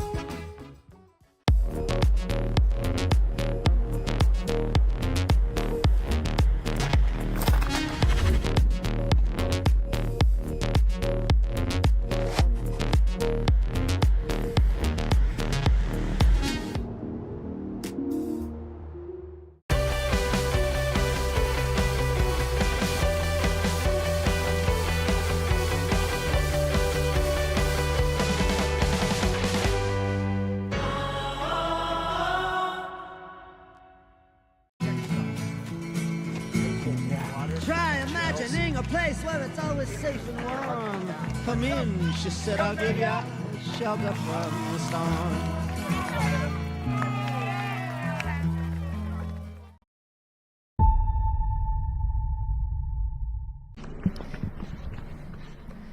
And we are back at the CCC, the second of the exciting races in the UTMB World Finals. And we are not too far away from the start of the UTMB, the third and final big dance around the mountain. We were speaking just before the break about the women's field and who we were looking at, you know, what kind of shakeups we were having. And Corinne Malcolm, who is a absolute expert in this field, has been on the commentary side, reminded me that Fu Zhao tends to race from the back. So even though we are not seeing her in the top 10 right now, it doesn't mean that she won't make it there, or who knows, maybe she could make it into the top 5 later on. She did race from the back at Western States the last 2 years when she got in second place. So while it is her strategy, is it going to pan out? Is she holding back a little bit too much? We will have to wait and see. Yeah, now, we have a lot of our viewers now waking up in the United States. Good Good morning. morning to all of you lovely people. Our third place athlete here now into Tronche, Jeshrun Small, and what we are expecting now, Drew Holman is also into the A station here. So Drew Holman, Jeshrun Small, 10 seconds apart, and they are side by side taking in some fuel. There's about 5 more runners are about to arrive. It is full on. Here we go. Top of Lagiette, our race leader, Martina Milanacic from Poland. almost up to the top of the bovine. So we've got a bit of a gap on the men's side. There's about 5 minutes between Francesco Pupi and David Sinclair, but then we have 11 minutes between them and Jesrin and Drew. And Andreas Reiterer. There is 3 athletes now in the A station in Tronche. This is full on. Jesrin's out first. And I suspect Drew will be on his tail. And also into the A station now, the Frenchman Arnaud Bonin. So it is full on going off in the Tronche A station right now. An exciting place to be. And now the calm of the bovine climb. The calm before the literal storm that we can see rolling through into Chamonix near the end of this course. Martina Minarczyk, just an incredible race, dancing along the way, former ballerina, running along her tiptoes. So in terms of the weather forecast, the weather, we're expecting rain into the Chamonix Valley from around about 6 p.m. for a few hours. Could be quite significant. There you go. There's Arnaud Bonin. So he was 6th into Tronche. Right behind him is his compatriot, Loic Roland. So yeah, it is kicking off here at the front of the men's CCC course, and nobody wants to let that elastic break.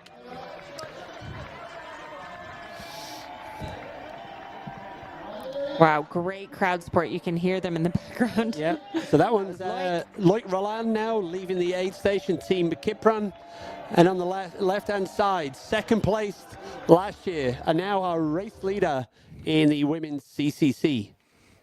Well, we knew that she was going to come into this hungry after dropping out of Western States, but she did do incredibly well at the Monte Rosa 50K in July. So maybe that gave her a bit of confidence going into the race here. And of course, everyone was looking at the former winners, but we need to look at who came in second, who came in third in previous years, and who do we expect to rise to the top. Yeah, love it in the chat that if Martina wins, there should be a Polish channel for next year. Yeah, that is a good point. No, we love the Polish guys in our chat. We don't want to lose them. There you go. And they can teach us how to pronounce everyone's names correctly. Yeah.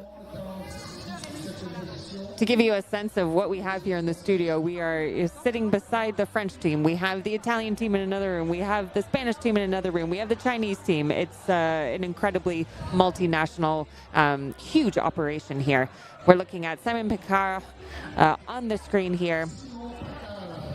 Yeah, so Simon, he is our 8th athlete into here. We are Eli Hemming expected in soon, but we've seen Eli.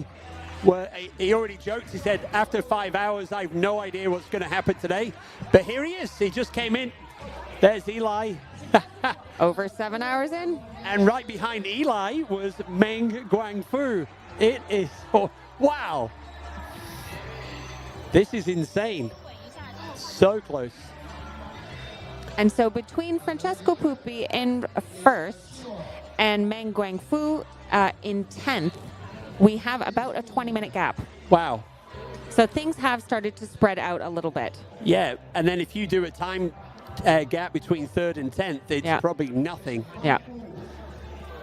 Now, in previous years, in the CCC race, by the finish, there was a 52-minute gap between 1st and 10th. Right. So just at a 20-minute gap now, we are over 2/3 of the way through the course. That shows us that the competition is deep. It is tighter than it has been in past years. Yeah, 3rd to 10th separated by 4 minutes. Wow. That is crazy. Wow. They've got 2 more big climbs to go. The climb now up and over to bring them down into Vallocine.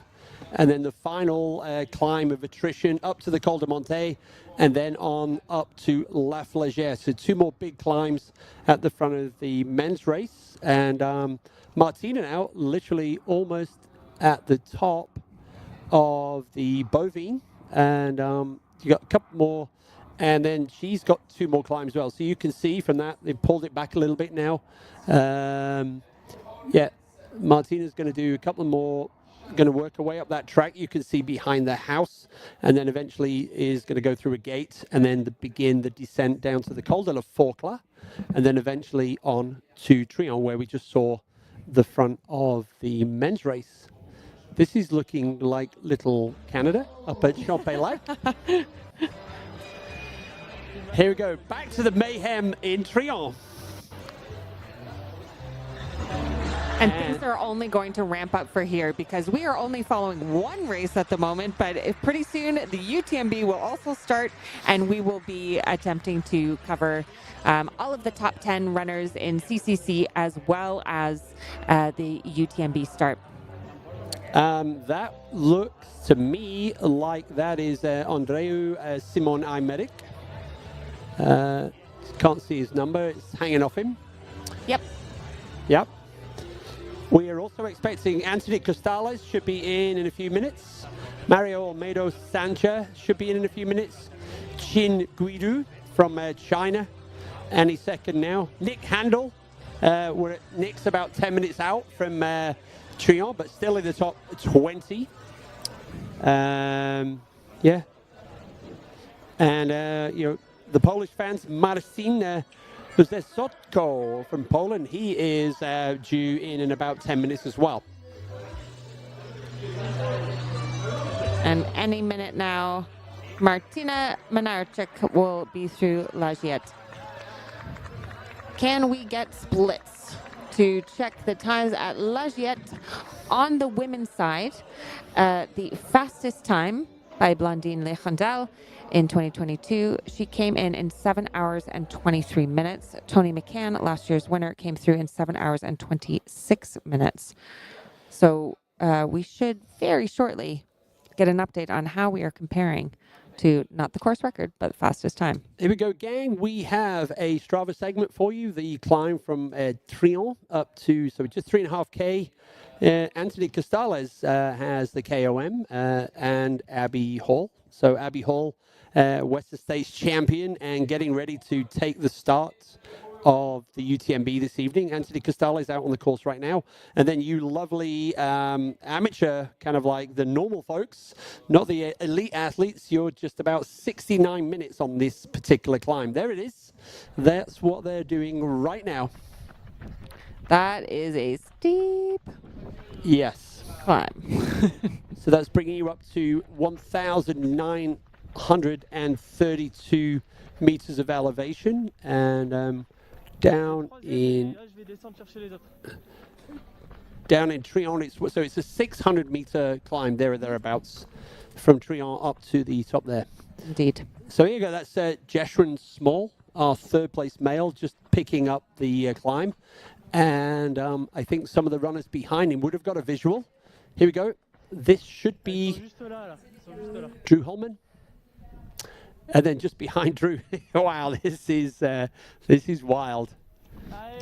Andreas Reiterer. Yep. So, Drew Holman digging deep. Yeah, we're seeing that grit, that grind that we saw earlier. Kind of head down, pump the legs. He's moving. Yep.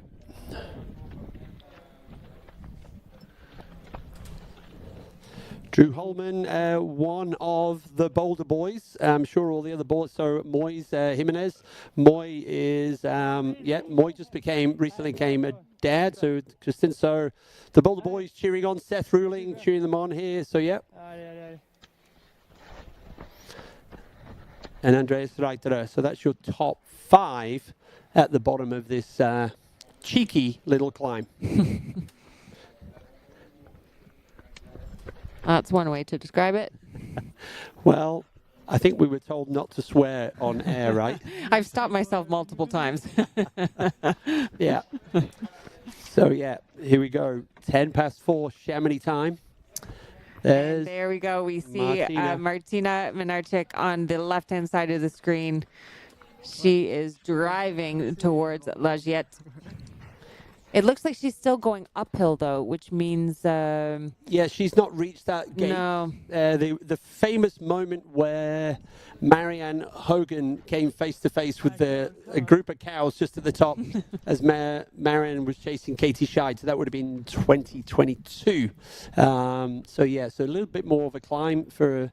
for Martina. Martina at Champay,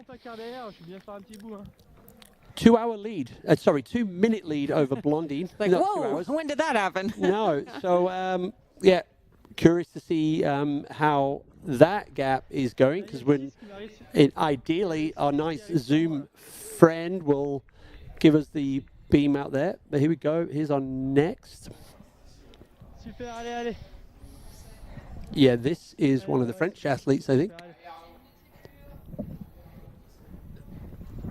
Yeah, we saw him earlier in the aid station. I think that was Ono Bonin. Yeah, there's now, Martin was like, where are the French guys? You wait for one, and the next three are all going to be French. So Arnaud, Loic, and Simon.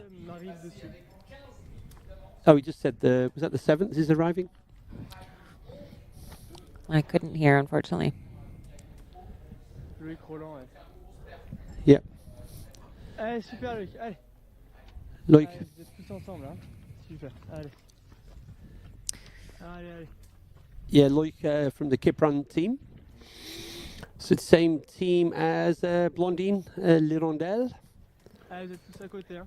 As we're waiting the top women to come through La Giette imminently, let's just review who, at least by the last checkpoint, we had in the top 5. Martina Menarchek in first, followed by Blondine L'Hirondelle. And we need to see if Anna Terasova is still following, chasing, hunting Sylvia Nordskar. They left the last aid station separately, but then they, like magnets, they came back together again. And then Veronica Leng, who we haven't talked about much, but she is in 5th. We haven't had a lot of visuals on her, but this is a runner from Slovakia that has a pretty strong background in both the 100K category and the 50K category, winning or getting second at a 75-kilometer ultra in Vietnam earlier this year, as well as third in a 100-kilometer race in Hong Kong. And in CCC last year, she came in 11th. So she's certainly running better than she has before. Will she be able to stay in the top 5?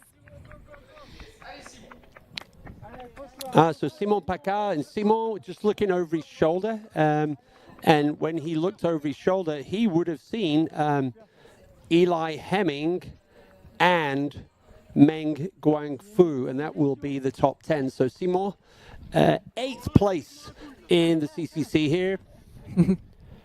2 more monster climbs to go, Simon. But yeah, you are now into be less than 30K to go to the finish line here in Chamonix. Wow, he is motoring up this climb. Yeah. Oh, who was that? Another runner into the aid station there and that was Qin Guidu from China. He is 14th. Anthony Costales has gone through that aid station. Anthony Costales in 13th. So yeah, that's our 14 runners into Trionne. Tobias Geiser, Hugo Deck, Nick Handel, they are all imminent into Trionne as well. Great. Well, you can hear how hard the camera people are working, the heavy breathing, trying to keep up with these runners. Now, keep in mind, our camera guys are incredibly strong, incredibly fit, but they are doing this in bursts. And the fact that they are working this hard to keep up with the runners, who are now about 70 kilometers into this race, over 70 kilometers, is really impressive. Martin's excited now. There's lots of French athletes appearing on the screen.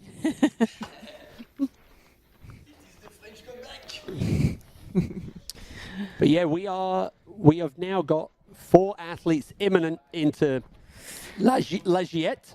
So the front of the women's race, we are frantically updating our screen, and I've got to stay to see where at least the top few women shake out when they come in through La Giette, and then I will rotate out to leave you in capable hands with the two men to my left. Did you hear that, Keith? We're capable hands. We're men. I called you men. Yeah. Doing you a solid there. Transition from boys, Martin. This is the year. It's the gilet that did it. That's what you get when you turn 40. You're just now you're a man. Well, it's true that I think your brains aren't fully developed until over 25. Yeah, well, that was a long time ago. Yep. So you're really only 15 years into adulthood. Damn, I think I need another 20. Let's see how our brains are working by the end of this broadcast after 2 14-hour days. Oh, yeah. We've got a night ahead, and probably me still as well. We'll have to see if I will still be going to cover the broadcast in the middle of the night. Whoa, is there a question mark to it? I assume I am, but our plan was to have Tony potentially come on the broadcast tomorrow morning. And given what has happened during the race, I have a feeling she is going to want to be sitting on a couch somewhere or in a bath with a tub of ice cream. Or out on the course cheering her teammates, because that...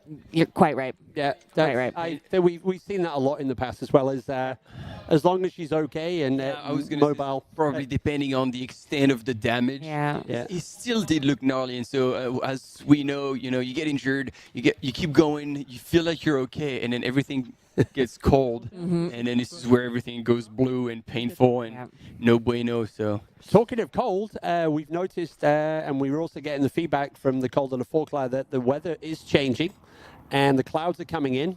Have you been outside, Martin, or not? No, I have not. Sorry, I was almost being funny. But here we go now. This is the very top of the climb of the Bovine. This is the checkpoint, La Giette. Hugo Deck rolling into the aid station. Wow, the tunes are blasting. Yeah, it's party time in the house.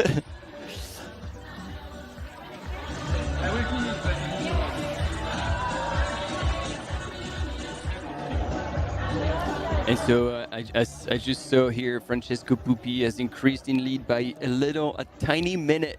Yeah. So it went from 4 to 5 minutes on David Sinclair. Sinclair still looking good, and then now there's 10 minutes. Exactly. 11 minutes. Yeah. Okay. And Drew Holman is back with Gishran. That's good. That's good. These two could work together. And then, as you were saying, Steph, waiting for the ladies to clock through La Giette. Yeah, at the risk of sounding like somebody in the chat, I don't know why we don't have the front of the women's race right now. And hopefully our race director is listening to us. Wow. Come on, guys. Actually, in all fairness, we didn't have the men's through La Giette. We just had the time split. So, oh yeah, we've got 4 ladies imminent. Yep. Yeah.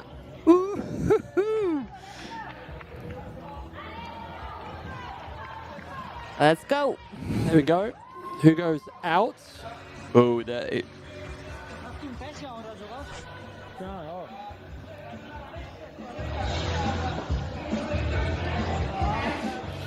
Was this the guy in the pink you were asking about, Stephanie? I don't know.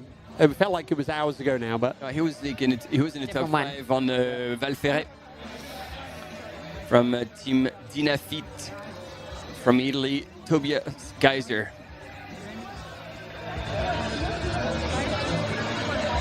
He looks like he's struggling a little bit, taking a bit more time to try to refuel and regroup. Ooh. He is fighting. Yeah. So it's Tobias Geiser. Yep. We now have, and this is all algorithm versus humans. We now have 5. Our top 5 female athletes are imminent at La Giette. This could be interesting. I think that was probably a wise thing. Our next runner here into the aid station in Tronche. And now we're just outside the top 10. So that was I think that might be Andreas Rida. Nick Handel.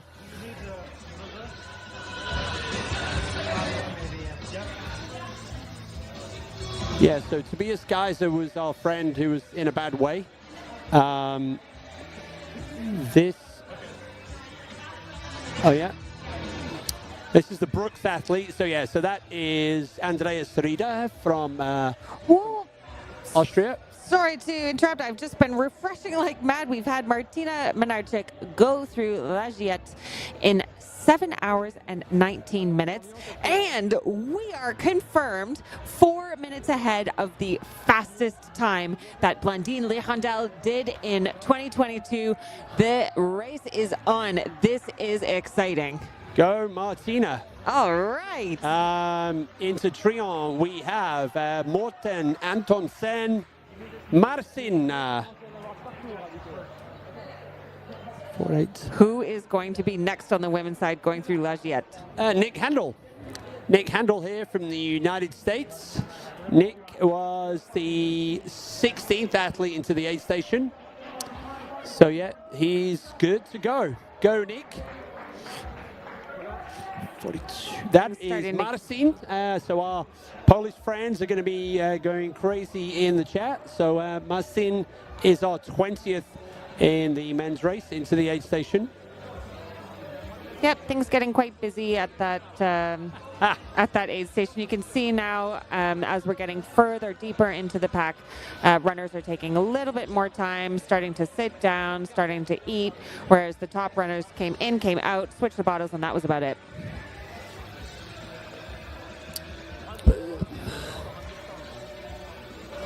So yeah, we've got Luo Canhua from China is in. There we go. There is Martina. So she has now crested the top. She's gone through La Giette. And now she is on her way on the descent down to Trion. And looking good. The legs are good. Yeah. Stride, bounce. And Martin, you've just come back. She is running 4 minutes ahead of the fastest time that Blandine set in 2022. Yeah. That was, I just called him out. That was, lost it now. Yeah, that was Luo Canhua from China. We saw Andreas Rida. He's still in the A station, having a tough time. Then into the 20s, saw Nick Handel. We saw Marcin. Yeah, so 22 men into Trion so far.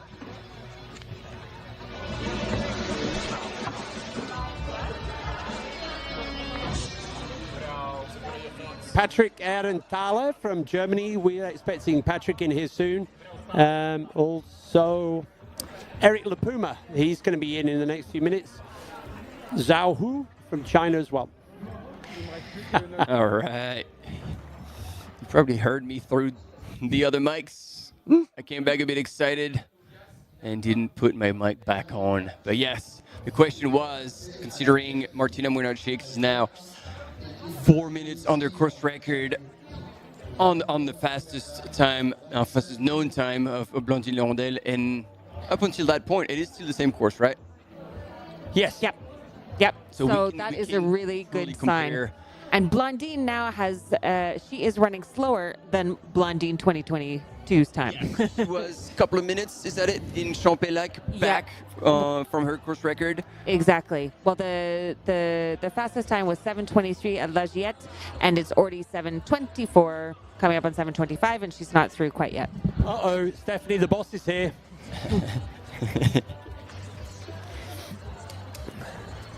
Oh, wow. This looks like a tough time. Yeah, for Andreas.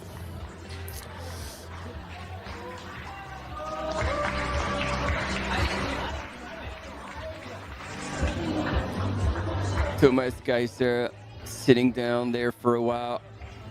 There's another French athlete. Dimitri. Ah, here we go. Blandine is not giving up without a fight here.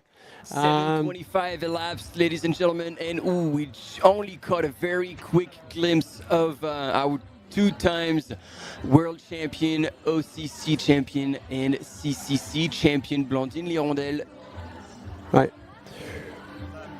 We are only assuming that we're having a signal issue. Otherwise, we would quite clearly have Martina. And it shows that we and do Blondine. have someone with her, and it's just that the images are not coming through quite clearly enough to broadcast them. You know what? So Blondine's 2 minutes behind Martina. Anna Tarasova is 1 minute behind Blondine. Ooh. We have our top 3 women are 3 minutes apart. This is so awesome. Unreal. Wow. Unreal. And because maybe in another minute or so, we'll have Sylvia Northcar clock in. Yeah, and as they get lower down that trail, the signal should be better. So bear with us, people, as we try and get you the front of the women's race. There we go. And nice job. Wow, yes. Not only stepping aside. Gentlemen, well done. Yeah, good job. And yeah. She is moving. Yeah, but maybe she could, because with the bovine, you can normally look back and see the others. So maybe she's seen Blondine, and Blondine for sure could see Anna Tarasova. So, yeah. Oh, the race is on, ladies and gentlemen. It is as expected. We knew there were so many big names. The women's race was extremely deep, and this did not disappoint so far. A few of the big names and the previous winners have dropped out of the race for various reasons, but we still have a big battle up at the front.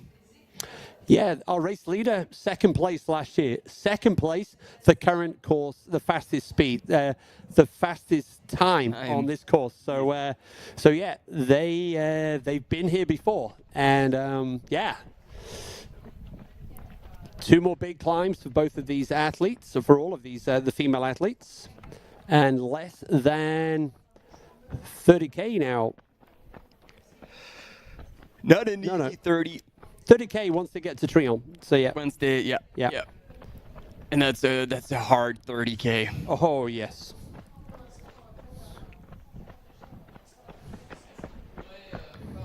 But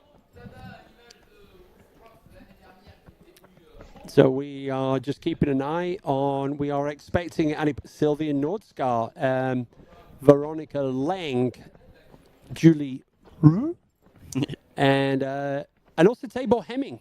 So Lottie Brinks up to La Giette, Robin Lesh from the United States, and Elsie Davis. So we kind of have from 3rd to 10th in the men's race. It's like they're close together. It's kind of the same in the women's race right now as well. 3rd through 10, yeah. Yeah. And I mean, we're seeing Martina Młynarczyk like looking super smooth, moving through that technical part like with ease. Yeah. It's very, very impressive, and it shows that she's still in control, she's still there. Blondine just earlier was also seemingly moving well, but Anna Tarasova coming back as well. Oh. I feel like this is going to be cross-country type, and if you have the slightest issue, you sneeze, you're going to lose a position. So they're going to have to stay on their toes, stay on top of the nutrition, not make any mistake. We've seen that before with Tony McCann, sadly, taking a bad fall and having to drop out in Champelac, and in Vilkersbergen, twisting her ankle in very early stages and eventually pulling out as well. There we go. Sylvia Nordskar, 3 minutes behind Anna Tarasova. So we've had our top 4 females now through the top of this. Yeah. So, and Martina now is about 4 kilometers away from Trionne. And we got a quick commercial break coming up, team. Stay with us. We'll be right back.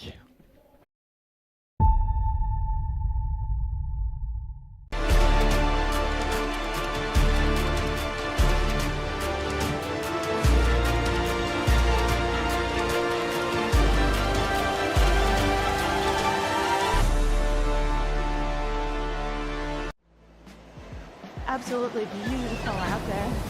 It's such a beautiful course. the trail running community, there's always a support for each other. Everyone in the whole crowd loves this race and loves our sport. I wanted to win. I wanted it so much. I was dreaming about it. That's the best feeling and the best result. That's why I do this sport. I'm really grateful to be at the start line surrounded by these amazing athletes. If you are a trail runner, you have to take part one time in your life.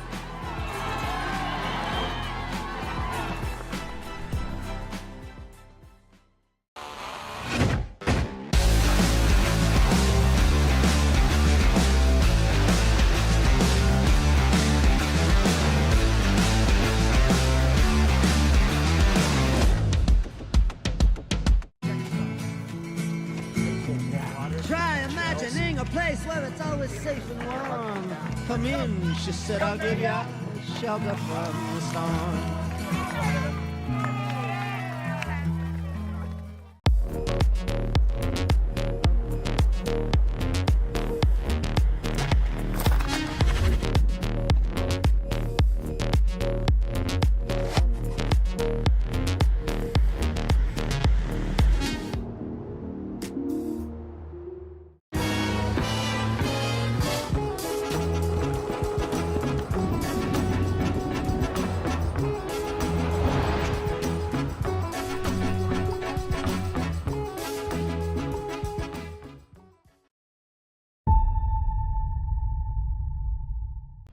On.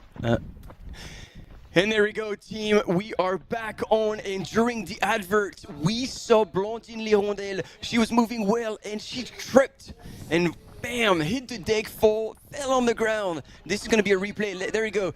And missed a step on the downhill. She was on her belly, but it looks like she didn't hit any rock because she was back on her feet and she kind of dusted herself off and was back running. So just like it looks like a very visual fall, but luckily it doesn't look like there's no any damage done to Blandine. But man, we got scared. No. I think this is where all trail runners can maybe relate.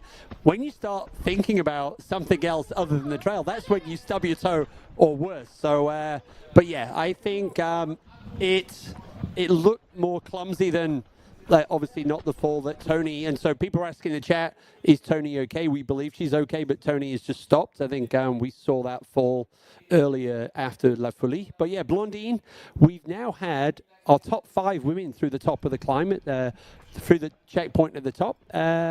So Veronica Lang from Slovakia in 5th place. Veronica is 10 minutes behind. So our top 5 women separated by 10 minutes at the top of that climb. So this is, the race is on. Oh, it is on like Donkey Kong. I tell you that, it is insane. And here, Martina Mouinowczyk not letting go of the gas pedal. She is full on her way to Col de la Forclaz. You can tell that we are still in Switzerland by the cowbells. Now, is that really cowbells, or is that our tech team trying to remind us that we're in Switzerland? I never know with these. Is that a background noise? Like they do with the drone and making it sound like a helicopter. So there we go. Blandine on the left. Blandine on the left. The current fastest time from 2022. Martina on the right. 2nd last year. And now in the lead by about 2 minutes at the top of the climb. This is amazing, and what a privilege to be able to bring this, and the great work that our camera teams are doing to deliver this. So yeah, here we go. Martina now just getting up to the buildings here in Col de la Forclaz. Slight adjustment from the previous years, so they're not gonna hit the road. They're just gonna go to the left. In a minute, there should be a big crowd up here to cheer Martina, and then subsequently Blandine and left. Yes, I mean, otherwise you're straight into a cow, so options are limited on that one. And for the toll runners, you're gonna have to be careful because the angle of that roof is right there, and that's like a layer of metal. Woo! Go Martina.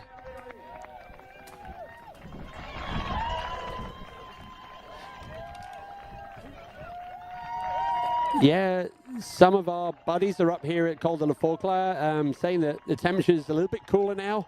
And you can see the clouds rolling in. We are expecting rain this evening in the Chamonix Valley. Yeah. But well done, Martina. She's still doing amazing. And look at her, like going up that little hill. She's still running it. She's on the mission. You know, she missed this first spot last year and missed her A race of the year at Western States. And so this is her redemption run. She's done her homework. She's put in the hours. And so she deserves, and she is not here by accident. And just like Prey was saying, if you want to take the win from me, well, they can try to beat me, but they're going to have to bleed for it. So what I can tell you, so we're just tracking all of our different times here. So Francesco Puppi and David Sinclair, they've already gone over the top of the climb. So they are on the descent now. They are on the descent now down into Valocine. The time gap is 9 minutes. So all right, so that's it. That's it. Yeah, Francesco is on as the hammer down. One more big climb for Francesco Puppi. Francesco, we are going to see him in Valocine at 4:55. And it feels like now the only person who could break the plan and take the win from Francesco Puppi is Francesco Puppi himself. Yeah, 100%. Here we go. Blondine is in the house. She's getting close to Col de la Forclaz. What is it? 2.5 minutes? Yeah, it's 3 minutes, if that. I don't know if we have a time split there. Maybe somebody in the comments would have timed that. But really, it is not much at all. Yep, Martina. We expect to see Martina in Tronche shortly, about 8 minutes time. And we, depending on how quick she is, we may well see Martina and Blondine passing each other in and out of the aid station at Tronche. And there you go. If you don't think it's windy at Col de la Forclaz, you can hear it. Tree! Look at that tree! Yep, the storm is a-coming here. There we go. There's the visual. Martina going over the floor, and as you were saying, dropping down into that Tronche station, 70 Ks into the race. And look at Blondine, that is really good. She is interacting with the crowds, waving at them, smiling. This, ladies and gentlemen, is a lot of fuel. And like this is filling her emotional cup big time. She is loving it. That's gonna give her so much stamina to carry on pushing on that climb and down for the rest of the race. This is awesome. Beautiful. Big shout out to everyone out there cheering for these runners. You guys are making this experience so unique.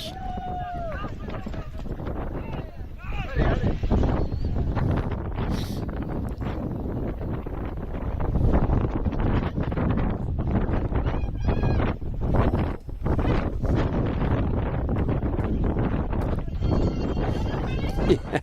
I was like, I know what the wind sounds like. I'm going to turn that one down. So there we go. Martina on the right-hand side of your screen now. She's gone through the Col de la Forclaz and this little switchback descent now down into Tronche. And there's Blondine, just 2 minutes, we're kind of saying, 2 minutes above Martina on this descent. Anna Tarasova is 2 minutes behind Blondine. So 2 minutes. Yeah, and there's a lot of people out on the course giving people intel, so Blondine's probably getting intel about that. We just got intel in the chat from Gabriela. Blondine 2.5 minutes behind Martina. Man, that's nothing. No. And it's Tarasova around about the same gap between her and Blondine. And then Sylvia Nordskar. Sylvia's about 3 minutes behind Anna Tarasova. And then Veronica Leng is 4 minutes behind them. So this is so close. And we did talk about this at the very beginning of the race, how deep the women's CCC field was and is. And this is coming to fruition now at the front of the race. Yeah, and so again, they're not always accurate, but just as an indication, the the expected time at the next checkpoint, meaning in Triomphe for these ladies. Martina is expected in 6 minutes, Blandine in 8, Anna Tarsova in 9, which means like, yeah, they're all going to be within 3 minutes. And as you said, as opposed to yesterday, where on the OCC they were going through the aid station and out the other way, they're doing an out and back, as we've seen with the men. And so this is where you can have the eye of the tiger. You're just like, oh, you can gauge your competition. So you try to look good, pretend that you're not hurting, and you're flying across. Exciting times, because that descent into Trionne is punchy. And if anybody is willing to make a bit of an effort, because at this point you're starting to take risks, there could be making up to a minute on that descent, as we saw yesterday, like, for example, with Riweda. Who had gone extremely fast, extremely well on that descent. As you can see, it is steep, it is technical, winding as well. And then, they almost have a 70K in the legs. So I'm guessing you're also starting to feel it. Although I got to say, this is looking still pretty smooth for Martina Młynaczyk. Yep. Okay. Sorry, Martin. I wasn't really engaging with you very well there. That's all good. That's all good. You're pulling up some. I wanted to look at Blandine's time split down into Trionne to see how Martina's doing in comparison for the fastest time. So Blandine into Trionne was 7:52.08. So there's another 10 minutes. Oh yeah. Martina will be faster. I can already tell you. Well and truly. So yeah, Martina still inside the fastest time that's been posted on the CCC course in the female category. Yeah, you can see the grass now, so she's getting to the bottom of it, and from then it's probably 3 minutes at most until the aid station. She'll be on the little tunnel under the road. Yeah. So she'll get on the four-wheel drive Jeep track in a minute. Still got a really good spring in that step. Yes, agreed. Yeah. We've been brainwashing the fact that, connecting Martina to dancing choreography. And so you could see, running almost like with the tippy toes, ballerina style. Martina ballerina was the joke last year. And here she goes onto the kind of slightly flatter section now. There we go. Onto the Jeep track. And again, big shout out to you all with your gifts. It's Friday, baby. Yeah. It is indeed. And you know what, Martin? It is 1 hour until we are live, or we unleash the 2,600 runners onto the UTMB course. 5:45 is our race start today. The crowds already down in Chamonix must be crazy, and I think about 5 o'clock we'll start to get a split screen between our CCC and UTMB race coverage. So 1 hour, everybody, until the UTMB is unleashed onto this year's UTMB World Series course. Yeah, we're going to be going back and forth between indeed the start of UTMB, and then we'll obviously tune back into CCC because we've had such a race, both in the men and the women. We would not want to miss that for the world. No. Here we go. Is it still 2.5 minutes between these two ladies? We'll see that shortly. But Blandine is also moving really well on that descent. Again, thank you so much, the studio, the realization, and all our cam runners and mountain bikers and drone pilots out there for bringing us these images and giving us the chance to leave truly what's going on, both in the men's and in the women's race. What I can tell you, so we talked, did I mention Julie Roux is now through La Giette? No, we didn't talk about Julie. Okay, so Julie's through. She's about 8 minutes behind Veronica Lang, and then 4 minutes behind Veronica, we have Lottie Brinks. So Lottie Brinks has gone there. So we now have 7 athletes through there. So 20 minutes spread across our top 7, which is just reinforcing what we were talking about with the depth of this women's field. There we go. Martina, fresh as a daisy. Striding it out on her way to the Trionne station. And again, her partner, Marcin, will be there at the aid station waiting for her with one mission, helping her out as fast as possible to get her out of the aid station and spare no second. She's coming in now. We got a distance check there. So the gap between the two of them on the ground is 600 meters in terms of distance. So, yeah, we might just get the face-off in Tronche between our race leaders. True. Yeah, Stephanie's face is not looking very promising for trying to get out of the 2A. Oh, it is. Oh, yeah. Oh, no. You're doing it. So, yeah, Stephanie Case, Martin, they will be over in Courmayeur tomorrow morning at 2 a.m. local time to welcome our leaders in the UTMB. So, yeah, they got the night shift. And then, yeah, Stephanie's going to be back here tomorrow. Martin's going to join somebody called Ruth Croft and do Ruth support. So, that's another job. And, yeah. So cool. Here we go, everyone. Martina into Tronche. And we were looking at a time of 7:52:08. Yeah, 52:08, and we're at 50, almost 47. 100%. Yeah, we saw Blondine like hit the ground, but she was back up on her feet, dust herself off, and very different to like what we saw with Tony, who had to walk it off, and we could clearly see she was in pain. Luckily, look at this, the smile on Martina Młynarczyk's face. It means that she still has plenty in the tank. She is in control, and she knows that right now she's holding on to what she's been dreaming since her second place last year, and so far this is the perfect redemption run after having to drop out of Western States earlier this summer. There you go, and the smile, seeing her partner bring Broad up to the table. It's going to be a fast one. I'm putting the audio up, but do you know how to speak Polish? Because I don't.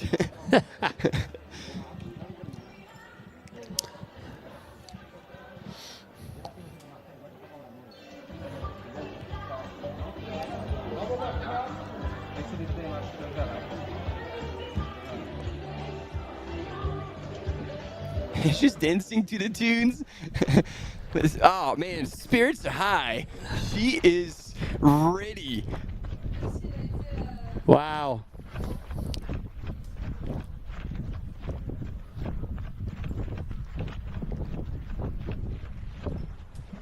What's happening with the poles here? Is one. Come on.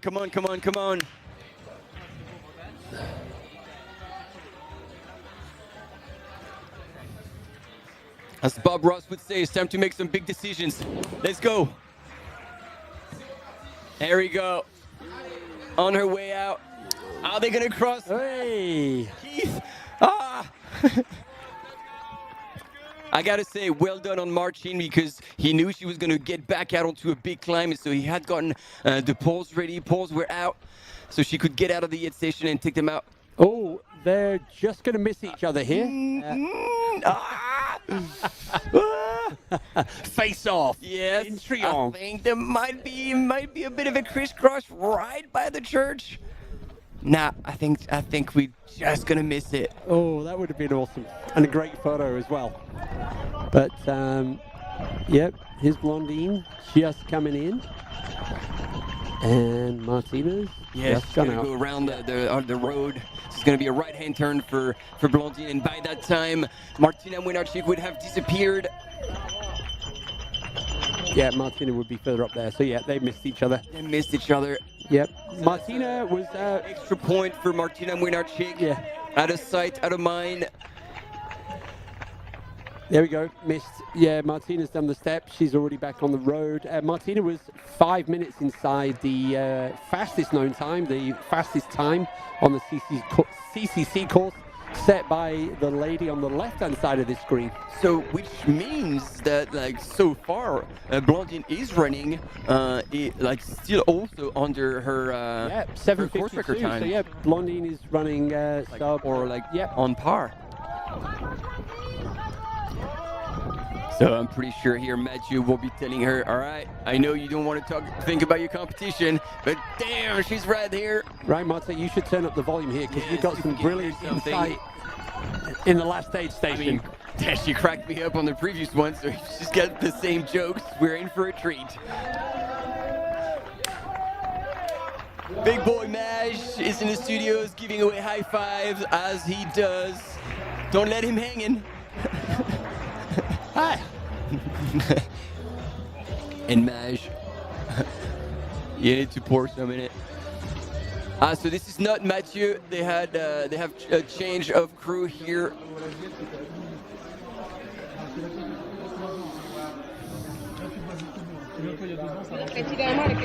Ouais, à la diète, il faut direct, j'ai pas plus d'infos, j'ai que le dernier pointage.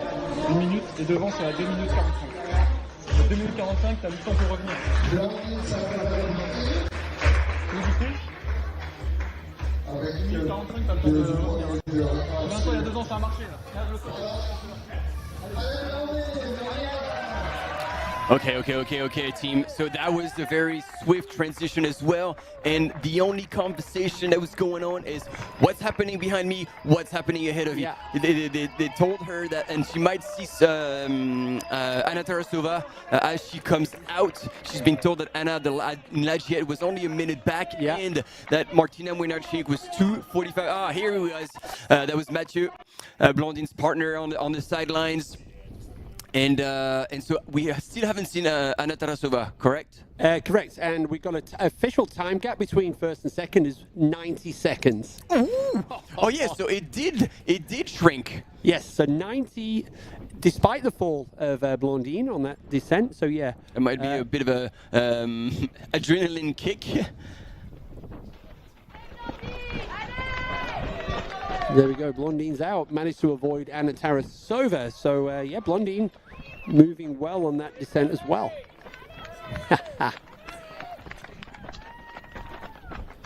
So there you go. And in the chat, everyone asking, can we see Francesco Puppi? Yes, you can. He is due into Valocine quite soon. That must be Anna. And there she, yep. Anna Tarasova coming in, hitting the coke hard. This is what you do at the back end of the race when you want to have an extra kick. She's still well in control and solidly in third place.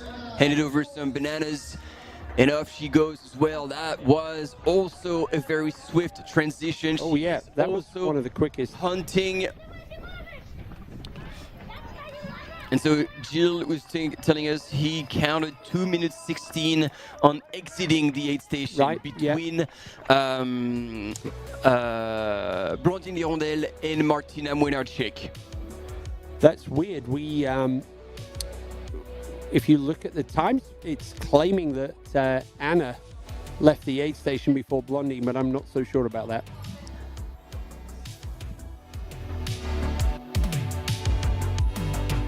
We'll have to wait for an update on that one, because that may be a time in and a time out, which makes more sense.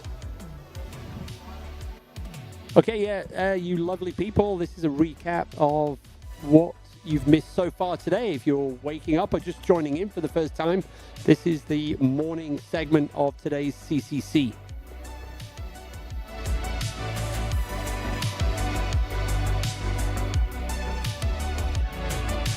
Yeah, that's it now. So official timing, 2 minutes 40 between Martina and Blondine.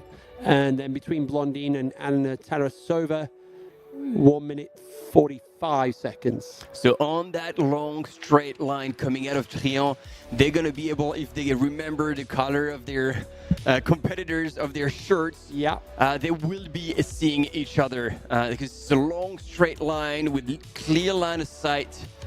Oh, that's going to be more gas on the fire. We're in for a treat, ladies and gentlemen.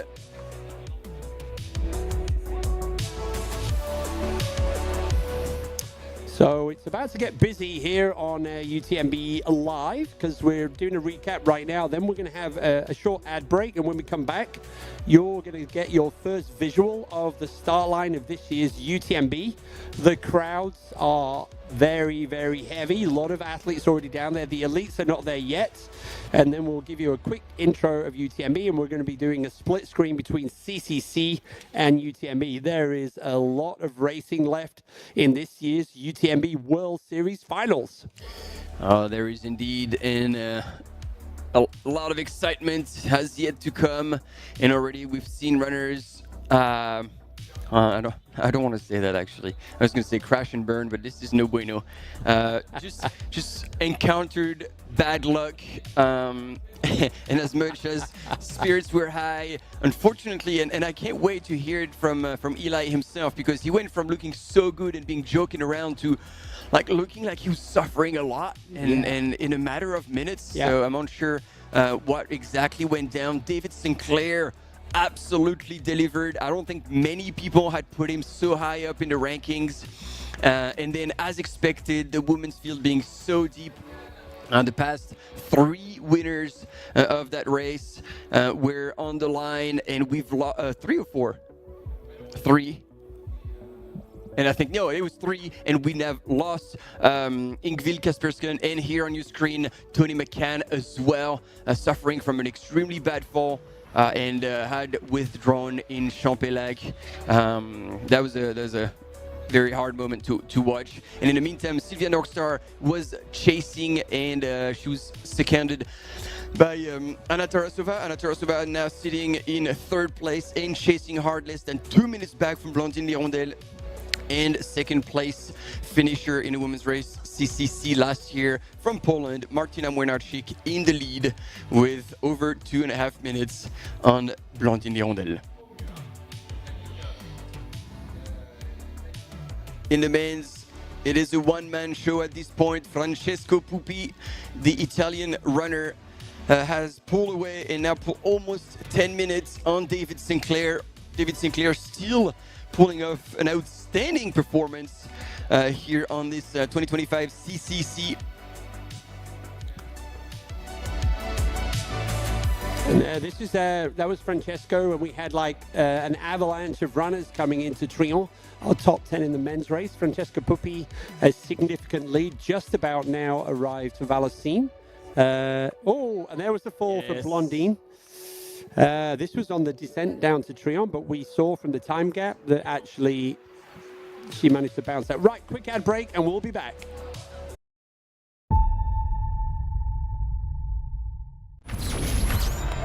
Via, c'è tanta gente. Non ci facciamo prendere dall'entusiasmo. Allez, bien en gestion, cardio est bon, c'est parfait. Mi è venuta una vescica. Fa un male cane. Aïe, ah, ça va pas du tout cet orteil. Ce l'ho fatta! È finita!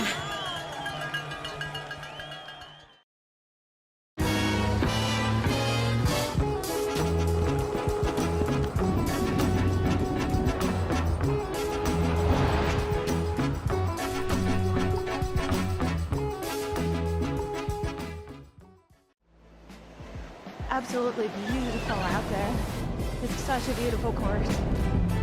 The trail running community, there's always a support for each other. Everyone in the whole crowd loves this race and loves our sport. I wanted to win. I wanted it so much. I was dreaming about it. That's the best feeling and the best result. That's why I do this sport. I'm really grateful to be at the start line surrounded by these amazing athletes. If you are a trail runner, you have to take part one time in your life.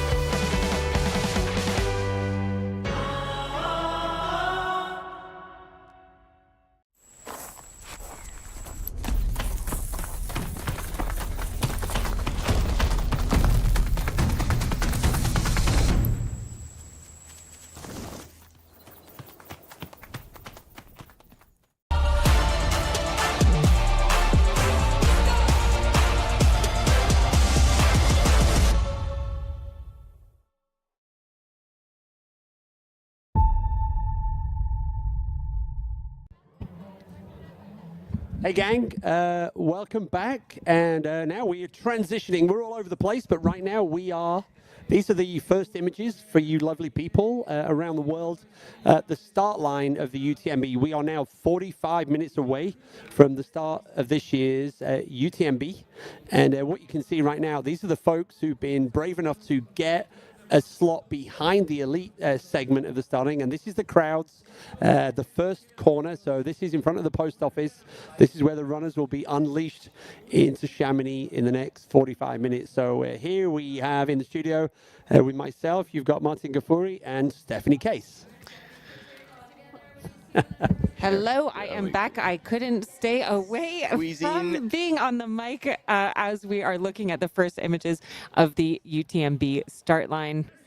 We have been following the CCC race. There's Alyssa Clark with On Running.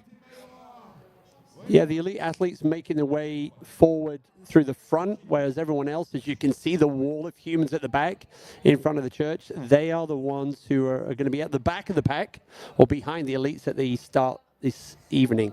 Now, as we've been following the CCC race, I know we're looking at the UTMB start line, but we've got another great little nugget from Aid Station Fireball in the chat. Liam. The top 3 women at CCC are apparently within 5 minutes of each other at Trient, and in race history, we have never seen a tighter race at this stage before. No, the race is delivering on everybody's pre-race predictions. Exactly. And we're also keeping an eye at the front of the men's race, where there's a bit of a gap now. Francesco Puppi almost 10 minutes ahead, due into Vallorcine quite soon. And in terms of what time the winner's due into Chamonix, around about 7 p.m. there or thereabouts this evening. So about an hour after we've let these lovely people onto the course of the UTMB.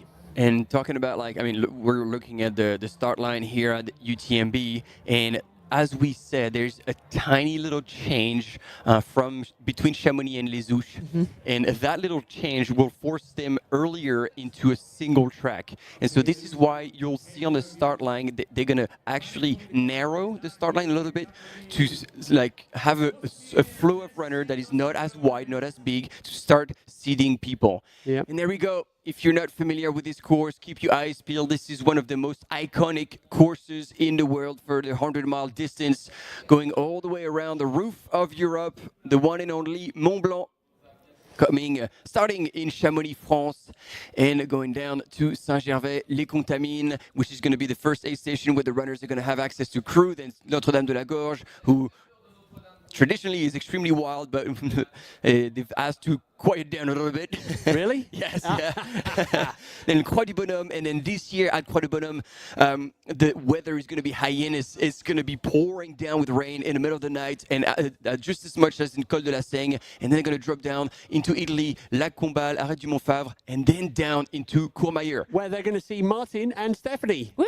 We're going to be down there, and then up Refuge Berton, down and across the valley, that essentially now on the same course as CCC, in the Val Ferret and in Grand Col Ferret. And Grand Col Ferret, again, just before sunrise, is going to be 0 degrees. So not only the rain, but also possibly the snow and the weather, the cold weather, is going to be probably the biggest thing to solve for these runners. And as soon as the days and the sun rises, I think the race is going to be on, and they're going to start, I would say this would be the time where they're going to start thinking about racing, because as Debo said, it's just going to be a matter of surviving the night in the best possible condition, and then going into race mode. And then the final iconic climb to Lac Flégère, and a down final finish into Chamonix to close that crazy loop. Imagine that. 177 Ks, 10,000 meters of elevation gain and loss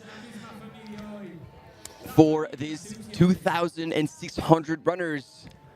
And for the first time in many years, it's going to be a cold year as opposed to a warm year. Oh, look who's here. Race director Michel Paletti, 70 years old now. This is going to be Michel's 11th start of the UTMB. He's finished 7 of them. So earlier, when I saw him last week, he's like, hopefully I'll take the start. And quite clearly, he's been given the green light. That's amazing. Does he have to pick up running stones in order to run his own race? Well, he has them. There you go. He's been racing already, I think, several 100K distance. This year, he was at Ultra Trail Australia that he wrapped up, and he actually won the 70-plus category. Amazing. Yeah. Yeah, he's a man of integrity. Did he get timed out at Western States this year? I don't know. Yeah, because here it's good to see he's actually having a chat with Le Duc, Ugo Ferrari. Yeah. Who actually, his crew was responsible for part of the mayhem at Notre-Dame de la Gorge. And so they've been kindly reminded. Yes, and thank you in the chat. Michelle Paletti, 70 years young. 100%. Yep, exactly. 100%. And Michelle is the oldest runner taking any of the starts this year is actually 75 years old. So, so it's not too late to get into trail running. Just saying. And the documentary I saw last night on UTMB had a great interview with Marco Olmo. Yep. Oh, yes. Of course, there's Lucy Bartholomew on the screen there. She was 10th last year at UTMB. Yep. Running up the top 10. Maybe the year before as well. I think she's been in the wrapping up the top 10 both years. The last 2 years, yeah, you're correct. And then you were talking about Marco Olmo, but can we talk about like who he is? Because maybe a lot of people now, like, you know, we're old people. I mean, I am old people, but like, Marco Olmo was the man at 60 or 59 years old, winning UTMB for the second or third time. 2 times. He was a 2-time winner. So. And that it was right after his win. Isn't that when Kilian came on the scene? Exactly. Yep. So in people's mindset, like this sport that was nowhere near as big as it is today was like, oh, okay, so this is an old man sport, an old people sport. You know, you have to have experienced life through many ways to be able to cover the 100-mile distance. And then the year after, Kilian Jornet shows up, 20 years old. Yeah. 20 years old, and he's like, okay, we just reshuffled the cards here. That was a turning point. That was a turning point, big time. Yeah, that was the conversation about is like, who's going to sponsor a sport that's for older folks, if you like, in the late 50s? And then Killing goes, hold my beer, there we go. And the rest, as they say, is UTMB history. That's what was also interesting that they showed in this documentary, the gear that people were wearing, 10, 15 years ago. It was more road running gear, yeah. There were large backpacks with ladders, ladders in the back. Running shoes. Yeah. And then they also had the hard bottles in the front. It was incredible. And Marco was kind of complaining, now this is a rich man's sport. You have all of these fancy things, but when I did it without any of this gear. But a really nice recap on the history and how much things have changed, how much the competition has increased. There's new gear. We were talking about data. We were talking about nutrition. Everything has ramped up. And you can see just in the history of the times of this race, everything has gotten so fast, so dialed. You certainly, if you were coming to the start line with the same manner as the athletes were 15 years ago, you would be nowhere near the front. No. And that is Steph Howe, who is coming back with Jason Koop at her side. Stephanie Howe had a very tough UTMB last year. She's had a tough run with this course. She does have a monkey on her back. Last year, she had to stop very early, I think at even before Lake Contamine, if I remember correctly. But she is coming into this race with really strong legs. She's had incredible race performances since that UTMB DNF last year, and I think we might get to see something special from her. Hopefully. Hey, gang, whilst we're looking at the screen here, let's not forget that Francesco Puppi is out on the course. Francesco has just gone through Valocine. And so Francesco is on his way now. One more big climb for Francesco up to La Flégère, and we'll see him here in Chamonix just before 7 p.m. right now. So Francesco, roughly a 10-minute lead over David Sinclair. And so we'll still be giving you updates. Yeah. We're only as good as what we have in front of us on the screen, but we can also talk about the other races. And just in case, I was asking the students, like, oh, well, are we going to have images of Valocine in any case? And now we're all eyes on UTMB. So thanks, Keith, for that's what we're going to do. We're just going to give you updates based on what we're seeing on the live tracking. If you're out there on the course and you're following CCC, by all means, give us a shout in the chat. Let us know what's happening, what you're seeing, and we'll share it with everyone. So, yeah. And let's not forget, I think the UTMB also know that in terms of viewing numbers, the UTMB is probably driving the viewing figures up right now. We don't see those numbers in front of us, but this is what a lot of people are looking out for. So we're just doing our best to give you a bit of everything right now. So yeah, we are now, where are we? Time, 35 minutes till race start here at UTMB. One little update that we can give you on the CCC. I was checking the times that Peter Engel went through Valersine in 2022 at the fastest time. He came in at 7:56 and out at 7:59. And we have Francesco Pupi going through at 8:05:57. So we are now running almost 10 minutes behind the fastest pace on the men's side. And so that was Théo Detienne here wearing the face of Ludo Pommeret at the start. And he surely has a lot of respect for Ludo. They're good friends. And this is going to be Théo's first attempt at UTMB. First 100 mile as well after a very successful Mont Blanc 90K. But this is going to be a big undertaking for Théo. So we wish him all the best, and hopefully he's not going to have a traditional start that he usually does, like all out and blow out. That's usually what he does. But we want to see you on the finish. So please look after yourself.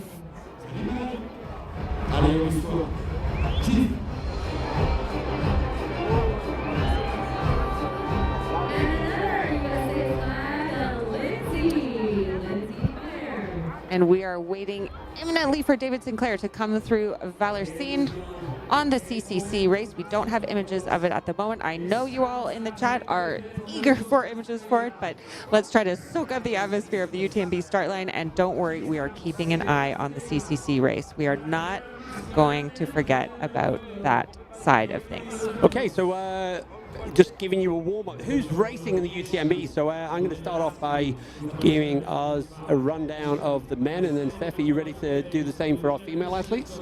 In fact, do you want to go first? Are you ready? I could be. I could go if you want. No, I'll let you go. Okay, I will kick things off and hope you guys can come in. Of course, the big story that everyone knows, Courtney Dauwalter will be coming back to try to retake the course record. Now, the course is a little bit different this year. There's 100 meters more climb, 2 kilometers longer in distance, but still we are all going to be looking to see can she meet or surpass the record set by Katie Scheid last year, 22 hours, 9 minutes, 31 seconds. Now, Courtney did have a DNF at Cocodona 250, but she won Lavaredo in June, the 120K race. Quite a tough slog, I think, in that course. It was a really hot year. She did not get the course record, but this is Courtney. Everyone knows that she comes to this race and she throws down. Now, well, and just to finish on Courtney, like you can look at UTMB indexes, and that's an 842. Yeah. Like. Yeah. But the very next person after that is Ruth Croft, who is a commentator favorite, Martin's partner.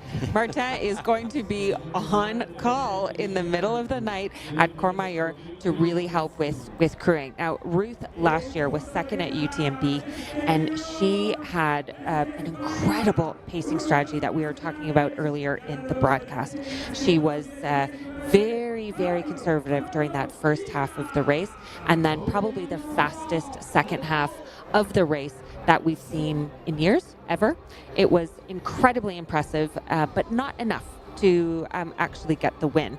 But what can we see her do this year? I think there's a lot of people that are interested to see, can she get that triple crown? She's already won the OCC. She's already won CCC. She's already gotten second at UTMB, again, with the fastest closing speed I think we've ever seen. She's training about, you can correct me if I'm wrong, Martin, about 110 to 125 miles a week. You said yourself this is the strongest you've ever seen her. So I think we are in for a real fight. And to her credit, you know, Ruth, if she wins, she doesn't want to win if something goes wrong with Courtney. She wants to have a battle. So I think we need to keep an eye out here. Now, another person that some have said is a dark horse. I named her as one of my commentary picks, Lin Chen, or Chen Lin. Now, Chen Lin might not be on people's radar, but if you look at her background, she has done gnarly races. She has won 100K, 100-mile, even longer distances. She's proved she can do the elevation, she can do the distance.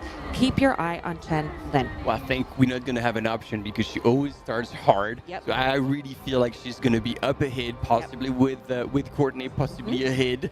But yeah, I agree. Yeah. She's definitely one to watch. Now, who else do we have? We also have Katarina Hartmuth, who I had the pleasure of racing against, or let's say racing behind at Hard Rock in July. She came in third. It was a tough race for her, not the performance she wanted, but she was second at UTMB behind Courtney in 2023, third at the past two Hard Rocks. She just had a film premiere earlier this week. Be really interested to see what she can do. She's the current course record holder at Tour de Géant as well, so she can do long distances, and she has recovered well from some knee injury surgery earlier this year. Then we've got Emily Howgood. She is named the Queen of Consistency. She's finished top 10 at Western States, I believe, the last 4 years. She was second at CCC in 2023. I'm excited to see what she can bring to the table. And Abby Hall, our 2025 Western States champ after a nasty knee surgery in 2023. She has been the talk of the town after her standout performance. And, you know, it's interesting looking at her background. Her coach, Jason Koop, has said, look, you know, there wasn't anything extraordinary about her training. It was just consistent. She put in the work, she put in the miles, and then she executed her plan. Can she get the Western States UTMB double? I don't know, but I'm pretty excited to find out. And then we saw Lucy Bartholomew earlier, again, 10th at UTMB the last 2 years. Really, really interested to see if she can kind of get a little bit further up in the pack. So who did I miss? I'd say, and again, this is not me being French, but Camille Brouillès of course. Is also... Martin, that is you being French. Yeah, but that wasn't on purpose. That wasn't on purpose. Like, she's got what it takes to be up there, especially she's a mountain person, so if the weather is being thrown at them, she will be one of the ones who will be able to easily troubleshoot that situation. And also, you know, when she pulls up a really fantastic race, Katarina Miteyeva is pretty solid on that kind of course as well. So we haven't mentioned Heather Jackson as well. What she's still doing, like she's still doing a lot of biking, and she's back again at UTMB this year with solid intentions as well. So yeah, we've got a solid group in the top 10 of women, and a really cool race to be looking forward to. Okay, so on the flip side of that, on the men's side, you know, a lot of talk about there's Ludo coming to the line, so Ludo is definitely into the conversation. My pick. So yeah, exactly. Champion back in 2016, recent winner, two-time Hard Rock champion, but his compatriot, Dan Francois, 4 times winner of UTMB. And Francois has the opportunity to become the first male athlete to win 5 and sit alongside the great Lizzie Hawker, who is the only person so far to have won 5. So that's Francois' kind of a opportunity this year. One last thing about Ludo before we talk about Lin Chen here. He was wearing a jacket. Take note. He's going into the night with a jacket. Maybe he'll take it off for the start, but yeah, he's prepared. He's mindful about the elements. Lin Chen, you were talking about her, Steph. Yes. Definitely one to look out to. Yep, and then if we from Switzerland.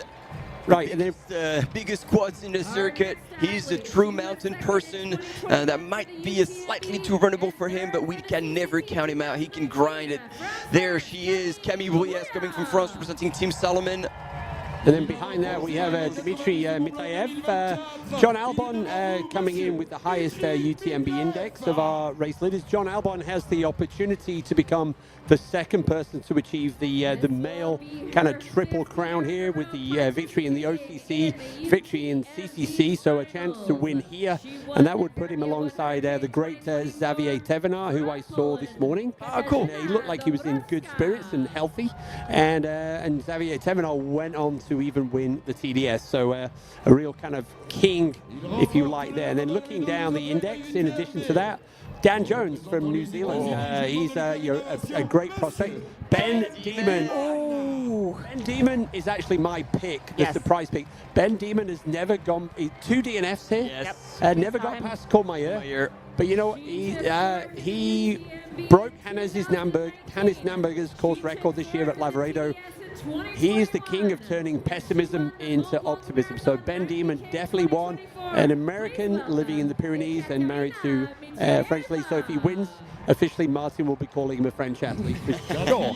100%. He will be offered a nationality. So Hayden Hawks stepping up to the UTMB distance. We have here Jeff Mogavero from the US. And just before we saw Ekaterina Mitayeva with her fiery hair, plumage. Yep. There she is.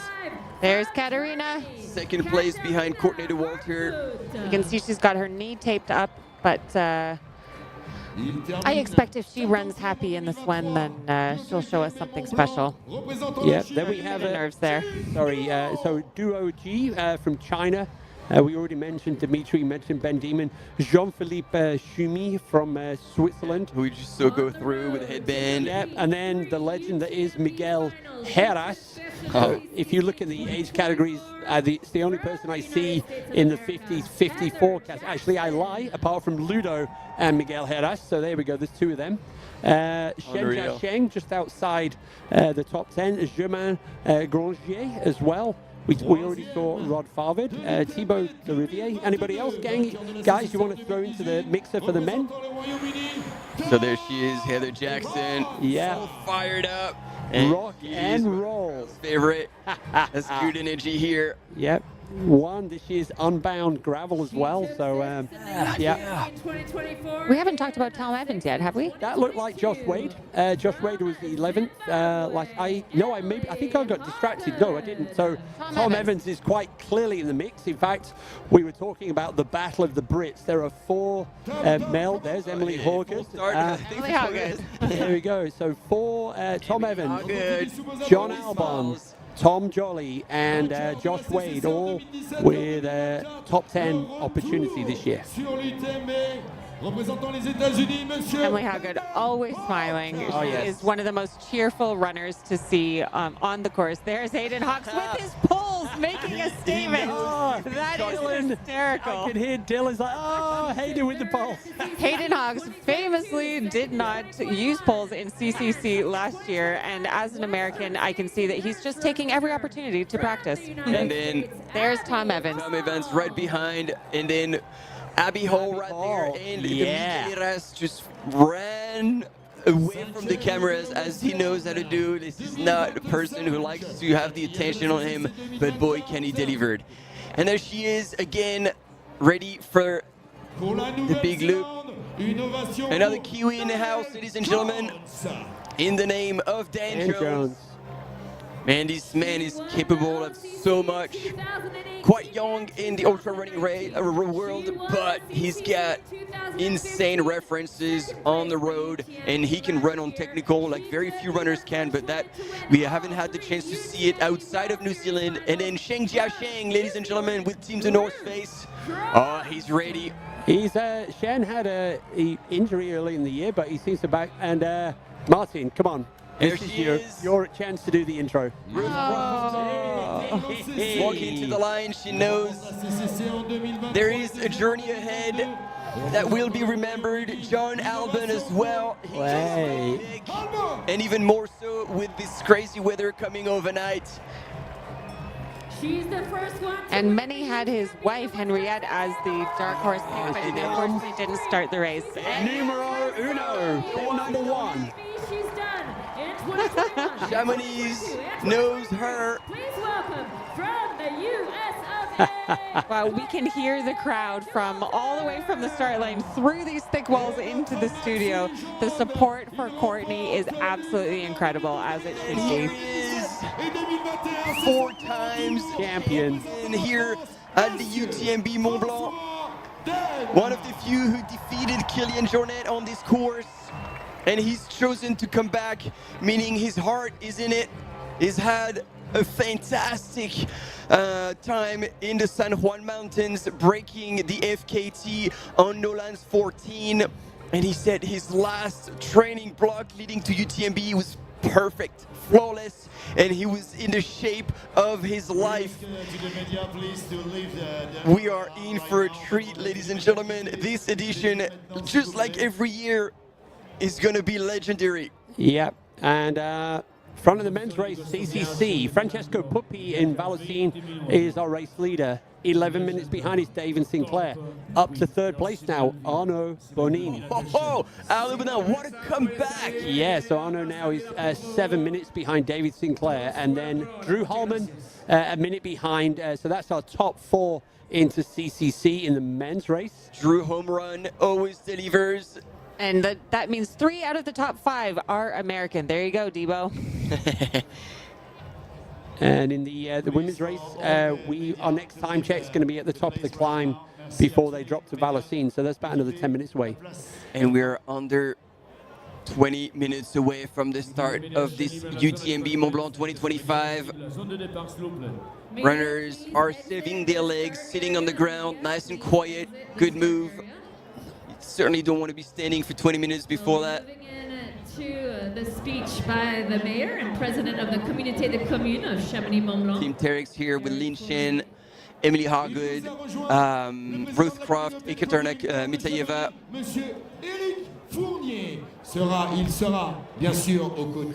The crowds get bigger and bigger every year. Big speech from the mayor. I believe he's up for re-election this year. All right. See what will be promised. Good weather. Oh, here he is. See if we can hear something, maybe. Giving a shout out to everyone in Valais and then in the Courmayeur Valley. À tous, nous voudrions souhaiter évidemment une bonne course. Le maximum Wish you a good race to all of you, a lot of fun, a lot of pleasure. De notre environnement, vous êtes nos and also respecting the environment you're going to be running in. You are our ambassadors, and so we count on you to shine through that course and be good ambassadors of the sport. They're very happy to welcome you here to the start line. Fair play. Hope that you enjoy and take pleasure in your race around the Mont Blanc. Oh well, here's the translation. Thanks, Monica. See how well you did. Yeah, so it was like, ooh, that guy was talking shit. And we are about 17 minutes away from the start of UTMB. We're starting at 5:45 p.m. local time.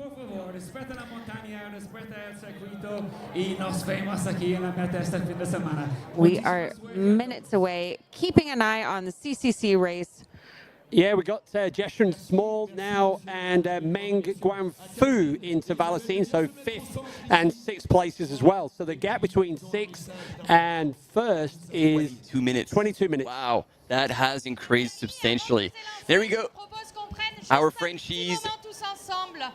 Je voudrais que vous regardiez autour de vous et que vous souriez à votre voisin, que vous leviez les bras vers le ciel et que vous vous preniez par la main. En cet instant, nous formons une seule communauté. Ce simple geste nous relie au-delà des frontières, des langues et des différences. Je vous propose maintenant d'écouter un message de John Lennon, symbole de paix et d'espérance. Runners, spectators, friends near and far, look around, smile to your neighbor. If you feel inclined to do so, lift your arms to the sky and maybe take the hand of those beside you. In this moment, we are one community, bound beyond borders, languages, and differences. Let's listen to the words of John Lennon, a voice of peace and hope. Antes de la salida, vamos a disfrutar un momento juntos, corredores. El público que está aquí con nosotros y viendo desde casa, mira a tu alrededor, sonríe a tu vecino, levanta los brazos hacia arriba y si lo deseas, toma la mano de lo que están a tu lado. En este momento somos parte de la misma familia. Este simple gesto nos conecta más allá de las fronteras, los idiomas y nuestras diferencias. Escuchamos las palabras de John Lennon, símbolo de la paz y la esperanza.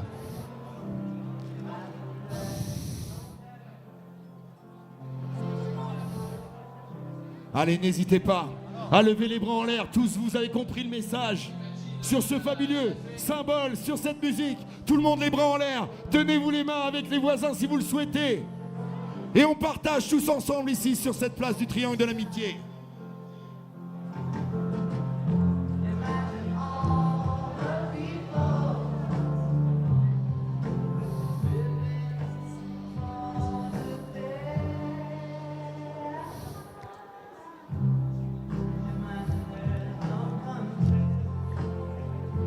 This is the calm music moment before the pump the runners up music moment and terrify them before they head off into the night.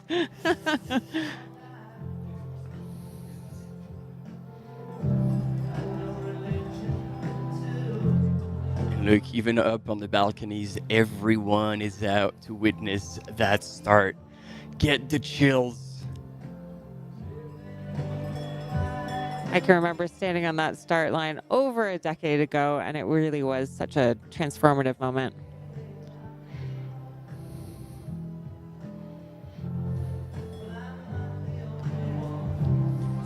We have to remember that many of these runners, they get one chance to run this race. They might have been training for a qualifier for years and then trying to get through the lottery for years. So by the time they get to the start, it's it's really the culmination of 10 years of work. Looking at the top 5, we've got Heather Jackson, 41 years old, followed by Emily Howgood in 4th from Zimbabwe, first at the Canyons Endurance Runs by UTMB in the 100-kilometer category, and 6th at UTMB in 2024. One place back from Heather Jackson. Yep. Abby Hall, we were talking about her earlier, the Western States champion who came back from pretty nasty knee surgery, also 4th at Chianti, the 100-mile category earlier this year. 31st at UTMB previously, but we expect bigger things.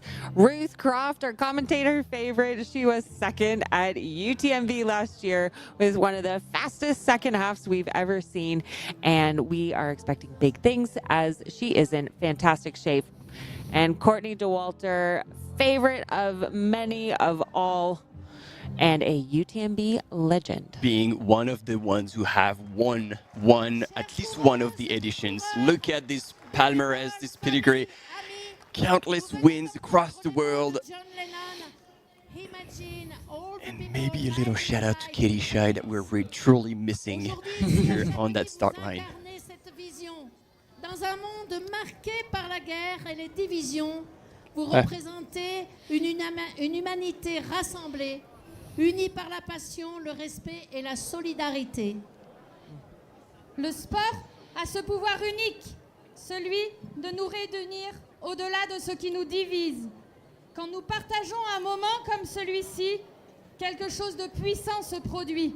Les barrières tombent, les préjugés s'estompent. As we're listening to this, we're getting some updates on the weather ahead.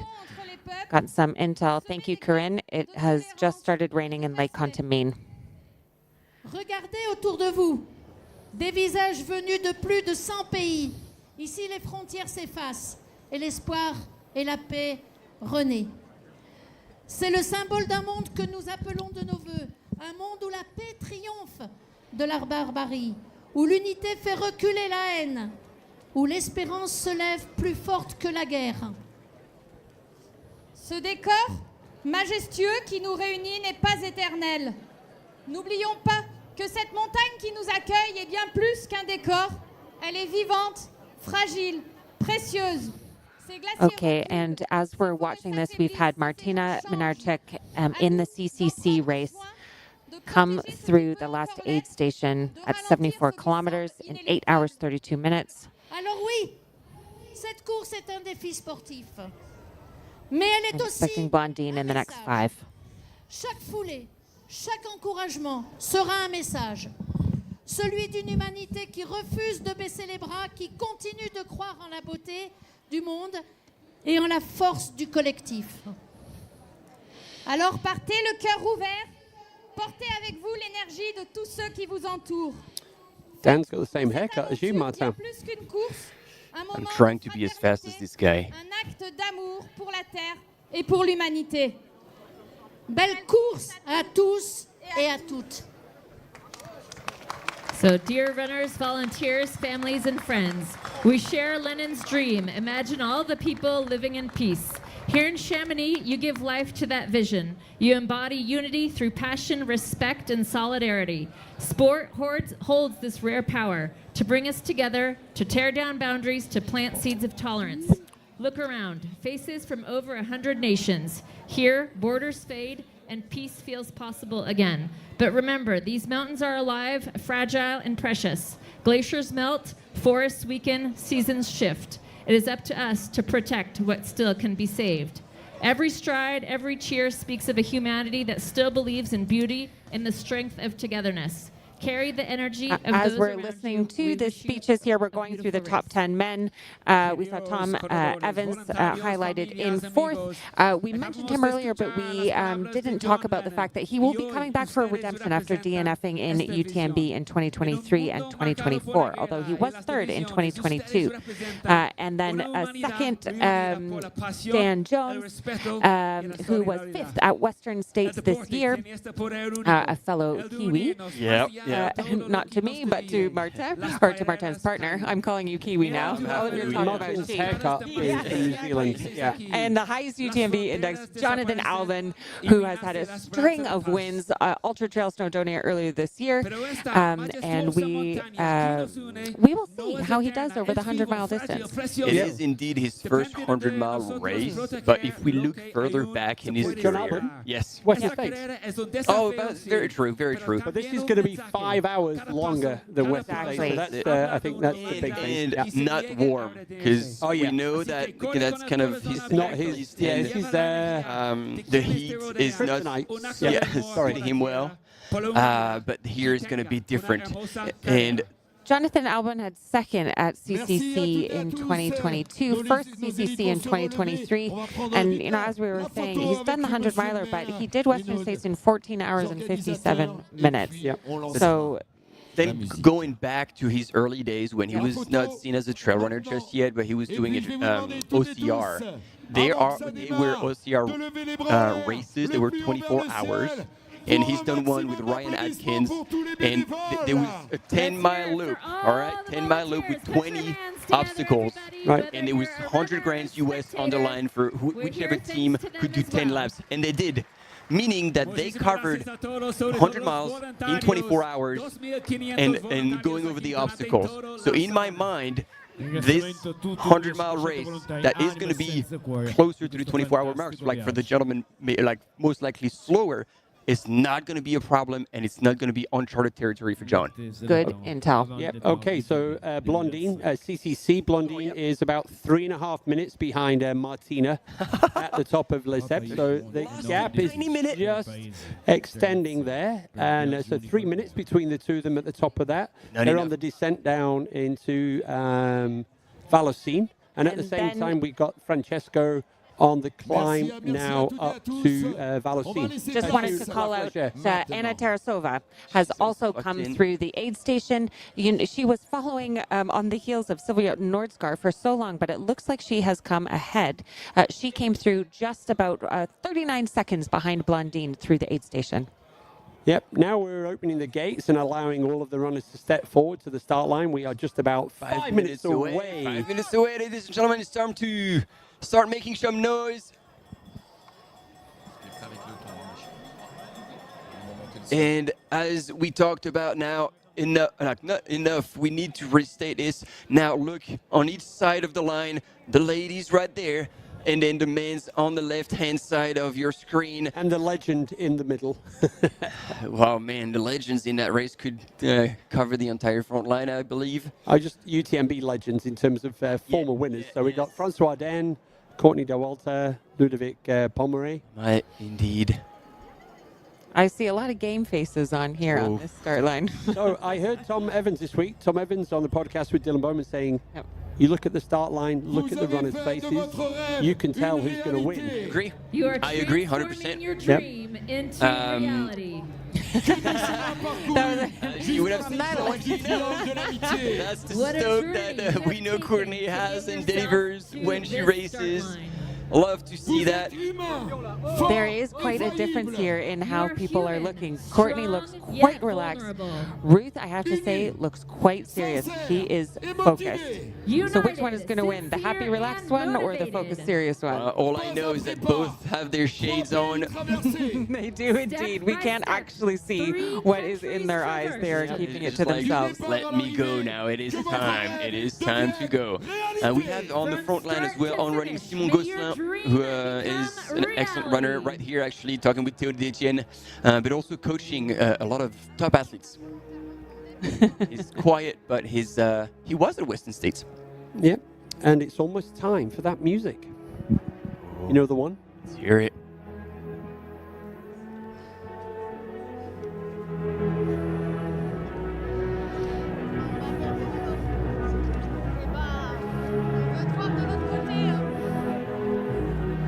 And of course, we didn't mention, but for those of you who aren't aware, the reason why we don't have Katie Scheid here to battle it out with Courtney against her course record is because she will be competing in the World Champs.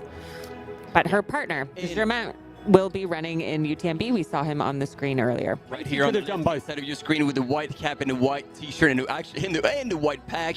Mr. White Man, Germain Granger, aka Serge, is indeed racing. And so Katie's got world champs, but also he was being mindful that the fact she was going to give her 110% at Hard Rock and felt like backing it out with UTMB was not a wise move, and we certainly appreciate that. That was quite true. Yeah, that was a good move on her end, and she still showed that she had wheels because she ended up taking a third at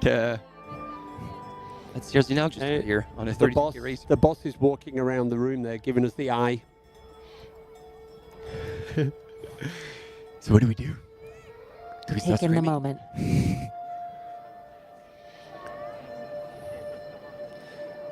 Time to breathe, everybody. Oh, yeah.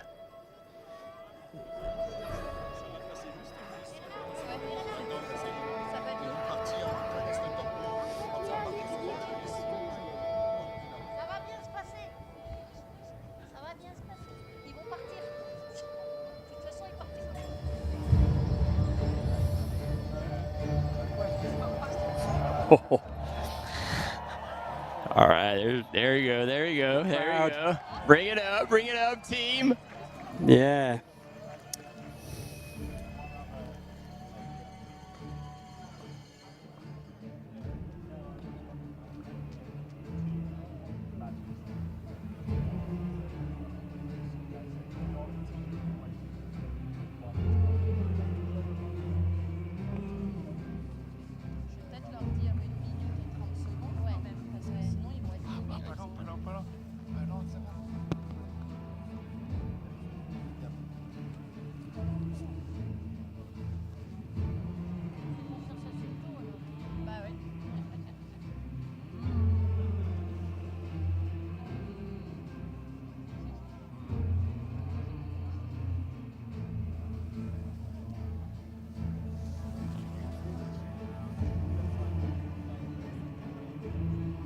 Une minute. 1 minute.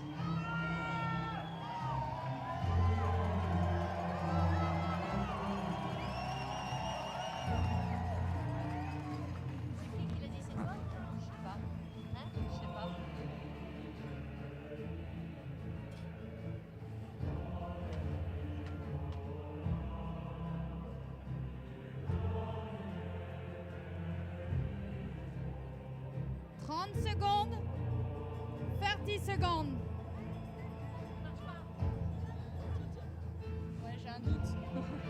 On va faire les deux.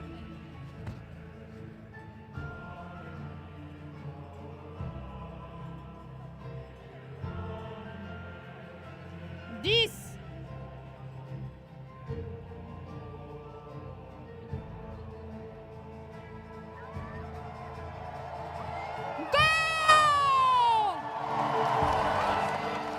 And this is it, ladies and gentlemen. The start of the 2025 UTMB is now on. Un maximum d'applaudissements, d'encouragement, d'amour. 1,600 brave souls on her way to the legendary course around the Mont-Blanc. 45 heures de course. Bonne course à tous. And here we go. The 2025 UTMB. Enjoy the journey, everybody. Enjoy every single step around the Mont Blanc. Have fun. And we'll see you at the finish line. Vous êtes là.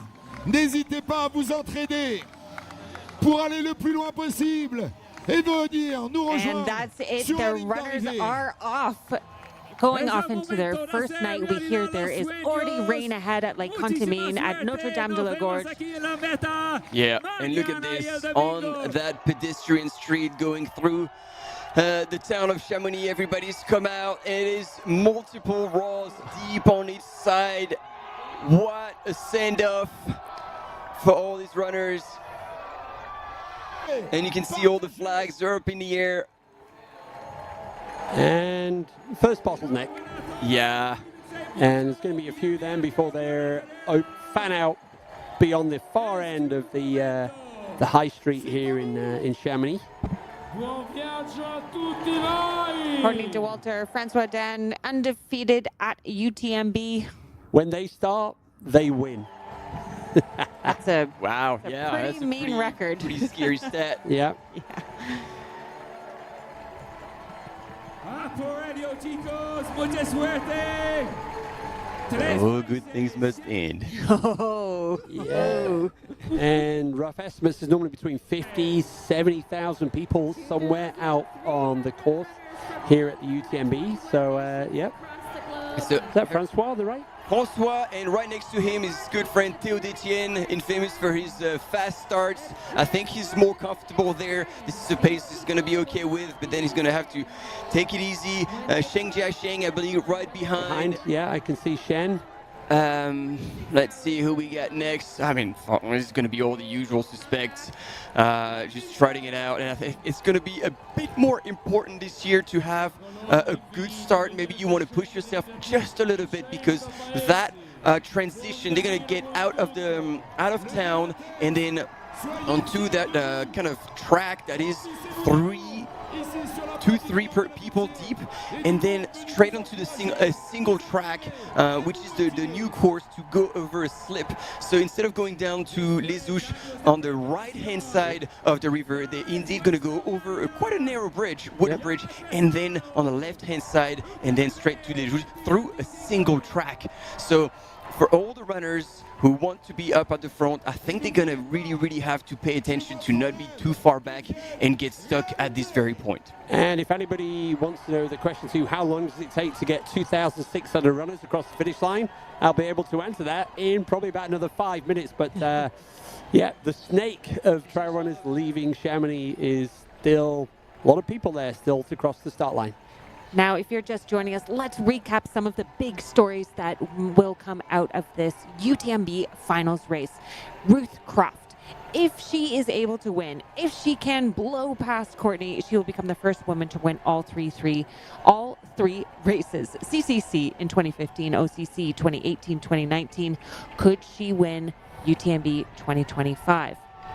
Jonathan Albon could become the second person to achieve the Triple Crown after Xavier Thévenard, who won CCC in 2023 and OCC 2021.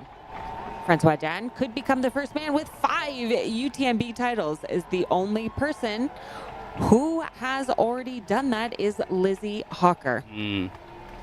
And John Albon, he has the opportunity to win the Triple Crown here, so he's already won the OCC and the CCC, so John Albon has the opportunity to kind of have all three distances in his back, already done by Xavier Thévenard, who also did the TDS. Yeah, but there's no one else besides Xavier? I don't believe so. Oh, yeah. No. So only so far Xavier has... It was such an important stat, we've given it to you twice. Love it. By me and by Keith, just in case you missed it.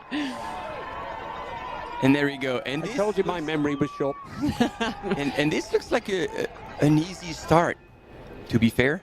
Sensible. Sensible. I mean, sensible. Yeah. But remember when we saw Katie Scheid last year going through Les Souches? She was in the mix with the top men. And after the post-race interview, she's like, wow, you were hot on that start. And she was like, no. The guys were slow. Slow, because I was hitting exactly the splits I wanted to hit. So 100%. No problem if these guys weren't willing to push right from the beginning. So this is still the classic course. Yep. They're going to get out of Chamonix and then down and across. It's about 2 Ks in that little turn off. And so here we had... There's Abby Hall in front of us, Western States winner, running alongside Courtney Dauwalter. And Rod Farvard just behind them. Whose birthday is tomorrow. And there's Dan Jones here on the left of the screen now, just moving in. Shot. And it's, John Albon right behind Dan. And so you were saying, was you like, Corinne Malcolm will be crowing? Yes. And she's got a birthday cake. She has a birthday cake with a candle. I hope we're not ruining any surprise. Well, it's too late now. He's out. Unless he's got the earphones on. Actually, I think Rod knows it's his birthday tomorrow. No, yes, but the cake is coming. No, of course. I was just trying to be vaguely funny. And actually, I've just gotten an update from Corinne. I believe that they have his face plastered onto a sign waiting for him. Classic. At the checkpoint. They're bringing him out to bars. Yep. He's having a good time. Can see Jeff Mogavero was there as well. Ben Deeman in the mix as well with his blue jacket. He's, I believe, one of the only ones with the jacket on. Ludo Pomeray. Never question the wise man's choices. He know what he's going into. This is something to keep in mind, just like Robert Ashnal. I can't remember what year it was. He started with rain pants. Oh, he finished with rain pants. Exactly. In second position. Well, we were speaking with Dylan Bowman earlier, and he was saying, look, if the weather gets nasty, it's going to favor the veterans, those who have more experience on this course. And really, I am just cheering for Ludo Pomeray. He's 50 years old. He won Hard Rock last year and this year with the overall course record last year. He was 5th in UTMB the past 2 years and won TDS in 2022. Wouldn't it be amazing if he got even into the top 3? I would just love it. It's our next Marco Olmo. Yeah, I mean, he's good. He already has the legend status. Yeah. But, man, that would be a next step up. While we're looking at this, quick heads up on what's going on in the CCC. So Francesco Puppi has a lead of 11 minutes. David Sinclair, 9 minutes ahead of Arnaud. Drew Holman is just behind him. We've also got Jeshren Small, Meng Guafu, Loic Roland, Eli Hemming, Andreu Simon Aymeric, and Mario Olmedo Sancha. That's your top 10 in the men. Cool. Francesco's on his way up to La Flagère right now. And we've got an 11-minute spread between Martina Menarchik in first and Veronica Lang in 5th at the last checkpoint. Yeah, with quite a race on still. Instead of Anna chasing Sylvia Nordskar, it looks like she's now chasing. She's about 40 seconds, 39 seconds behind Blondine. Yeah, a minute back, and look at him, Théo Détienne, sending it. Look at him, he's like 50 meters ahead of the rest of the field for his first participation at UTMB. All of us stood rooting for him, like, please Théo, please take it easy at the start. Nope, 0 F's given. He's going for it. You say, if this is good enough for Pau Capel, it's good enough for me. 2019. Very true. Yeah. Very true. Some people did pull it off. Claudia Tramps here with the blonde ponytail. She was right behind. I think Ruth Croft was there, and then again side by side, the two Americans, Courtney Walter and Abby Hall. Just waiting to see Emily Hargood, and we'll have our top female runners right there. Miguel Heras with the blue top as well. He's one of the few who also could be grinning in the terrible weather conditions. He is a mountain person first and foremost. And in the same age category as Ludo. Yep. We've commentated on races earlier this year where he has, I can't remember if he won or if he was just in the top 3 or 5. But certainly an incredibly strong runner. I'll have to check on that. The crowds are out in full force despite we can see the rain has already come from Contamine all the way to Chamonix with the raindrops hitting the camera lens. I think that we just saw from the back, that was Josh Wade. Josh Wade, indeed. In that kind of there. So Josh was 11th last year, so would love to get inside the top 10 this year. And I think that'll be Ruth Croft, right? Yep, Ruth Croft right there, almost closing the gap on Courtney and Abby. Oh, that's a gnarly little thing in the middle of the trail. Good thing there is a little marker. You could blast the kneecap on that one.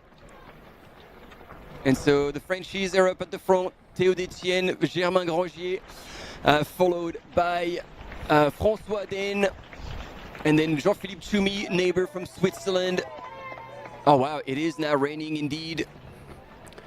And the rain is going to be quite heavy for the next few hours as they do this section through France. What I can tell you, Martin, is the most successful nation on the start line of the UTMB is France with 10 victories, Spain with 5, and Italy with 2. And on the women's side, Steph, 10 victories for the women. Woo. 5 for the UK, all of them Lizzie Hawker. And then we have France with 3. Sorry, it was 10 for the US. For the US? Yeah. Ah, I'm Canadian. No, but you're a female. Yes. No, I that was the rumor I'd kind of heard. So yeah. So yeah, sorry, I couldn't conjure up a Canadian stat there for you. I'm working on that. I would have been surprised. Yeah. But it's interesting, you know, we're hearing kind of the typical countries being named there historically, but more and more the races are becoming so much more international in terms of who we are seeing at the top. Yeah, 121 nations represented at this year's UTMB World Series Finals. Lionel Christian Manolet on the left side with his blue headband. And I think it is Sheng Jiasheng also in that first group, talking about nations that have a shot at taking the win here. China is coming in hot. Yep. John Albon, there we go, slightly creeping up to the front. Yep, matching outfits with Shen.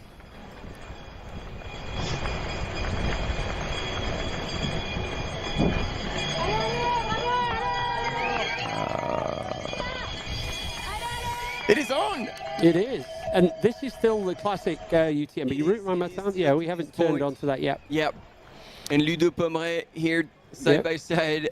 With Courtney. With Courtney.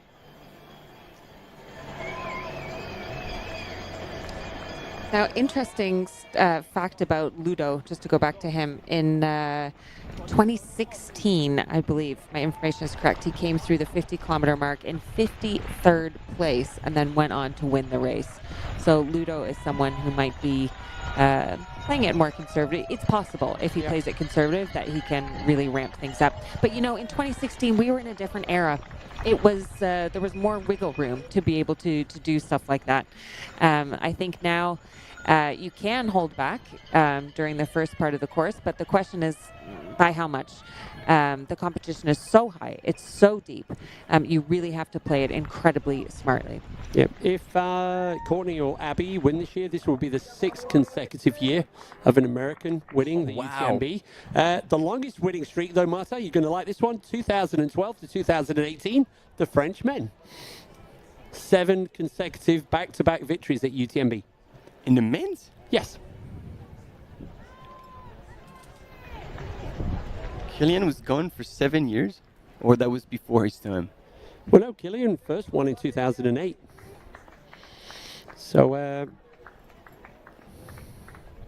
All right. 10 doesn't want to believe it. Those are the years of Xavier and Francois, I believe. Wow.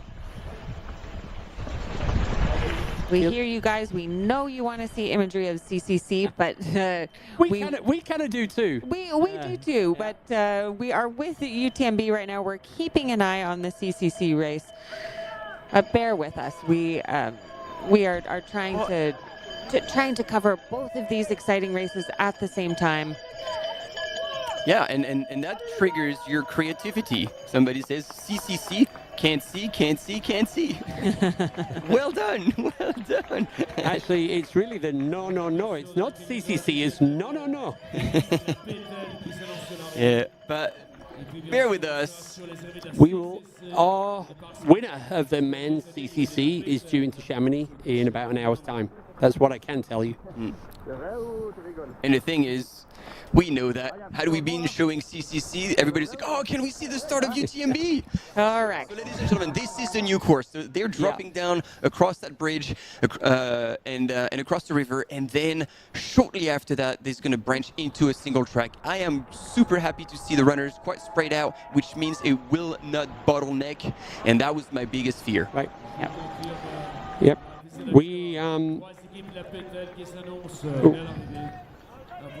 There we go. We get 1, 2, 3 ladies in here. Ruth on the hunt behind Courtney. And the rain is starting to come down. Yeah. That was a bit earlier than expected, wasn't it?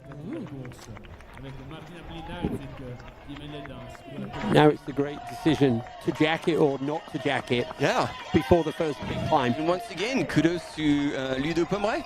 He had the jacket on. He was prepared. And I'm pretty sure he's super happy about that by now. I would have started with a jacket in this, I think. If you get cold early on, oh, that's game over then. It can be miserable. Yeah. But they know what they're doing. Je confirme, il y a 2 équipes Tete qui s'annoncent à l'arrivée. Good to see the crowds come out despite the weather. Oh, yeah. This is really just such a special week in Chamonix Valley. And today is the big day. It is the big day indeed. There's Abby, and behind Abby we can see Ludo.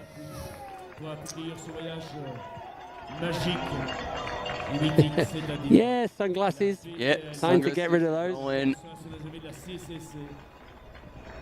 Abby, also a Sunto athlete. And after following a pretty aggressive start, she said, you know what, the mindset of playing the waiting game is not for me. And she did that at Western States. I'm going to take a hot start, and it's you can't win a race from the back anymore. I'm quoting her.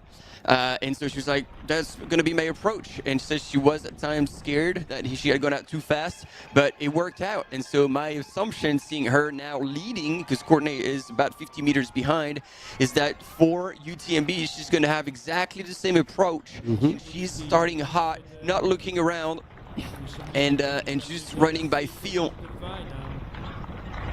That looked like John Albin diving to the right. I thought he was, adjusting something with his chute. Yep. That was Ben Demon just in front of him. Just looking at the volume of rain that's due to fall in the next few hours. So right now it's meant to be light rain, but after 9 o'clock we're talking 6 to 10 millimeters in the Chamonix side. So what a bit. What a bit. Nothing. And then into the morning as well. It's going to probably by 6 a.m. it should all be gone. But the damage may already been done. Oh yeah, by the morning we will be able to know who managed to come out alive out of those weather forecasts. Yep, that was Claudia Tremps, a team on running from Spain. There's Ben Demon. He's my pick. Ben Demon caught up with Tete at the front. They're running together. They had a few words, but the pack is still there.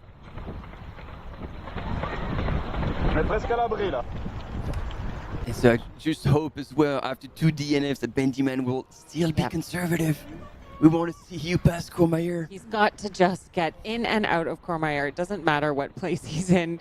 But I think if he can get rid of the monkey on his back, then he might be able to bring it home top 10, top 5.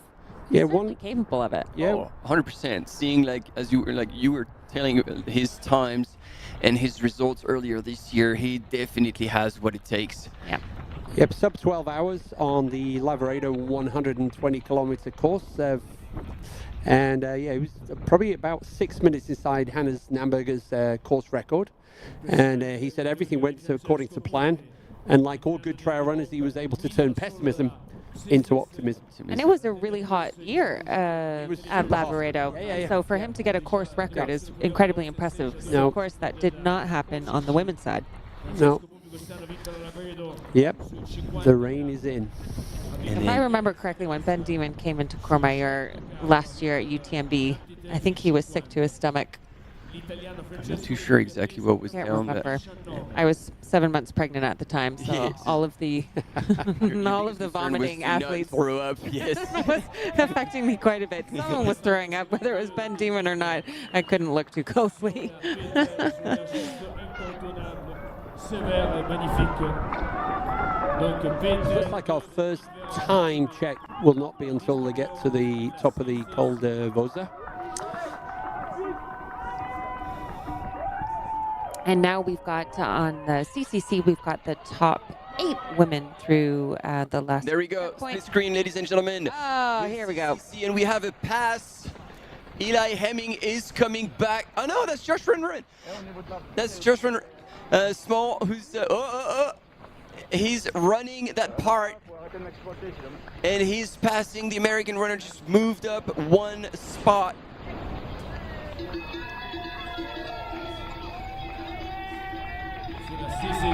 Exactement. Is that Ono? No. Is that Ono Bonin he passed? I have the feeling it was Meng Guangfu. Wow, so there's been some there's been some changes going on there. Yeah. Well, if we'd shown the live feed, we would have seen that. So now he's in fourth. So Arnaud Bonin from France is still in third, behind David Sinclair and Francesco Pupi.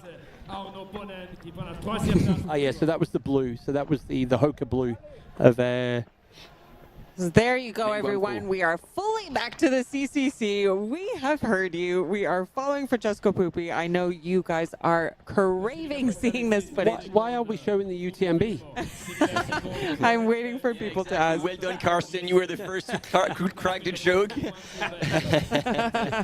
Appreciate it. Welcome to the We Can't Win show. And actually, another runner here that we can name is Cody Lind, right behind Courtney and Ruth. Cody knows them both. Cody was pacing Katie at Hard Rock. That's right. And I think he knows what these two ladies are capable of, and he's thinking like, maybe if I stick with these two, I'm exactly where I need to be. The jackets are coming out. Yeah, the rain. Yep. I think it's more. Courtney still got the sunglasses on. Yeah. Yeah. And here, Aurélien Dunant-Paz, we didn't actually mention him, but very skilled person, and another one who's more a mountain runner than a true road runner, meaning, again, this kind of weather, he will be used to it, he will be familiar with it. And you mentioned Cody Lind, and I was just checking because I thought he was 7th, but I am right. He was 7th at UTMB last year.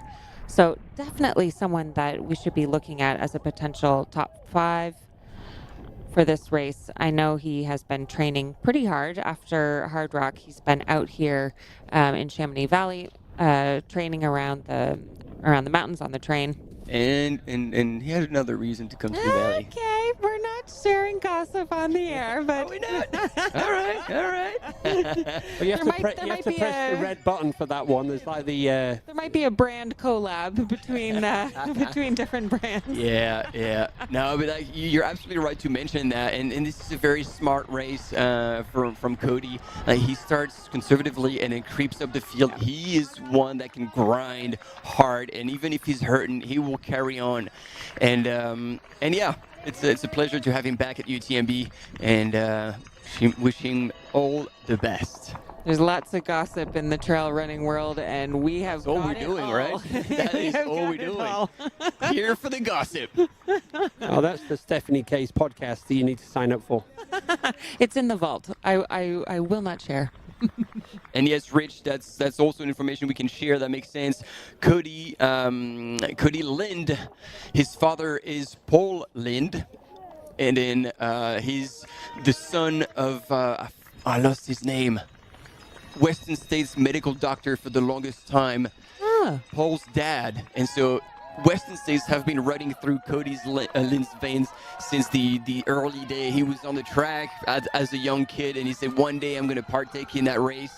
Cool. And Dr. Lin passed a few years back, but his ashes are spread every year on the Western States course, as well as the urn is on the track waiting for all the runners. And that is a beautiful story. And actually, when Emily came in, because Emily Hargood is being coached by Paul Lind. That's right. So when she came into 10th place, she said that was the best feeling ever of all her Western States finishes, because everybody was there, her parents were there, and before she crossed the line, she picked up the urn, kissed it, put it back on the ground, and went across the finish line. Like, I have the chills just talking about it. But those are the stories that, you know, are making our sport so unique and so beautiful. Ruth, Courtney, Cody, all running together in a group. It's gotten really dark really quickly. Yeah, I mean, look, you can't even see the back of the valley here. No. The rain is coming down hard. And the pace is quick right off the start line. This is a really flat section. There's a tiny little bump before they start making the first climb up to the 15-kilometer mark. About 2,500 starters in this race.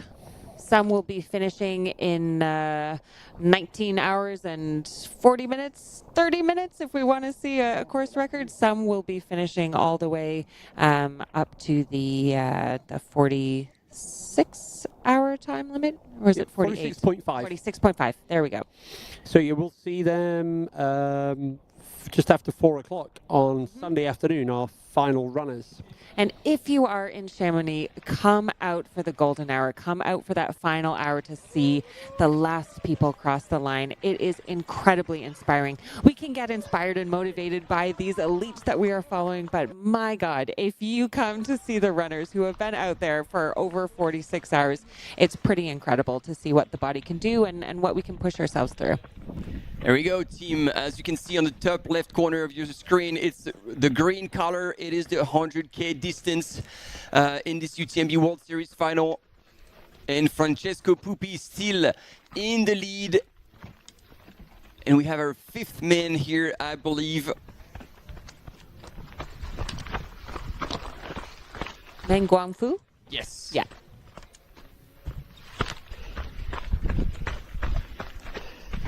And that's it. Francesco Pupi on that climb to La Flégère. And there between Meng Guangfu, who we just saw in fifth, and Francesco Pupi at Valersine, they were 24 minutes apart.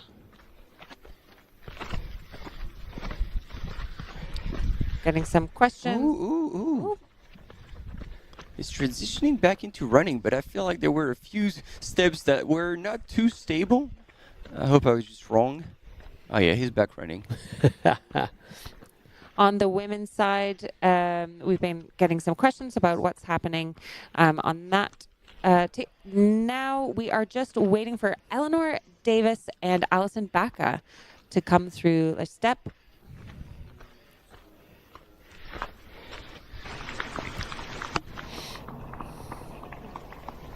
Nice to see Elsie Davis come in the top 10, as well as Allison.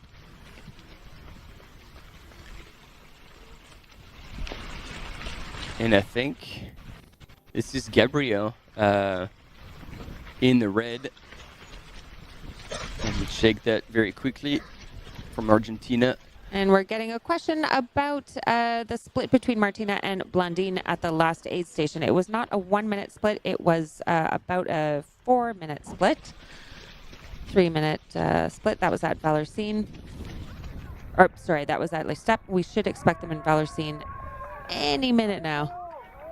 And yes, it is Gabriel Reda with a smile on his face, leading the UTMB Mont-Blanc.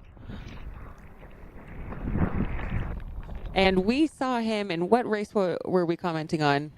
We caused a lot of controversy commenting on his heart rate. When he was changing at the aid station, and indeed was with a chest heart rate. And we didn't mention chest. It was like, oh, guys, of course he's wearing a heart rate. But yes, at least I created a lot of comment on the UTMB posts. Lots of engagement.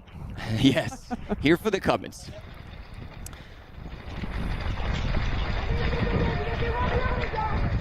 So things got a bit more quiet here on that part of the climb. And if we are following the UTMB coverage and you are dying for the CCC coverage, don't forget there are fixed cameras at the checkpoints. So you can hop on, look at the fixed camera at Valorsine if you want to make sure that you don't miss Martina Martinek come through. Did you mention Alison Becker? I did. We did. So rounding up the top 10. I won't repeat that then. And I gotta say there, like, I see Ruth and Cody running side by side. They were sharing a few words earlier. If they stick together over the night, man, that's gonna be a massive bonus for both of them. They know each other, they appreciate each other, they're gonna help each other big time. And then coming into the next day, Cody could push forward knowing that he's in the safe. He would have done what matters most in that race, meaning look after yourself through the night, through that horrendous weather, through the cold as well. It's going to be freezing temperatures, 0 degrees, while now all these athletes are wet, not even half an hour in, just over half an hour in. Yeah, I think there's going to be a serious wardrobe change in Lake Contamine. There should be. Yeah, because that's going to be roughly when the weather transitions from moisture, the cloud's going to go away. And that temperature's going to drop, especially as you get close to that area, Lac Combal, super cold there. Yes. Cody would be a great person to run with Ruth, as we were saying earlier, that Cody was pacing Katie Scheid during Hard Rock. So maybe he can pace Ruth, or perhaps Ruth can pace Cody. Just help each other out. Exactly. Yes. It would be a big plus. But look, Ruth is... jacket time. Yes. She was saying, this is me looking after myself. I don't care what's going on. And look, they must have actually shared that together, because Cody is putting his jacket and Ruth put a pack backwards to just pick up the jacket. Claudia Trumps went past, and that was Lucy Bartholomew, I reckon, who just ran past Ruth on that section. I think also Paul Lind was with Katie on that last climb where they were trying to catch Zach Miller, and then Zach looked over his shoulders like... Not today, kids. And Hard Rock, that was very funny. And then I saw after the finish line, Casey went looking for Zach. Was like, you were so not going to let me catch you today. So that was kind of quite fun.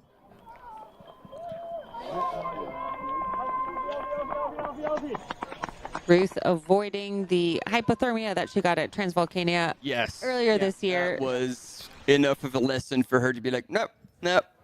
The race will start when the first lights of the Saturday will shine. Until then, I will look after myself. Smart strategy. Yep. High fives on the way. There's Abby Hall looking strong. I think that's Claudia, trying to find Claudia Tremps. Yep. Trying to find her jacket as well. Yep. Or maybe put something back in, because it looks like she has the jacket in one hand. Yeah, and maybe got more than she bargained for when she pulled it out. Yeah. Yeah.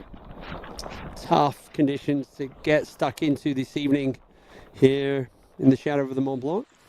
And you can see everyone is now like, all right, jacket time, team. We've all cracked.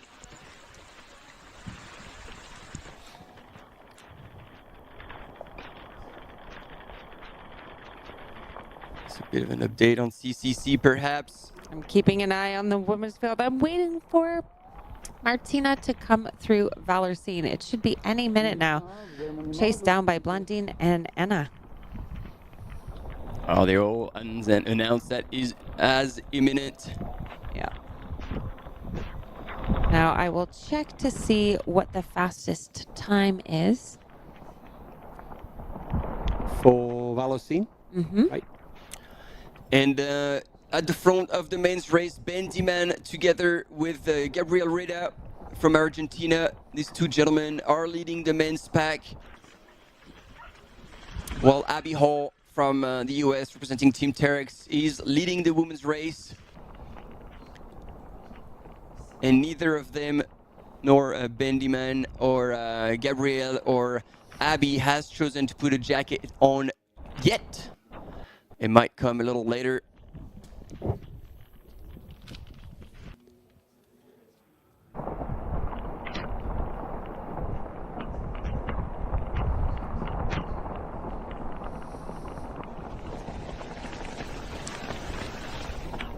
All right, CCC has been going for 9 hours, 19 minutes, and we are waiting for Martina to come through Valosin. Her fastest time from 2022 was 9:20. So right now we are still in the realm of having a new fastest time, but it's fallen off a little bit. We had a few minutes lead, I think, at the last checkpoint. Yeah, and that lead is gone, perhaps with the weather changing. Yeah, I was going to say. And then, so Francesco Pupi is about 10 minutes out from reaching the top of the climb at La Flégère. And then from there... Actually, if he's on time according to prediction, and if he's still moving at this relentless pace... Yeah. So Francesco's going to be in around about 7 p.m. And it was actually during OCC that he had clocked the fastest time on the climb to La Flégère. Right. Even though he didn't win the race, like he ended up being the fastest man on that climb. And so this is one that probably has left pretty good memories for Francesco.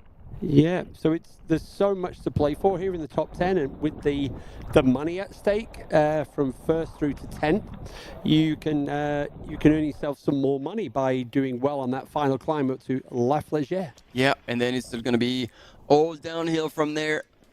Not necessarily Francesco's forte, but by the look of the split, he'll have over 11 minutes. So that would be far more than a minute per K that David Sinclair would have to close on Francesco. So as we said before, now the only person standing in the way of the victory for Francesco is himself. Yep. But I think he's wise enough to look after himself. Although he will be looking at possibly trying to get close to the course record.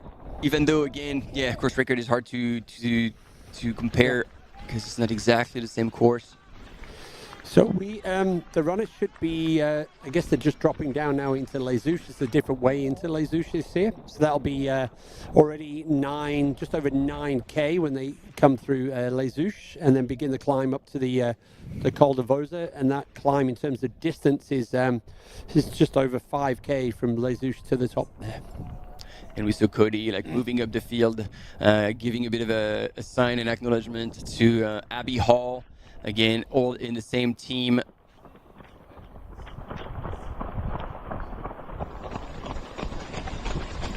It was interesting because Courtney had almost caught up with Abby, and then on that descent, Abby cranked it another gear and then pulled away again. So she's definitely on an aggressive run. I hope it's not a suicidal run because it is early to be running it down and pounding your legs on that descent.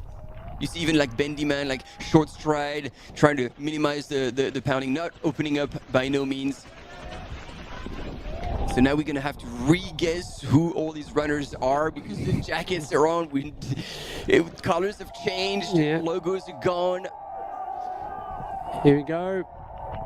Les Ouches, the first host as we work our way around the Mont Blanc.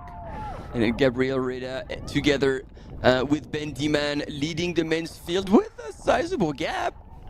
Yep. And hey, we're the guys with no coats. Yep. And they didn't get the memo. It is raining, gentlemen. But yeah, that is significant. There might be some no water here, or just a little bit of intel. Yeah, it's raining. Put your coat on. maybe he's Well, I don't know. I don't feel like I'm running too fast. The one around us. That did look like what he was saying. And his friend who was giving him some intel there on the side just about bailed when he hit one of the puddles. Yeah, that was a close call indeed. Yeah. And then it is Lucy Bartholomew who's catching up on Courtney Walter at that point. Way to go, Lucy. Yeah. I saw her at the beginning of the week, and you know, normally it's quite stressful for the elites to come into town because of all of the noise, and she looked really relaxed, and I told her that you know, this could be her year.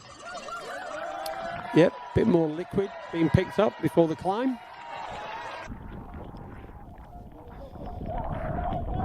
Gabrielle still all smiles.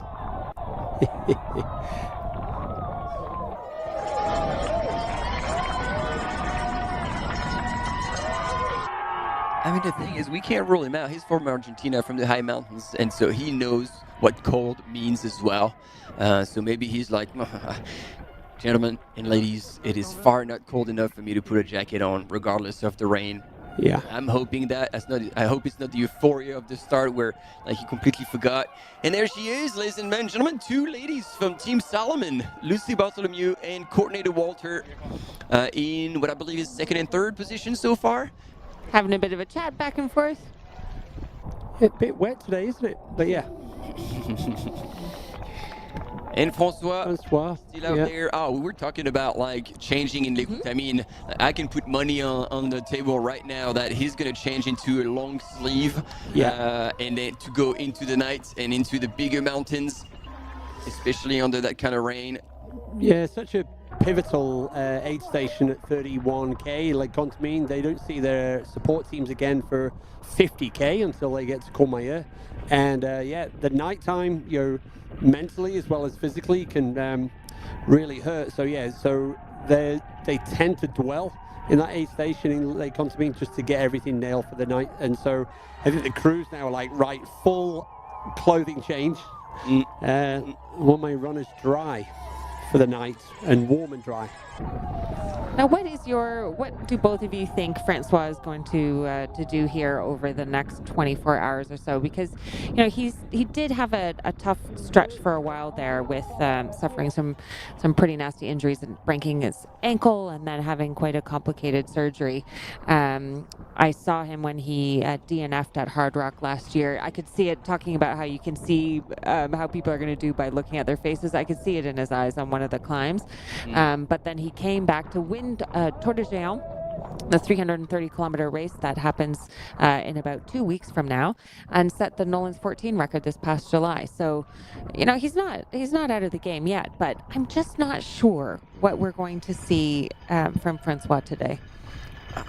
All I can say is that, again, Francois decides his own races. It's not sponsor pressure or any other reason. So and that's why he was away for so long. He didn't have his heart into coming back to UTMB, but now he is, and that is his decision. And therefore, just that fact, plus what you mentioned, his time at Nolan 14, and the fact that he had the perfect build-up, and that is information courtesy of Megan Hicks at Iron Fire, which is 100% trustworthy, means that, you know, like we've seen Ludo do this. Francois definitely, I believe, has a lot in store for us, and if anything, he's gonna have fun this entire time, and he's ready for that weather as well. Okay, gang, this is Martina. Martina has left the Vallocine aid station. This is kind of like that false flat all the way up to the Col de Monte. By the way, Martina, as Martina was leaving the aid station at Vallocine, Blondine was arriving into Vallocine. And she has also left 1 minute behind Martina. That is insane. And by the way, somebody called Anna Tarasova has also landed into Vallocine. And now she's just in. We're waiting for the time out. Yes, that's. And then that was going to be the key. And wow. But so Francesco Pupi has put on a jacket. Good move from the Italian up on that climb, and the fact that he's still running there, he knows that is the final push. Oh yeah, almost at the top. Because once he gets to the top, you know, he's going to get a bit of water, maybe a bit of Coke, and then he will be on his way down, flying into the finish to claim a big victory on this 100K course. He's got this in the bag. As long as he doesn't catch a toe, The this good news is about his this to climb, win. the good news about this climb as well is you get a great visual if anyone's close by. So he knows that he's in the clear, and now it's up to him whether he wants to really push himself and take all the risks. Because getting to that flégère now, look at the time. It is 6:30. He's got half an hour to make it to the finish to break 10 hours. Yep. I believe this is possible. That would be interesting. He's got an 11-minute lead as well over David Sinclair. But don't take too many risks, Francesco, on those all those routes that are right across the trail, all the way down into... Come on, it's all or nothing. All or nothing. And look, it's better. Petter Engdahl here cheering Francesco Pupi into potentially breaking his own record on the CCC course. That is cool. Fair play. We had Petter with us in the studio earlier this morning. Maybe he's giving him some tips. Gear check. Mandatory gear check, ladies and gentlemen. Wow. You have to show some of the equipment. 2 water flasks, because we saw last year there was the Vincent Bouillard. Oh, no. I love that. That was like a petrol fuel tank. Full blown. Unleaded, thank you. He's on top of it. Like, he knew he was going to need to fuel. He's taking the shells, going to dump it before exiting the aid station. There we go. That's it. Final stretch. He looks spent, as we expect after running for so long at such an intensity. But come on, keep it together, Francesco. This is the time now. Wow. To get after it. Let's go. Allez. But then the race is just as exciting in the women's race while Francesco is trying to beat the clock. Ladies and gentlemen, Martina Młynarszyk, Blandine Lirondelle, and Anna Tarasova are within 3 minutes of each other. It is real. And it makes sense to mention it. The gap between Martina Młynarszyk and Blandine Lirondelle was 4.5 minutes, and it's down to 1 minute. That section, is it Blandine who pushed the pace really hard, or is it Martina who's perhaps fading and paying the price of such a hard, sustained effort since the beginning? And we know that Anna Tarasova is creeping up. She had stuck right behind Sylvia Nordskar for dozens of kilometers. And now I think she is looking to stick behind Blandine or even Martina herself. I mean, that section now from Vallecine to La Flégère is a long slog. It's an hour, 45 minutes. So, well, there we go. There's Blandine alongside the railway line. And she's going to go under and across on her way up to Col des Montets. This is the... Oh, this is terrible for the mind. Except for that little kick. The entire thing is kind of a douche grade climb where you know you have to run, but you're hurting so bad. There we go. Francesco saying goodbye. He's off the ski track now. To the right, he's going to be diving runners left into the forest shortly. Oh, and he's looking at his watch. I don't know if he's going to be wanting to try and have a crack at Petter's course record. He's got about 1,000-meter descent now down towards Chamonix. It goes on to quite technical trail. The algorithm is calling 10 hours on the nose. Oh, no. But hey, the algorithm and humans, they don't always agree with each other. Indeed. So there we go. Blandine Lirondelle here on the way up to Col des Montets, and Francesco Pupi way past that point. No, I think he's... No. That was not accurate. He's way ahead. He's past he's up there. That's where Francesco is now, right there. Yep. In that last descent, in those there we go. He reappears, but he's already past that. He's on. There's only 2 Francesco Puppies, It's Francesco and his shadow. Yeah. He's so fast that he's cloning himself. I think the equipment is having some struggle in the rain at the moment. It's giving up. Oh, Francesco set his alarm clock. It's time to wake up from this nightmare. But this is a dream for Francesco Pupi now. He's on the descent, the final descent to Chamonix and victory at the CCC. And you can see now he's actually breaking a lot more than opening up. This might be the time where he's like, look, you know what? He's looking at his watch constantly, but maybe he's been, I'm here for the win. And course record will come if it comes, but I don't think he's going to be trying to chase it too much because there's too much at stake. Like, basically, he's got everything to lose right now. This is his second 100-kilometer race ever. And after an extremely successful Canyons 100, as well as Dylan was mentioning, probably one of the best, fastest, strongest 100K debut for the Italian runner. Well, we suspected that he might kind of widen the gap a little bit against the others, because he had told us that he feels strongest about these last 3 climbs in the second half of the course, and he's certainly shown us a really strong effort. Hey, and the Sylvia Nordskar fan club, Sylvia's also left Valocine now, so the top 4 women are separated by 6 minutes. And this is an hour 45 now between Valocine and the top of La Flégère. So, wow. We talked about the depth of the field in the CCC, the women's race, and it's delivering. Wow. I mean, 6 minutes is really insane. Not that much. No. All it would take is like for one of them to bonk, or for one of them to have like a final kick. Yep. Yeah. That will reshuffle that ranking right now. Well, we will find out who has been holding back, who has saved a little bit in their legs. The women now have done 2 of these last 3 big climbs. They will be starting on, it's quite a gentle incline first, but heading towards that final push. That must be Anna Tarasova. You can tell by her gait. Very distinctive. She's put on the jacket as well. Yeah, the weather may well have a say in this final section of the course. Who's feeling it? Who's thriving in it? And who's like, yeah. That's not what I wanted. Yeah. So, yeah, Anna Tarasova ahead of Sylvia Nordskar, and Anna is behind Blondine and Martina. And, yeah, it's getting a bit squidgy underfoot there. It is indeed. So, ladies and gentlemen, as we're following the CCC and the UTMB simultaneously, we have a quick commercial break coming up, but we'll be right back with you shortly. Stay with us.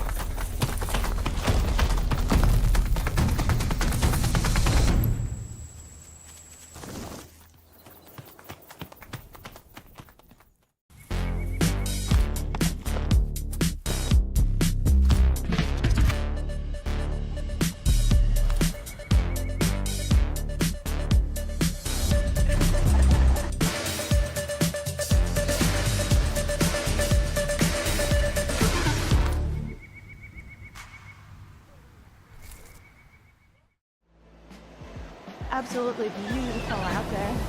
It's such a beautiful course. The trail running community, there's always a support for each other. Everyone in the whole crowd loves this race and loves our sport. I wanted to win. I wanted it so much. I was dreaming about it. That's the best feeling and the best result. That's why I do this sport. I'm really grateful to be at the start line surrounded by these amazing athletes. If you are a trail runner, you have to take part one time in your life.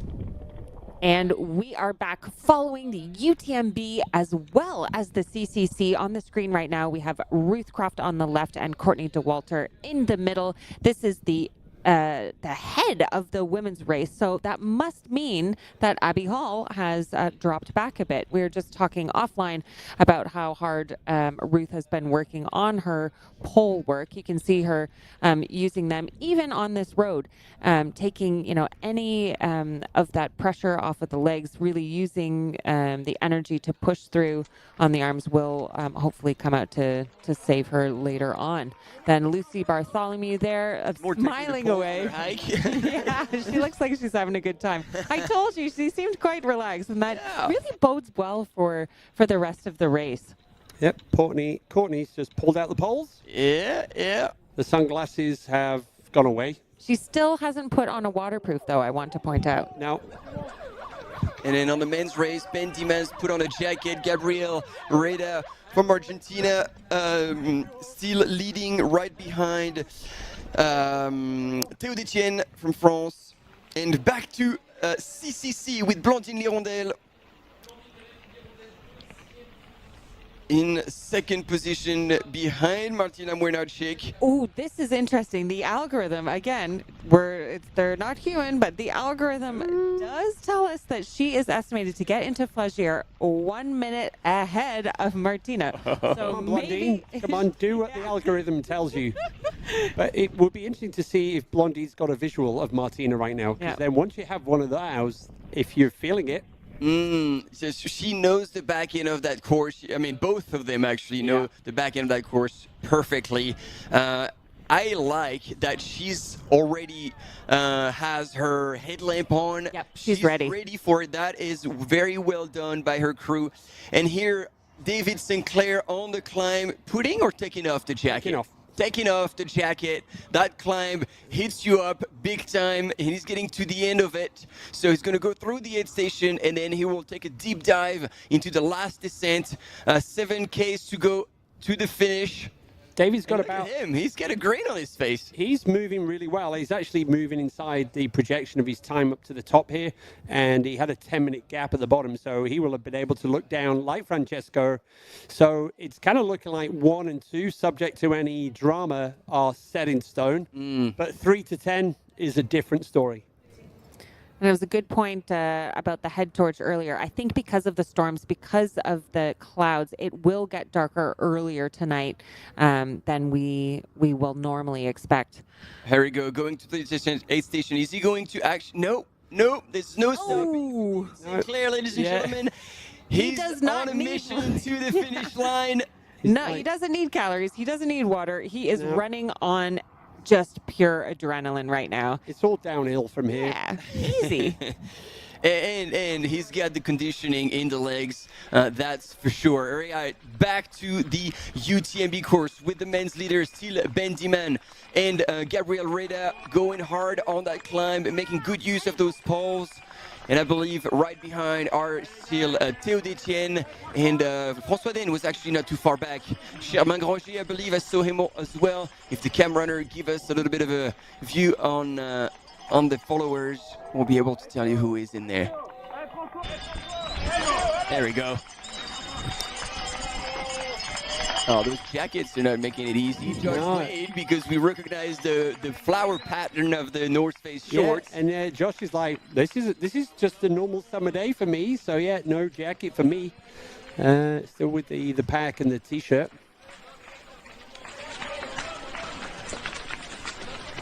So there was a big group, and all of us were like, oh no, jackets, who's there? There's Lucy Bartholomew again from Australia. And I don't know if we're going to have an indication. Did she catch up with Abby Hall as well, or is she running in 4th position? Claudia Tremps at the time was also not too far in the women's ranking.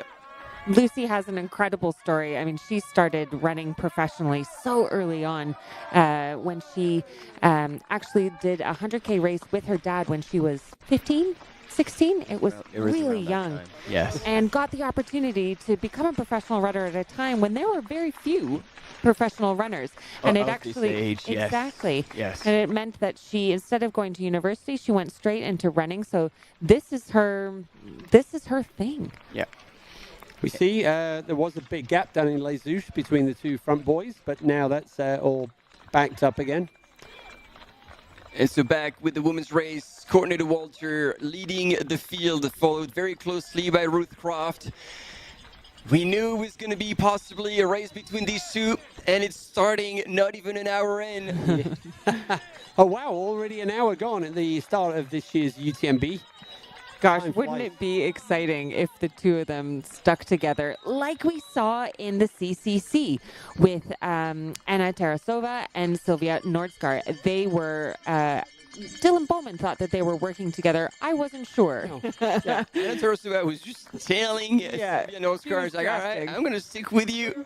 And it worked, and eventually she actually made a move in Champelac on Sylvia at the aid station, and they're running in third, and then trying to chase our 2 times world champion in trail running, as well as CCC winner and fastest time on that course, Blandine Liondel. It's going to be, we definitely not able to compare apples to apples this year, but just so you know, the top of the Col de Vosa, when Jim did the fastest time, it was 1:09.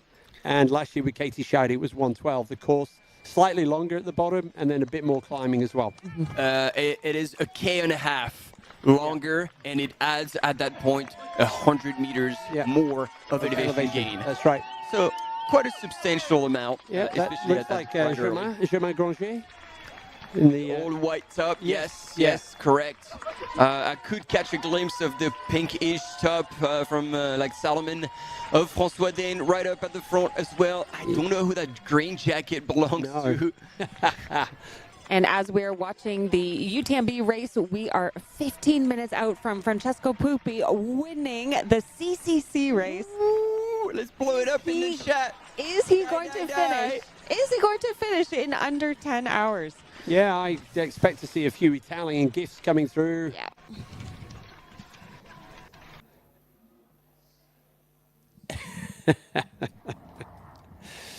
There we go. Drew Holman is almost up to the top of La Flégère. So our next runner. Well done, Drew.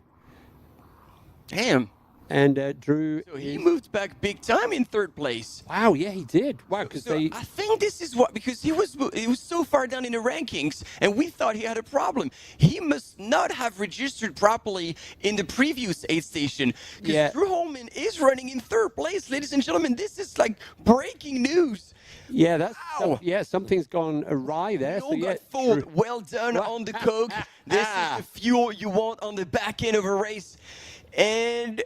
Go, Drew. He goes. Oh, can you hear Dylan screaming from here?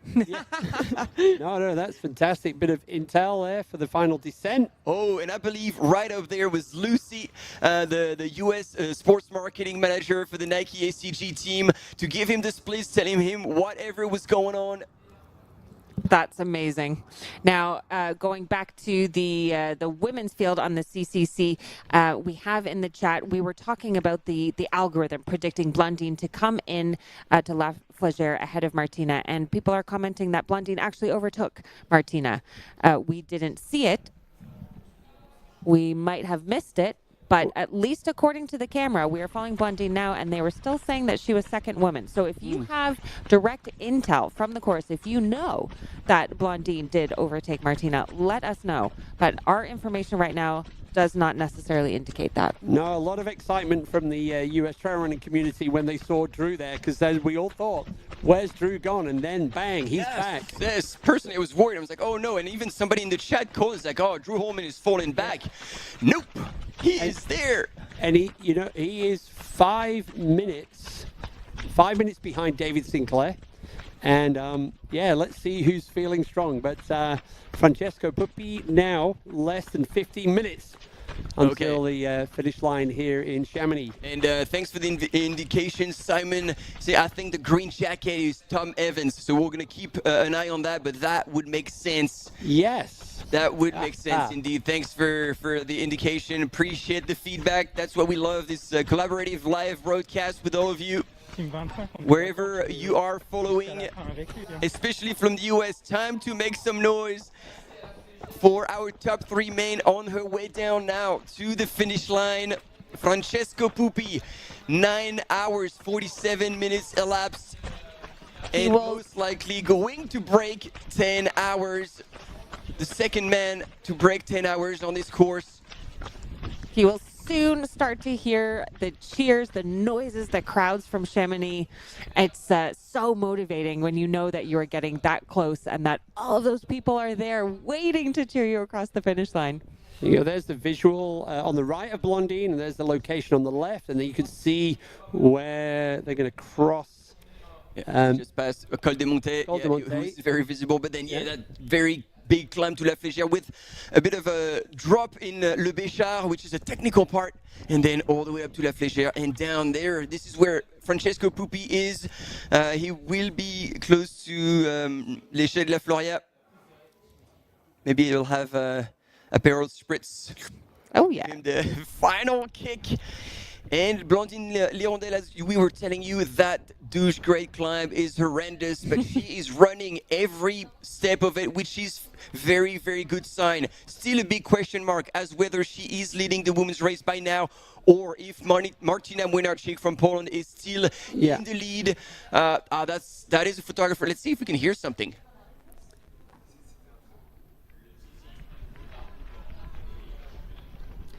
Nope, that photographer is not willing to give up any information. We are about to go to a commercial break. Stay with us as we come back with UTMB and CCC.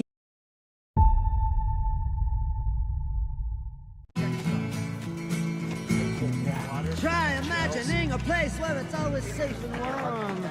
Come in, she said, I'll give you shelter from the storm.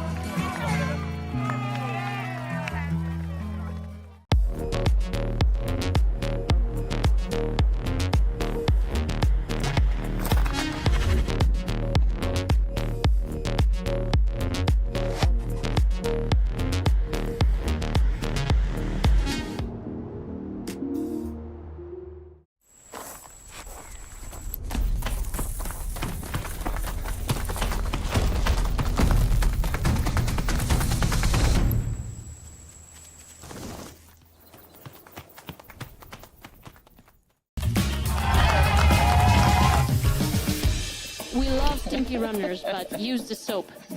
You finish your race and your hands are nice and soft. How good is that?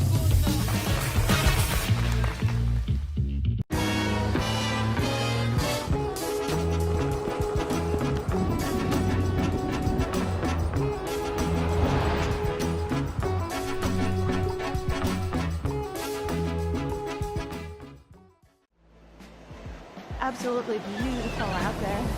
It's such a beautiful course. The trail running community, there's always a support for each other. Everyone in the whole crowd loves this race and loves our sport. I wanted to win. I wanted it so much. I was dreaming about it. That's the best feeling and the best result. That's why I do this sport. I'm really grateful to be at the start line surrounded by these amazing athletes. If you are a trail runner, you have to take part one time in your life.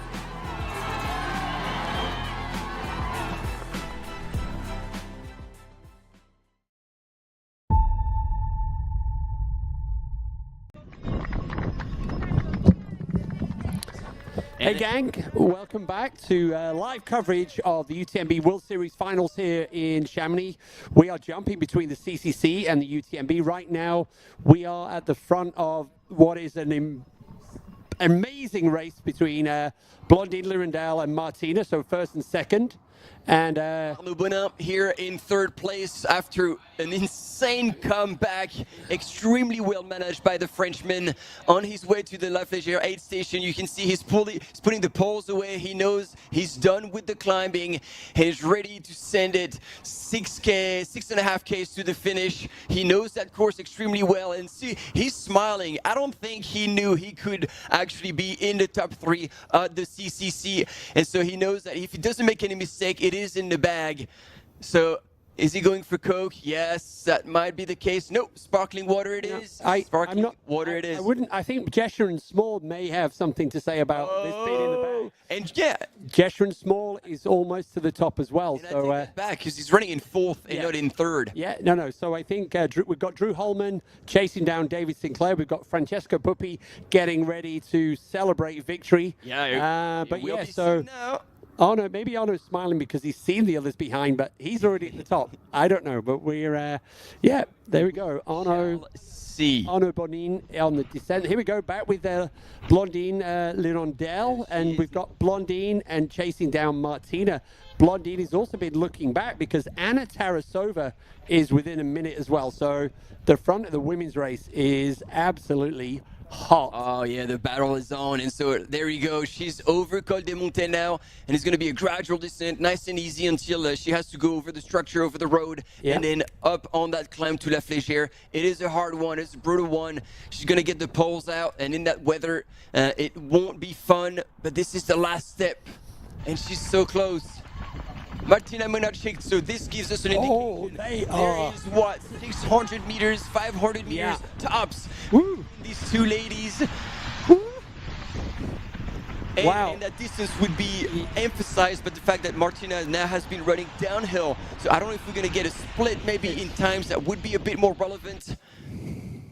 But yeah, that must be a minute max. Oh, and look, it was Jesh who was leaving the station, meaning that he will be chasing very, very hard. He would have seen Arnaud Bonin in the distance. So that is chase, run, small on the way down, chasing down Arnaud Bonin.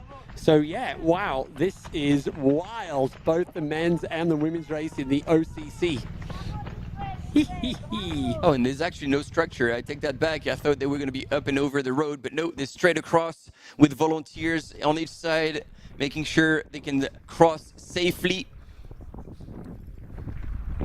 Wow, so we're kind of guesstimating. We got Martina with maybe a minute lead on Blondine, and then Blondine maximum a minute on Anna Tarasova. So we've got 2 minutes and our top three women, and they have been.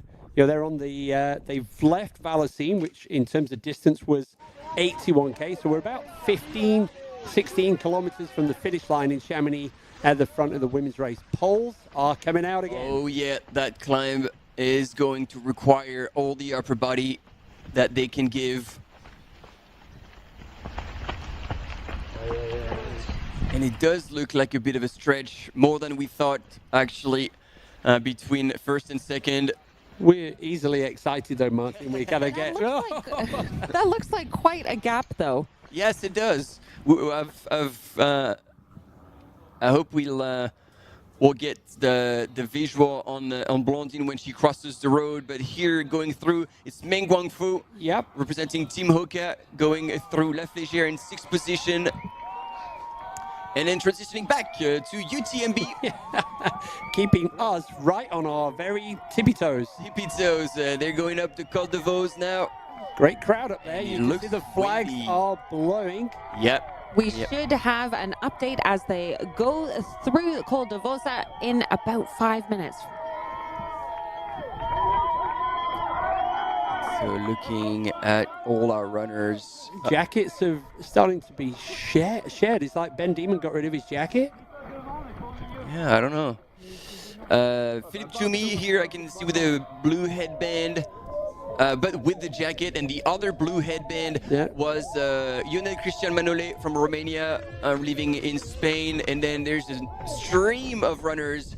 I see Aurélien Dunant-Palaz here, no jacket. I don't know who has the Adidas jacket right behind him. There's the green jacket that we believe is Tom Evans. Oh, yep. Just a few spots ahead. It's all in a nutshell still. And my clock is ticking, but we're not going to see Blondine crossing the road, so we're not going to be able to know the split between them two. Darn it.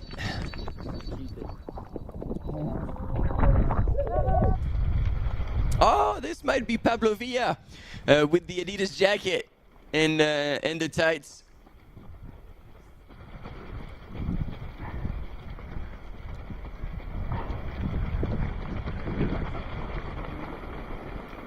And it seems, according to the prediction, that Francesco Pippi is expected in Chamonix in just 2 minutes. So I'm hoping that we have the team out there ready to take him as he comes into town and goes through the crowd. It is 6:58, ladies and gentlemen. Is he going to break 10 hours? Yeah, our Italian colleagues in their studio are begging for the live coverage of Francesco. We're with them on this one. Yes, here on your screen, Jean-Philippe Choumi, the Swiss runner who took third at the Mont-Blanc 90K recently. Here on the left, Aurélien Dunopanas, no jacket. Green jacket, who we believe might be Tom Evans. You guys, we are with you in the chat. We want to see Francesco Pupi finish as well. Our director's telling us that as soon as they have some imagery to share, they will. Yeah. So, like they don't want to so far. It's like, we don't have images just now. Yep, there's Ben. Ben stitched the jacket.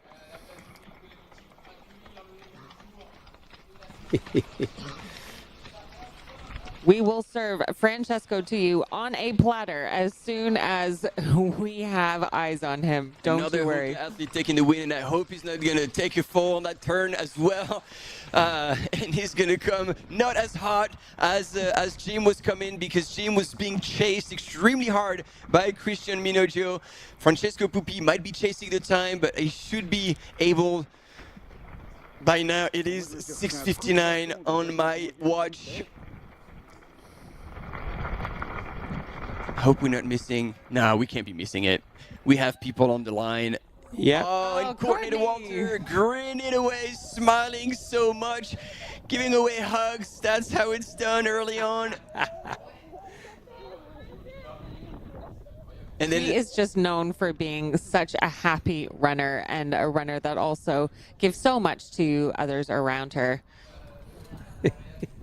It's great to see her. And so then it means, if we have eyes on Courtney, that she is back in the lead. Man, I want to hear the jokes. She's cracking up. Oh, no, but it is Jolene. It's Jolene Shepghetto. Wow. From Team Salomon, the OCC winner from yesterday, is back running fast alongside Courtney, giving her good vibes. This is awesome. We were only having half the story there.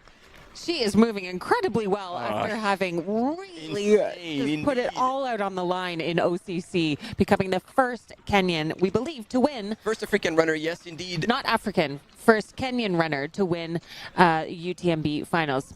Tony McCann from Africa. Oh, very true. Yep. Yeah, I was looking for Elusine Elazawi. I was like, we haven't seen Elusine yet. On Eli Hemming has recharged himself. Eli 7th through the top of La Flégère. So Eli Hemming on his way down to the finish line as well now in Chamonix. So well done, Eli. He kind of had a moment, but he's managed to regroup. Yep. He will have stories to tell. Here we go.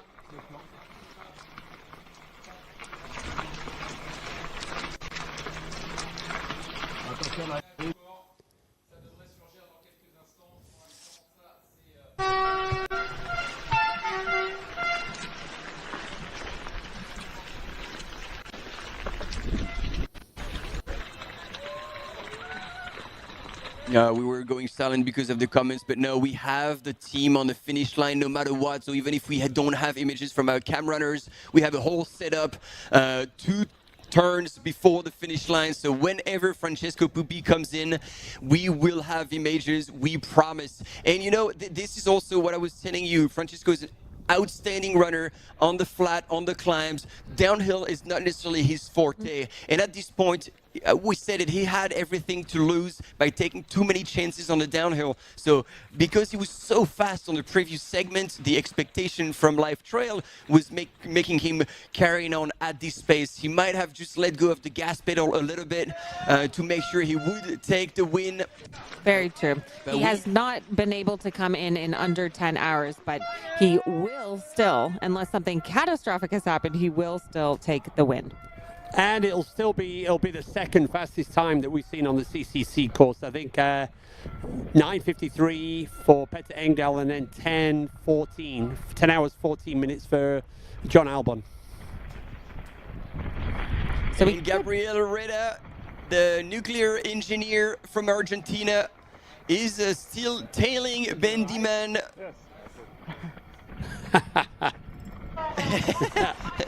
Here we go. The gentlemen, 1K to the finish. Look at your watches. This is going to be sub 4 minutes for this final kilometer for Francesco Pupi, coming from Italy, representing Team HOKA.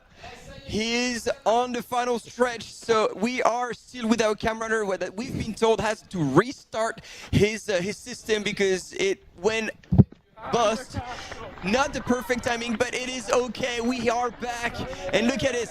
He's starting to break into a smile. He realizes that now the win belongs to him. Look at that speed. That's where we can see this fast marathon time, this 2:16 marathon time coming out. He can smell the finish line. He is pushing his way through.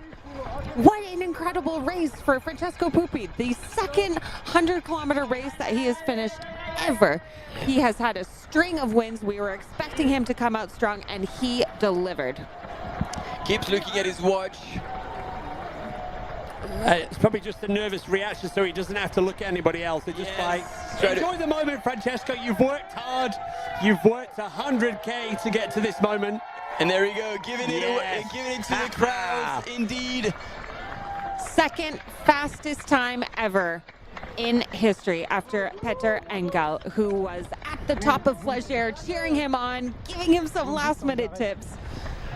And now, yeah, coming into town.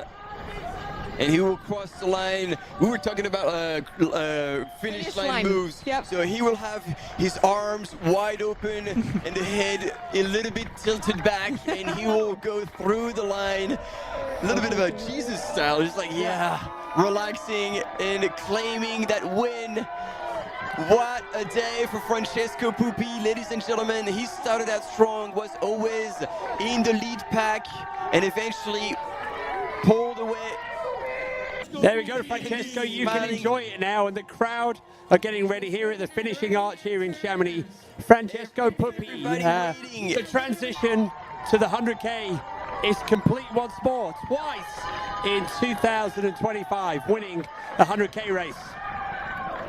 And so as much as he never managed to win OCC with only podium, air quotes, only podium position, he might have found his true distance here. His run was outstanding today. And he left his competition in the rear mirror with over 10 minutes lead on David Sinclair from the US in second place right now. And look at this. Everybody has come to celebrate the win of the Italian runner into town. He was near the top from the start, and then he has been leading for hours now, just really pushing the pace, never giving up. Quite a narrow couloir. Yeah, this is, wow. And there we go, we transition with our still camera, the crane. Look at those crowds. No one is going to stay away from this finish line despite the rain. They want to see this champion come in. Francesco Pupi from Italy, our winner of the CCC and second fastest time ever that we've seen in this course. He is now winner of bragging rights for life and 13,000 euros. Yeah. So good. Well done, Francesco. What a run. What a run. Well, it was a different finish line, signature finish line pose than we were expecting, but the finishing tape messed it up. Just didn't give him a chance to do it. And Francesco, they have history with Mary because Francesco leading the PTRA and Mary Simmons has been a big contact from UTMB to work alongside them. So there's been a lot of work in the shadows done between Francesco with the PTRA and Mary Simmons for UTMB. 10 hours, 6 minutes. And that's 2 for 2 in the men's, indeed, for Team HOKA. Soak it all in.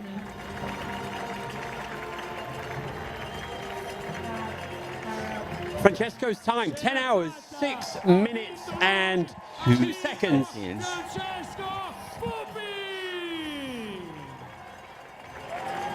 David Sinclair is about 5 minutes away. 5 minutes away. What a tight Drew race. Holman is about 5 minutes away. Oh, no way.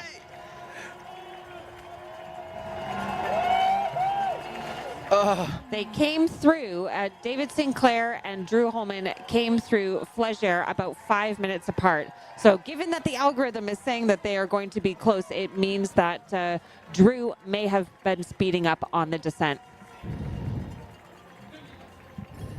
And there we go, finding familiar faces here and celebrating with them all. That's Filippo, that's his manager. Team HOKA. Filippo Solaro del Borgo, so yeah. Nice. His Papa Pool. Martin, I wonder why what are it you is down in there doing an Italian. interview? Because I'm going to tune out, ladies and gentlemen. I had said 7 p.m. Oh, and there we go. Francesco, biggest fan. His partner, who's always been supporting him out there in training. She's always on the bike when he does his sessions, and she was crewing for him all day. Francesco being congratulated by Catherine Poletti, president of the UTMB group.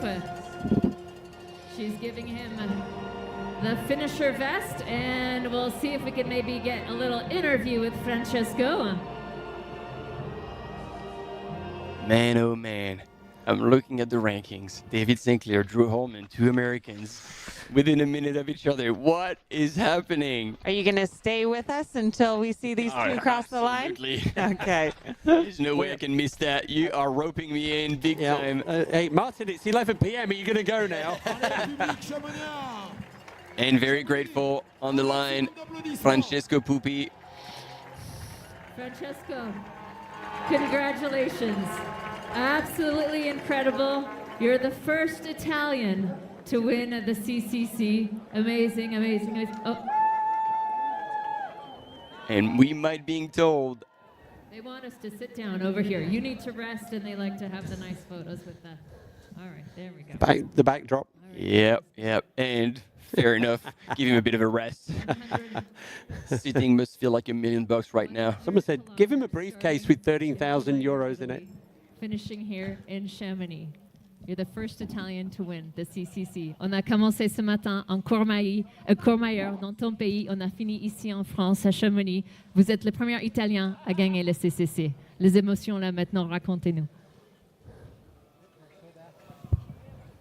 We're so back. Et ils sont de retour, les Italiens. Merci. It was hard, but hard is good, is what we like, is what we look for. I'm really proud of how I ran and of how I got to this race and start line, and of the support team that surrounds me, without which today would not have been possible. So I would like to thank you all, and thank you all for being here. Donc il dit que c'était difficile, c'était très dur, mais il est très heureux d'être ici avec vous tous et le soutien de tout le monde. Il remercie tout le monde. Il en est très très fier de sa performance aujourd'hui. Francesco, you were first pretty much the whole entire race. Vous étiez devant quasiment tout au long du parcours. Comment tu as pu faire ça? How did you manage to stay in the front the whole time? I tried to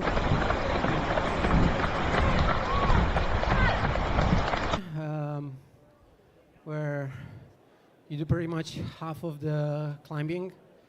My main concern was probably the elevation gain of this race. I never got even close to 7 meters any time. But at Grand Contender, I was feeling pretty good. Actually, probably a difficult moment was the 20K downhill from Grand Contender and then through La Folie and then up to Champelac. And then at Champé, I made my move. I think I ran that section really well, both on the La Giette. And then And then after that, it was pretty much about survival. Probably the hardest moment was in Valorcine. I really had to dig very, very deep. But then, once I got up to La Flagère, it was raining, it was cold. Excuse me. Yeah, Excuse me. just Le really deuxième est en train d'arriver, s'il vous plaît. Pour All les right. États-Unis, David Thank you, Sinclair. Francesco. Thank you. Well done. Un maximum d'applaudissements. Excusez-moi d'avoir coupé Ah, l'interview, mais à chacun son arrivée. Et je vous demande de lui faire un tonnerre d'applaudissements. Et lui qui And indeed, Ludo is bringing the attention back on our second place finisher here coming from the US. It is indeed David Sinclair that we saw storming into the streets of Chamonix, derrière Francesco, giving away high fives. Un Italien, un Américain. And we still might have either the fourth or the fifth fastest time in the CCC history. Looking at the history of the times here, it depends. We'll have to see. It depends when he clocks in. Here we go, Chamonix. Let's hear it. But I think so. I think this will be the fourth fastest time. CCC. Carrying on the colors of craft up high and proud across the line in second place coming from the US, David Sinclair, ladies and gentlemen. We saw him using the poles on the downhill, his ski mountaineering technique. Hey, don't knock until you try it. It worked for him. He has come in at a very strong finish in second place. And what we believe is the fourth fastest time in history. David, go see your fans, David. There we go. He's getting Francesco Pupi. Go see the people, David. Photo first, of course, with our two. So very shortly we should be seeing another runner coming in. If Live Trail was accurate. Oh, there he is, alongside the Arve, the river, with the now infamous white top of Nike SCG, Drew Holman. Yeah, you wait for one American trail runner to finish and two come along at the same time. Come along indeed. The Boulder boys are going crazy. They're sending me some messages back home from Colorado. Yes. And as is a lot of the US trail running community. So well done to David Sinclair and soon to Drew Holman. Top 3 CCC. Go Drew, following his win at Lavaredo at the end of June. On the Third 18th place in Chamonix. True, very true. Yes, it's good to bring that back up. What a finish! What a finish for Drew Holman. And next month, Drew's biggest project of the year, Drew and Sasha will tie the knot. They're getting married in September. So Sasha's been out. Oh, look at this. Yes, the stoke is high. And the crew are all waiting for him. And we talked earlier on the broadcast with Dylan Bowman about how Drew Holman had gotten last year, he was 46th at UTMB. Instead of dropping out, as some of the elites tend to do, he battled his way to the finish. We wondered whether that was going to come back in good karma, and it certainly has today with a third place at the CCC UTMB finals. I am excited for this man. One of the best humans in trail running. Drew Holman, Team ACG. Go Drew! Hey! He is bettering his 5th place at the CCC in 2023 with a 3rd place finish. Coming in 10 hours, 16 minutes. He's happy with that one. That's the spirit across the line. You can't watch that and not break out into a massive grin. And it's 11 a.m. in Colorado, so everyone is wide awake and cheering. So Ellen Gang, top 3. Francesco, David, and Drew. Year of the boy. All right, and that's gonna be me, ladies and gentlemen. Well, Martin, are you gonna wait for Martina? I've already waited too long. Martin, I will see you at Courmayeur at 2 a.m. Yes, indeed. We're going to be there. We'll restart the live broadcast for tonight to see all these men and women go through Courmayeur, which is going to be a key passage through the night. Half of the difficulty will be done. The other half will still be left. We can't wait. Can't wait. I'll see you there. Here he comes. Year of the boy. Drew Holman. Thanks, Martin. We'll see you tomorrow.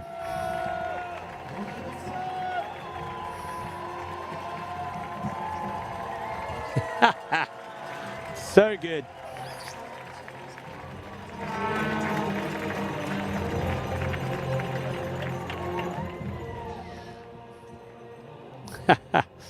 Well, and Drew, huge effort. Even more exciting because we'd fallen off the tracker for a while.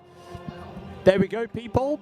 We have our race leader.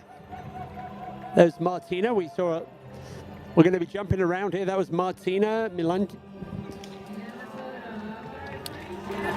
With Martina, we will not be expecting any major shifts or major updates through checkpoints until they come to La Flégère, which is in about 44 minutes. But if we're able to get eyes on Martina and Blandine, they are running within a few minutes of one another, and Anna Tarasova right behind. Yeah. So we won't know for sure until they go through Flégère in 45 minutes. But in case we get imagery, we could potentially see a shift up. Yeah, Martina and Blandine, they're about 45 minutes away from the top of the La Flégère. We've also had our runners through the UTMB. Oh, no, they've not gone through. Oh, yes, they have. They've gone through the Col de Vosa already. Ben Demon in first. We had Gabriel Rueda, Théo Détienne, Duo G, Zhao Jiaju, All right, Jean-Philippe Chumi. No, you're not going to want to get back. Il dit qu'une fois qu'il est assis, il va pas vouloir bouger. Congratulations once again. Félicitations encore. Extraordinary. You come from the world of ski mountaineering in the mountains. Tu viens du ski alpinisme. Tu as l'habitude des montagnes. But this, I believe, is the first time you've ever run such a distance. Have you ever done 100 kilometers before? When we're looking at your results, they're like 50K, 40K, 20K. Quand on voit tes résultats, c'est souvent le résultat dans la distance plus courte, 50 km, 40 km, 20 km. Est-ce que tu as déjà fait un résultat sur 100 km?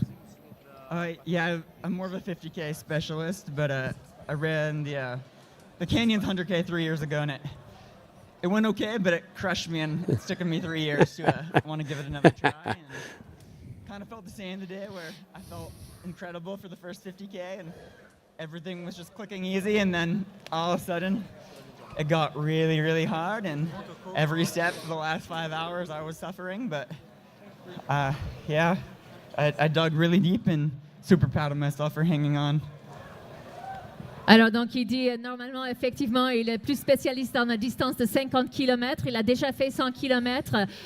Mais c'est vrai qu'aujourd'hui, il se sentait super bien, mais vraiment, vraiment bien pour les premières 50 km. Mais le dernier 50, c'était très, très difficile pour lui. Il fallait vraiment qu'il cherche très, très loin, plus profond de lui-même pour sortir ça aujourd'hui. Mais il dit qu'il est très, très fier de lui et sa David performance. Sinclair there with the 100-mile stare at the finish of the 100-kilometer CCC. Now, as we're watching some of this footage, just want to give an update on the women's race in the UTMB. Courtney Dauwalter went through Col de Foza first in 1 hour, 21 minutes, 58 seconds, with Ruth Croft behind 10 seconds behind her, then Abby Hall, about a minute 30 behind Ruth Croft. Event, and it was awesome to race at CCC 2 years ago, come back last year, have a tough day at UTMB, and be able to put it together today. Alors, donc, il a dit que c'était vraiment un plaisir d'être là-bas. Il a eu du mal il y a quelques années, qu'il n'a pas très bien terminé. Drew Holman talking about what we were referring to a bit earlier in the broadcast, his fifth place performance at UCC or CCC in 2023, and then quite a tough day last year in UTMB. Thank you, guys. Any special words you'd like to give a shout out to anybody or anything in particular? Just thank you to the entire crowd here. This is a magical place. You make it super special, and I just feel so lucky to be here. Il dit qu'il se sent vraiment béni d'être, il a de la chance d'être ici, et merci à vous, vraiment, c'est tellement magique d'être entouré par toutes les fans du monde entier, donc merci à vous tous. Thank you. Any last words, David? Il dit merci, un grand merci à tout le monde. And that was a great finish line interview between our second and third place men, David Sinclair and Drew Holman in the CCC race. Incredibly fast times this year. We didn't see the fastest time. We're not calling it a course record because of minor changes in the course over the year, but certainly blistering times that we've seen now, the second fastest time in history by our winner. Cool. We've got two more runners. They're on the way into Chamonix now. We've got Arnaud Bonin and also Jeshurun Small, and it's going to be a really tight race there. Wow, look at this. This is so beautiful. Our race leader, Ruth Croft. Ooh, so that means there has been a little bit of a switch up since the last checkpoint at Col de Vosa, where Courtney was just 10 seconds in front of Ruth. Yeah. But now looks like Ruth has surged ahead. So Ruth descending down the ski area here on the backside of the ski area from Les Houches and on her way down to Saint-Gervais. So we've got a still bit of a way to go to there. But yeah, Ruth Croft in the lead right now. And it's interesting to see how they're strategizing at the beginning. I imagine Ruth will be following her own pacing strategy. Obviously, she'll be very aware of where Courtney is. But we were speaking earlier with Martin about how she's worked with someone to last year as well to really help with her pacing, to really crunch the data, figure out exactly when she needs to push, when she needs to hold back, not just in training and in prep, but actually in real time. Okay, we're at the front of the men's race, and that is neither of the first two that were over the top, which was Ben and Gabriel Rueda. That, I think the guy in the black is Théo Détienne, and the other guy, I don't know who that is. Work it out in a sec. Yep. If you recognize the runner, tell us in the chat. Our friends in the chat are probably going to be helpful on that one.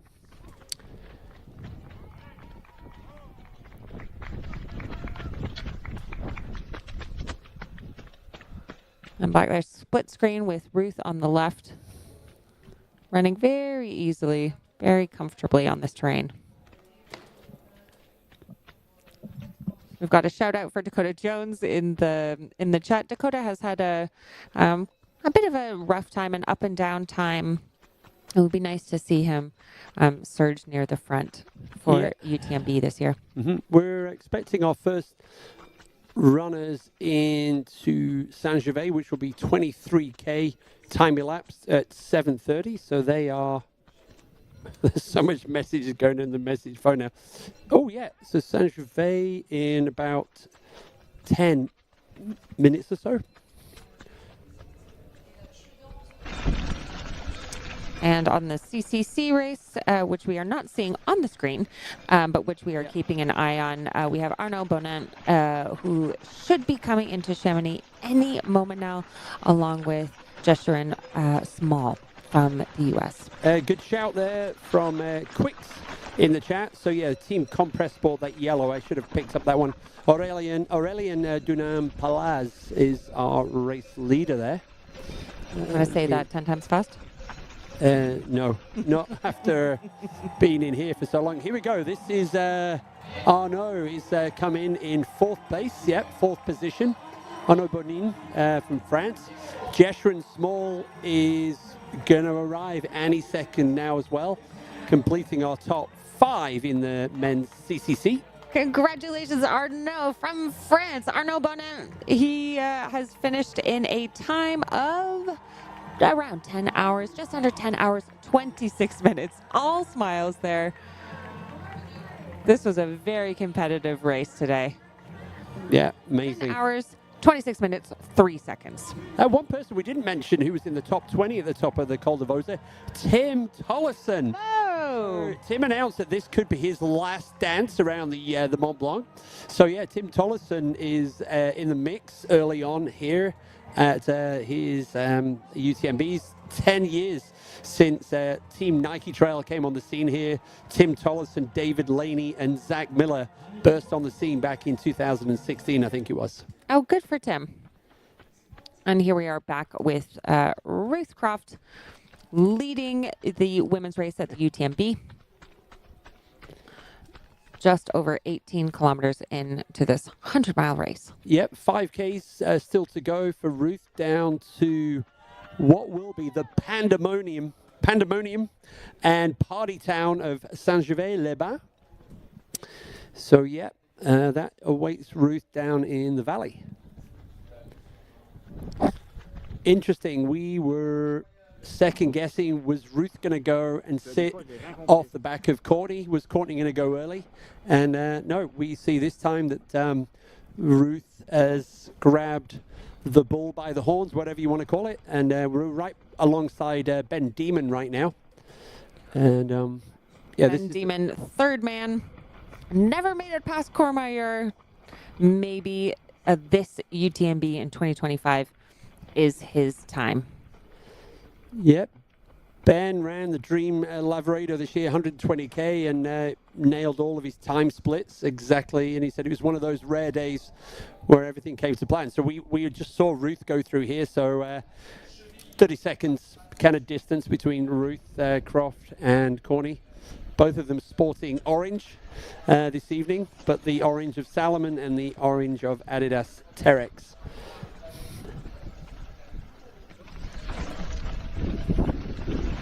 And we should have our 5th place, Joshua and Small, coming through CCC into Chamonix. Yep. Any moment now. One athlete we didn't mention, Hayden Hawkes. Hayden is doing the big lap. So Hayden was 20th over the top of the 21st at the first checkpoint, Col de Vos. I think he's going to be taking it steady to start with. Dan Jones just behind him. We already had that. Hayden using the exact same strategy that he had when he won CCC last year, where he was 20th going up the first climb as well. Yep. So Courtney was 37th overall. Ruth was 40th at Col de Vos. So Ruth has made the pass on the descent, this section here. So yeah, they were literally at that checkpoint.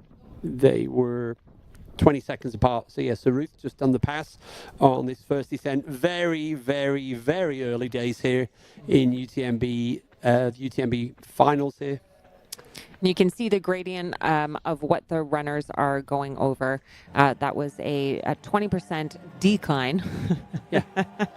And then that really sketchy railway crossing. So Jeshrin is home and dry. Really enjoying the finish line. Cross the finish line first. Let's get the timing chip done, and then you can go back. Maybe he did. He came through in 5th after Arnaud Bonnet. Just delighted with his performance, as he should be. Yep. Next into Chamonix shortly will be Chinese athlete Meng Guangfu, so 6th overall. Eli Hemming is also on his way down in. So this will be Eli's biggest ever race finish, 100K, 101 kilometers. So Eli, he had a moment in the middle of the race, but he's got a few stories to tell, I'm sure, at the finish line. But Eli Hemming now is due into the finish line here in Chamonix as well. There's something a little bit strange going on with the tracking there, because it said Meng Guangfu came through Flagere at 7:30, which is right now, and that he should be in Chamonix imminently. So there's something a little bit tweaky there.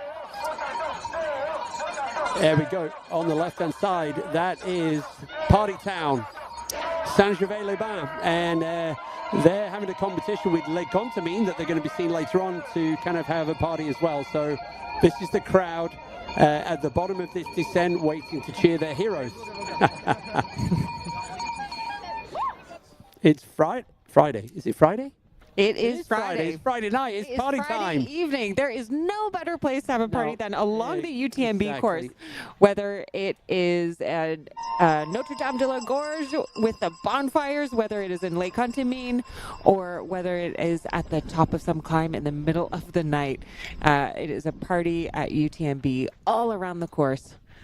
Great. We are yet 7, so literally probably 5, 6, 7 minutes until we see our race leaders into the finish line here.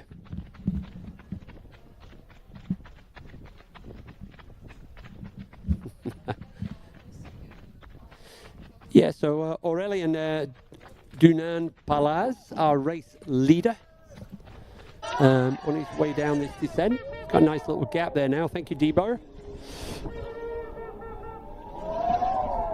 But early days, and they are going to be coming in, picking up some normally liquid, just to keep them going through to Lake Contamine. And after that early rain, and there's still some more rain in the forecast this evening, we're expecting full clothing change once the runners land and see their crews for the first time at Lake Contamine. So kilometer 31.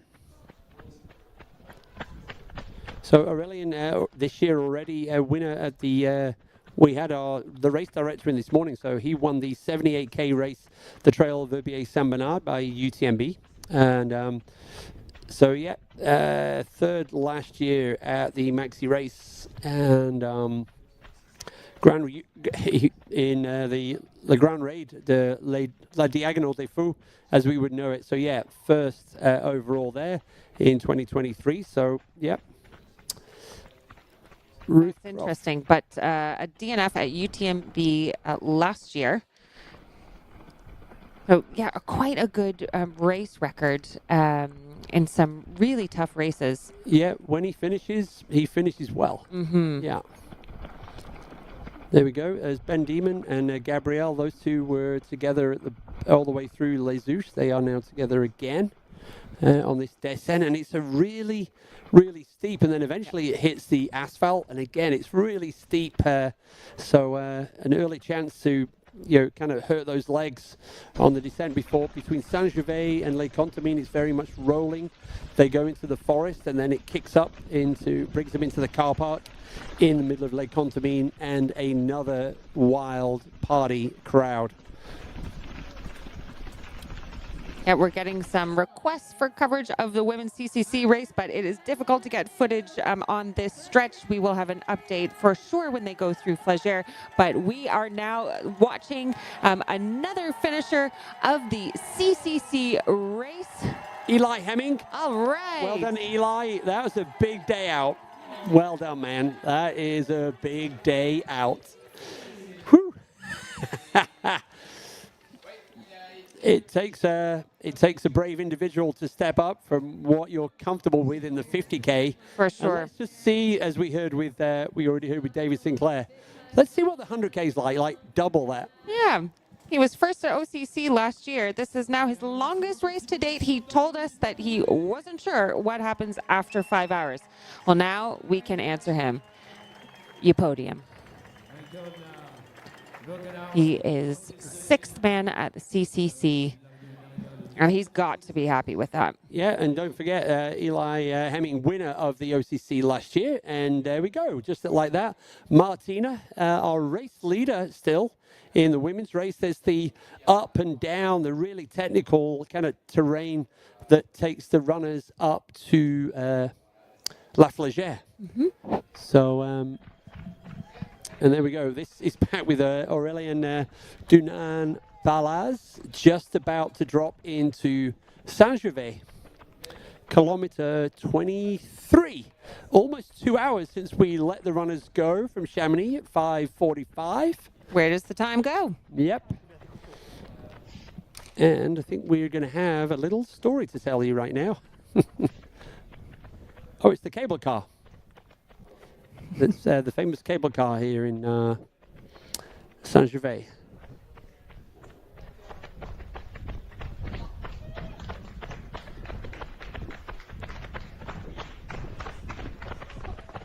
And just like kind of reading here is this like innovation cable car that connects Le Fayet, which is down in the valley where the trains normally come into from Paris, if you like. And this connects Saint-Gervais in about 5 minutes, and it's an alternative to the cars, as we would imagine.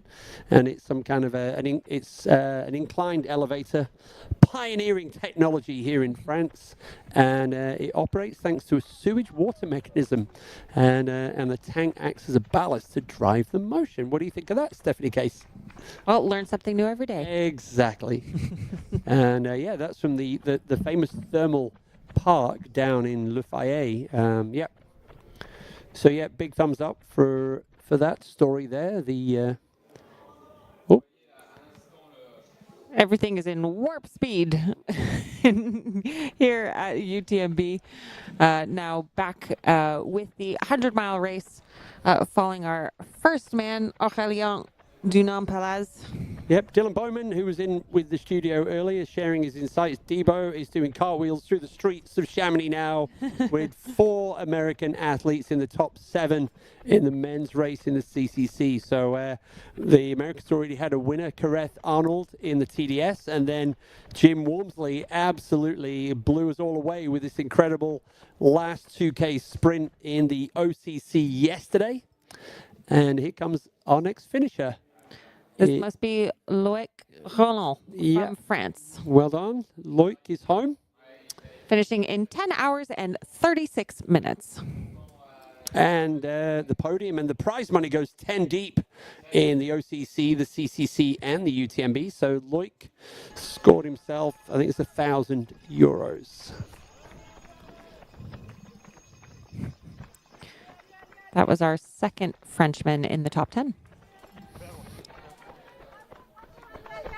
We've got 2 more imminent arrivals to complete the top 10 in the men in the CCC. So Mario Olmedo Sancha from Spain, and then finally Qin Guidu from China. That's going to be our top 10 in the men's race. There we go. Courtney Dauwalter, second place, 3 times winner here at the UTMB. Out on the course, on her way down now. So 2.5K away from Saint-Gervais. The boys are onto the road now, so that is Ben Demon behind.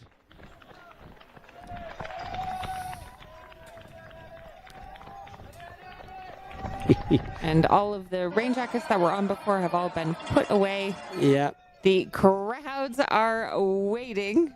Are you people ready for party time here in Saint-Gervais? Yeah, party time Saint-Gervais, party time Les Contamines, and then finally party time in Notre-Dame de la Gorge as we launch the athletes up into the mountains for the night run across the border into Italy and down into Courmayeur, where they will be welcomed by Stephanie Case and Martin Gafuri in the sports stadium. Yes, indeed. And there's a question in the chat about fixed cams. There are fixed cams at some of the checkpoints. If you look at the course profile on UTMB Live, you can see a little video camera on the checkpoints where there are images. If it's black, that means it is working. If it's gray, at least for me, it means we don't have images there at the moment. But pop in and you will be able to watch in case there's something on the live stream that you aren't seeing.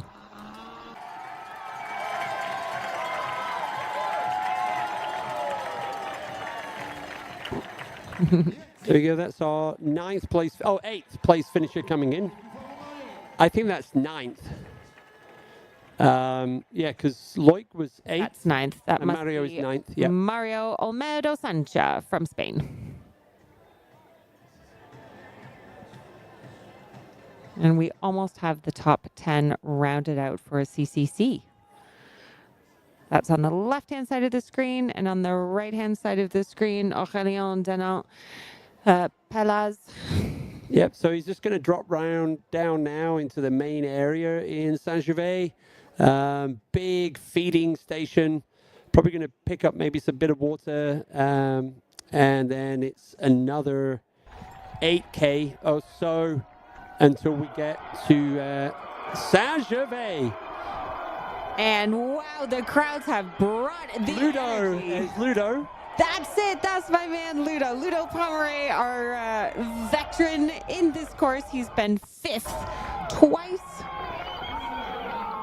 I want to see him get at least in the top 3. He's won Hard Rock 2 times. And with tough conditions, this might favor some of the more experienced runners, as Dylan Bowman was suggesting earlier today when we had him as a guest on the broadcast. Yep. So, what was Corinne's mantra for the runners in the aid stations? Oh, you're testing my memory now. Yeah. It was something like relaxed but not lazy, but it was different words. Was it relaxed, not rushed? That is it. Yeah. So, yeah, executing your aid station strategy.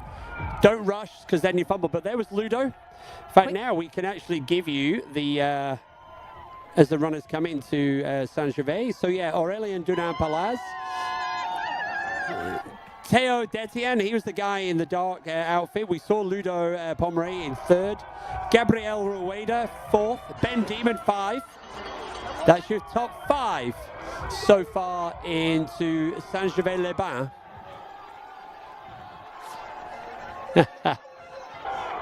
And it is on. They have quite a runnable section from Saint-Gervais to Lake Contamine. So it is fast. And as we were saying earlier, kind of the last place where they can get crew assistance, where they can change their outfits, get some food before they do the long climb up to the Refuge de la Croix du Bonhomme. Okay, our 10th, it's definitely our 10th place athlete. So yeah, coming in. Well done to, it is Guido. Chin Guido. Chin Guido. So yeah, well done to Chin. And that's our top 10. It is. They're wrapping them all up there. There's Josh Wade on the screen. Yeah, so Josh Wade is there. So we've got Ben Demon.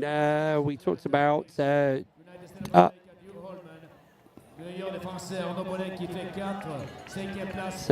So Jeff Morgavero, Tom Evans into the ace set. Josh Wade, Germain Grangier, Francois Dan, Duo G, Zhao Jiaju, Jonathan Albon's there. Yeah, Yonel Christian Manol.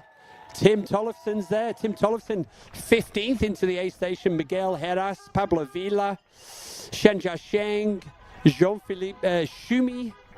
Wow. It's an avalanche of trail runners. And Courtney and Ruth. There we go. They should be here any second now.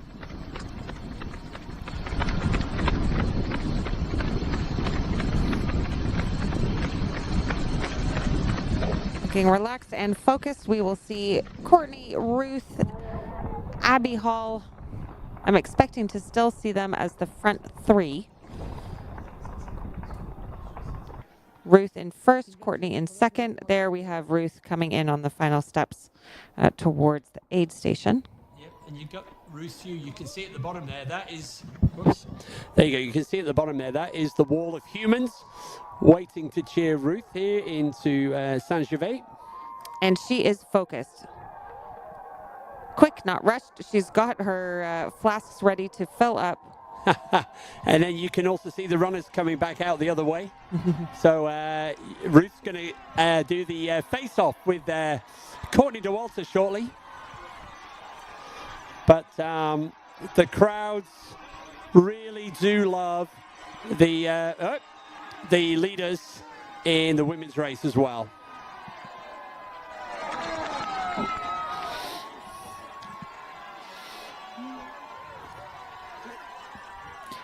Look at these crowds.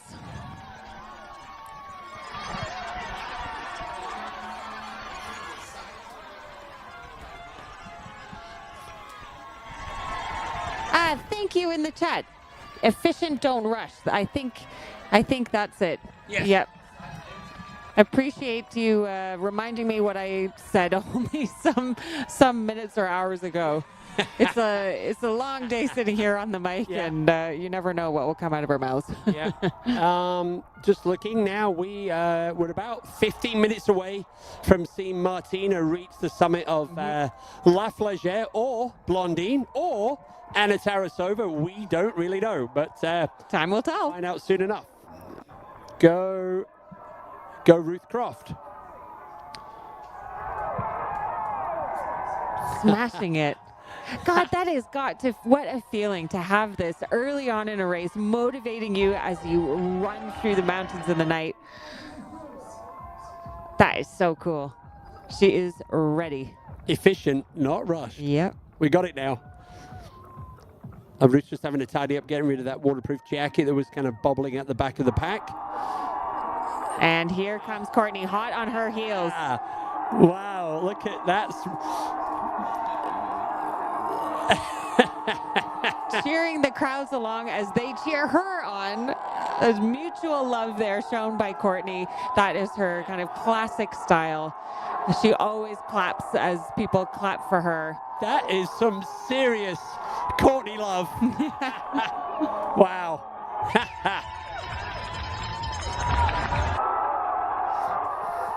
But you know, we've got so much local support for Courtney, but in the trail running world, God, there are so many people that really want Ruth to have a day out there. Oh yeah. I'm not saying that we don't want to see Courtney do well. We want to see them both do well, but you know, it would just be such a special thing to see if Ruth could take the win here today. Or tomorrow, I mean. This race goes for longer than what we will see on Friday. But for the women, less than 24 hours for sure, at least for those at the top. Wow. So, Ruth Croft, Courtney Dauwalter, it's already setting itself out now. And I guess as Ruth's heading out, Courtney's coming in. I wanted to see them pass each other, but I don't think we have that footage. No. That would be fascinating.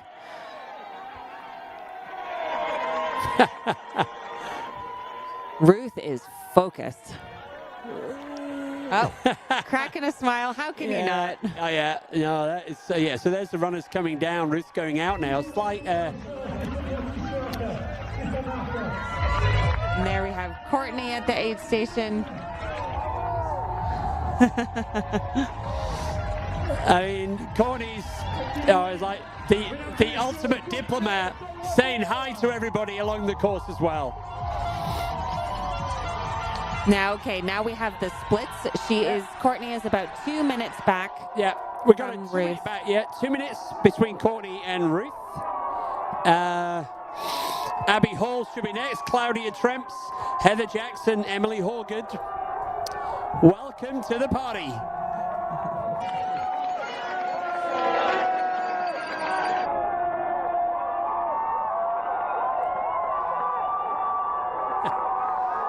Sunglasses are back on.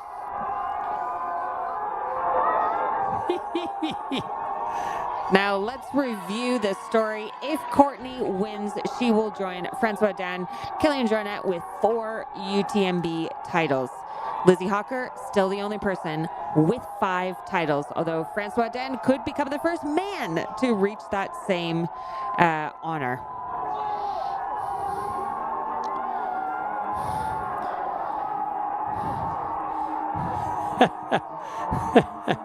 This energy is insane.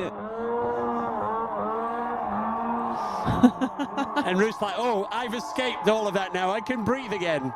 Wow. You know, we say we get into trail running to, escape, find peace in nature, in the mountains. And this is purely the opposite, but it does serve a purpose. There's Courtney cheering along the runners who are heading into the aid station as she is heading back out.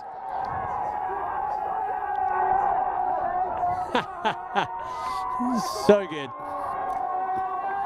This gets more insane year after year. Now I know why we don't do commentating on location, because there's absolutely no way you would be able to hear anything we're saying. Yeah, there we go. Ruth is now out of Saint-Gervais and into... There we go. And breathe and back into nature once more.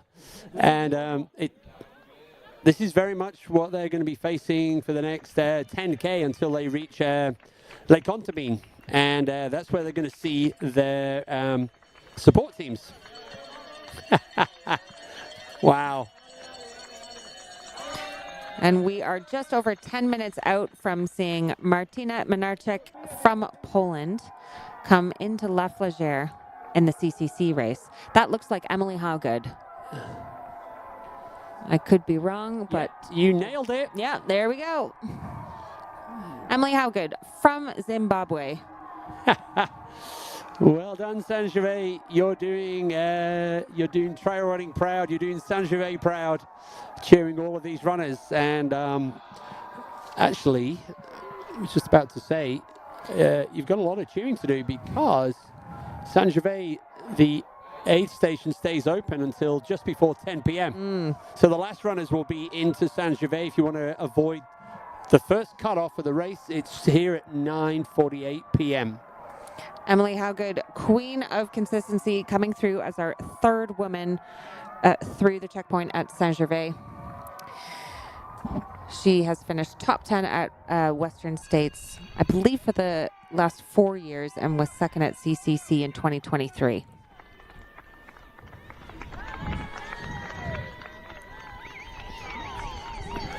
Sorry. Ruth Croft, our leader. That's and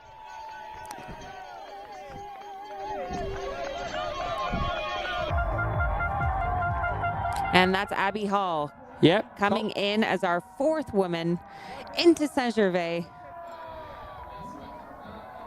She's getting her flasks ready at the aid station. Our Western States winner from this year. Incredible story. We're talking with Dylan earlier about how Abby Hall was able to get into Western States because someone else gave up their spot due to a pregnancy deferral.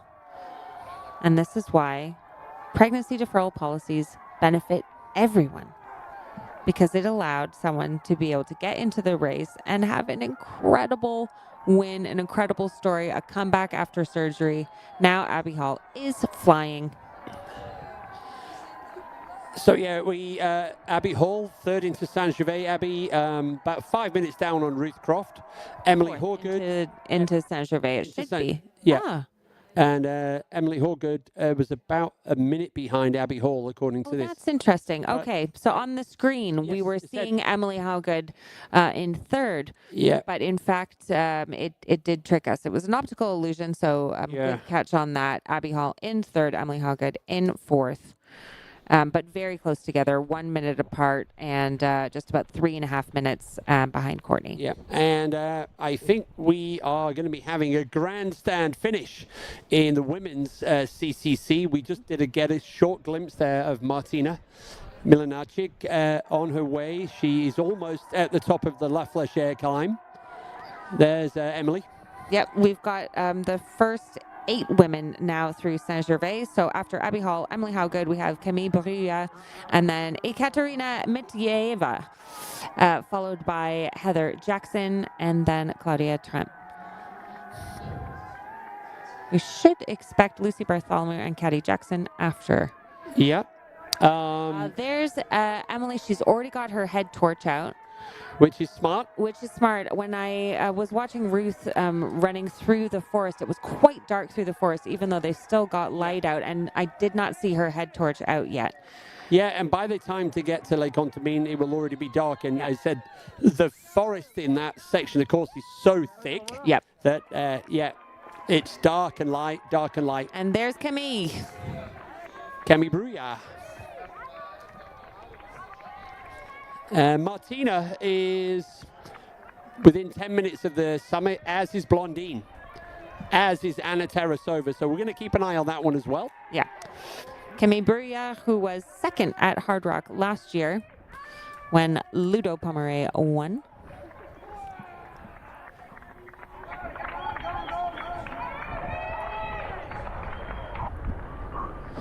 There you go, on the right-hand side of your screen now. Steph, you've got our top 3 women through Saint-Gervais: Ruth Croft, Courtney DeWalter, and Abby Hall. Early days. Early days, but just who we would expect to be at the top, to be honest.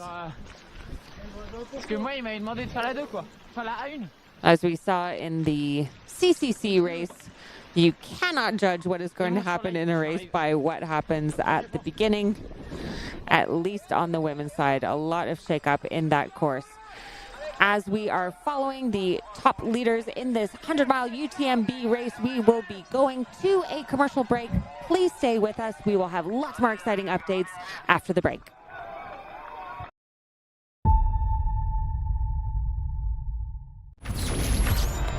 Via, 70 tanta gente. Non ci facciamo prendere dall'entusiasmo. Allez, bien en gestion, cardio est bon, c'est parfait. Mi è venuta una vescica. Fa un male cane. Aïe, ah, ça va pas du tout cet orteil. Ce l'ho fatta! È finita!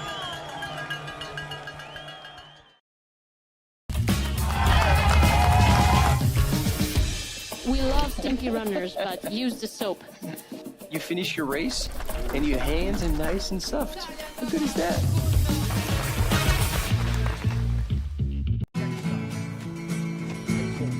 Try imagining a place where it's always safe and warm. Come in, she said, I'll give you shelter from the storm.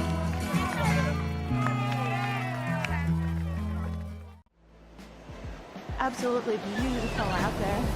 It's such a beautiful course.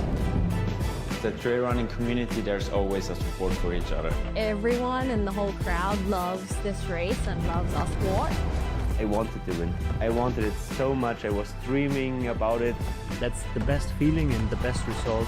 That's why I do this sport. I'm really grateful to be at the start line surrounded by these amazing athletes. If you are a trail runner, you have to take part one time in your life.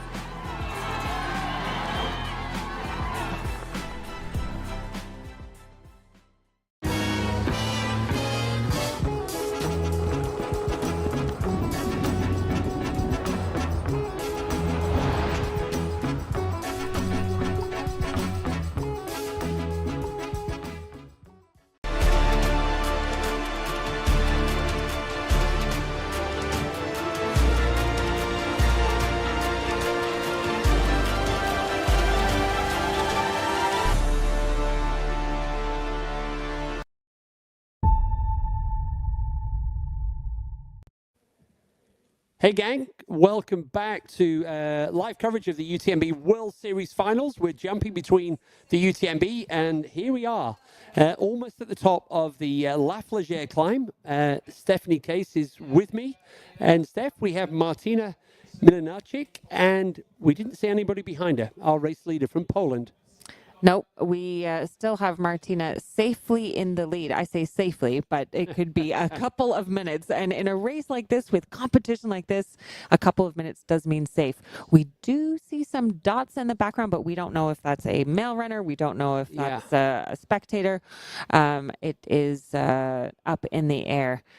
But she should be coming through the Flégère checkpoint. Yeah, we can see there on the course profile within a few minutes. And then it will be a quick descent as she will be eager to get to the finish line, taking home the win after a second place last year.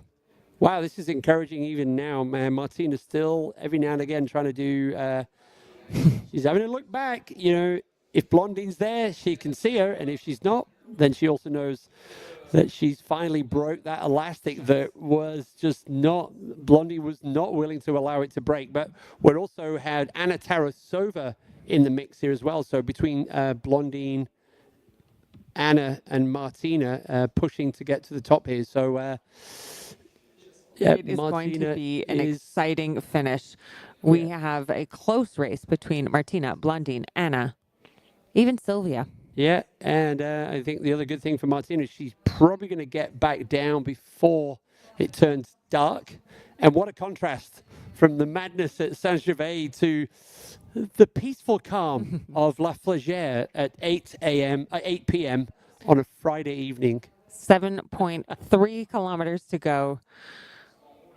It is dark, though, I have to say. Once she gets into the woods, into the forest, it depends on your comfort level. I'm someone who really likes to have a lot of light, even if it's not pitch black. I will pull out my head torch just to help make sure that there's no tree root or anything on the ground that I could potentially trip over.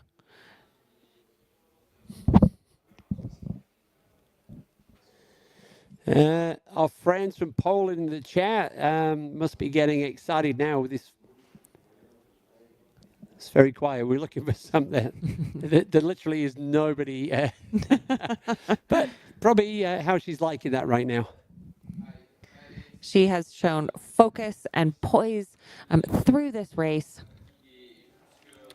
really leading now for quite a few hours. This is our ballerina, Martina Minarczyk. We could tell by the way that she runs on the trails, she almost dances along on her tippy toes, quite graceful. She dropped out of Western States earlier this year, but was leading that race for about the first half of the course. And so she has come here hungry, really wanting to prove herself, and she has. She was, again, second at CCC last year to Tony McCann, our previous champion, who unfortunately had to drop out of this race due to a bad fall. But Tony is going to be in the studio on the mic tomorrow to help commentate the final stretch of UTMB.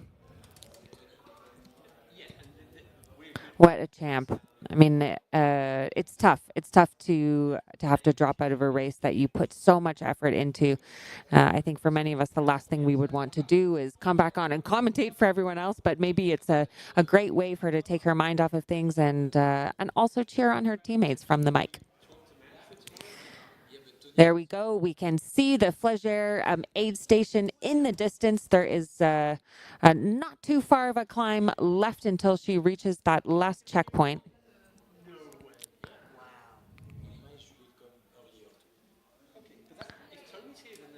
Fantastic.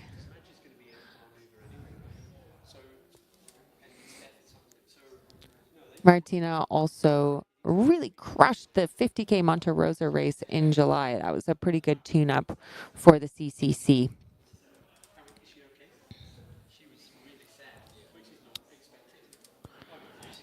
Now, the tracker is also telling us that Blandine Lechandal is going to come into the Flégère aid station imminently as well. Martina was looking behind her. Can she see her? It's still unclear. There are moving dots behind in the screen, but we just don't know if it's Blandine, if it's another runner. The algorithm is telling us they are both going to come into the aid station imminently. Martina doesn't look too bothered. No. That's my sense. But there you go. She was looking behind her again. Yeah. She does keep looking behind. So I think we might have a... It's that human instinct that, you know, if something's too good to be true, I possibly can't win this. Something's going to go pear-shaped. So, yeah. We just had some interesting news. I thought I'd like to share this with you and also with our audience. So we obviously saw Tony McCann take a terrible fall today, and Tony had to retire. So Tony was meant to be in the studio